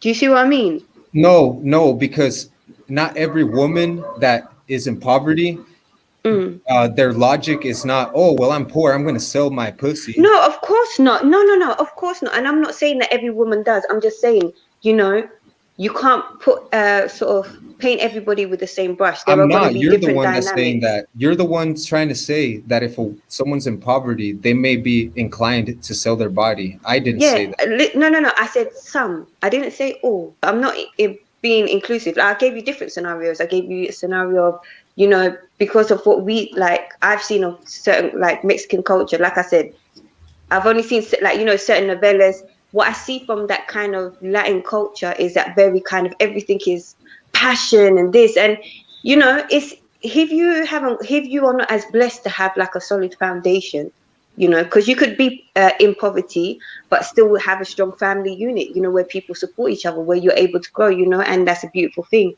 But I'm saying there's going to be different cases. I just find it, you know. Okay, you want to talk about the exception? You want to talk about let's talk about the exception, because it's definitely not the norm. What's not the norm? Women to have a supportive family anywhere. No, I didn't. No. I didn't say that's the norm. No. I'm not saying that's the norm. I'm saying that this is a reality and it does happen. Do you see what I'm saying? It's a reality, but it's the exception. Okay. No, it's not. It's very standard. It's in your book, mate. There's prostitutes all over the place. That there is Oh, okay. Are you a but there's preacher, also brother? is there more women that are not willing to sell their body than women that are willing? I hope that you know that there's more women that wouldn't consider selling their body than there is. I Of course, can the only hope that. majority of women ain't looking to sell their body. That's just obvious. Do you know And what I then mean? you bring up the exception. What about women that were raped? What about women Yeah. that something happened? Yeah, no, but I'm saying because this is a reality. Because I mean, the way that I've been hearing you speaking, previous, like obviously I didn't catch the first half, so maybe I may have missed certain things that you said. But from the part of the conversation where I heard you speak, it was What kind of part like did you hear me these. say? No, I'm gonna go into That'll it so you help. know. Yeah. What did you hear me say? Yeah, you were saying like, you know, and there was the girl, she was with her boyfriend and she was telling the boyfriend that, you know, the ways they can make money. And then she's the one that basically brought the boyfriend into the whole sort of pimping her sort of thing. And then she ended up falling into some bad way, some madness. Next thing you know, she's dead. Father kills the boy. And, you know, that's from that part I heard. And it's like all these women, you know, there's so many young girls, pretty girls, like beautiful women choosing to do this. Yeah. Yeah, There- exactly. But the way that it came there's across many to me, more than before. yeah, I know, but the way that it was coming across, and this is just me. Obviously, there's plenty of other people in the audience, you know, so they might have taken something different. But for me, that's the only reason why I came on. It seemed like you was saying that was the majority I was of the trying women. to say, You know, excuse me. that's what it came I think across I as. understand. I think I Uh-huh. understand. And let me try to say it to you. I think that situation shows how there's dudes that I think it's kind of a simpish thing, but they'll be like, all right, you can do whatever you want as long as we're both comfortable. And then there's the other end, then there's the girls that are willing to do things to be comfortable and share that comfort. But then when it comes down to like the when she got exposed, like when it wasn't cool, when her dad thought my little girl would never do this because she was like 19, and then she's a victim now. But then she goes back, it gets murdered. Dad finds out she's murdered, kills the boyfriend. The boyfriend, because he's thinking in that case, it was the boyfriend that pulled her. Oh, and then this guy's in prison now. Dad's in prison, daughter's dead. This guy that really probably didn't give a fuck about the situation is dead now. Like, I'm like, dude, that's what's coming. Because no one wants to believe that their daughter would do something like that. And then there's the whole other side of it where the daughter would do that. She has her reasons or whatever. And then there's people that say, oh, there's nothing wrong with this and this and that. And then this kind of things happen. Or it's a cool story because it shows how this dad, for him to do something like that, because there's dads out there, God bless their soul, their patient soul, that they're like, dude, they know what they have in their house. Yeah, and then they try to be patient or whatever, but they know if ain't that down to the society though. If there's I think it's more to the individual because there's people everywhere like that, right? There's people that have their you can't sell your body. You can't sell your body. What do you consider? Let's go to the extent of it because you gotta have a market. You gotta have a market. Someone wants the extent of selling your body. Supply is only measured by demand, so there must be a high demand for it. Otherwise, you know. Look, let's look at strippers. To me, they sell their body. You get what I mean? And there's people out there that have children and have daughters, and they justify, oh, she's just stripping. It's not like she's having sex with people. And to me, that's still selling your body. Yeah, I would be ashamed.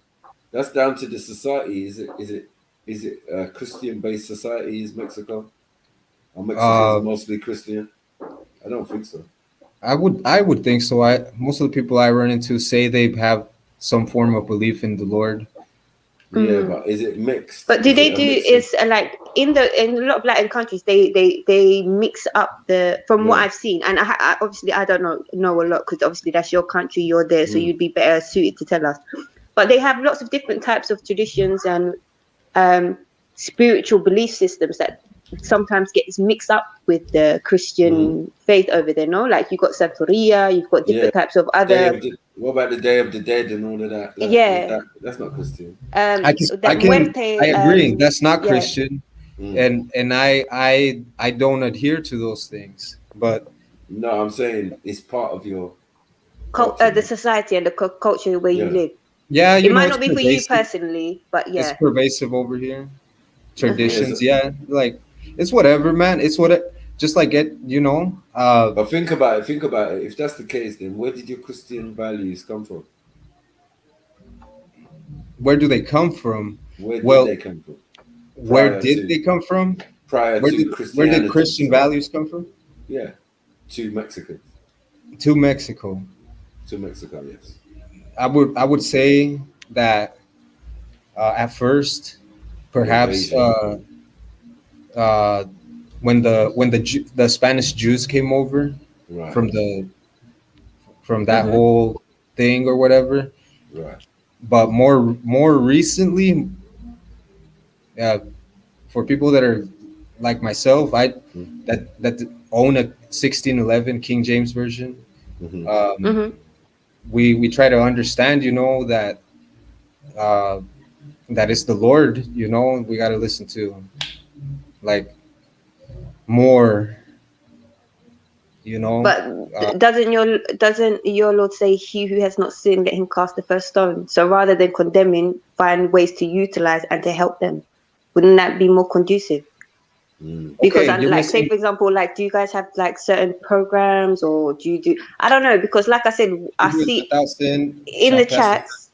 Oh, sorry, in the chats. I don't know if you can read the messages in the chats. Began to walk away from the oldest to the youngest, and then Jesus looked at the woman and said, "Woman, who accuses you of sin?" And she says, "None." And then he tells her, "Go and sin no more."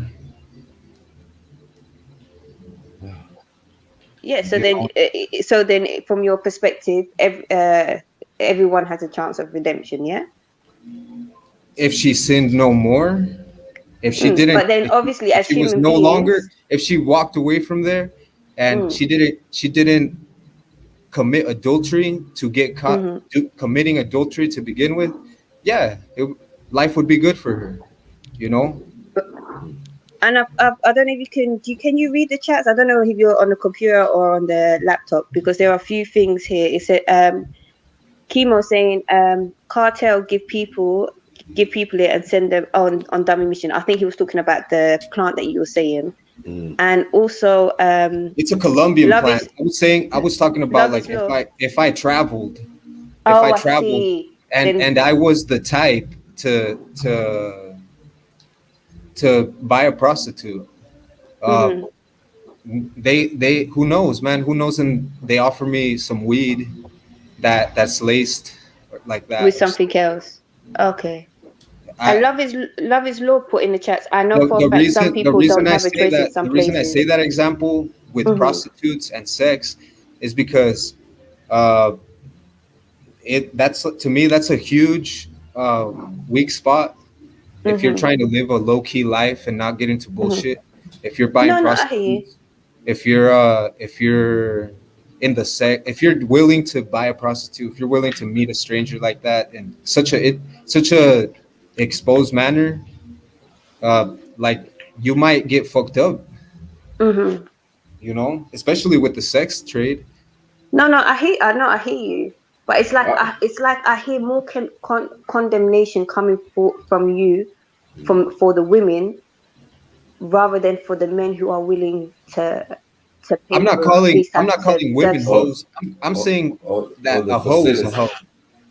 Yeah, but I'm saying you're not blaming the society that facilitates such things and the culture that might even facilitate it also. And all the influences around, like the TVs. And Sarah put in the chats, there are many pro-Jezebels, but I still think they are not the majority. But I do believe modern dating is allowing more Jezebelism as an acceptable lifestyle choice. So is that something that is promoted a lot in regards to like casual relationships? Is that something that's promoted a lot in Mexico?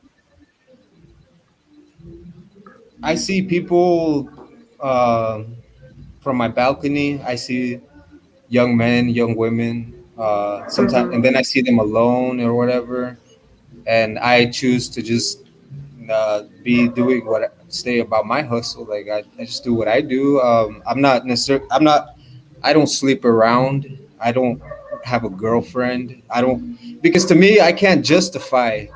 I don't know, man. Shit. When it comes to intimacy, I'm definitely a shrewd, and I think it should be kept in the bedroom within the confines of true marriage. I'm not saying like the world's marriage.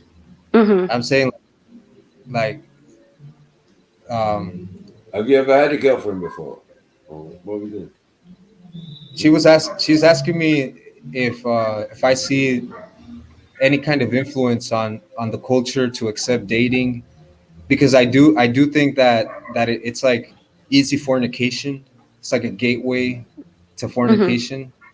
Yeah, but that's based on your Christian values, right? And as I said, that's not. It is. It's based on my values that I derive from my faith.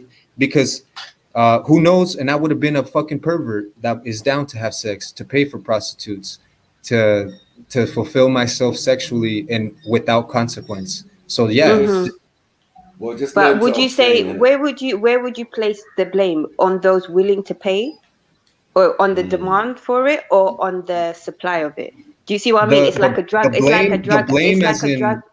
It's like the blame. Are you saying the blame as in? Are you going to blame the drug addict or the drug dealer?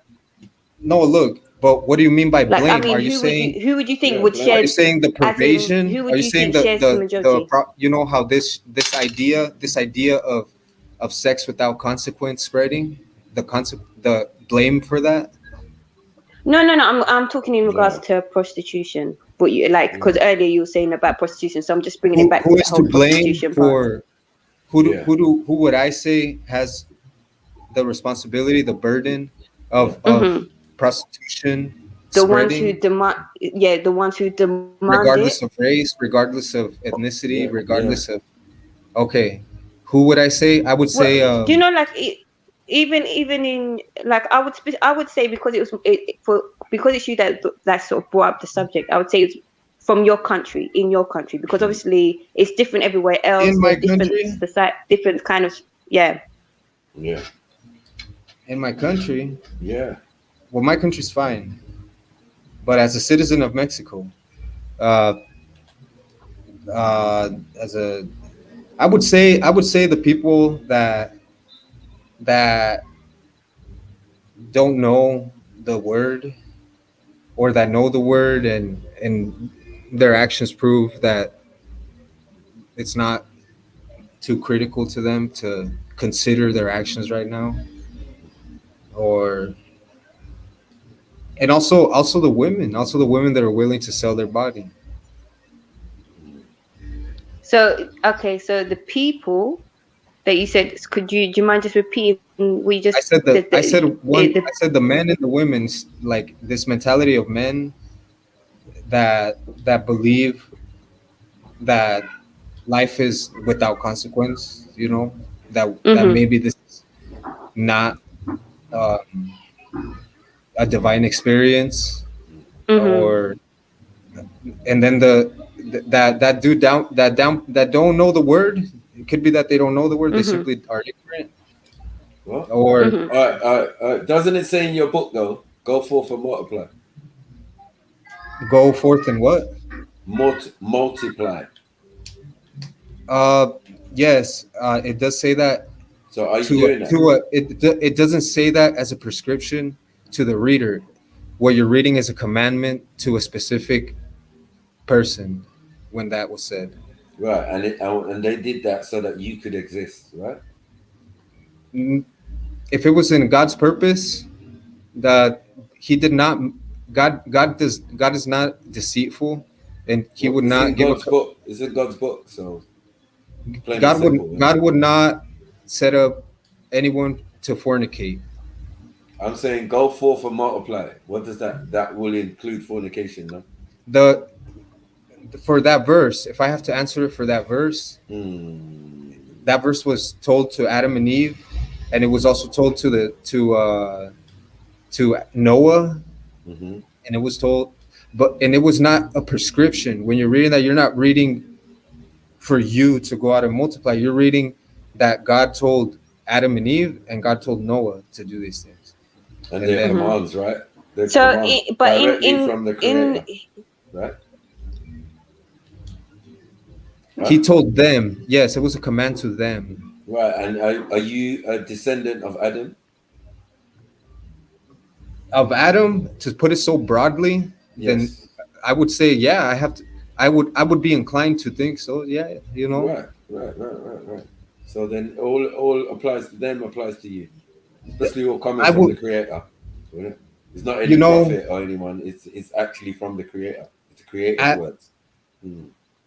Adam, and just like David, just like Solomon, on the third day, the dead saints rose, and people saw David and Elijah, and even later on in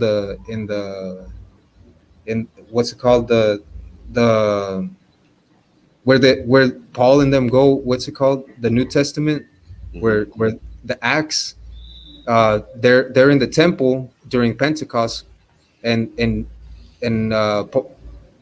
Peter tells the people, look at David's tomb, it's empty. Go look at the tomb of David, and there it is empty. And because the saints rose on the third day, and they ascended with Christ. And I wasn't even around then, so how does Adam dying and the resurrection apply to me? Well, I have to have that understanding. I have to understand that I will die, regardless of medicine, unless this immortality thing on earth, the temptation of eternal life, like I just stop trusting God and I start trusting man. I understand I will die, and part of death is sin, and sin, God says what sin is. But wouldn't you say sin? Yeah, but wouldn't you say sin is part of life? Because if I'm not mistaken, do you remember the conversation with Zulu Maku? He was saying in us the story of David, and he was saying David was infatuated by another man's wife, like one of his general's wife, and in order to covet another man's wife, he sent his friend, who was the general, onto the front line. I don't know who they was, what particular war it was. So you probably know better than me because it's in the Bible. Yeah.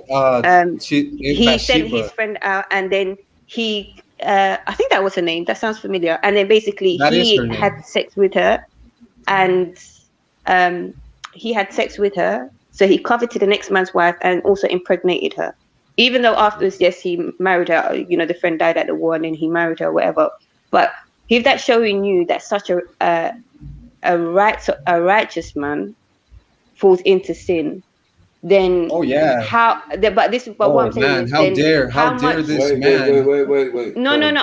I'm not condemning. I'm saying if such a righteous man was also so close to the Most High, but still fell into such sin, then surely you shouldn't be as hard on the everyday person who is not as close. They might still have links to the Most High, but may not be as close. This is like when you brought up the encounter with the woman caught in adultery. You're saying this thing that David did, but there is some context, and the child David bore with her died, and God told David that why didn't he trust him, that he could deliver anything into his hands. And David was very grieful. David was very full of grief about that child dying, and he was full of grief about doing what he did to begin with. And yes, great people can be tempted and fail, No, but this is what I'm saying. I mean, if someone so great can also be tempted and fail, yeah, then it would stand to reason that as everyday people, that to sin, to fall into sin is what's the word I'm looking for? It's possible, but it's not an excuse. No. I never said it was an excuse, but what I'm saying that the parameters around it should be the ability to fail does not justify failure, or else insurance wouldn't exist. Because a lot of things can fail, and insurance exists because the failure is not justified. No, insurance is just in case something happens. Do you see what I'm saying? Insurance is okay. like, so David robbery. didn't just have insurance.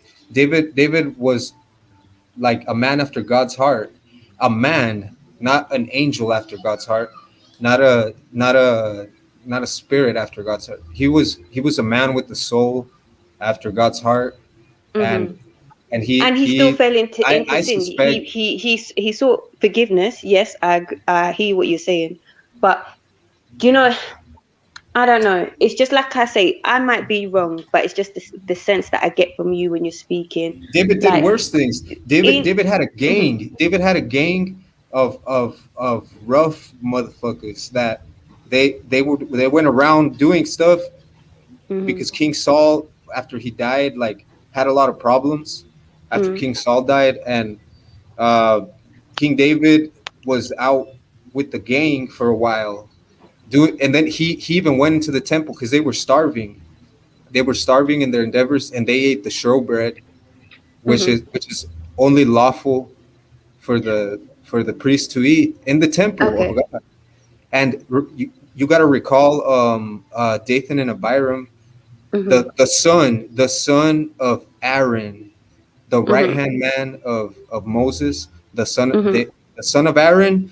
Him, Dathan and Abiram, they offered strange fire to the Lord, which is just like they offered something to the Lord that didn't please God, and they died on the spot. They turned to ashes.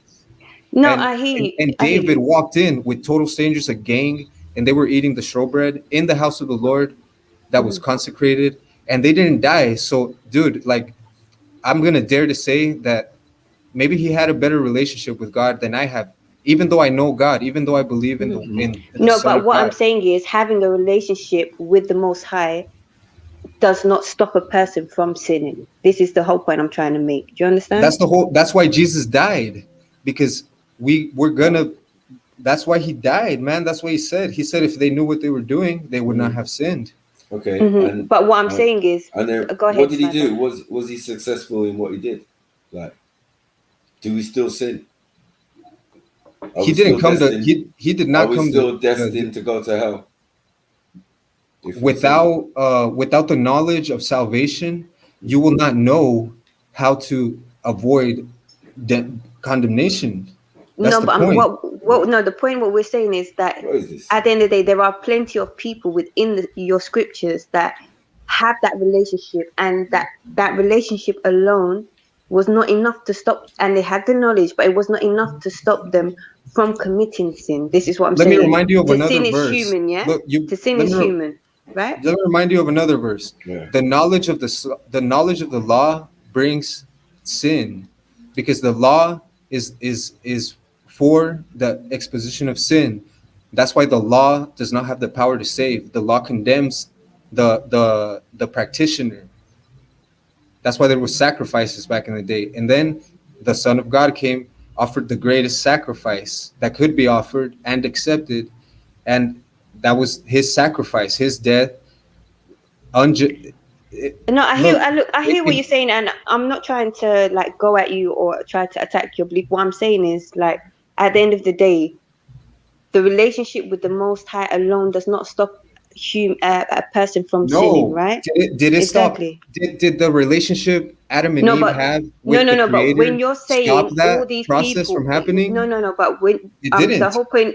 But the whole point But the whole point I'm trying to make is to go back to the initial point when you're saying, you know, if these people, if these young women had God in their life, then such things wouldn't occur. If people had more sense of intimacy within a union, holy unionship, then this if they knew about it, then these types of things wouldn't happen. But what I'm saying is, whether you know about it or not know about it, these types of things can always occur and can always happen. Do you see what I'm saying? Humans are fallible. We make mistakes. None of us are perfect. Yes, you can sin, you can repent, but just because you repent, it does not mean that you don't fall into sin again, right?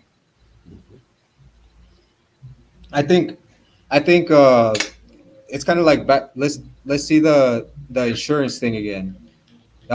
If you buy insurance, they're risking it that you're gonna mess your thing up. If you have a vase insured for millions, and you get a good payment, and they're like, oh, well, he may not break that vase, but if it breaks, man, we might go bankrupt, and it's a risk, right? It's a risk, and yeah, and the stripes, the man, in the dinner that the Jews have for the Passover, they have horseradish, and if you've ever bitten into horseradish, like your nose opens up and you're like, ooh. Sorry, I don't know if it's my internet. Snipes, are you hearing clearly? Because yeah, I can hear it. Look, sorry, I missed some of what you said, Ivan. I don't know if it's my internet or your internet because it was cutting out. Let me just, I'm almost done. Like, when you bite it might sound like an odd comparison, but when you bite horseradish, because in the Seder, for the Passover, you bite that horseradish, and if it's some good horseradish, like you'll cry, like you'll be like, holy shit, like your nose opens up, your eyes start to water, and the reason you eat it in the Seder is to remember that sin hurts, to remember the pain of suffering and sin, because sin is death, and we must remember, and you got to remember that pain that sin causes. And why? Because the children of Israel disobeyed God many times, and they would always become cursed, because God said to Moses, told them, today I give you a blessing and a curse, and I have given you this law to obey, and if you obey this law, you will be blessed. The people that bless you will be blessed. You will be a blessing. Your crops, everything, you will be blessed. But if you wander from this law, if you forget this law, if you forsake this law, you will be cursed among men. You like, and but it's not the be all and end all, no? People forget that the remnant was the one that was kept from among the people, but a lot of them did fall away. You know, a lot of people. So are you, in regards to yourself, like, is there no woman or young lady within your congregation that you see as suitable for yourself to marry? Because, it's easy to say things when you're not in a position, when you're not in that position yourself. It's easy to say to someone, intimacy, yes, the spiritually, in a holy unions, yes, this and that and the other. But if you yourself are not in it, or have not experienced that holy unionship of marriage, then do you not feel like your message ain't gonna hit the correct vibration, if that makes sense? Only if it doesn't make sense. If what I'm saying doesn't make sense, then who am I to not hear someone else's rebuttal? No, I'm saying she asked you if you have a partner, or thought about getting a partner. If I'm not married or considering marriage, it doesn't mean that I can't talk about it. It's kind of like no. I'm not saying it like that. I'm like, say for example, I know this is quite a personal question. You don't need to answer it. It's not in. I'm not asking you this question in any type of judgment. Are you a virgin? This is extra credit. That's what I was thinking. Are you a virgin? No, No. Okay. I got my butt kicked by. I had premarital sex twice before something very curious happened that I decided to see it as what it was, and I know to not be doing anything like that now. There's a difference. Your curiosity with a woman, yeah. Yeah, that there. Look, I don't know if it happens to other people. I don't know if it's happened to other people, but something happened, and it was a spiritual thing. And I was like, oh shit, I better not do that again if I know what's good for me, because I do know what's good for me. Since experience in sex, do you have urges? Do you have desires not really, for it? Not really, because I really I've been like aware of all this before the terminology existed of like red pill mentality, like simps and all this stuff. Before I knew what a simp was, I was thinking some people were simping, and I didn't know how to say it. I was like, dude. So do you feel like people presumed you to be that? Do you? Fuck yeah, because they never see me with girls. They never see me doing nothing, trying to hit on no one, and they didn't understand. They didn't understand, dude. I'm too player. I was too player, dude. Player.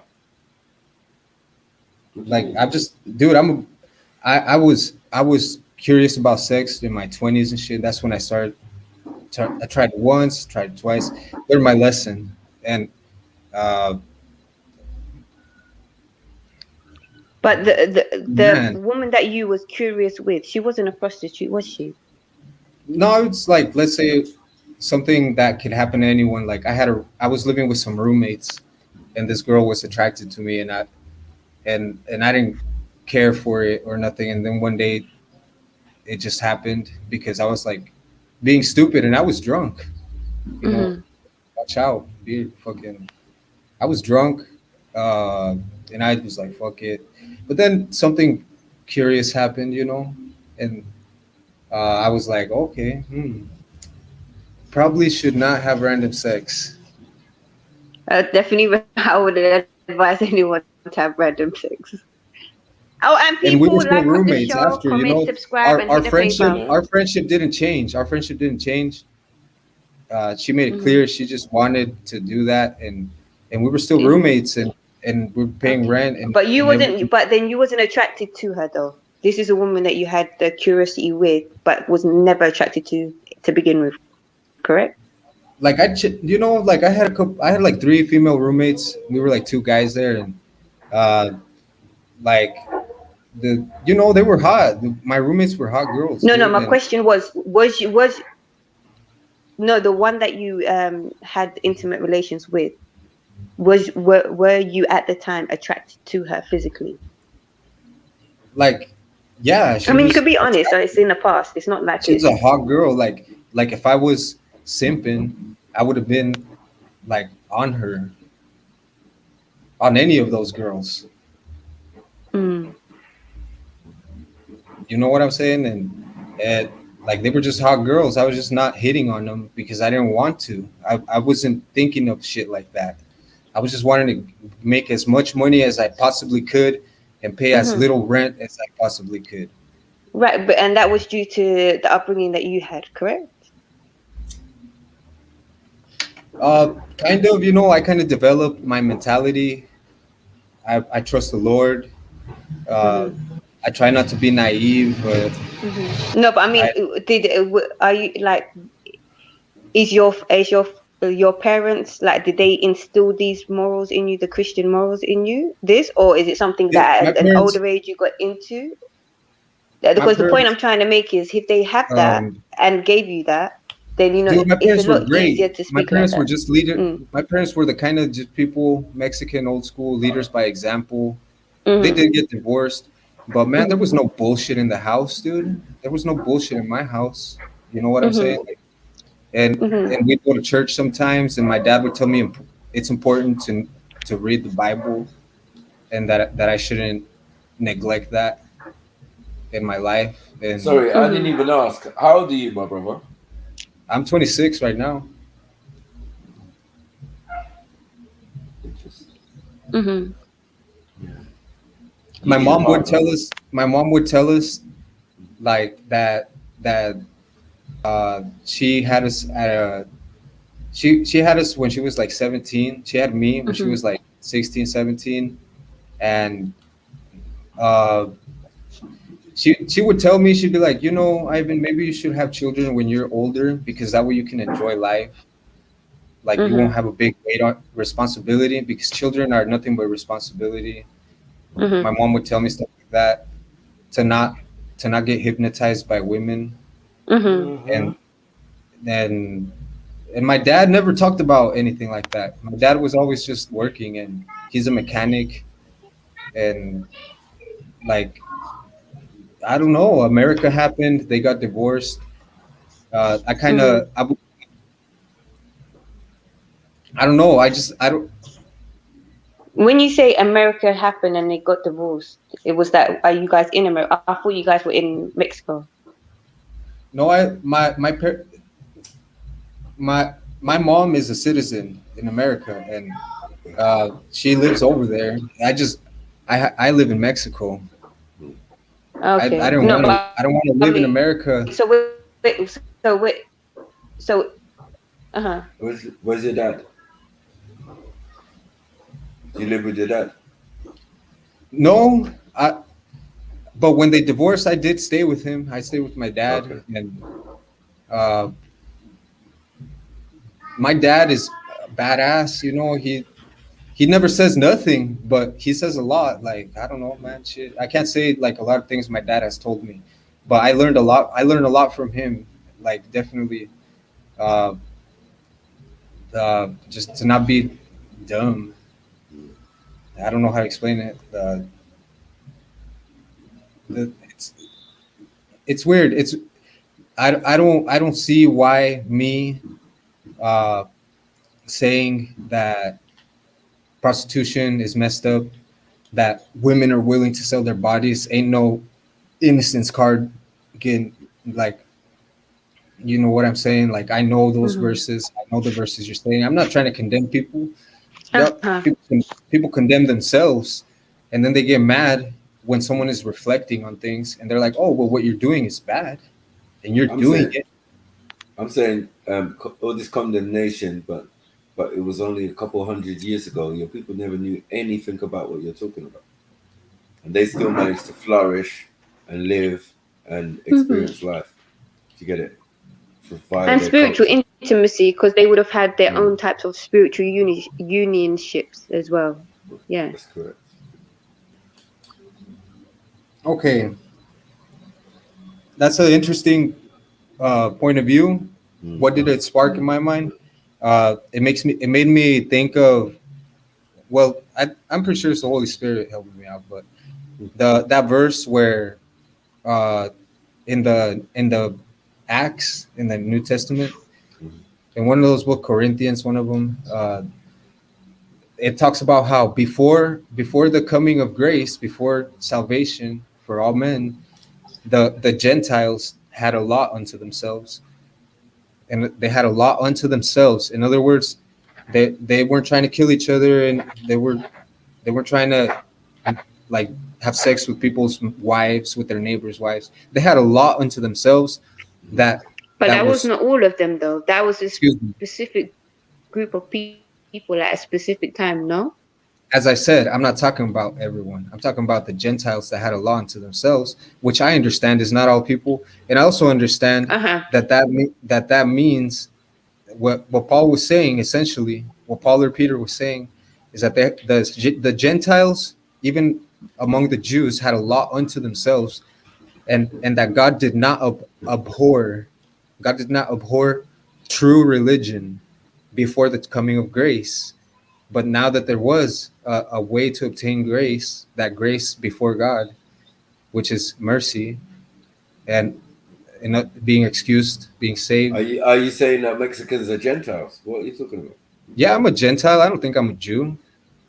Okay, you think you're a Gentile? I wouldn't say I'm a Jew. Hold on. So you think that when they were talking about Gentiles in the book, they were talking about Mexicans? not just necessarily Mexicans, anyone group that had a law unto themselves where they weren't killing each other, not doing their neighbor's wife. Maybe they didn't see it as fornication. They were just like, dude, we're not going to sleep with each other's wives.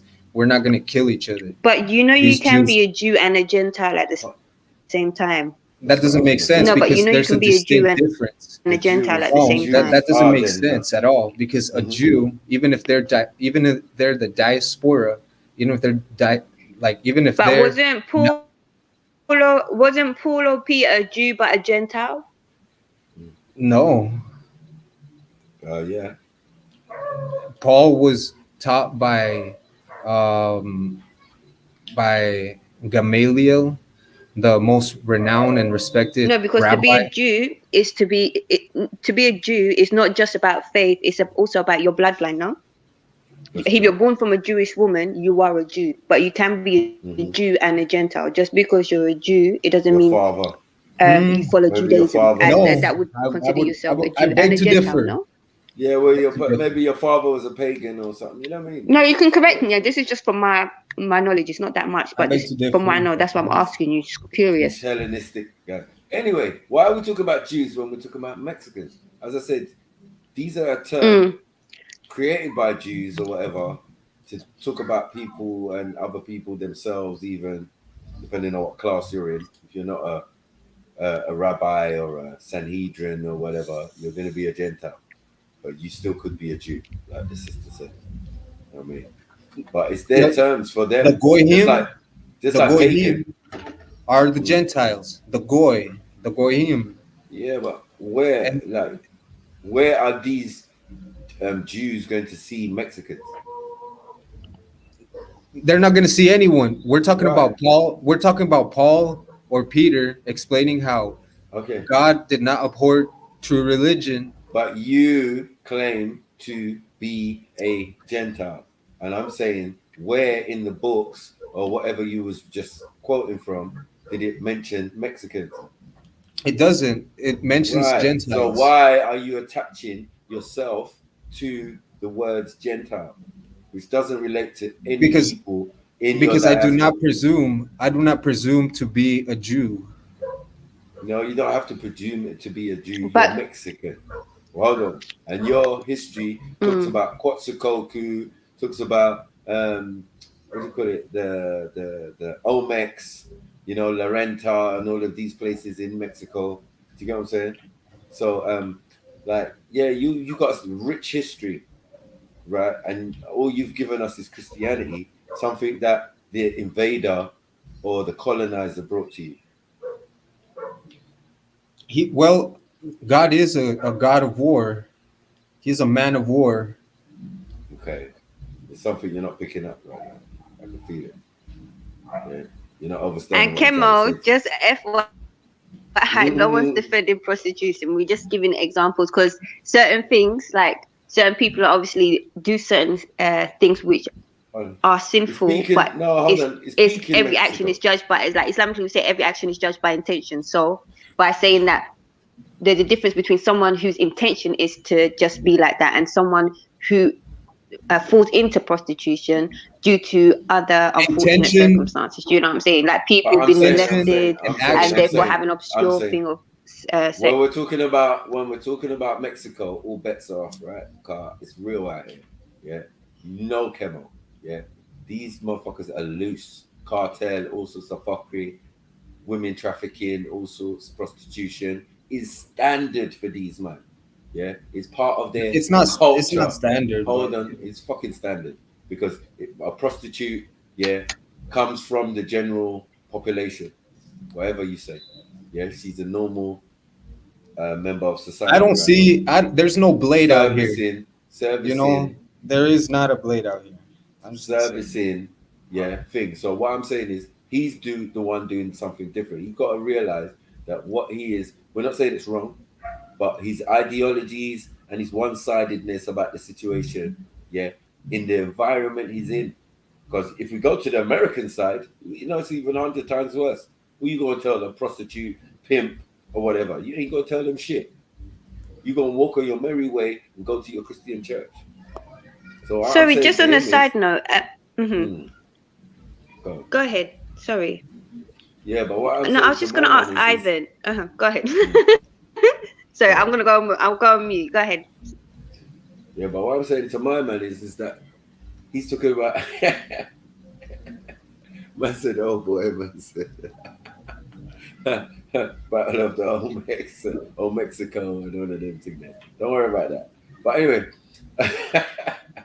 but what I'm saying is, a man has taken up an ideology, right? We're saying Christianity, talk about Paul, man's calling himself fucking Goyim and all of these things, yeah. From Mexico, fam. Yeah? When a couple 100 years ago, he blatantly knows this, they weren't on this. Yeah?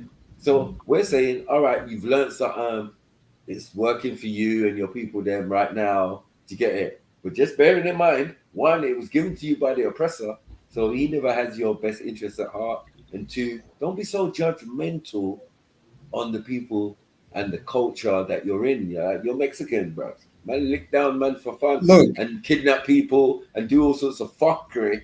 Yeah, that is not permitted Wherever. in the Bible. So we know this. That is not exclusive. Yeah. Those aren't exclusive things. Yeah. I'm just not seeing this through some polarized view where I'm trying to make Mexico seem like a paradise. I'm trying to say that if you're not about that life, you won't be caught up in it. Yeah, I hear you, but as I said, it's what's around you. You know, you might keep yourself to yourself. Your people might keep themselves to themselves. But at the end of the day, you know what I mean? You're surrounded by your culture and your society and, you know, the things that happen in there, you know, like Day of Dead and all of these type of stuff. These are cultural stuffs. You know what I mean? Like we don't blame you, we don't wrong you. Man's living in your country telling you what to do. You know what I mean? But also has infected your mind, body, and soul, as we can see. I'm not out here trying to tell people to not do things they're doing. Okay. You know, I'm not out here telling people don't sell your body, don't be in the cartel. I'm not doing none of that. Why? Because I have the same, we're playing from the same deck. And just because I'm thinking about how I'm gonna play my cards doesn't mean I need to be any less like sharp about it, dude. Like I don't need to think less critically. My criticisms got me this far in the game, and we're all playing from the same deck. Yeah, I hear that. Oh, no. Yo, people, come on, man. Look how we've been streaming for how many hours now? Come on, Tim. Not even 9 hours, man. Marathon. Not even £3 in the PayPal, £2, £1 in the PayPal. Well, okay. Well, no love. Is it like that yet? No, man. That's why I got on. I got on because I don't really like. I don't even have a credit card right now, and I'm thinking of getting one. And sometimes I can't give money, but I'll try to come and show that I give a fuck. Like I'll try to chat and not be on some bullshit. No, big up for you. Big up for that, man. I'm enjoying the conversation, man. I just like I just looked at my PayPal and it was just dead food, man. Like, whoa, walk on, no love. Racism. Dude, homie, £1 is like almost 100 pesos, dude. You know what it is? They still always spend the money. Like when I have the super chat, usually it's different. I think people like to see their names up in lights and stuff. You know what I mean? It does help with the thing, and they never stop like contributing that way. Yeah, but the PayPal is direct to me, man. No chaser, no 10%, none of that shit. You know what I'm saying? I always think we've always suggested that's the easiest method for us. He's right, people. If you might want to give that super chat, but 30% of it will go to YouTube. It's true. So like, I'm on this channel now. I ain't got no super chat on this one, so it's not the same way. And even that money I got from the last super chat, I had almost like £200 in there from donations, and that's gone now. They just kept that. You little gay stuff that they do. You know the ones there. So for sure. Yeah. That's what the Arsenal's are about. So yeah, man. Support the stream. Yeah, man. You know, So hit up the PayPal people. Let's get this rolling, yeah. Let's get it cracking, man. Cracking like it. Yeah. So yeah, back to you, brother. Yeah. So we're saying like this Mexican thing, this Mexican Christian ideology is cool, but we would say fall back on being so judgmental on the people in your country and around you. Like Dude, you know, the world I'm not. I can't stop something that people perceive as criticism or harsh criticism that has got me out of a lot of bad situations, kept me away from a lot of bad situations. And all credit goes to God. And it seems harsh. It might seem harsh, dude, but that's why I walk down the street that didn't get shot up. That's why I live in the block that other cool people live on, that we don't fucking bother each other. Where on other blocks, some people don't have that opportunity. Some people might not have the opportunity. That you know what I'm saying? That came with criticism. I'm not living a rich life. You know, sometimes I'm not saying that you're living a rich life, but I mean, as a single man, you have more flexibility on where you can stay. You can share a place with someone. In Mexico, most people live with their families, dude, because I'm wanting to live by myself. I'm trying to be over here, and it's costing me money. And what I'm trying to say is, what people perceive as it's not the first time I get it. When I'm like just talking about what I think and stuff, like people think, oh man, you sound a little judgmental, man, Ivan. And I'm like, dude, my there's good judgment and there's bad judgment. I'm not out here unless, look, I'll give you an example, I guess, and it doesn't even make me look that great, but I'll give you an example that involves me. I live here right in the house on a corner in a room. You know, I got my bathroom. I have enough room to put my little bed over here, foldable bed. And I have my stuff here. And sometimes some of these adults that live on a certain street here, they will walk over here and blast their little speaker by my window. And one of them's a gay motherfucker. And they'll like just be there making a ruckus, and I'll be wanting to sweep up my sidewalk, and they don't. And my uncle told them that it's our property. He installed the sidewalk. That no one's telling him to leave, but they gotta let me do my cleaning. They gotta let me do my thing, and they still do it. They're persistent with it. They have no reason to come over here and open my blind to see what I'm doing inside, and then laugh about it. And I was getting mad. Of course, no one has a right to do that. And I would stand by my window, and they'd feel awkward, and they'd be like, "Why are you standing by your window? Go inside." And I'd just keep on standing there, and they're like, why don't you tell the dudes that are doing bullshit on the block when they park their trucks here? Why don't you tell them to move? And I'm like, I don't have a problem with them. They don't ever do nothing like this.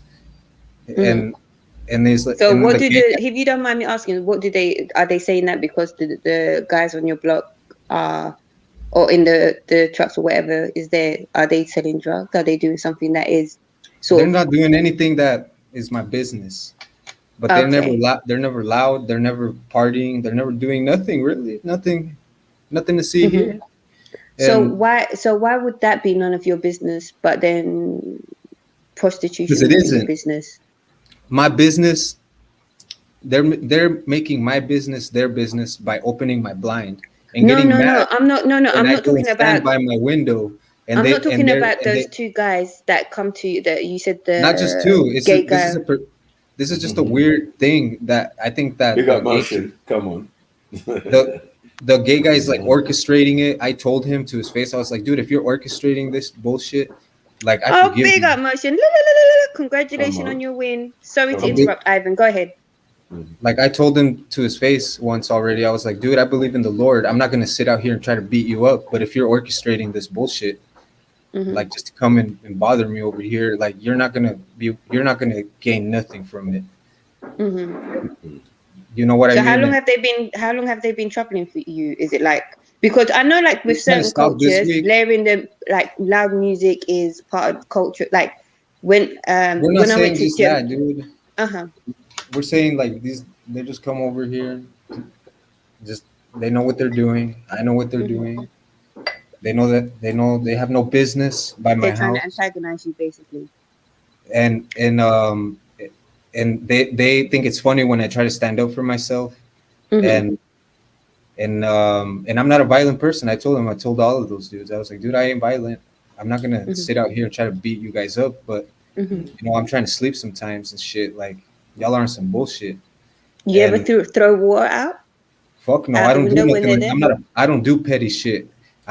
This week, that shit has been dying down because I've okay. been praying seriously. I'm like, Lord, I really have nothing against these people.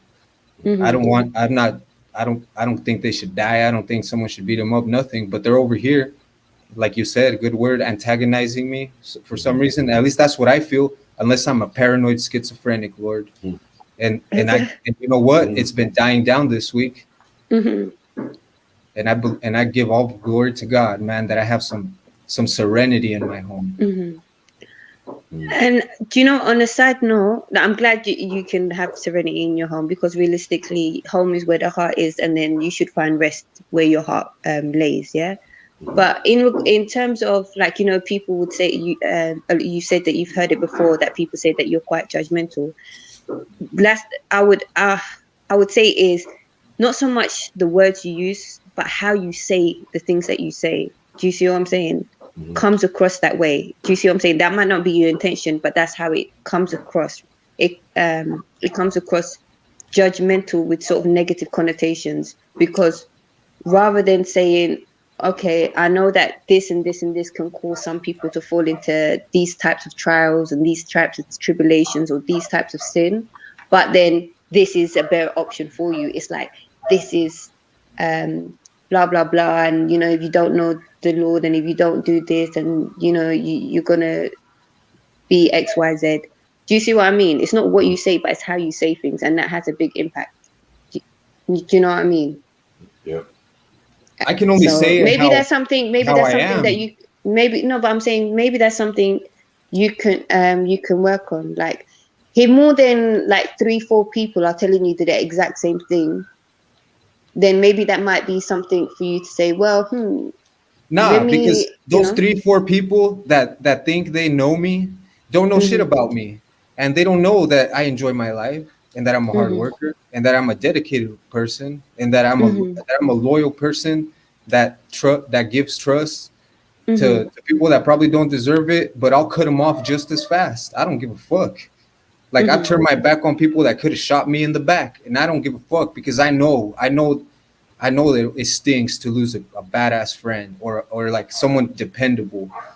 Even though you think I'm a criticizing jerk, whatever the fuck, you're gonna miss that. You're gonna miss that criticism. You're gonna miss that shit. You're gonna miss me with my insight on stuff, even though I'm harsh about it.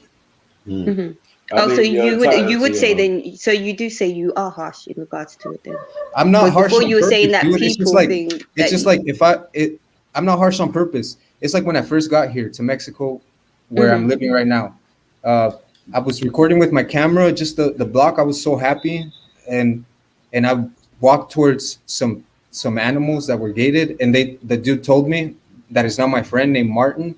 He's like, hey, Ivan, you shouldn't go record over there, because you know they're just roughhousing over there. You know what I'm saying, player? And like, you best put your camera away, man. Like, and I was like, oh, for sure, dude, for sure. I didn't try to ball up. I didn't try to be like, hey, man, it's like, fuck that shit. I'm on the block, dude. Like I'm gonna go record. I'm gonna go record, dude. Just stuff. I have no ill intention. Now Martin was, you know, he insisted. He's like, hey, man, shit, like, just for your own good, stranger, you know, put your camera up. And I didn't think it was harsh. And now Martin's good friend, old guy, old head. It's like, no problem, homie. Like, just because he knows how it is, dude. He knows where the water runs. He ain't on some bullshit, but he didn't want me getting caught up in no bullshit either. And sometimes good criticism gets the same rap as bad criticism because it can be just harsh. Do you know what? I don't think there's any good criticism, bad criticism. It's a case of you can have good, bad judgment, but in terms of criticism, so long as it's constructive, that's the difference. Because with constructive criticism, not all criticism is constructive. Someone can take criticism and turn it into constructive criticism, because criticism is just that. Like someone can tell you suck at drawing because I draw and paint, and someone can say do you have any art that you can show us? I really love art. Nah, not right now.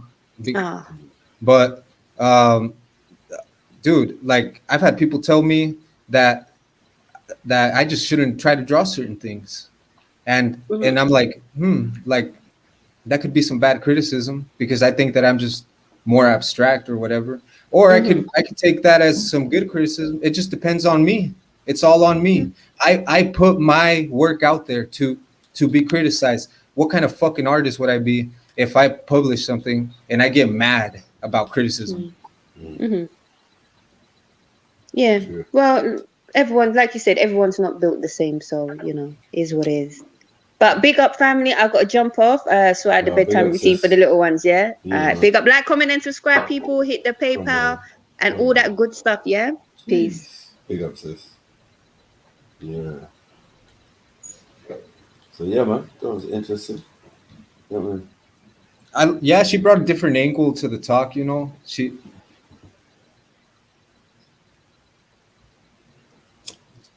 Funny how she wanted to talk about the female issues or whatever at first, and it turned more into like a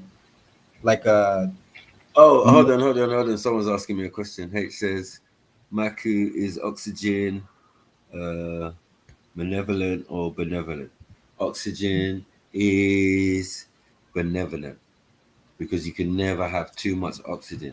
Oxygen is something that can heal any type of problems that you have in your body. Yeah, if you put pure oxygen or you breathe in pure oxygen, it will heal cancer, any type of ailments. They don't tell you these things. There's oxygen tablets. So yeah, if you're talking about if it's malevolent or benevolent, I would say it's definitely benevolent in the sense that there's no adverse side effects. Hey, dude. You know what I mean? Yeah, of air, man. Come on, man. Oh, I'm chilling at home. Jesus, you can come over anytime. My door's open, man. I'm just answering a friend right here. Oh, okay, cool. Yeah, so yeah, what? Guru is air. Or whatever, man. Hey, you gotta answer why you're calling man a racist, bros. And can't back it up. You sound hurt, man. Man, racism to me is like it's like thank God for racism, because David Chappelle is funny as fuck and I love all of his shows, and anybody that thought he was a racist or milking the race issue, damn right, he's not a racist, and he was milking the race issue and it was funny as hell, and he had the balls to do it and he succeeded because he's a clever motherfucker that knows how to fucking put shit in a funny way. And there's a lot of fodder there. There's a lot of fodder in racism to just make to clown on it heavy. You get what I mean? Right. What? Yeah, go deep, man. Welcome. I mean, not go deep. What am I talking about? H. Get your black ass on here, man. Pause. Yeah, where are you, H, man? Come, man. Don't tell me Guru, man. Guru ain't gonna stop you getting a slap if I ever saw you and you said stupidness like that to me.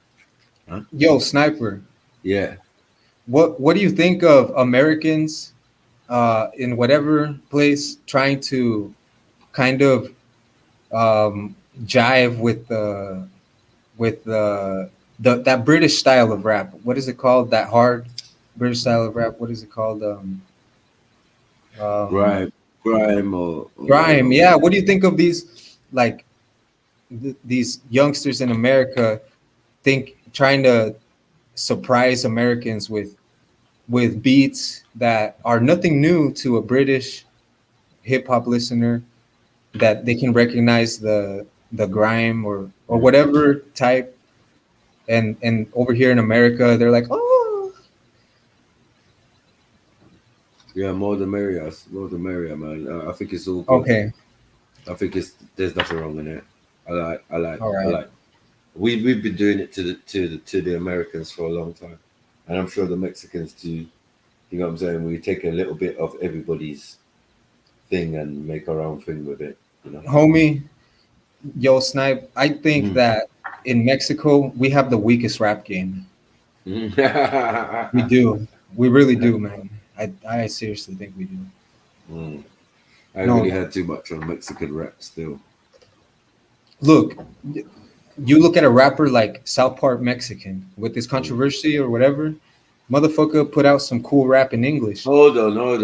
Ain't 6ix9ine Mexican? I don't like 6ix9ine. He doesn't really represent. No, but I'm saying, is he Mexican? He's one of those American Mexicans. Oh, okay, he's Mexican. That's enough. He's Mexican, but look, I'm right, Christian. right. I was born in Mexico. I was born out of my mother's womb in Mexico. She's an American citizen. She gave birth to me in Mexico while she was with my dad. She got married over here, and I am a true Mexican. 6ix9ine is your guy, man. Stop it, man. Oh hell no, dude! Fucking Kingpin, Skinny Pimp. Yeah, he's Mexican. Shit. That's it. That's all I needed to know. I was thinking, yeah, that's why he's Mexican. I was like, yeah, he is Mexican. I don't care if he's living in America. You is living in America. M to the E to the M to the P to the H to the I to the S. Yeah, that don't change his DNA. Yeah, that nigga got snitched DNA. Fuck's sake. Oh man, that shit, man. It's not even because of snitching or nothing. Even from when he first came out, I didn't listen to his music, dude. I listened to a lot of underground from Memphis. Man, shit. I'm friends with a lot of artists from Memphis. And I just don't like the mainstream. I don't like 6ix9ine. I don't like any of those people. I don't even listen to Kendrick Lamar or nothing, dude. I listen to Lil Jack, Ski Mask, fucking Shawty Pimp, Kingpin, Skinny Pimp, Frazier Boy, T-Rock, C-Rock, fucking Rockefellers, motherfucker, Lil Jack.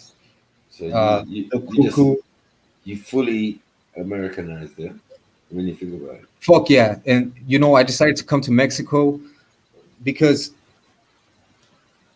dude, I'm in a blessed position where like my family is great. My parents love me, even though they're divorced, and they help me out when I just like gotta pay rent, really can't make ends meet or whatever. It's like I'm over here, they don't care to help me. And I'm still working. I'm still trying to come up. I'm trying to make a studio. You want your parents to help you at 26? Fuck yeah, man. I'm the oldest child. I'm their oldest child. Yeah. So what does that mean? It just means that. Does it mean? I mean, you're the first. While I was in America, it was just business as usual. I paid my own rent. I worked my own job. I had my own car. Yeah. I had my bank account. I had all that shit. I was just independent as could be, you could say. I'm a welder, certified welder. I wasn't struggling. You know what I'm saying? I decided to come to Mexico, and because my grandma's here, my great grandma, they're all here. I don't visit them all the time, but I get to see them way more often. They're happy to see me. And I know that's a good thing for them to be feeling good, and it's fun. It's fun. I now have things to talk about with my parents and my siblings. They're like, "You crazy motherfucker!" Like, you should. I don't know, man. It's fun. I have I'm seeing that the rap game is weak in Mexico, so I'm trying to make a studio so that we can, and I'm already affiliated with a lot of artists in Memphis, from the underground, and also from Atlanta, but like I'm saying, underground, and it would be dope if we could bring some of that sound over here, and I'm just trying to stay focused, and my goal is to have like a fully fledged professional ass studio that no artist that I talk to would be ashamed to come to. You know what I mean? And I've just been focused on that. I already have my little room. It's a humble little cement shack thing. It's not even huge. I don't even have a bed. I just roll out a fucking mat. I've been putting my 9 to 5 in, trying to save as much as I can.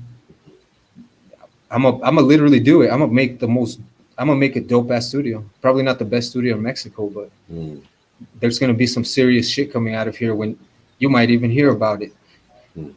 Give me some family over here in Mexico.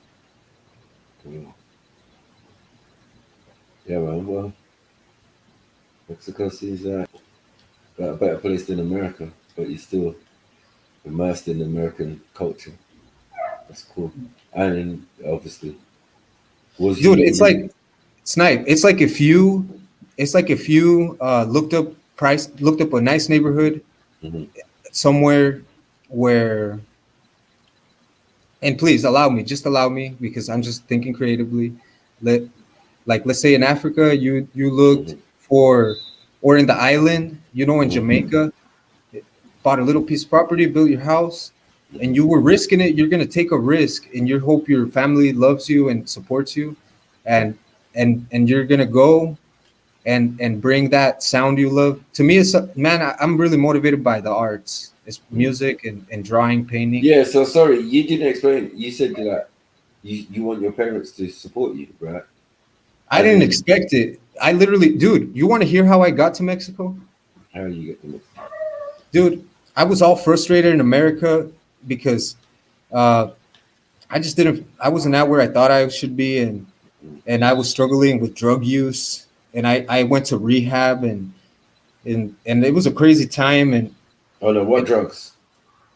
I was smoking spice, dude. Oh fuck. I went to the mental ward because I was acting crazy.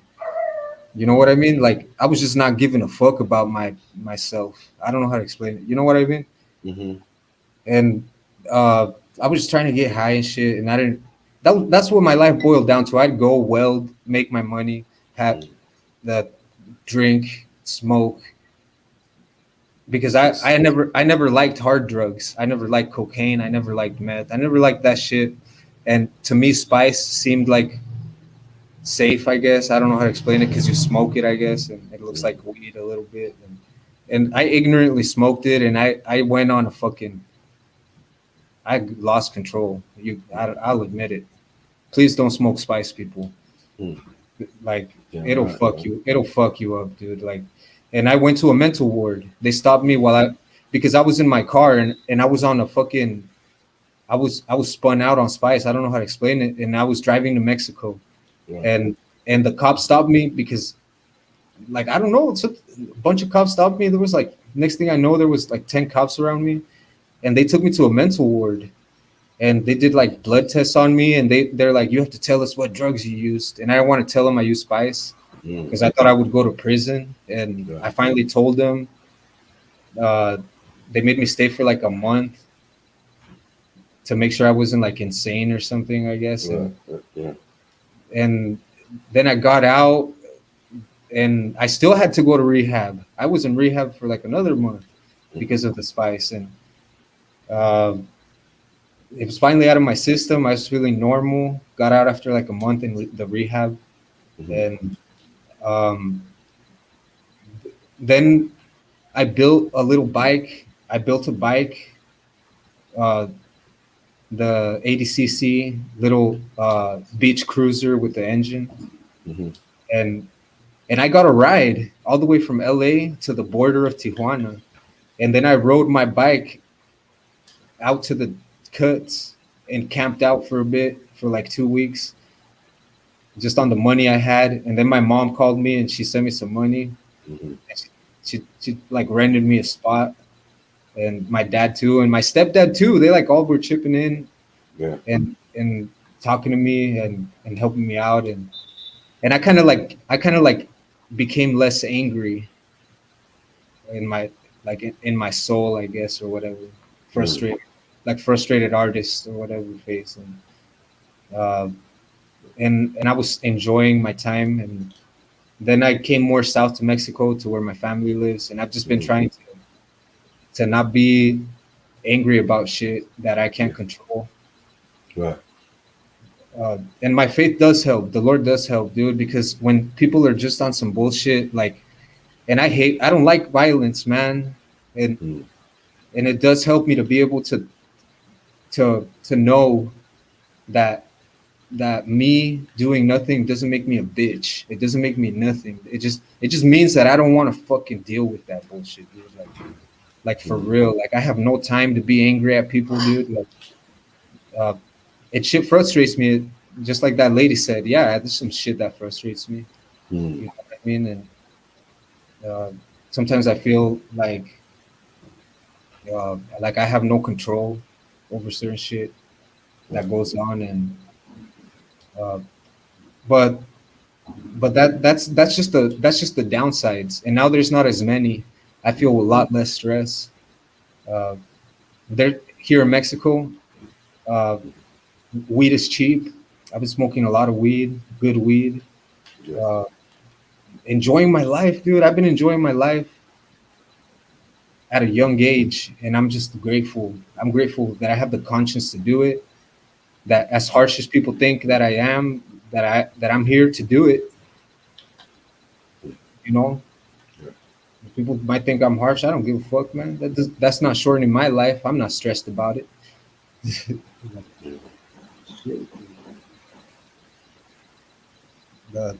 Thanks for asking, man. Shit, like that's just a little background on me, what I want to do. I think rap is badass. If anything, that's the strongest thing I brought back from America. I love for music, and also metal.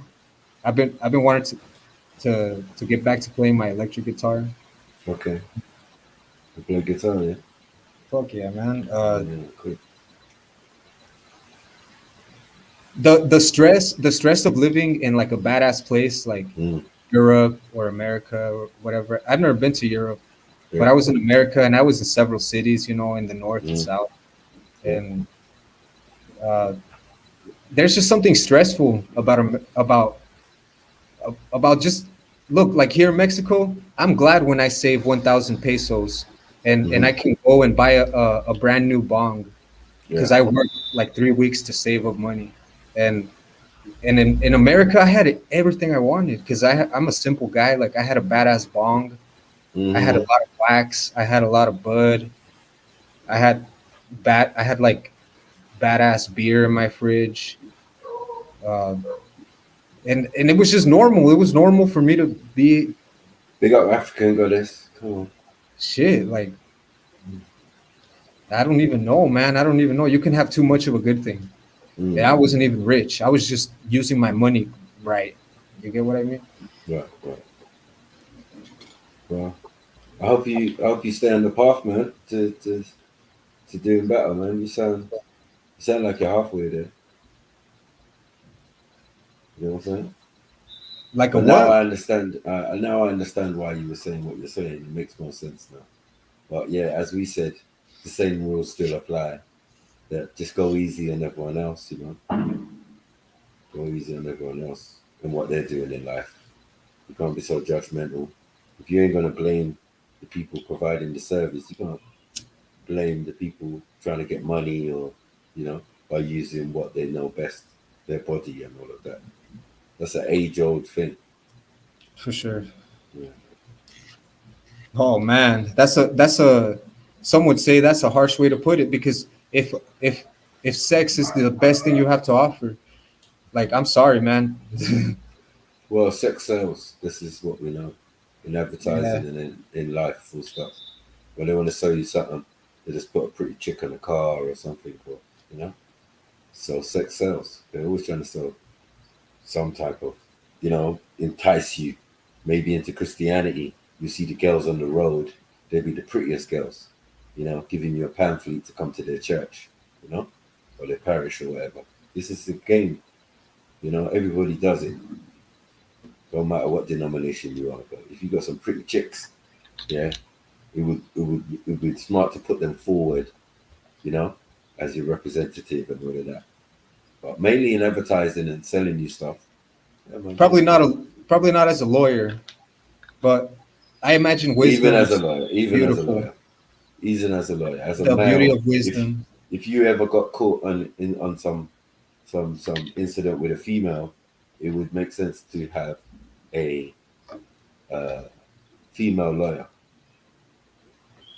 You know what I'm saying? So you don't look like a chauvinist or blah blah blah or whatever they're trying to say about you. You know, might appease the judge.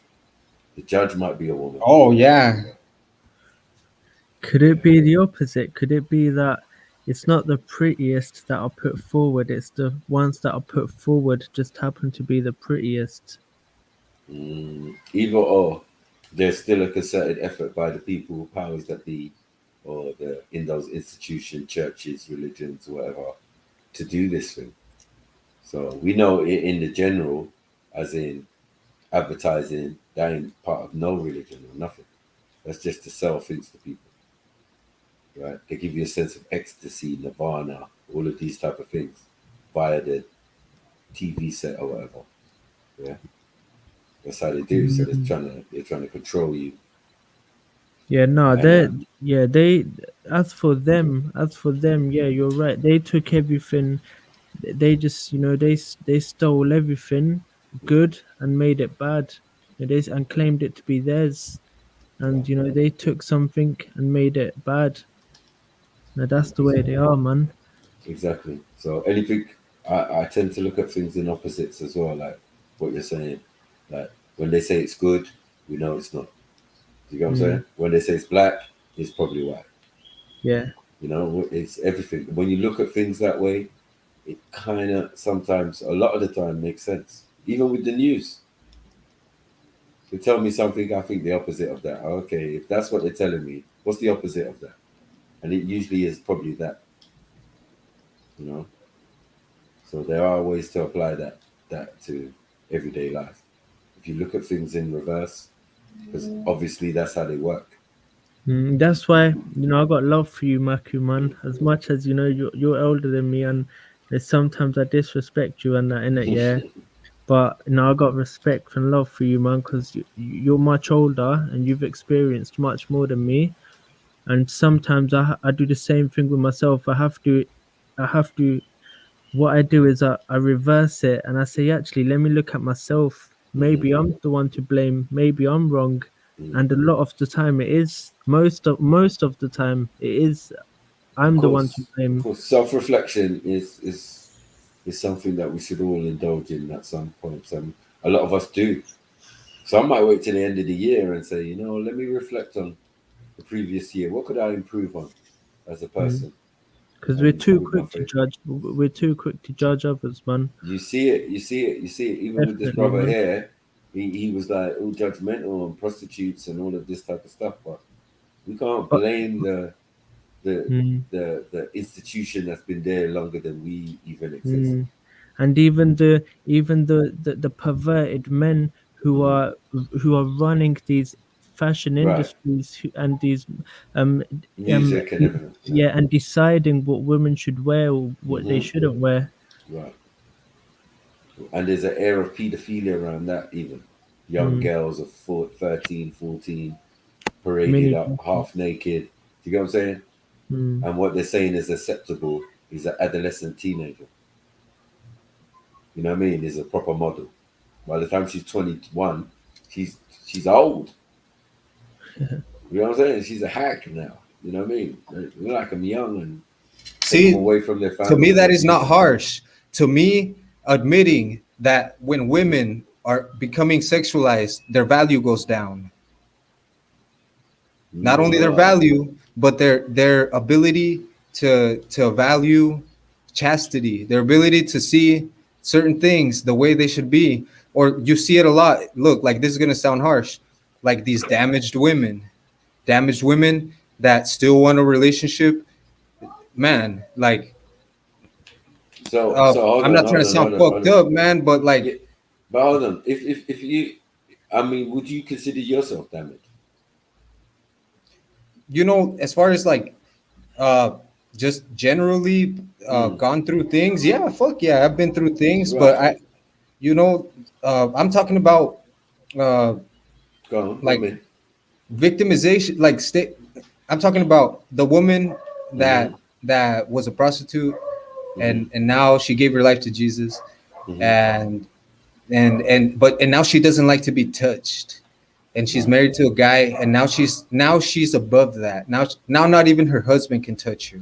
Yeah. And I'm like, dude, like you're on some bullshit. No, that's what a nun is. Remember, they married Jesus or Christ or God. They're wives of God, or I'm not a Catholic, but I'm just saying that I see. I'm just saying that's how women can give it up. And even our old aunties, once they get old and they get heavily into Christianity, they stop giving it up to uncle. Yeah. Now he has to go out and look and use prostitutes. You see how that works? That's what Paul said. She's giving herself. No, but auntie's giving herself. She's supposed to give herself to her husband. Yeah. He didn't say they go to prostitutes immediately, but Paul does say that it is better to marry than to burn, and to not defraud each other in the marriage bed. Well, yeah, they're getting defrauded by the idea that they're married to the Creator or married to Christ. Crazy. That's like that's what a nun is. But yeah, there's not much difference between both, if you ask me. And one desecrates the sanctity of anyone getting married to them, because they're not married for life. Some are young women and they say, I'm going to be a nun, and that's canceling out a bloodline, right? As far as I'm concerned. I think it's kind of superstitious to think that we need to have children to exist. But we do. Definitely superstitious. We do. No, it's not superstitious. It's facts. 100% facts. I don't plan on having children, and I'm going to continue to exist. I'm saying, I guarantee you. Yeah, but it's the fact that your parents had sex is why you exist. So you can't even, you want to stop a habit of a lifetime. That was part of it. That was definitely a part of it. Hold on. What God said we must go out and do. And your parents successfully did that without even knowing about it.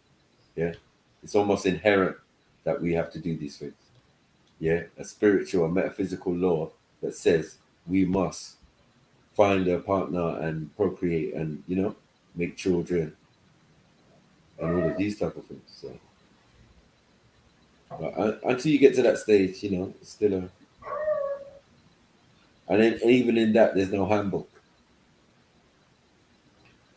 There's no handbook. Hey, I'm gonna make a little. I'm gonna go to the store real quick.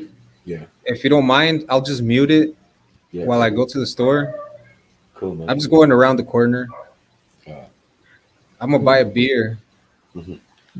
Guruji said that, "O mind, contemplate the sanctuary of the One, meditating on him in remembrance. Ganika the prostitute was saved. Enshrine his praises within your heart." So Guruji says, mind contemplate the sanctuary of God, meditating on him in remembrance. The prostitute Ganika was saved. Enshrine his praises within your mind. You see how that's different to what a Christian would say, which is give yourself to Jesus. There's that exclusivity. There's an exclusivity. It has to be Jesus or no one. It has to be Jesus or no one. Whereas we're saying, meditate and contemplate God, the sanctuary of God. Meditate on him in remembrance. So that's the distinction between Christianity and other spiritual traditions. I don't think that's what Christians are saying. I think that's how some people interpret. Then their religion's failing them. Their religion's failing them. No, I think their interpretation and their comprehension is failing them. It's not what the book is saying. If you misconstrue what's written, then that's down on you. That's on you. But that's all of them. That's all of them. Yeah, but I'm saying that I'm saying that the books are not wrong. It just depends on how you interpret the information. And everybody who's in a so-called religion might not be interpreting the correct way. That's all. You just following traditions of people who went before who also thought the same thing. But what about when it says Jesus is the only way? The only way for some people at that time. Yes. You know what I'm saying? It's specific for a set of people. He's in a specific area. He came for a specific set of people. You know. Yeah, but all you gotta do is look at the fruits of the people. You just gotta look at the fruits, man. No, that's what what they were doing.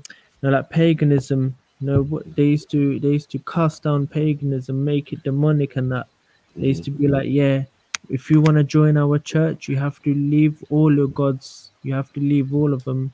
Right. This is what they were doing back in the days. And so I'm saying this guy is Mexican, and now he's become a Christian. Yeah, I'm saying, what was your people doing before? Before they knew the way, the life that they sinned. That they were born sinners and all of this type of stuff. Like, what did he say? He probably said he don't know because he left it all at the door. But your culture and your thing always goes with you. This is why we know that a lot of faiths and way of lives and all of this are steeped in somebody's culture, somebody's way of life, how they lived and all of that. But that's true for dharmic faiths. That's true for our faiths, because we've always said, keep your culture, we ain't taking nothing away from you, man. We've always said that. But when it comes to like, especially Christianity, or these monotheistic religions, these Abrahamic religions, especially Christianity, they're from what I can see, from what I've experienced, they're very much like you have to leave everything of your culture at the door. Yeah, I mean, that's part of colonization and the missionary work. That's how it was thing. When I asked him where it came from, he'll tell me that Europeans brought it to this country. Yeah, so that's how they are, man. That's how they like when they come to India, when the white Christian colonizers, when they come colonials, they come to India. They went around, said to Hindus, who do you worship? They were like, him. They were like, and then they went to the next Hindu, who do you worship? So when the Christians saw that everyone worships a different thing and they've all got their own way of life, they said, so you guys are you guys are all Hindus. We're gonna call you all Hindus, and you guys are polytheistic, whereas polytheism, whereas actually we're not even theism, we're philosophy. We're not even theists. We don't have a god. We're a godless country. We're a godless country. We don't have a god. We're philosophers, you feel me? But they said, you have different gods, you worship different ways, you are all Hindus and you are polytheistic. And then we were like, and then they come to the Sikhs and said, what do you believe in? And we said, we believe in Ik Oankar. They said, that sort of sounds like monotheism, so we're gonna call you monotheists. And so what we've done now is we've started to understand our dharma. We've started to understand our dharma from their perspective. So nowadays we go up to our parents, Mum, what are we? They open their dictionaries and they say Sikhism is a monotheistic religion. The Hindus, they'll open their dictionary and it'll say Hinduism is a polytheistic religion.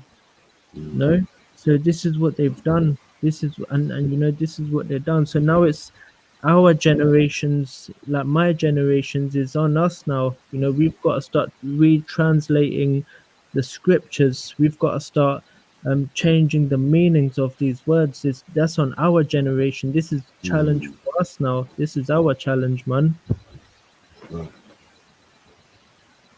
So something we're doing on Jen Wallace's channel every Wednesday, 8 p.m. London time. Now, I hope I see you there and everyone. Yeah, is that what we're doing? Is we're going through the script, going through Jabji Sahib, which is sort of like the first 7-8 pages, letter for letter, word for word, and we're given the a different translation, a different meaning to the verses, you know, and then hopefully at the end, before I die, before I change form, I wanna be someone who's retranslated the scripture, you know, from, you know, away from what it is now. That's challenge for our generation. That's what you want to do, yeah? Yeah, that's it, man. And because that's what they've done, man, and it's what the white Christian people have done. They've translated our books. They've told us what we believe in, and you know, we've gone along with it. Because our elder generations, they had a different challenge, you know, but this is challenge for us now.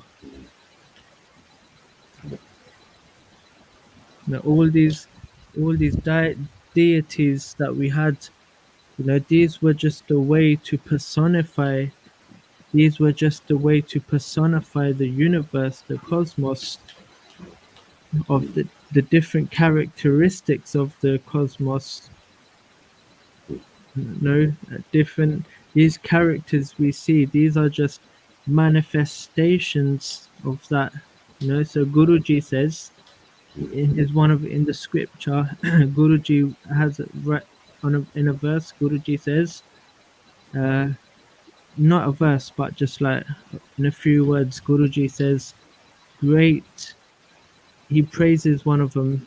He says, great is the all-permeating and all-pervading one who plays Krishna's flute. You know, Krishna is the one who's depicted or seen as playing the flute, but Guruji doesn't say great is Krishna who plays his flute. Guruji says great is the all-permeating and all-pervading oneness who plays the flute. So as Sikhs, what we do, we don't take anything away from them. We take nothing away from them. We're just told to have a different perspective. But you know who Shiva is, though. You know who they're referring to when they say that. So you know, Shiva isn't a god or goddess. We don't have any gods. We don't have any goddesses. These are all Western terminology that's been imposed on us. We're not theology. We don't have theology. We're philosophy. Yeah, we're not theologians. We're a godless country. We don't believe in God. We don't have a religion. Yeah, we're philosophy. You feel me? We're philosophy. Yeah, and so you mentioned Shiva. Shiva is just Shiva is an electron. Yeah, Shiva is an electron. Yeah, so electrons is not a god, goddess. These are Western terminologies. Yeah, Shiva just means electron. That's all Shiva means. It means an electron. Excuse me. Are you a person that? Because I've been listening for a bit, and because I didn't want to just butt in, but okay, so you're saying that, and you know, you can correct me. You'll have your time. You interpret these things as these scientific things. That's what you're saying. Could you repeat that? You're interpreting these things, such as this deity, which idols exist for. Right? Idols exist. Yep. Yeah. Okay, so obviously it is associated with an idol. Mm-hmm. And he brought up something curious. He brought up something curious. He said that that he believes that it's something different, that it's something literal, not metaphysical. Right. But any Hindu practitioner would disagree with you. Yeah. That's why I said. That's why I said he's doing it. He wants to do it his own way. He wants to. So you said, yeah. Firstly, let me address all 3 points that you made. You made 3 points. Let me address them. Yeah. First, you said if it's scientific, then why do idols exist? So you mentioned science, and then you mentioned idols, and then you talked about physical and not metaphysical. So let me answer that. Yeah. So yes, it is science. It is all science. It's all 100% science. Yeah. And I want to say I agree fully with you. I agree fully with you that the way that we're explaining it, the way that we've explained it, and the way that we've packaged it up and given it to the world is outdated. It's very outdated. I agree with you. That's one of the reasons why in the UK you have, like Buddhism and Islam. These things have taken over whereas it should have been the dharmic faiths, whereas it should have been faiths from India, because you're right, we're very outdated in the way we've packaged it and given it to you. But yes, they are scientific. When Shiva and Shiva, Vishnu and Shiva, Vishnu and Brahma, what's that banging noise? Fireworks. Oh, that's loud, man. So yeah, when the concept of Shiva, Brahma, and Vishnu, the Indian the Trinity called Trimurti. Notice how Trimurti sounds like Trinity, and the symbol of it is a number 3. Yeah, when this was known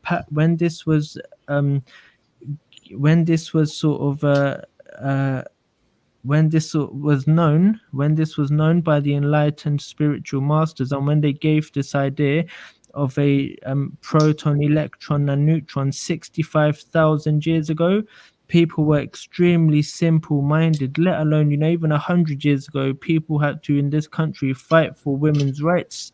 They had to say, well, look, we're equal. That was only 100 years ago. Imagine 65,000 years ago how simple-minded people were. So and they didn't have no microphones. They didn't have any, YouTube platforms, Facebook, Insta, none of that. Allegedly. So in a way, now you're going on like they were scientifically advanced on that, which is a contradiction to what you were saying. But let me say this now: these people were very simple-minded. Yeah. So for them to explain to them in a simple way, they were given they were made into these characters so that children like 3, 4, 5 years old could understand, physics. So people could look at it and be like, wow, this physics makes sense to me. So these 5-year-olds in India today, they watch cartoons. They could tell you about gravitation. They could tell you about electromagnetism, about vacuum energy, about holographic, about matrix and black hole and vortex. These 3, 4-year-olds in India could tell you about that. Why? Because all these, they made deities for them. They made it into a story so children could understand it. So yes, they are these idols. Now, second point, you mentioned about these idols. Yeah, why do these idols like Shiva exist? Well, it is outdated. They need to update it. Yeah, but this Shiva the destroyer, he's depicted as blue. He's depicted as blue because he represents the electron. Yeah, Shiva means electron, and electrons are destructive in nature. In nature, they are destructive. Yeah, they're negatively charged. That's why he's called Shiva the Destroyer. But he's seen as a great saint. He wouldn't just no one would be afraid of Shiva in that sense that he goes around killing people, he goes around looking for fights. No, that's not the way the story's been told about him. That's just a way to describe him. So you have Vishnu, the sun. you know, the sun Vishnu, or the Vishnu, the creator, because the function of a neutron, sorry, the function of a proton is to create, is positive in nature. That's why Vishnu is seen as that adorable, positive guy. That's not true. That's not true, man. Because one second, the Tsar Bomba, the Tsar Bomba is a proton bomb, and it's the biggest bomb known to man. No, I think that I think that's because it's I think that bomb is wait, but listen in it, yeah.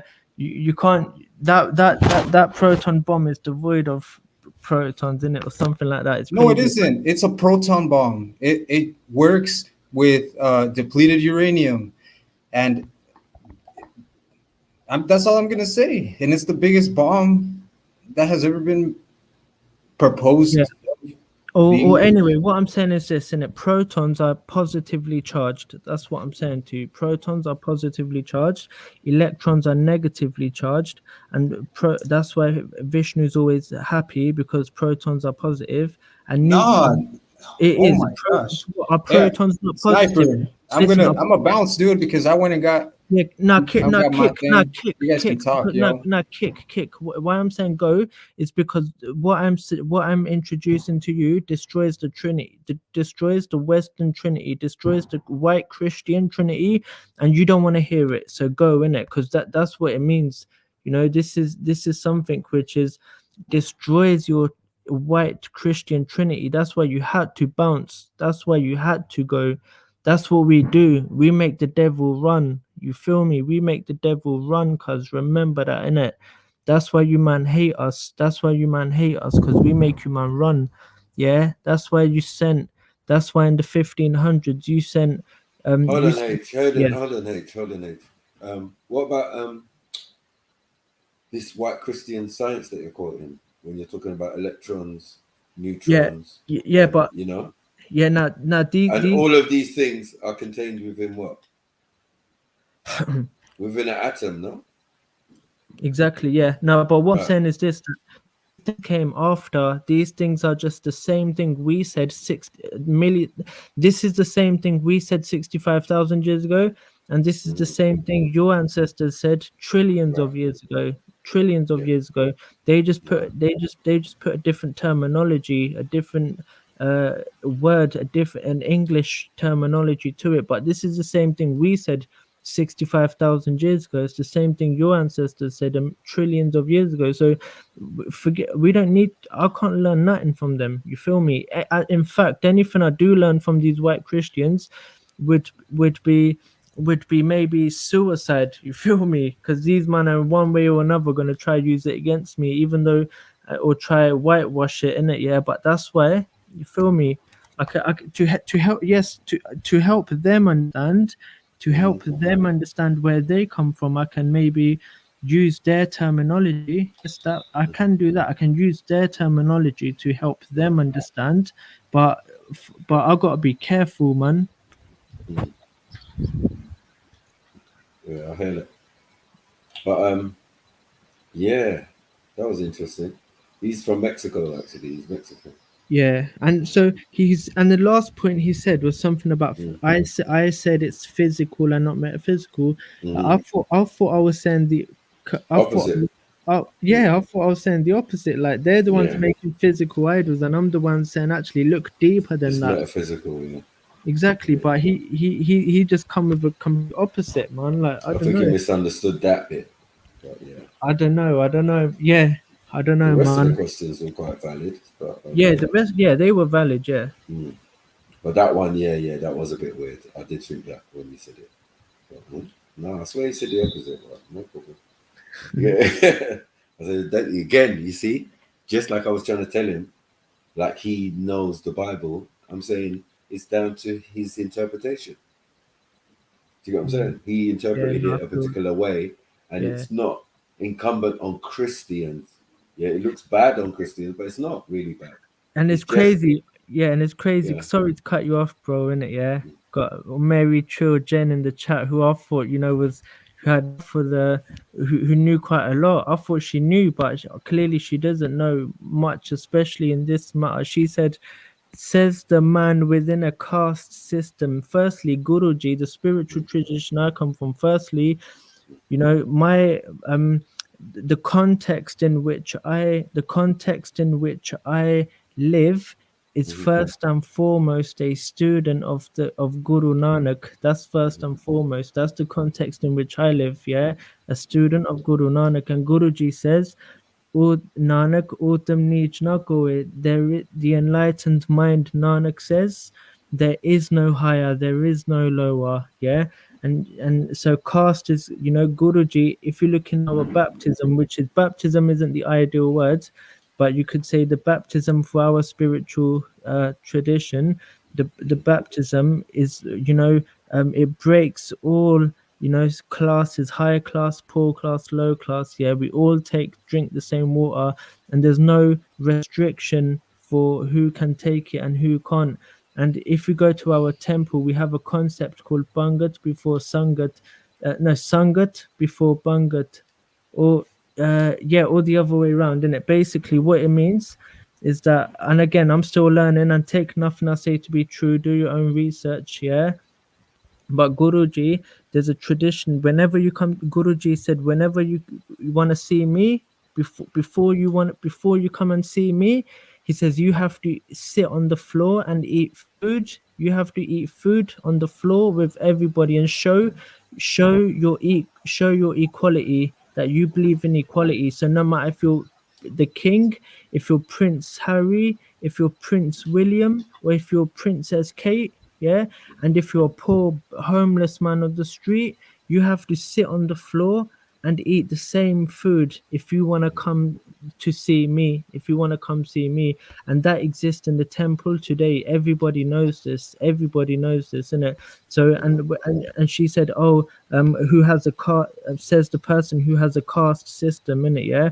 Let me also tell you the origin of caste system. The word caste comes from the Portuguese word caste, and it was enforced upon the British. It was enforced upon us by the British, and they made us. Whereas the original, it was called the Varna system. The Varna system, which is similar to caste, but it's not really. It was based on your actions. It was based on your actions. Yeah. So if you was really talented at one thing, that's what you would do. It was based on your actions completely. The caste system, what the British brought to us, is based on your. Once you do that, once you're in that caste, put into that caste, you can't do anything else. It's against the law. It's against the law to do anything else. So my surname Date, yeah, I've still kept it because I want my children to know about the history of the British, when the white Christians, when they come to our land, innit? So when these white Christians came, they said to these surgeons, yeah, that you have to cut hair now. There's nothing else you can do, but you have to cut hair. And if you do anything else other than cutting hair, then it's against the law and you'll go prison for it. So my surname Date, you know, that's where barbers come from. Barbers in India, they used to be surgeons, and the British forced us to be barbers. Yeah, so that's the caste system, innit? Feel me? But many people don't know this. Many people don't know this, man, because it's war, innit? This is war, man. But why don't many people know this? Why do many people know the caste system as something that all of those people and existed before any British came? Exactly, for the same reason why someone growing up would think that all black people, that when they were found by the white man, they were all running around naked, for the same reason, because, you know, someone who's about 20, in their 20s, or 15 or 16, someone who sees a black man would think, yeah, before the white man saw these men, they were all naked, and they used to wear nothing, not even a loincloth, yeah, some of them, for the same reason, because it's war right now. This is the age of This is the age of confusion, the age of darkness, the age of ignorance we're living in. And it's war out here. But you talk about us being naked. What about your people being naked? As a No, choice? no. I never said you were naked. You weren't naked. I'm saying, but there's people who were naked who they subjugated, like India, and stayed there for 200 years. Like, we know this, so I half agree with what you're saying in the sense that they came in and they changed the system. Cool, but that's if you accept that. Remember that you being a Hindu still has nothing to do. But Hindus, you could just slap them and they'll fall on the floor. You could slap a Hindu, they'll fall on the floor and they'll be there for 24 hours. They won't get back up. But you don't have to accept it. That's the whole point. Someone could come and change up something that already exists and makes it negative. But we know that even the Sikh caste system is based on marital rights. You know what I'm saying? No. Then the Jats, right? That you were vehemently against last time when we spoke, because they say that the Sikhs use the Jat system. And then you were saying that the Jats, no, they're bad, they're this, they're that, they don't respect them, they're scum, they're whatever. I don't know what you meant.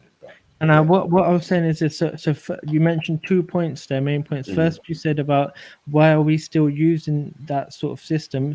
Probably, I would say same reason why I know many bare black people who have English names like Jones and what do you call it, and all these black white names, English names. Like, you look at them and you think, nah, that can't be your surname, innit? You feel me? Like, why you still got that surname?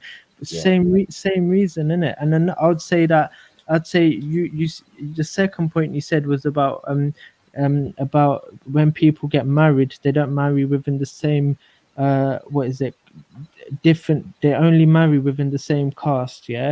Well, from my experience, the complete opposite is true. I've had my two sisters, they married someone from a different caste, and they were both arranged marriages. Arranged marriage, I don't mean someone who's forced to marry the other person. What I mean is, two people were introduced by the parents and said, look, here's the number, if you like, here's the picture, if you like each other, then both are good people, innit? And then that's what happened. Both of them are from a different caste than their husbands. So and my cousin's the same. I think 99% of my cousins are the same like that. They married people from different caste system. The only people today in India that only marry within their caste are the Jats. The only people in India that marry within their own caste system is the Jats. The Jats come from Turkey. They used to be Muslims. All the Jats you see right now, whether they're Sikhs, whether they're Muslims, whether they're Hindus, all these Jats, they all come from Turkey. They all come from the mountains. They all can't come from Turkey. All of them. Jats here. If any Jat does a DNA test in it, he'll have about 60% Indian in him, and he'll have about 40% Turkey in him, because they all come from there. Whereas the people from the different castes, so-called caste systems, we all have at least 95% Indian in us. Okay. But the ones that don't are usually the higher caste, right? The less Indian you are, the higher you go up the caste system. No, not from my experience, no. But what I will say, no, not from Hold on. You telling me that someone who claims to be of the Brahmin sect, right, is somebody who's dark skinned like a Dalit? No, complexion is everything. Color is everything. No, because you see in the south of India, where like Tamil Nadu and all these places where people like, it's the highest deities, some of the highest functions, but some of the highest deities or the most revered ones in the whole of India, even by Sikhs, they were from South India, like Tamil Nadu and all that, and Tamil Nadu, they love us, man, but they didn't have a Brahma, Kshatri. These are all North Indian philosophies, because in every state in India you've got different philosophies. India has so many different philosophies, and this thing where you had Brahma, Kshatri, all was sort of northern Indian philosophy. It wasn't southern India philosophy. So hence why even you have poor people, who are dark skinned in India. They're poor people. They live on this. It gets so hot in India. It gets bare hot in India for 10 months of the year. And people who are homeless, who were once upon a time very light skinned, they just turn black because it's so much heat in India. They've got no shade. They got nowhere to live. They live on the streets. Over time, they just went dark skinned. But what I would say is, huh? You believe that, yeah? No, this is what I've experienced. I'm saying there's dark African people in India, and most of your average Indian is very dark skinned. So, like, you who are light skinned there are the ones who had the admixtures of these different Turks and all these No. who came into India. Yeah, Hold on. Who came into India. So it's a bit funny casting aspersions on other people when you're as fair as you are.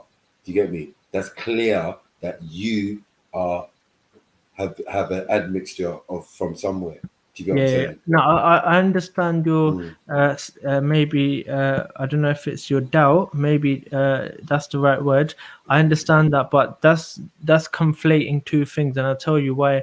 With all due respect, is because India has a temperature which ranges from -50 to +50. And by the way, I want to thank you firstly for allowing me to come on and share my point of view, my opinion, my perspective, and obviously. So thank you so much for that.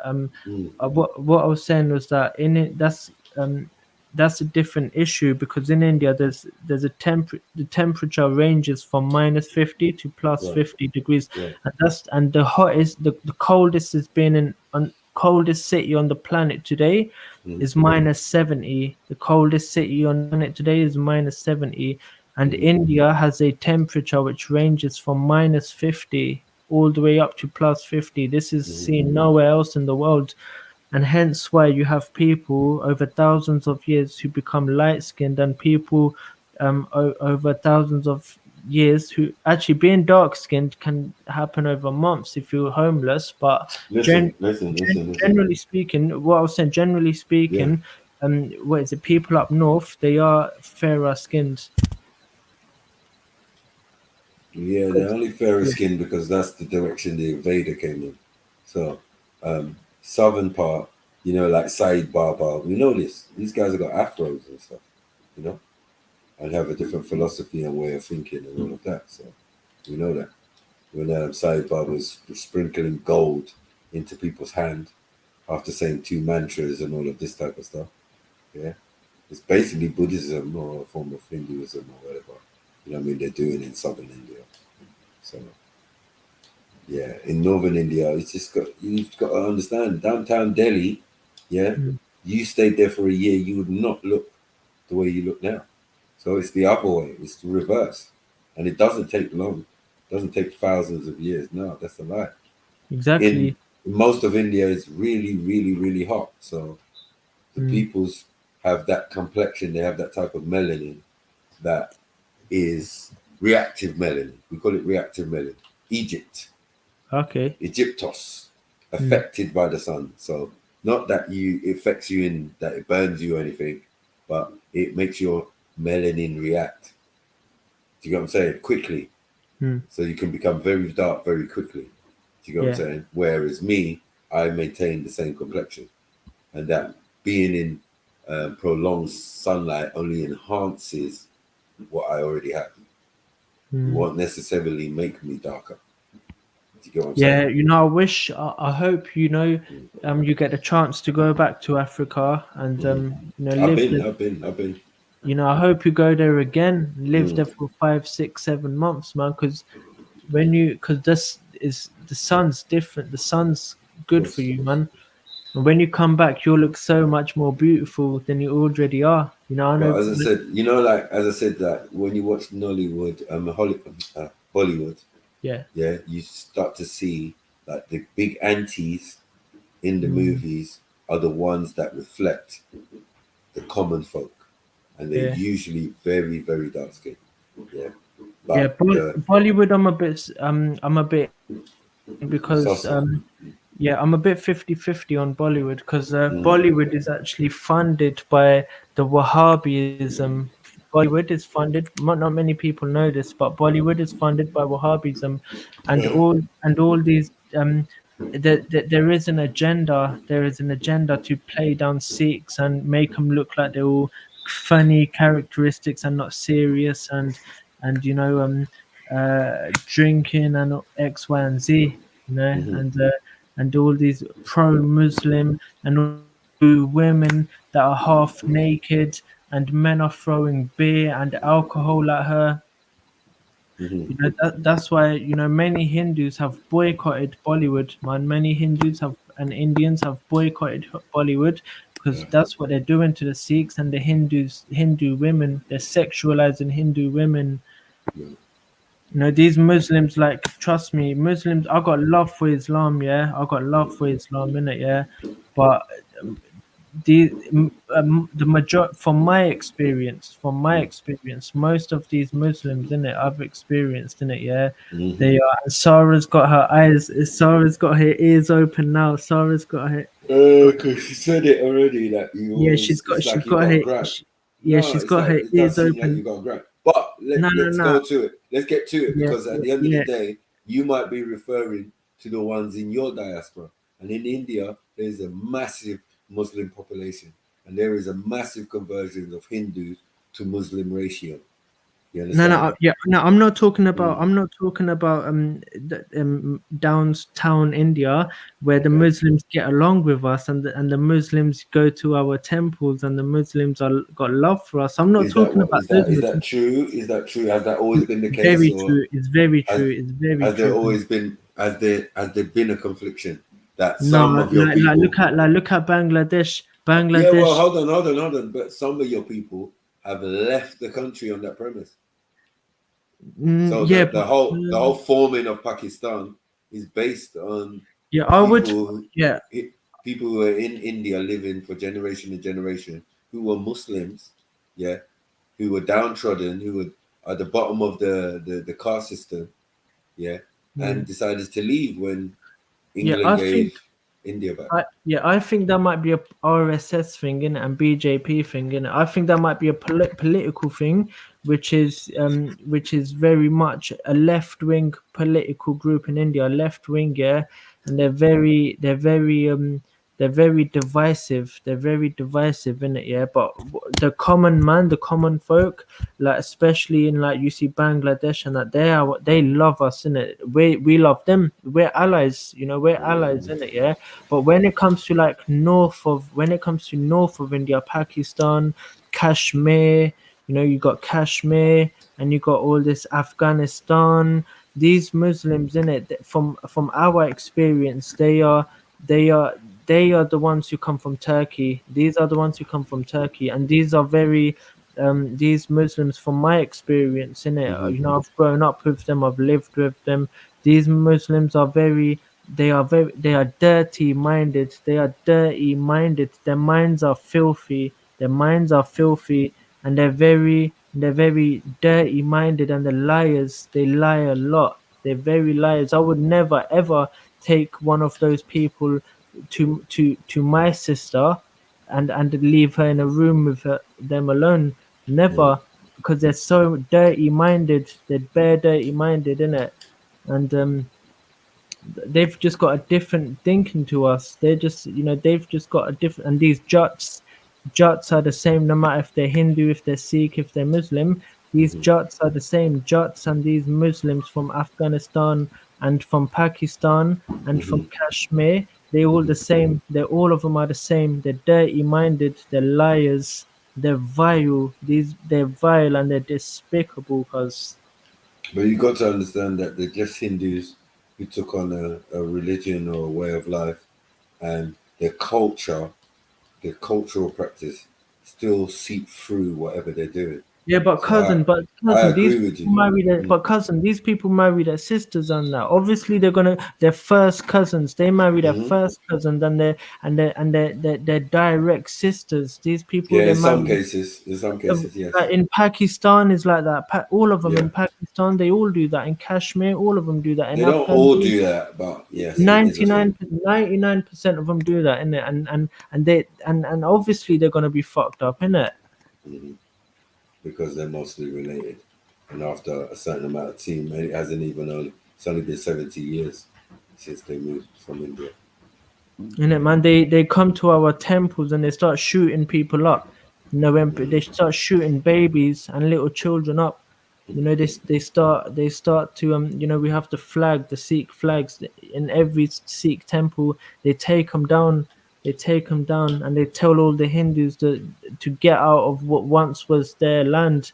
You know, Kashmir was their land, and these people from Turkey, you know, which we now call Afghans and Pakistanis, they come to our land and they say, run away, you know, go. They run away from here. We're conquering this place. We're colonizing it. You know, they're running them out of their own country. They're shooting them up and that.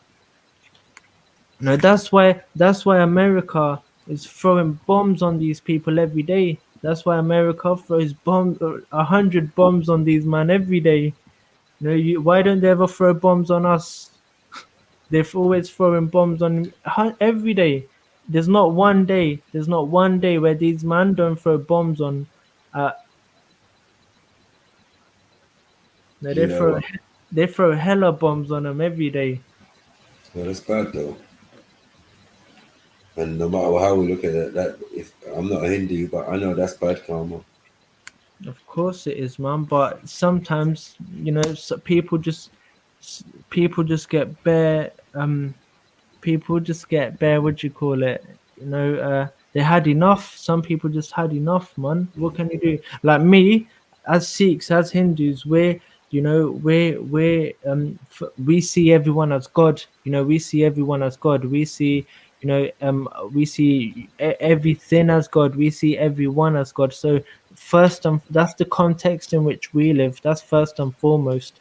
And secondly, we seek to fight the internal battle against our desire for even life, our lust, and our anger, our fear, and you know, for the other. So who are we gonna? So these man, that's why we're pacifists. Our gurus, our 9th guru, our 10th guru, our 6th guru, these were all pacifists. You feel me? Most Sikhs are pacifists until you fuck with us. Sikhs are pacifists until you fuck with us. We can handle it, but there's some, because our guru is so great. But there's some people out here who can't, who don't have that patience within them. Some people don't have that patience where they can, you know, sit back and watch their women. You know, like if you know, all these white women, all these Pakistanis and that, and Kashmiris and all these Afghan Muslims, you know, they're looking at all these. They get very excited. They get very excited when the white woman shows up. When the white woman shows up, they get very excited and that. So these people get pissed off, man. Yo, big up, Matthew. Big up. Big up, Sarah. Why Guruji ka khalsa, why Guruji ki fateh. Sorry, I thought I just misheard you, Hate. Maybe it's my ears. Did you just try No. to justify the bombing of people? That they had to do it. Sometimes you have to do it. What does that mean? I didn't even say they had to do it. No, I you never said that. You know, sometimes these things have to be done, or along those lines. Along those lines, now you're changing it. I didn't even say. You said something about why do these countries get bombed and we don't get bombed? Now that's better. Now instead of making a statement that could, you know, you're asking me a question which is better. Now let me respond. Yeah, Yeah, go on. So what I was saying to you is that these Afghanistan Muslims and Kashmir Muslims and Pakistani Muslims, yeah, and Jats, they all come from, most of them come from Turkey. 99% of them come from Turkey, yeah. And these people, they marry their sisters, yeah, their first sisters, their brother, sister, they marry their sisters, they marry their first cousins, So yeah. who marries their sisters? Are you sorry? These 99% of them, 99% Of of them who? in it, yeah, of the Afghani and Oh, Pakistan, yeah. did you just say 99% No, of no, that's a lot, man. Afghani marry their sisters? No. I said so. About 99% of the Afghani Pakistanis, of the Kashmiri Muslims, Afghani Muslims, and Pakistan Muslims, about 99% of them are thinking this way. And Have you got from any those, evidence for this, my huh? brother? That's a No. any evidence? But in the beginning, I said this is from my experience, this is my experience. I'm not saying this is what. So the Afghani Kashmiris that you know. Yeah, that's what I said. 99% of them. Okay. Yeah. Or yeah, 99% of them. No, I'll work How with many? Muslims. How many do you know? Can you give us like a number? How many have I? Like know properly, fully. I know.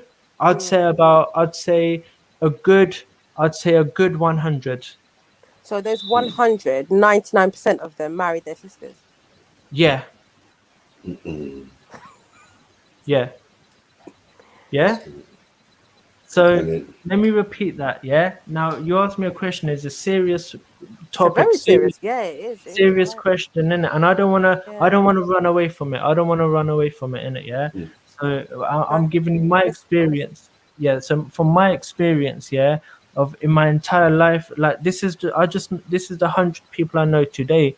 This isn't who I've known in the past. This isn't considering the past, innit? This is just the present. Or just quick question: Are they in London? Are they in England? These people? Yeah, England. Yeah, because I'm from England. But I swear, incest isn't it illegal here, Matthew? Am I going? It is. It's illegal. No, but these people don't. They don't. Yeah, but how it's not you? illegal where they come from. No, it's not illegal. How you gonna basically? But they come here to escape it because going back could mean honor killing and all sorts of matters. But siblings, Matthew. I know, it's crazy. Siblings. No, I can't date this rule. That's a big generalization. No, I wouldn't say. I wouldn't agree with the percentages. Yeah. But I agree that these things happen, Okay. and I've been told by people from these places that yes. Yeah, but carry on, H. You were saying. To escape that, they came to England. This is my point, though, Sarah. You get what I'm saying? Yeah. No. Avoid marrying man's cousin. Man says. Yeah. Man didn't agree with man's Pakistani origin and what they did in his culture, and yeah, I don't know. Yeah, I don't know. Yeah, I don't know. No, from my experience, innit? Like all I can speak from is my experience, innit? Yeah, I don't know. I don't know much statistics on that, but from the 100 people I know in the present moment, right now, the 100 people I know, 99% of them marry their siblings and their first cousins. 99%. So you roll with people who commit incest. No. I don't roll with them. I have to work with them. Innit? Because I'm like assistant manager basically, innit? Yeah. What type of business is this? I'm like assistant manager, and there's bare people from they all work in the factories and that, and I have to communicate with them daily. Every day I have to be with them. I have to talk to them. I have to go on the shop floor. I have to basically do quality control and that, innit? But and I have to interact with them, and so yeah. And you're saying most of them are inbred. 99% of them, yeah. So they're inbred. They're cool with that. They're inbred themselves because that process must have been with their parents also, and then their grandparents, and then their This doesn't even make sense. Yeah, but this is something that they're very open about. They're not like shy from it. I don't even have to ask them, and they'll tell me like, yeah, I married my first cousin and that. Like, I don't even have to ask them. They tell me. I don't ask them. They come and tell me. You know, they come, and then afterwards I was like, actually, let me find out how many of these man are sister fuckers and that, innit? So I'll go and ask them, innit? Could they say that about India too? Could they say that the gene pool is kind of limited, and that marrying anyone in or from that diaspora is like marrying your own cousin? I don't know. That's a philosophical question, isn't it? About is marrying someone who's maybe a far distance relative from you, is it like, you know, No, marrying? it's not. For they saying, Is that the same as sibling marrying? Like, that's a philosophical question, man. But there are people who may marry relatives, but these relatives are not blood related. Feel me? So, for example, if I have a wife and from a different part of the world, and her, let's say, brother marries one of my, I don't know, sisters, like that would be relatives marrying relatives, but like brother-in-law, but they're not blood related. You feel me? So yeah, that stuff does go on. Married, we say first cousins though. You're talking about first cousins and that. I'm talking siblings, cuz I'm talking siblings and first. These people are proud of it. These people are very proud of it, and they're happy. They say, look, this is our culture. This is our way of life. This is our way of life. This is our culture. This is, maybe it's not yours, but it's ours. And I'm not hating on them. Like, I'm not hating on it. I see God and I see them as God. But don't that stuff lead to disability? Is that why there's so much disability in these? That's exactly why I said that these men are to the point. Yeah, these men are so, I don't want to say retarded or stupid or anything like that, but these men are on such a next level that, you know, it does cause people to think they're not normal. But you just said they're God, though. No, because from the dharmic perspective, from the Sikh perspective, we see everything. We say that all is one. From the Sikh perspective, we say there is a pedo is not one, man. Pedophile. So what's wrong? If it's God, though, what's wrong? Incest is not one. No. What I'm saying, look, there's no wrong or right here. I'm not saying you're wrong and they're right. That is wrong. No, you're coming across like you don't agree with this action. No, exactly. I don't. I don't. Agree with God, then. Yeah, that's some look from the Sikh perspective. Is clear that the context in which we live in, first and foremost, before we start casting judgments, before we start hating, before we start getting angry, this is Western terminology I'm using so we can all understand. So before I cast any of this judgment, etc., the first and foremost, our position is that everything is God. Every individual is God. That's our perspective, and before you, and I'm not disrespecting your faith. This is you did just disrespect. We were talking about Muslims a couple of minutes ago. No, I'm talking about from my experience, what I've experienced. I'm not cussing. I'm not cussing Muhammad. I'm not cussing Muhammad. So for one, and you've talked about, I don't know, Muslims support Bollywood or some nonsense like that a second ago. Yeah, so Maku just said, you know, marrying siblings, isn't that going to make you disabled? I'm saying these people are disabled. Yes, they are. In which way? What way are they disabled? In the way that these men are dirty-minded. You know, whenever a girl walks past, they get all excited and they can't control themselves. They start shaking and that, to the point where. No, I swear to you, I work with these men. I've known these men. From my experience, I'm talking about. If you was to bring a woman in and they was to conversate with her, they'll start shaking and that. They can't, you know. That's why they have to cover themselves up. These people are. That's why they're oppressed. So do you think covering up is because these? No, it's not. No, I'm not saying covering up is.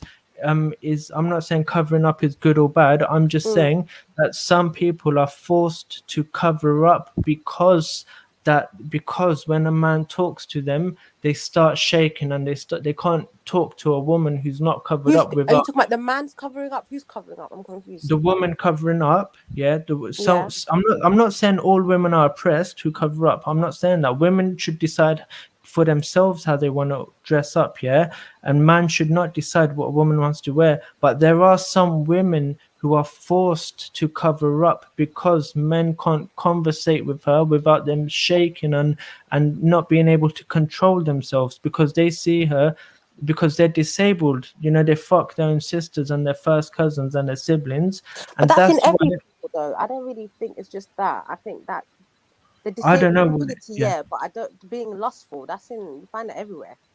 That Mm, don't mean nothing to do with. no, I don't. No, I don't I think don't you see know. the correlation. Do you get it? No, of course there is. Like when you talk to a woman, you shouldn't start shaking and that, And innit? Sikhs have a modest set of clothes as well. Aren't your women supposed to cover their hair?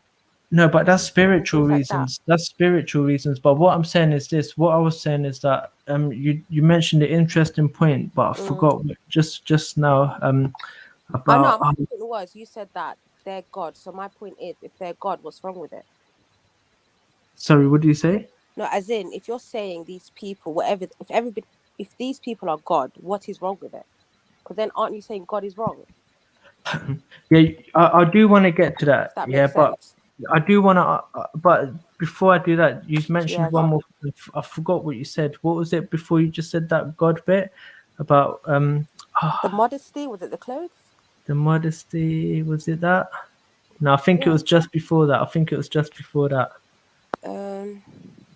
No, I think all I remember saying that you said that the people who commit incest are still God. So I said, how can they still be God? And then we Yeah, got I'm on. gonna get to that. What was it you said? I really wanted I to can't answer remember that. unless someone in the chat wants Oh, to.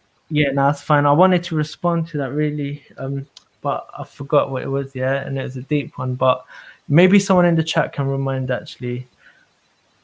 But yeah, regarding aren't they all God? We believe there are no two things. There is only God. So, like I said, I don't like to use this Western terminology, like this like I said earlier with my elder Maku, I said that these white Christians came over to us, and they said, so what do you believe in? We don't believe in a God. Yeah, we're a godless country. We don't believe in a God. We're not theology. We're not theology. We're not theologians. We don't have a Yes, you mean. theology. Yeah, we're philosophy. We're a philosophy. You feel me? That's what it is. And when the white Christian people come, they wanted to categorize us as something. Yeah, they wanted to categorize us. So when they saw that different Hindus have different ways of life, they said, all right, we're going to call all of you Hindus and you're one religion. And then they said and we're going to and you have a different set of beliefs, different practices, we're going to call you polytheistic. And so then they asked the Sikhs, what do you believe in? We said we believe in the oneness. We believe in the all-pervading, all-permeating oneness, and there are no two things, just a oneness. And they said, all right, that sort of sounds like what we believe in, a one, so we're going to call you monotheistic. So what we've started to do is we've started to understand our religion, our dharma from their perspective, yeah, which is why when you pick up a book and it says Sikhism is a monotheistic religion and Hinduism is a polytheistic religion, yeah, these are it's false, yeah, it's false, you know. So you asked So me, when you pray, who do you pray to? we don't That pray. really That's the thing. Sikhs don't pray. We don't pray. We praise. We praise. You Who feel do you me? praise? Who do you praise? Who do we praise? We praise the Guru. So the deity that you're praising is the Guru. So deity, you know, what? Deity is just anything that's What's a Guru? worshipped to a What's a degree. Guru? Gone. What's a Guru? Do you worship him? Him. Is it not him? What's the pronoun I'm supposed to use? What am I supposed to call him? That's what I'm saying. See how confused we are because we. I'm picked not up, confused. I'm no, not. no, No, no. Guru Nanak was a man. Isn't he a man? So wouldn't I? No, no, 1 second, 1 second. This is how confused all of us are. You know, this is how confused, not just you, all of us are. You know, we think that Guru is like a deity. You know, instead of we don't even know what a deity is. I'm asking you, what's a deity? Anything Deity. that's anything that's a special. Devi, No, what's a Devi? No, Avatar, Devi, and then they've created a movie called Avatar. Avatar. It's not Avatar. No, it's not Avatar. It's Avatar. It's Avatar. It's Avatar. And the meaning. And the meaning, and the meaning is not what the white man has, the white Christian has made it to mean. Is a complete opposite of what they believe. Is a complete it a vessel or is it not a vessel? What? No, it's not a vessel. Nanak is the vessel. Nanak is the vessel. Guru is something else. Guru isn't the vessel. I'm saying avatar. An avatar is a vessel, no? Avatar. Avatar, yeah. No, it's not like that. But let me go on to what Guru is, because you just asked me who do you praise, and I said Guru, and so Guru for us is the Guru for us is basically Guru for us is a function of the cosmos. The cosmos does many things. The cosmos it sustains our breath when we're sleeping. That's a sustaining function of the cosmos. Another function of the cosmos is that it transforms our thinking. That's another function of the cosmos. A function of the cosmos. It elevates our mindset. It elevates our mindset from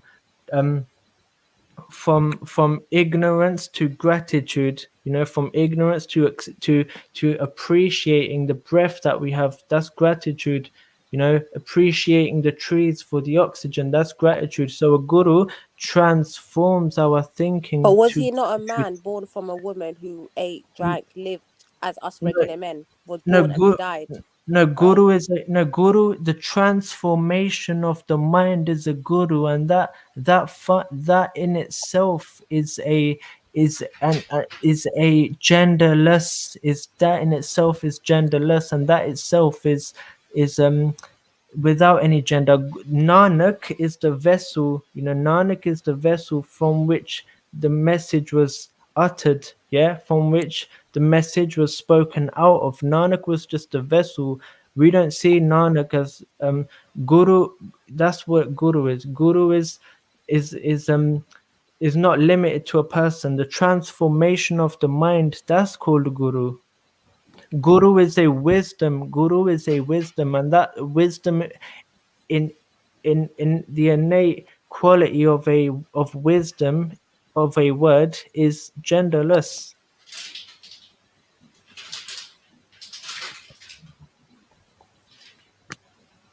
I hope that answers your question. I'm just trying to, look. I hope that answers the question, man.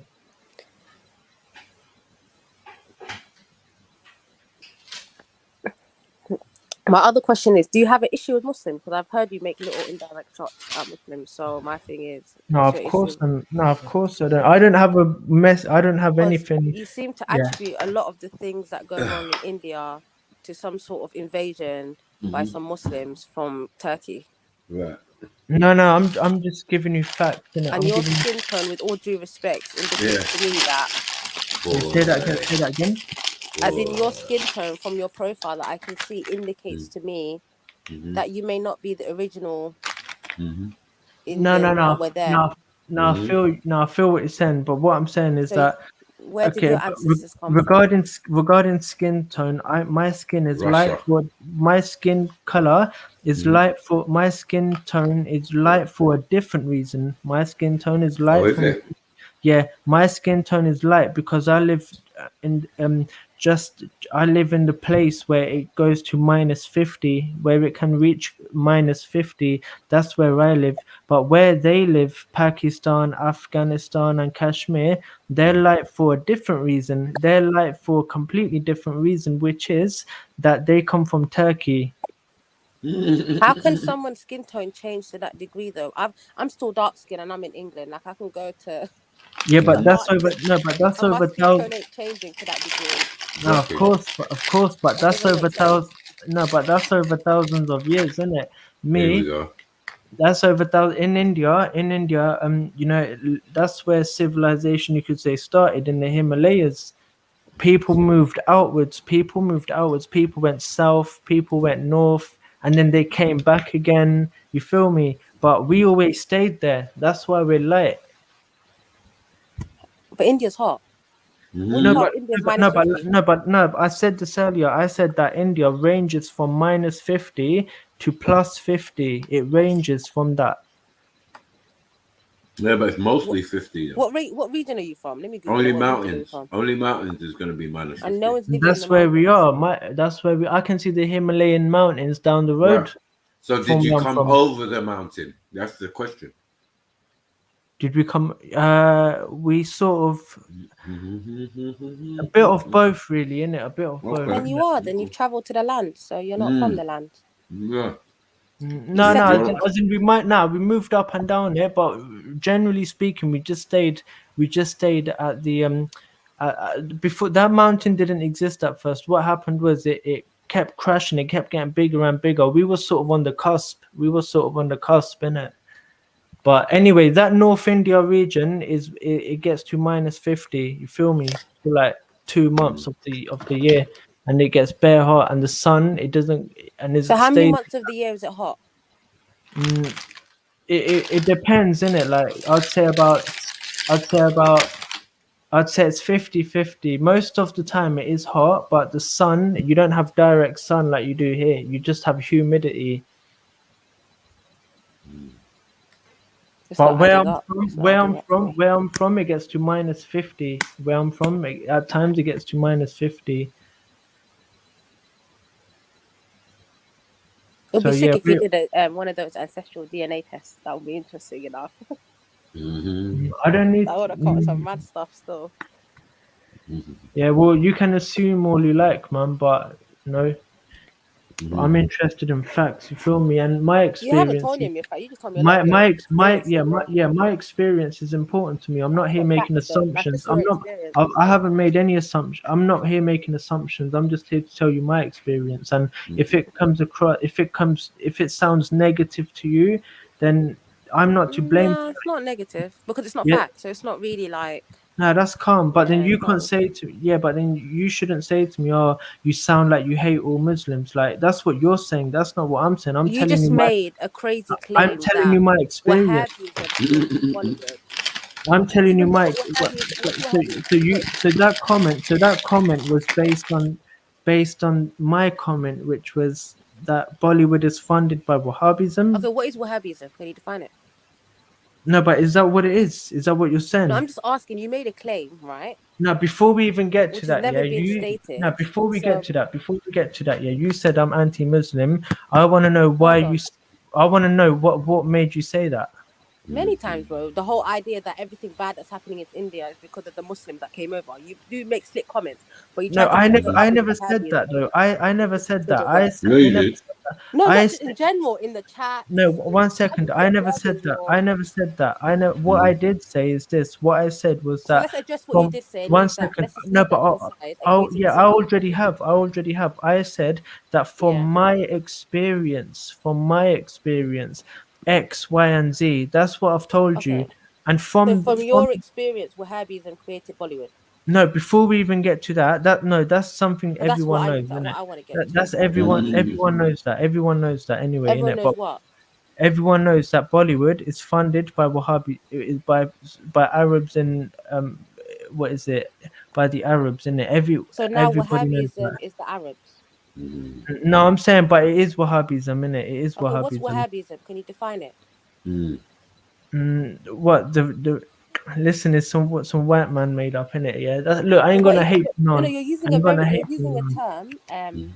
So I'm asking you to define this term. No, but for before the we get layman to that's that, listening. before we even get to that, you made a comment. You made a statement that I'm against Muslims. I'm telling you, I didn't say that. What I did say was from my experience, X, Y, and Z. Yeah.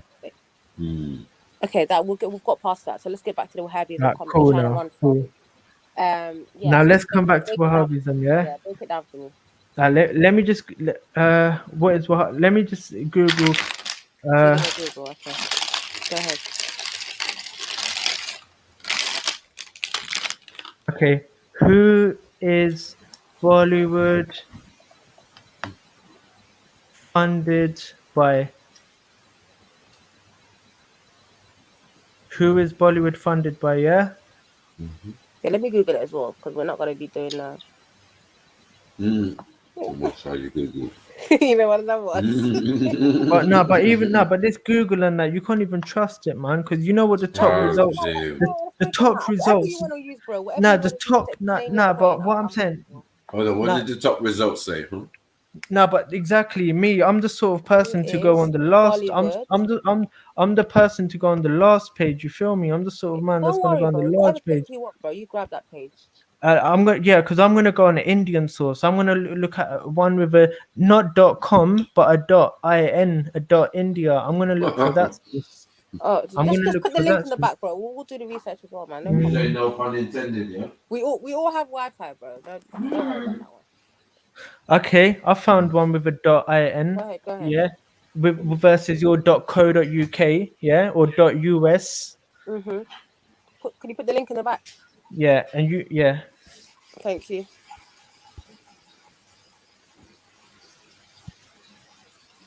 I'm gonna get Indian sources. You feel me? I'm not gonna get white man sources or Islamic sources. I hope it's not a biased source, though. So whatever you put the link in, we'll research the source and the credibility of that source. So we can look at the source, other articles they've written. And what are you gonna compare it against? The .com or .USA? The evidence that what? they bring, the information they bring. Cool. Yeah,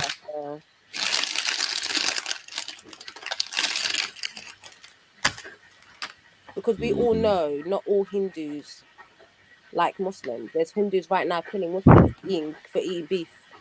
So and killing farmers for keeping cows. So we're not gonna play like there aren't extreme Hindus.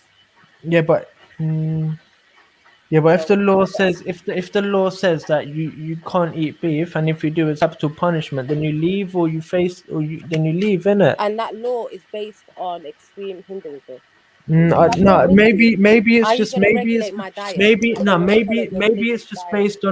it's just based on common sense that you shouldn't be eating animals. You know, when you've got lentils, you've got rice, you've got you've got all these. Sikhs fully vegetarian. They don't eat any meat. No, we're humanitarian. We're humanitarian. Do Sikhs eat meat? You know what a humanitarian is? Yeah, bro. Do Sikhs eat meat? 1 second. Do you know what a humanitarian is? Humanitarian. That should answer your question. Let me just I'm gonna respond to you the way I want. If you sense, I've got Google. Yeah, if you know now you're going to an English source again. You're going to the white. You're going to a white Christian source that says that Sikhs are monotheism. You're going to a source that says Sikhism is a religion, is a theology as opposed to a philosophy. You're going to a source that says Hindus are polytheistics. So are you.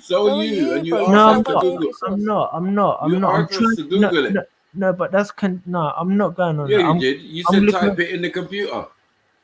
No, I said, do you know what a humanitarian is? Because you're not giving me a yes or no answer. 1 second. It's a white Christian. No, Google what a humanitarian is. Are you allowed to eat a white Christian? If you know what a humanitarian is, yeah. Are you allowed to eat pork?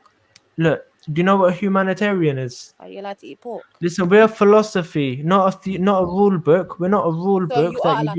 You are. No, we're a philosophy. We're a philosophy, not a theology. So We're a you don't have philosophy. dietary rules in terms of your No, diet. we have philosophy. We have philosophy. We seek And to what know does the human truth. welfare have to do with pigs and animal welfare? What does human welfare have to do with pigs? I'll tell you, human welfare has to do with, if you're gonna eat filth, then you're gonna be filth, innit? If you're gonna eat a pig, But then Sikhs are allowed obviously, to eat pork. There's no restrictions in your religious text that says you can't eat pork. where does it say Sikhs are allowed to eat pork? No, there's nothing that says you can't. No, we eat what the gurus eat. We eat what the gurus eat. You feel me? So my Guruji, we question eat is what very he eats. simple, bro. We're going around in circles, and No, it's not. Listen, this is common knowledge in dance India. This around, is innit? common knowledge by the Bro. spirit. This is I'm common asking knowledge. you, do you eat meat? Yes or no? That's it. Yeah, Very simple. this is the common knowledge between spiritual masters. They seek to know Let the me see if truth. the guru ate One meat. Hold on, second, let me Google it. one second. The Sikhs, we seek to know the truth. We don't have a belief system. We are against belief. We are against belief. We're So all it about says not. here the Guru Nanak ate meat on the way to Kurukshetra.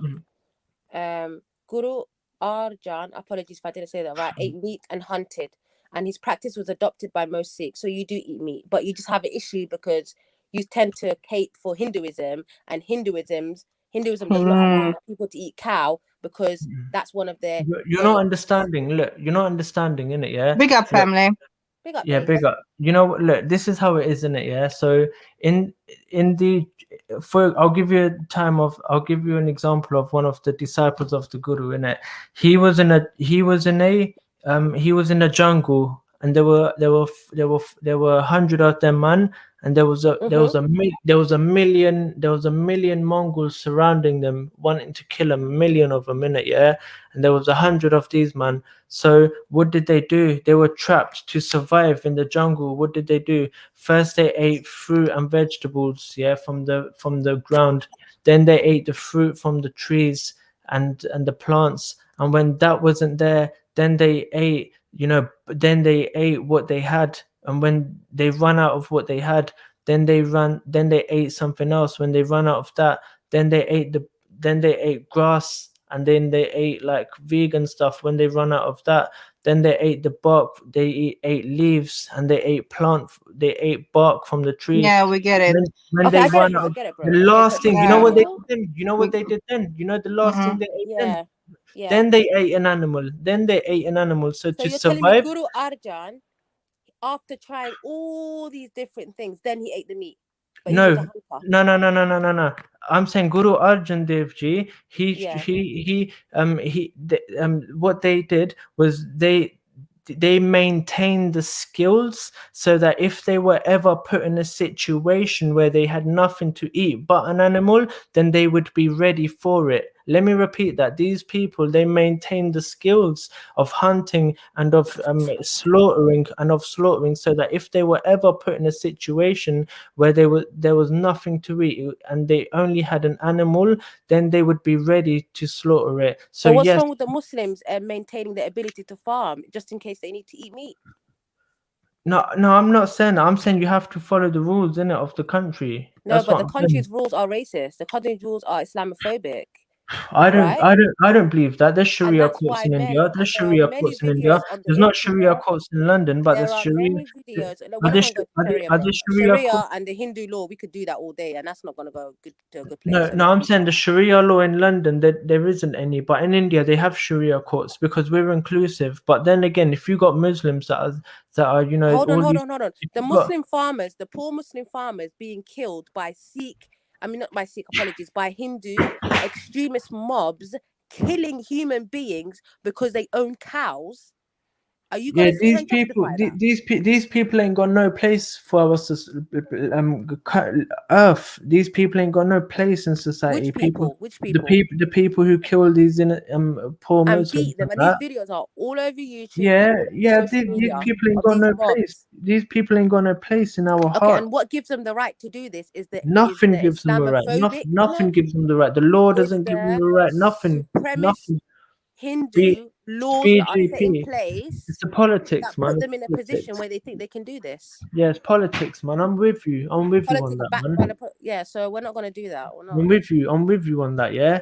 But I'm with you on that. But there are 1 billion people in it, so like 1 in every like 4 people. You feel me? But what I'm saying is that I forgot my train of thought. But yeah, that's how it is, man. There's good. Okay, so can you go back to the question? How do you say Wahhabism and Bollywood is connected? Let's get the link. I beg you to explain this one. I'll put a source in the back chat. All right, let's go there. Hold on.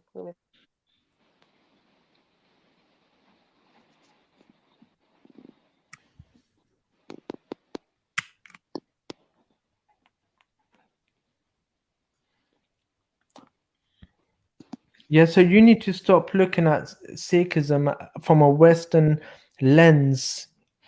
We're not polytheistic. We're not theology. We're philosophy.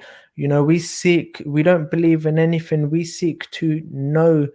We either know or we don't. We're not a religion. We're a dharm. You feel me? We're a godless country. We don't believe in God. H, let me play this video.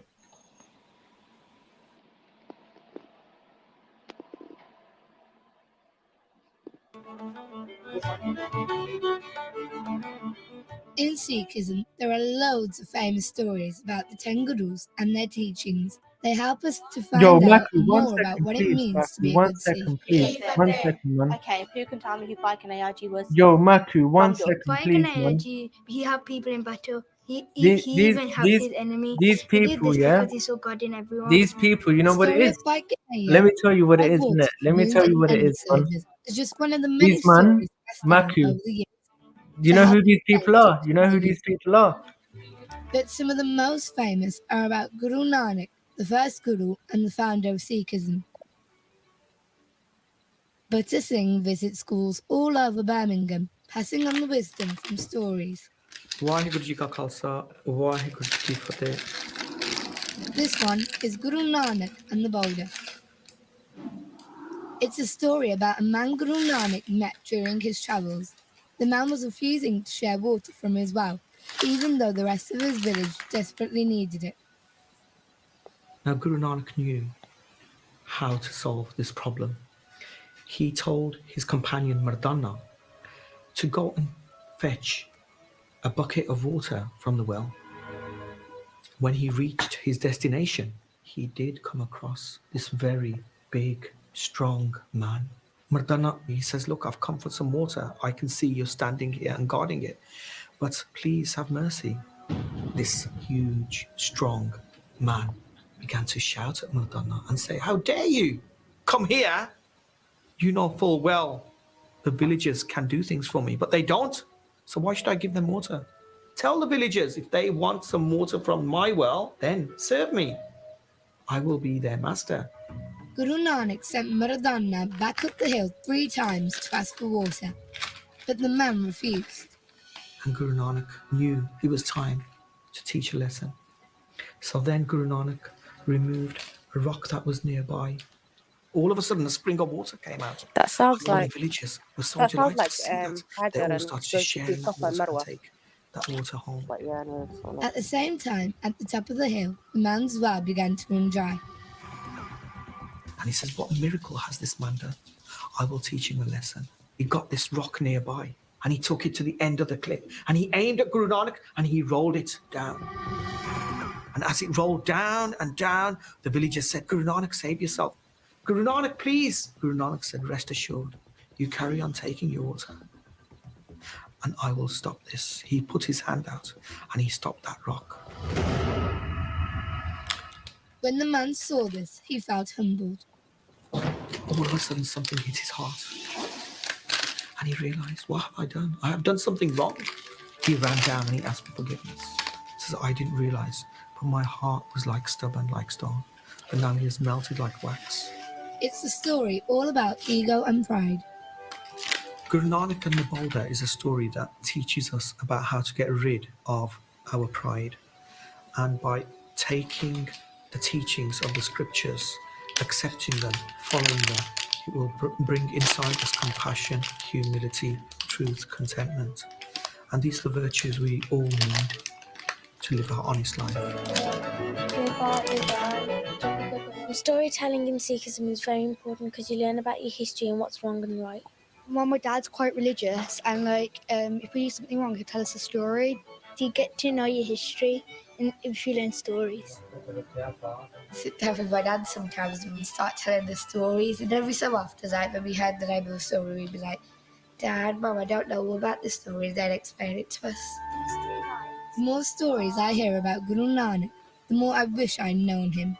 It would be amazing to meet Guru Nanak Dev Ji because with the amazing things that I've heard, it would be an honour. Oh, interesting. Yeah, you were saying, Sarah? No, I'm just saying it's very similar to Hajar when she was running between the two mountains to get water for her. Yeah. And with the whole rock hitting the ground, all of that, man. But yeah. Zam. Yeah. And the other thing, where have you got? You still here? Bro, I checked the website that you sent. Yeah, it's not talking about Bollywood or anything. And the other thing is it's a Hindu nationalism. So we know that Hindu nationalists are those people killing Muslims at the moment. So I don't know why you sent me this website. And it just talks about them building mosques, which I don't get. And a couple of lies about the Sharia, but we're not going to get into that. Yeah, it just looks like a propaganda website, bro. Yeah, the Sikh political. Oh, you're talking about that the website? Yeah, I'm just looking at website. it now. Why does it look like a? Why does it look? There, few lies. The first lie says that it's gonna that Muhammad ibn Abdul Wahhab has quote unquote horrific Sharia law, even though I don't agree with that. Even though what? Even though what? It doesn't. It's a lie. Men have to. What does it say here? What did it say? Something. Hold on. No, women should not be allowed to work. No, 1 second. Before you go to that next one, innit? Let's talk about what you did say. You know, these people, you know, let's talk about the tax. Let's talk about the tax system that you have, yeah? So let's talk about yes, some people, you know, we had some lovely Mongol empires, yeah, they come in and they were blessed with us, innit, yeah? But there was one or two individuals, one or two rulers that come. They imposed a tax. They imposed, what's it called? You talk about the jizya? Yeah, they imposed this on us. You know what it was? Let me tell you what it was. You wake up, yeah. You wake up you wake up, yeah. You go in a car. You got a tax for your petrol. You got a tax for your school. That's not jizya. No. I'm telling you. So I don't know what you're talking about. I'm telling you what some of them did. I'm telling you what how some of them treated people, innit? These people, they imposed a tax. That's not linked to Wahhabism. So is this who are these other people? Of course it is. They imposed a tax on the clothes you wear. 1 second. I'm telling you. I'm not telling you all of them are like this. I'm telling you some people, some extremists. Listen, hey.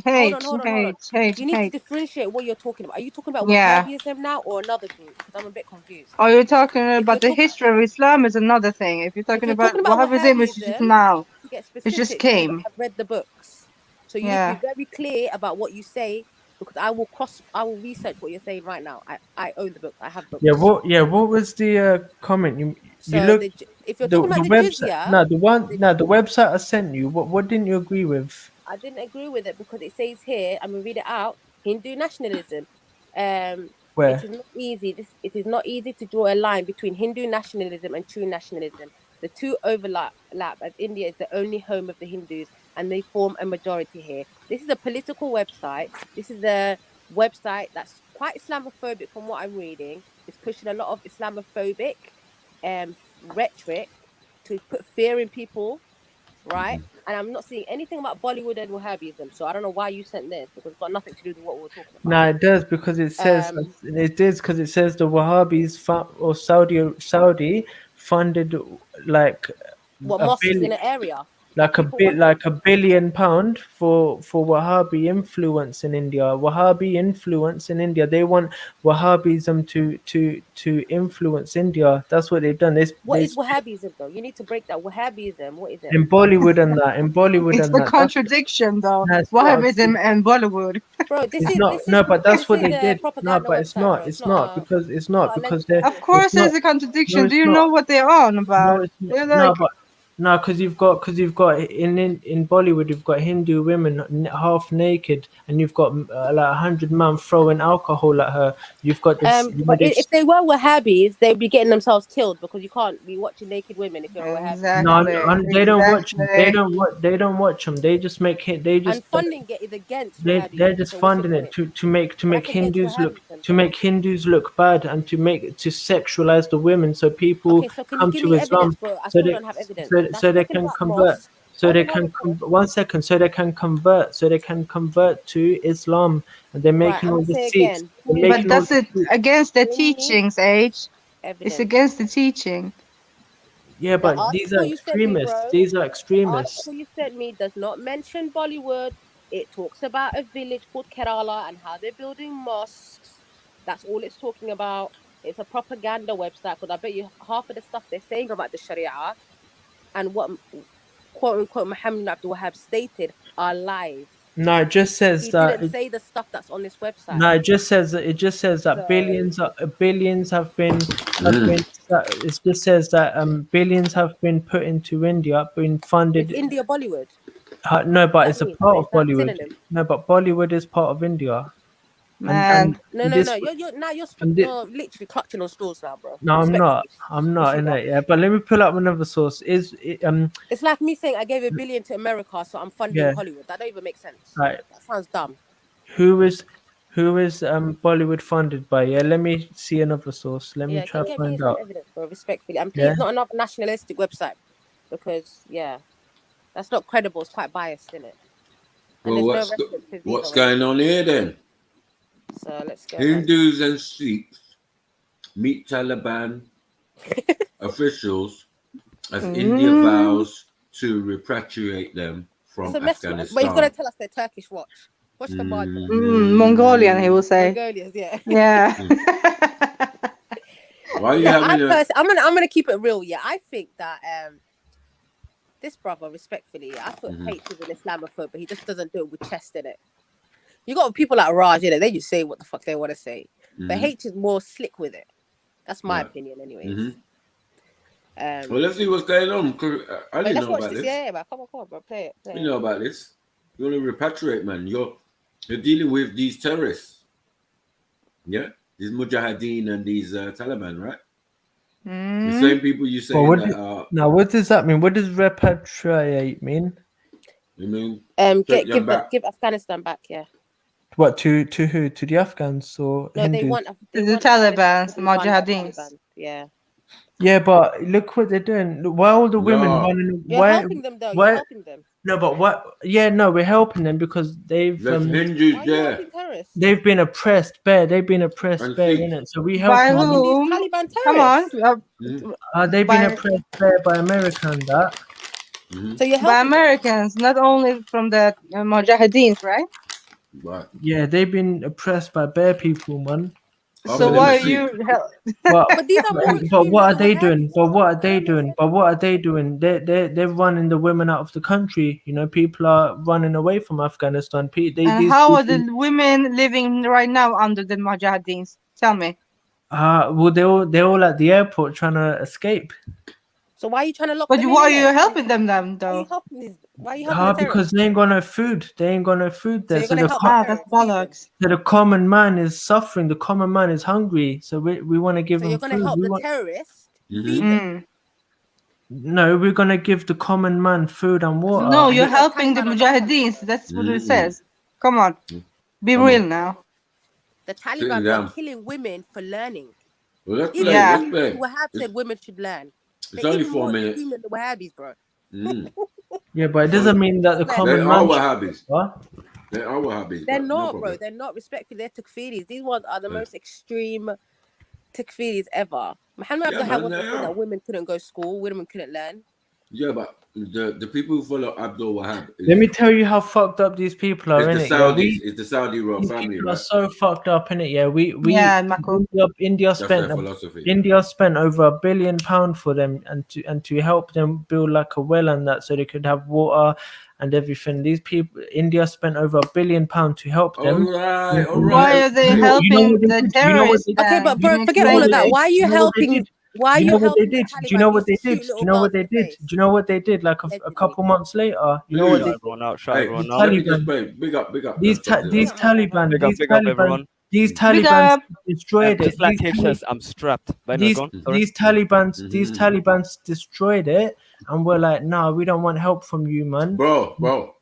They're Let me- crazy. They fuck You're their doing too much sisters. talking, bro. They fuck their sisters, man. They're crazy. All right, let me just play this, man, because Play it. you talk too much. Yeah? Go ahead. I ain't gonna be rude, but you talk too much, and I you said all talk of on that. things that you don't know much about. Yeah, go that's ahead, true. bro. I'm gonna go now. Safe. Safe, Maggie. Why are you going? Stay. Where are you going? Where are you running? Because he knows what time it is. Why are you running? Why? Come on, defend your people, man.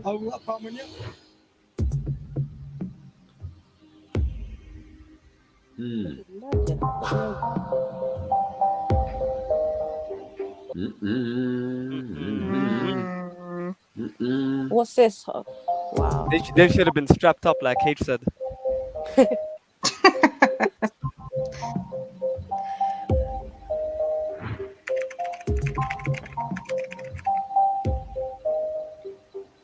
It's a mess, man. A whole mess, you know. Yeah. Man's telling us we're Herbies and he's out here. Your people out here doing the most. Contradictions, man. Contradictions with a person. Out here doing the most. That's why he had to run. He knew. I didn't even know this. This is mad. That's what I'm saying. I'm like, Yeah, what? this is crazy. Why would you help people that are going to kill you? This is bad. Because they got their community there. Yeah, exactly. So they That try makes to no save sense. their own. Yeah. It's Yeah. actually confusing. Yeah. But which role do you play? Because And we know Taliban will laugh in your face and then kill you 5 years later. 5 years later. and did they not wear turbans? Shit about them.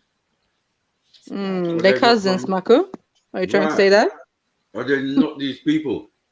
Is that They're not not hate from right now? Pakistan and certain places like They're that. the same No. skin tone, bro. You look the same. You have the same features. You are one people.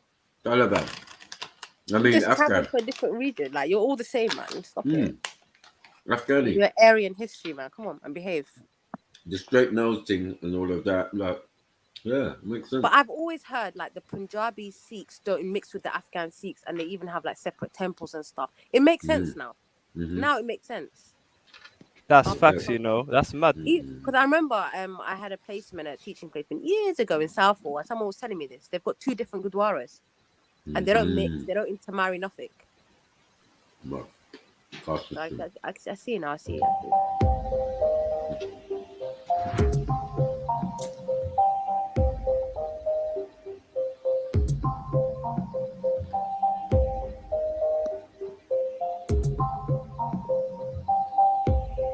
हमारी बात हुई थी, उनके mobile phones वगैरह सब बंद हो चुके हैं। वो डर के मारन अपने फैमिली को भी एक हिसाब से बाहर भी नहीं जा सकते। पूरी फैमिली मेरी फंसी हुई है वहाँ पर, पूरे सारे लोग फंसे हुए हैं वहाँ पर।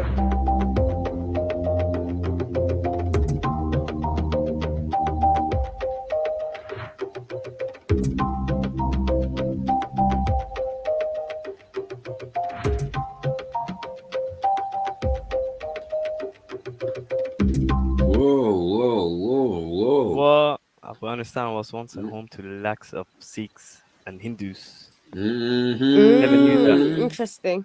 I didn't know Interesting. that. Mm-hmm. I'm not surprised though, to be honest. It makes sense, innit? Yeah. Yeah, All all adds the up, way man, it adds up. across that region, you get ones that are pure or ones that are mixed with Turks and You all can tell, sorts. man, even by their features. A little All bit of like some different- Genghis Khan. They got Yeah, bear, like Yeah, there are a bear. lot of Bear. mixes over there. Yeah. Some look Chinese, other one are dark. That's mad. Right. You know what I mean? All the way from Iran to, Yeah. to India itself. looking, yeah. Persian Yeah, the Persians. Mokhtar. Mm. Yeah. I mean, I don't hear no one complaining and saying anything. Where's the... Oh, you come back, Kate? Come on. Yeah, big up. No, what I was saying is that Yeah, go ahead. Hindu Sikhs, you know, Kashmir, we lived there forever. It's these men that came to us. They colonized us. They come to us. You know, they pushed us out. The Mongols, Mughals, they came and pushed us out. You know, that's why the Guruji had to pick up the swords, because these people tried to come and convert all of us.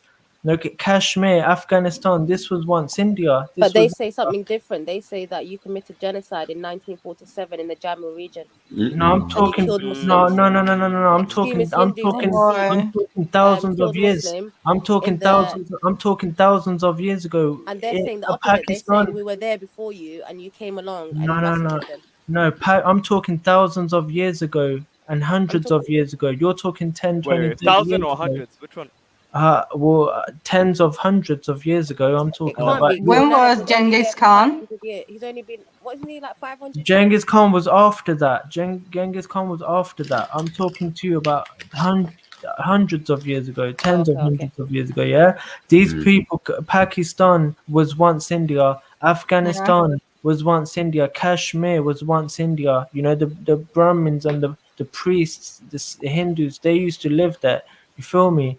And then these people came, and these terrorists came, and you know, these people that fuck their sisters and that, and then they started. Wow. Yo, you're gonna get beaten up. Look, it's slowly coming out. See? They start. No, I'm telling you facts. They started killing. They started to kill. They started to kill innocent sisters, right? They started to kill innocent people. They started to kill innocent people. As you can see in the image, Afghanistan and Pakistan and Kashmir was once home to millions of Sikhs and Hindus. Millions of them. The Muslims to you are the invaders. Until these Turkish, you know, sister fuckers come and start killing them. Oh shit! Look, read it for yourself. Read it for yourself. Read it for yourself. Read it for yourself. I ain't saying. Listen, I ain't saying anything. Now he's talking about the Ottomans. Look. Some of the Sikhs are Muslim converts. So what's your point? No, what? Some of the Sikhs who used to be Muslims and they converted. Yes, that's right. So why didn't? And the other way around as well. No, that's true. That's true. Bare Muslims convert to Sikhs because they don't want to fuck their sisters no more. You feel me? It came out. And how can you fuck your sister when you can't even marry your sister because it's incest is not allowed in Islam? Exactly. So I know they're not Muslim. So you're telling me they all No, but that's what they do. That's what they do. No, but you can't because the marriage is void. That's it. Listen, listen. I told you from my experience. You're basically saying they're doing haram acting. No, what I'm basically saying is I don't have anything against Islam. That's what I'm basically saying. But you just called us sister fuckers right now. No, I said the people that are fucking their sisters are sister fuckers. But guess what? You know what the problem with that is, mate? I'll tell you what the problem with that is. That means some of the ancestors of the Sikhs are sister fuckers. What? That means some of the ancestors of the Sikh, of the Muslims who converted to Sikhism are the... No, they were the 1% that didn't. They were the sensible ones. Come on, come on. They were the sensible ones, you feel me? Come on, you're making it up. Those are the ones that said, oh, that's my sister, I can't touch her. Man, basically, some people are just fucked up, man. These people are 99% of them are fucked up. They're dirty minded, they're liars. They're liars, and you know you can't trust them, man. So why would you live amongst them? No, because like I said, Kashmir, Pakistan, Afghanistan, this was once home to millions of us until these people come and started killing innocent people. But millions of you used to be Muslim though. Until before even Islam came around. Before Islam came around. Before Islam? How we were all Hindus, innit? Before Islam ever came around, we used to live there. For millions of us used to live there. It makes sense why you hate for Hindus. Until these terrorists come and start killing innocent people, like you can see in the image right now. No, you're funding them. You're helping these ones. No, we're helping the minorities. No, you're helping Taliban. Taliban are terrorists. Taliban. You're helping Taliban, and then when you help them, they're gonna take you guys out. Yeah, not very clever. Not very clever. Maybe we should stop their funding then. Yeah, maybe you should tell your people to stop funding them. Yeah, I think they have actually. I think they have. You should, man. You should, because they're gonna take you guys out. They don't like who we worship. Unless we, I mean, unless we, like that. no. Listen, They'll take you out. I'm telling you, bro. Listen. Respectfully, they'll really hurt you. They're not nice people. But this guy listen. over We don't here need to hurt them. We don't need to hurt them. They blow themselves up. Yeah, This man. guy They're gonna over do it in here the Sikh temple, so don't help. looks more Hindu than you do. Nah, he looks more Indian than you. He looks more strapped up than He you looks do less as well. Aryan, bro. He does look less Aryan. Yeah, I agree. Yeah, but they live in the heat, innit? They come out. No, bro, that don't make sense. I'm black. My skin tone don't change. Some for me, mountains but I are don't cold turn as well, white. so it's not always hot. Exactly, and it's that not always live in cold. Norway, It's not always hot or for cold. You're right. generations, they're still black. They haven't changed skin tone. Yeah, but I don't know, man. And the Maybe people he. that live in cold, that move to cold regions, they're still black. They haven't Yeah, changed but skin tone. They don't yeah, look but white. they get darker in the sun, do they not? That's called a tan. It comes and goes. Exactly, and these are tans as But well. your These are natural tans as tone, well. your melanin shouldn't. These are tans. I'm telling you, these are tans, innit? Where's Pakistan? Is it right next door to India? Next door to Afghanistan. Wasn't Pakistan part of India anyway? So what's your point? That's what I'm saying too. Same All this land. was. That's what I'm saying. All this is a part of India, but these terrorists come and they started to kill innocent people. How did and a whole country of terrorists just come into your country and never knew what to do? I'm confused. and drive innocent people out. That's what they did, man. Yeah, what we saying? Go on, play the video, Matthew. Play the video, man. This is Indian on mixed Indian crime. Right? He's more native to the land, though. He's more native than you, bro. Respectfully, from that skin tone. Yeah, I'm a Londoner. Yeah, man.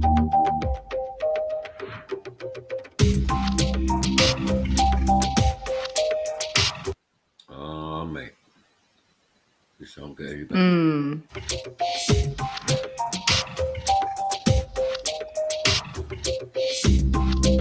Wow.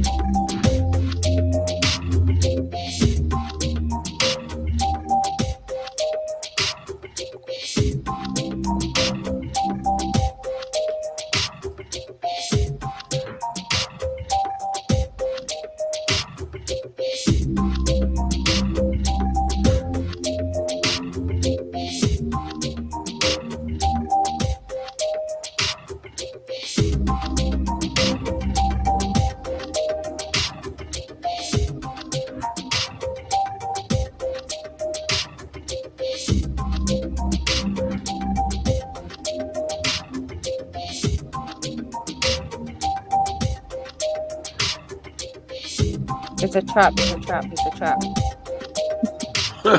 They're your Yeah, brothers. it is. They're your Muslim brothers. No, they're the ones you're helping. Nah, they're the ones who call themselves Muslims. These are the ones. No, who call you're themselves helping them though. No, we can Nah, go there. these, Nate. that's because they're lying to us. I told you, these men are liars, man. First they say we love you, we're your brothers, and then they go kill innocent All right, people. listen, but you're funding They're them, your you're funding brothers. them. They're your No, brothers. you're funding them. These are your while you Muslim defeated brothers. them. These are You're your funding the them. government, You're the government, funding them. the political parties are, You the are political funding parties them are, while the political our scholars parties have are, the explicitly political, no, the refuted them, but you're politicians funding are. them. No, politicians are funding them, No, yeah, no, no, for their the agendas, Sikhs for are their helping votes, them. for their votes. The government, the Modi, the Are governments they are not Sikh funding though? them. Are they not No, Sikh? no, Modi isn't a Sikh. Does Modi look No, like no, a the Sikh? title to you? says Hindus and Sikhs meet Taliban officials as India vows to No, but these are all politicians, innit? And politicians, But they're still Sikh though. They still Poli- represent you. I don't know, innit? A Sikh doesn't mean you got a beard and you got a turban. That's not a Sikh. A Sikh is some Guru defines what a Sikh is, not you. What I'm saying is that But they're these saying they're Sikh. So no, I'm but gonna what? call them Sikh. Yeah, that's cool. But what I'm saying is that these are politicians, these are officials, these are government people that are funding them. What I'm saying to you is that these are liars. These are these Muslims from Afghanistan, from Kashmir, from Pakistan. No, you're not gonna do that because I've got Afghan Muslims and They're dirty-minded. They're dirty-minded. You're not gonna do that. They have dirty minds and they're you're not gonna do liars. that. And You're they're not gonna do liars. that. You're not gonna And do that. they call themselves Muslims, which means they're your Guess what though? brothers. There's Afghan Muslims that refute Taliban too. And Which I've got friends no, who are Afghan Muslims that yeah, they're running away from a minute, but these No, are they're your not. They're refuting they're them on the your land. brothers. No one wants them there. They're your brothers. Hold on, wait. They're your brothers. No, hold on 1 second. They're dirty. They're dirty. Dirty. Hey, they're actually your brothers. Your brothers. Why? Why? By blood. By blood. No by blood. By blood. These are Turkey. You're your cousin, man. You're more Aryan than them. These are Turkish people. But they're less mixed than dark skin. No, they're dark skinned because firstly, no, I'm from London, isn't it? Nah, don't do that, bro. Don't do that. They got a tan. I'm from London. They got a tan. Nah, don't. Bro, I've taught children who were Sikh, bro. And You see, Sikhs were harassed and told to convert to Islam. The reason why we're light skinned is because India for those who missed it or don't know, India ranges from a temperature which ranges from -50 to +50 Celsius. Hence why some people are dark, some people are light.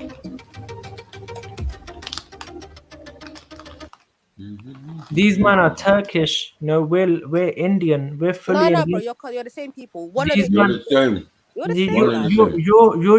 deluded. You're deluded. Bro, some of them used to be Muslim, bro. You were those people. You're deluded. You were them. You're deluded. No, but we know From that, the same Sikhs of today are bloodline. basically No, they're Muslims. These are Muslims from Turkey. Yeah, but bare Sikhs, their ancestors were Muslim. What's your point? They're dirty. They're dirty, So man. bare Sikhs have ancestors. They're Indo-Aryan, like you. No, they're Come on. Turkish. No, The we're same. no, They're all mixed up. they're You're all the Turkish. same. They're Turkish. The This thinking tribalistic the stuff. thinking is different. Why don't Sikhs fuck their own sisters, their siblings? Why do these But men their fuck their ancestors did, siblings? though.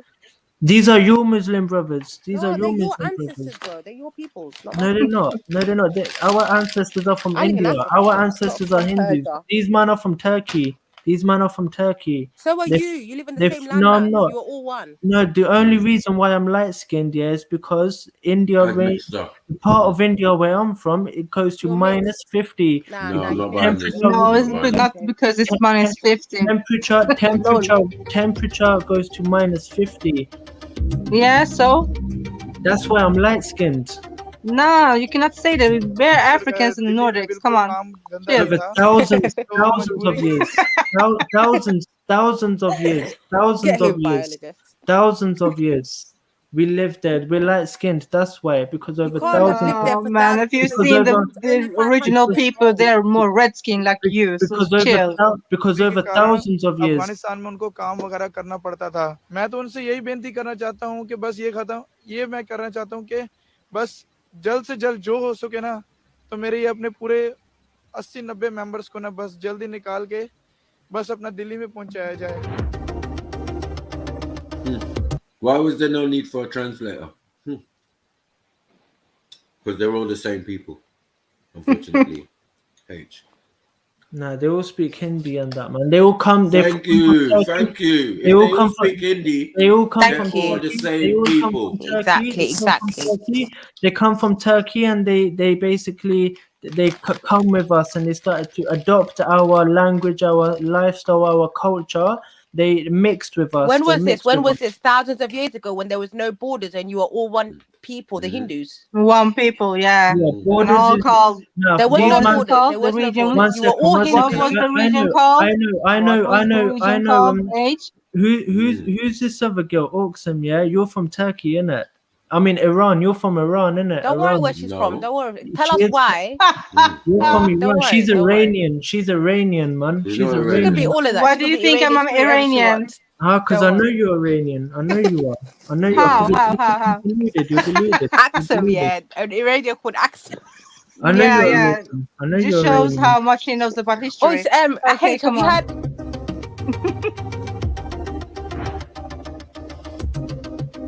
Oh, this was recent. I remember this. I know you're see. Iranian. I know you're Iranian. Iranian are So are funny they all people. trying to get out now, Matthew? Iranians are Mad. funny people, man. Uh-huh. Iranians are funny people, man. Yeah, but yeah, they're your cousins, man. We know. The Persians and that. Persians, man. Yeah, Persians. The whole thing is Persia. Come on.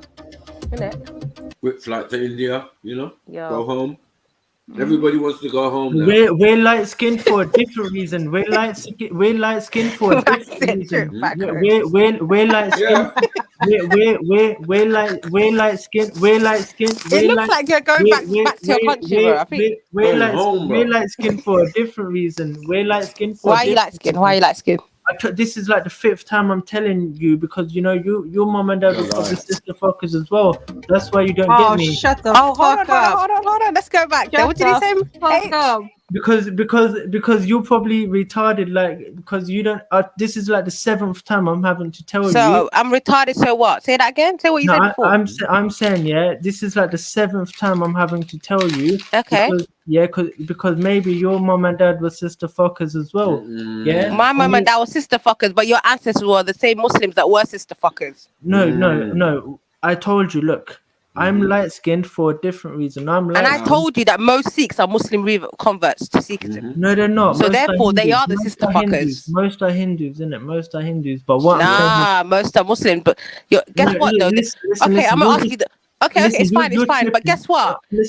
Was the Sufi mystic that the Guru took the religion from a sister fucker? Why are you taking religion from a sister fucker? Now, look. I know that will make you happy to believe. That will make you happy to believe that. He was a Muslim though. Was he a sister fucker? No, he wasn't. Look, he it makes you happy. It makes you happy to think that everything came from Islam, even though most of your practices, when you go to Hajj, you wear white robes like Hindu. Bro, Islam existed before Sikhism. Listen, did it exist before Hinduism? Did it exist before Hinduism? And Islam existed from the beginning of time. Exactly. See, believing in one creator existed. That's what Hindus say. Hindus say Sanatan Dharma. Yeah, but all I know is that you took from Sufi mystics, which you also admitted last time. My question is, was he a sister fucker? I didn't admit that. You're just making nonsense. Okay.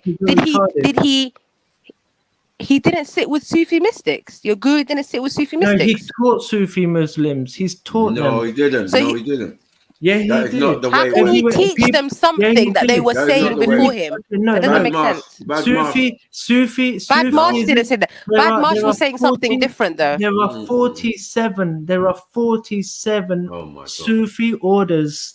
But Bad Marsh said something different. One second. Let me teach you something about Sufism now. There are 47 Sufi orders. 47. There's actually more, but carry on. There are more, but there are 47 main ones. No, there isn't. There's more. No, there's about 300 or more. They say 300 plus, but carry on. No, exactly. But what I'm saying, there are 47 main ones. And no, they're not, but carry on. 1 second. Out of the main Sufi orders, out of the main ones, the highest order is Shishti. It's Shishti order of Sufism, yeah? And according to you, okay. Yeah. According to you, yeah, exactly. No, it's not according to me. You don't know Ansar, you don't know Mujahideen. One second. No, they're not Sufi. Let's see where he goes, Baku. Let's see where he goes with this, bro. I'm a Sufi. You can't tell me something. Let's see how far he goes, bro. Let's see the nonsense he's on his file. What are you gonna tell me? The highest. How are you gonna tell him he's not Sufi? Most Africans are Sufis, but second. In it, Mako. Yeah.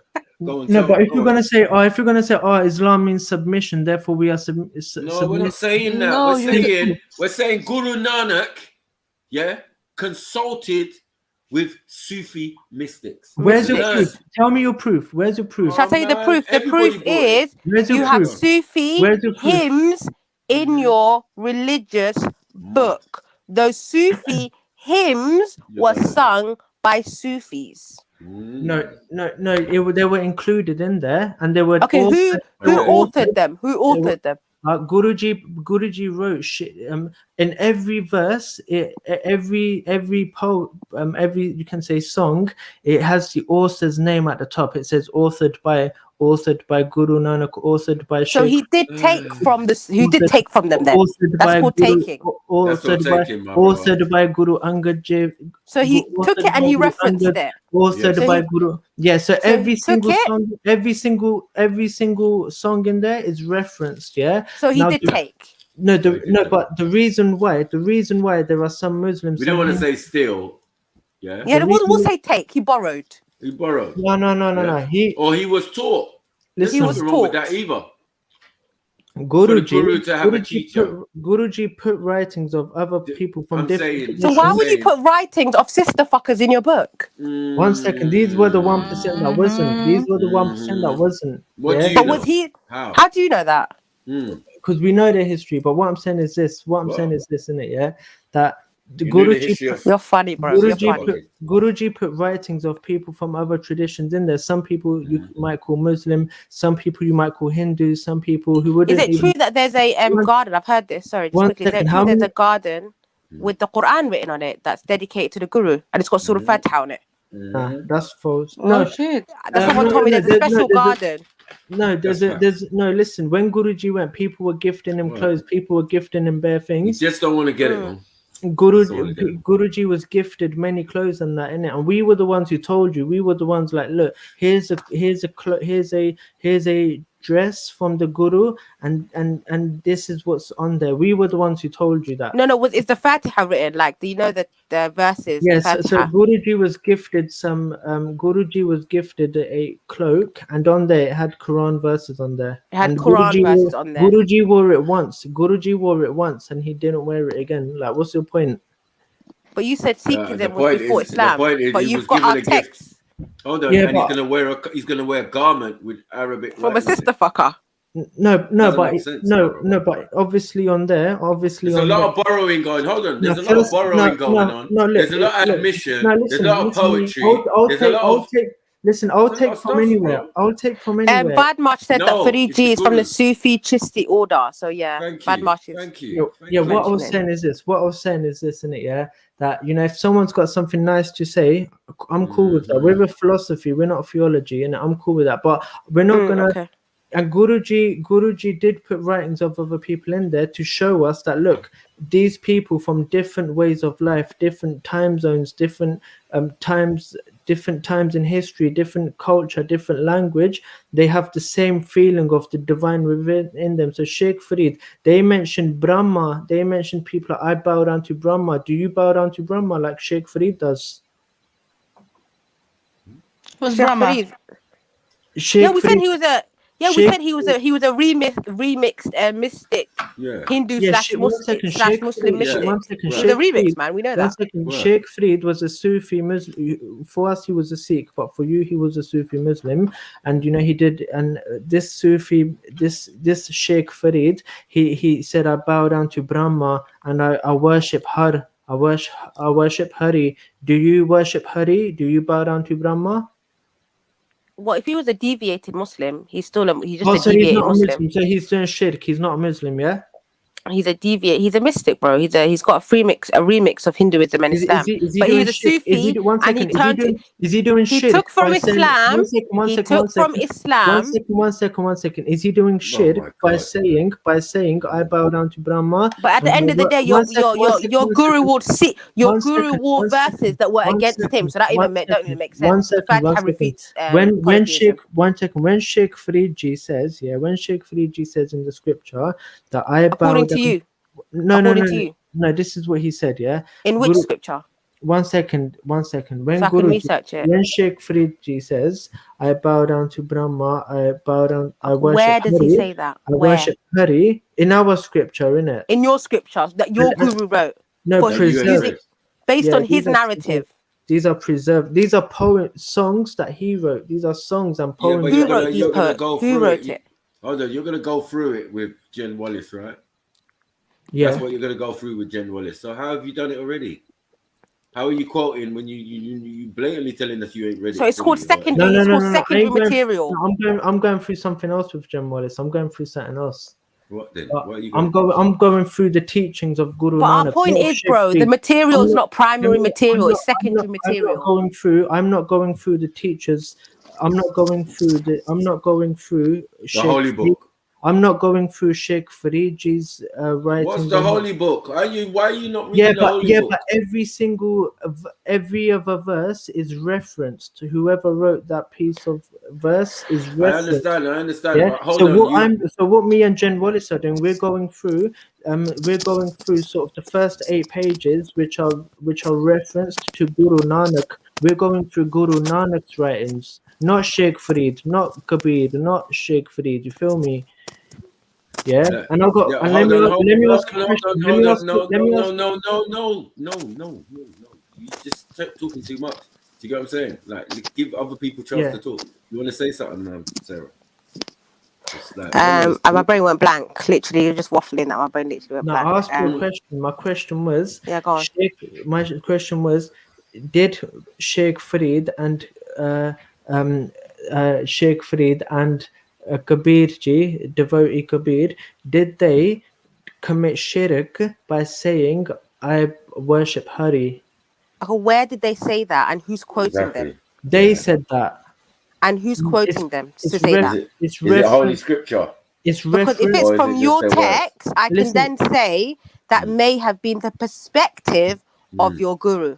That's not evidence to me. If you have the original source where they said that, I can research it and I can find out that's different. But if it's from your books, that's biased. That's not evidence to me. It's not even from your the book. author's This perspective. He's just saying. So you're saying that we took their. I think your text is not evidence to me. But if you have a text that they wrote with their name on it, then why do you believe primary text? Then why do you believe that Sheikh Farid and Kabir are even in there? I don't even understand. Because their material was taken from other texts and they were put into your book. But how do you know that? Because people, Sufis who followed them, have stated that their material was taken and put into your books. This Where comment you're making about him worshipping. Hold on. This comment that they're. It's in their book, bro. Check out Sheikh Farid's books. I already put materials available. Nah, see, that's I'm playing your same game. I'm playing your same game. Where do they state that? And what is it based on? The hymns are recognized by Sufis because they read those same hymns.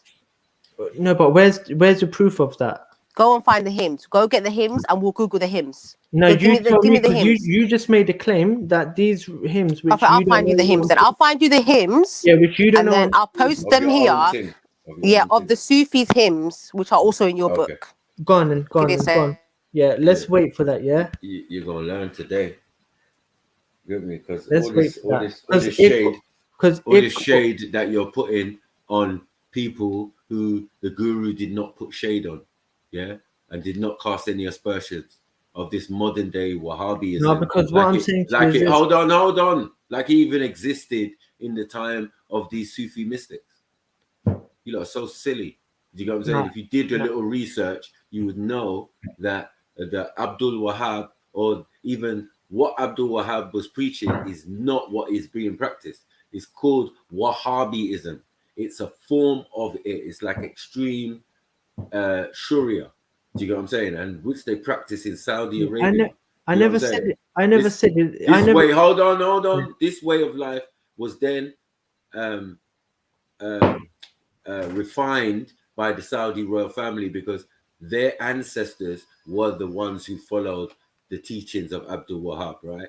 So they've kept that, and now they're in positions of power where they can have their own scholars and all sorts. They've come with this doctrine, which these terrorist groups, which are CIA operatives, are using.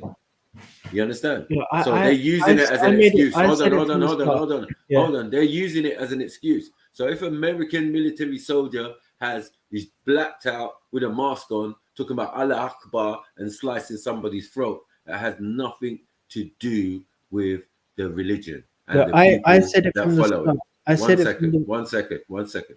But it is a rhetoric and an ideology that they're trying to sell to us in the form of terrorism and terrorists, right? That they have this ideology.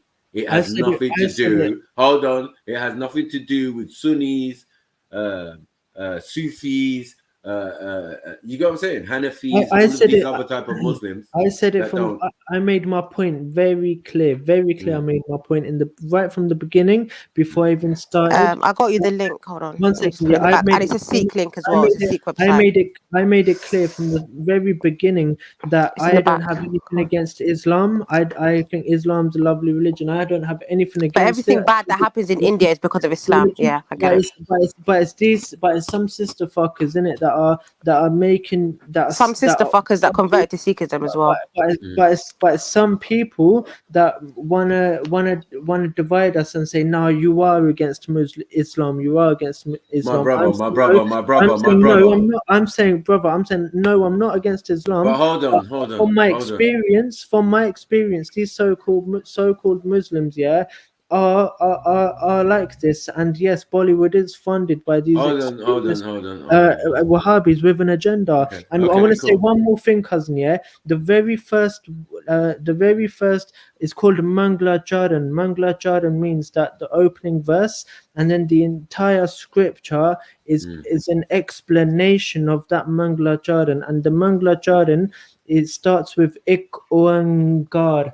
Ik Oangar refutes that we are monotheistic. We are not Can I- monotheistic religion. Alright. Guruji is clear about that. So if any Right. of you think that, oh yeah, the parts of scripture has monotheistic elements in it, we are not monotheistic, and we refute the idea of Jedi, can you please share the Jedi? Sorry, Maki, can you please share the link after, please, of the website that talks about Sheikh Farid and how he contributed to their texts, and it's a Sikh website called SikhNet.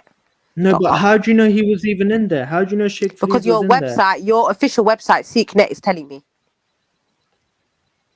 No, but you said that you don't trust our Sikh sources. So when Sikh sources No, say don't that backtrack. Don't backtrack. This is a reference from your religious sources. No. And it's got because they actually mentioned. Hold on. 1 second. Sheikh Farid and Kabir Ji say. Sheikh Farid and Kabir Ji Anyway, say the that page will speak for itself. I don't even do shit. Sheikh Farid Ji says I worship Hari, and Farid Ji says Sheikh I and don't care, Kabir bro, what Ji it says says. they say I worship Hari and Brahma, which for you is takes them out of Islam. For you, that would take them out of Islam. I'm telling you. And then He you didn't said- say that. Your guru said he and said then that. you There's a said- difference. No. Who is that?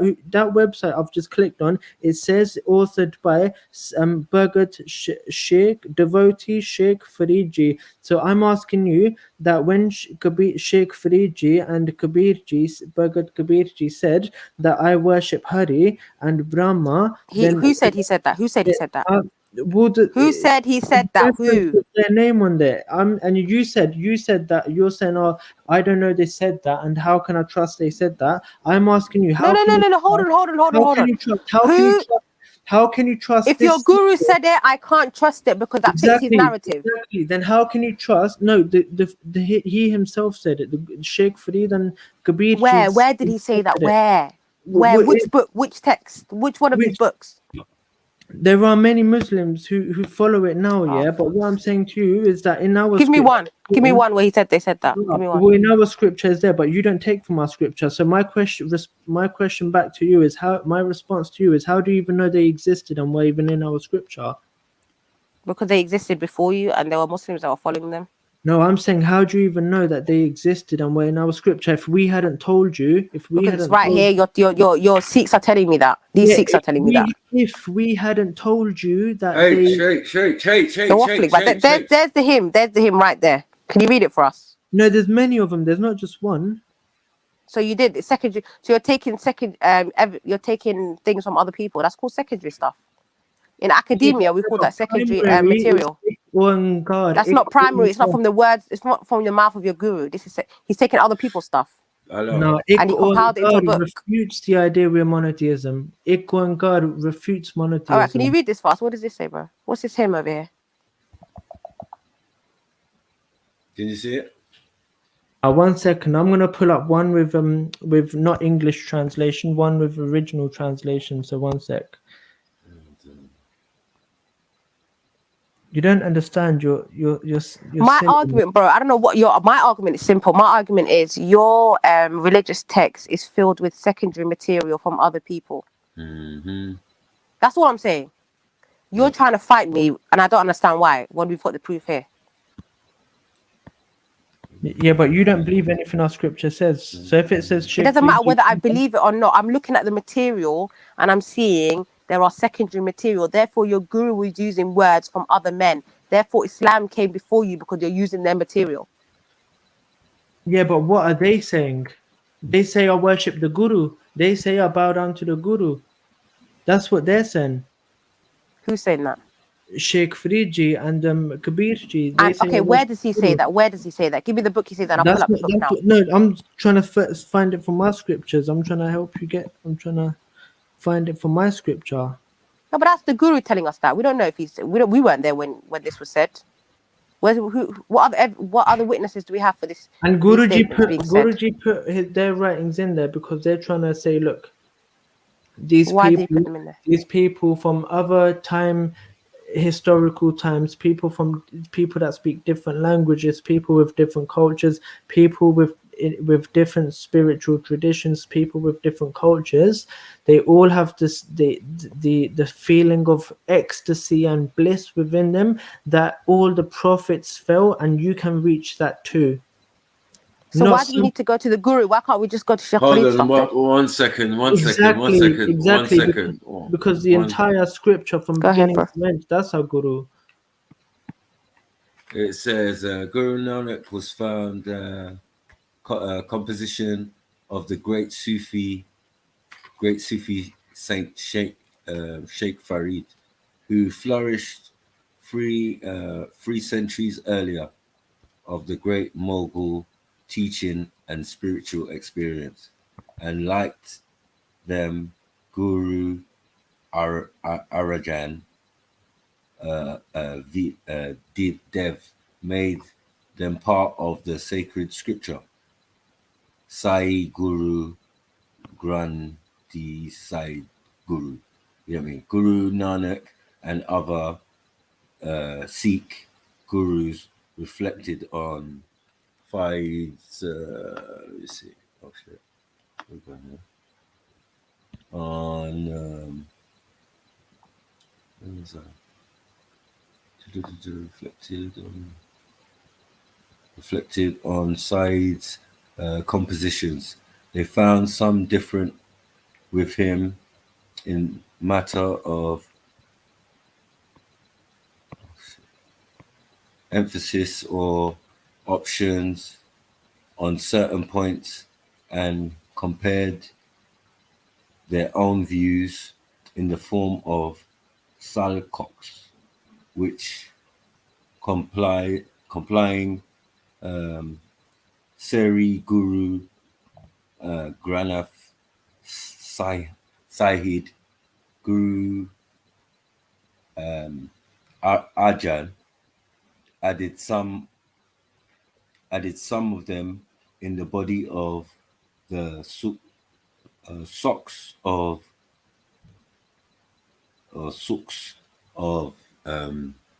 Sheikh Farid, and Sheikh Farid next to the concerned Suki 12 Sukis.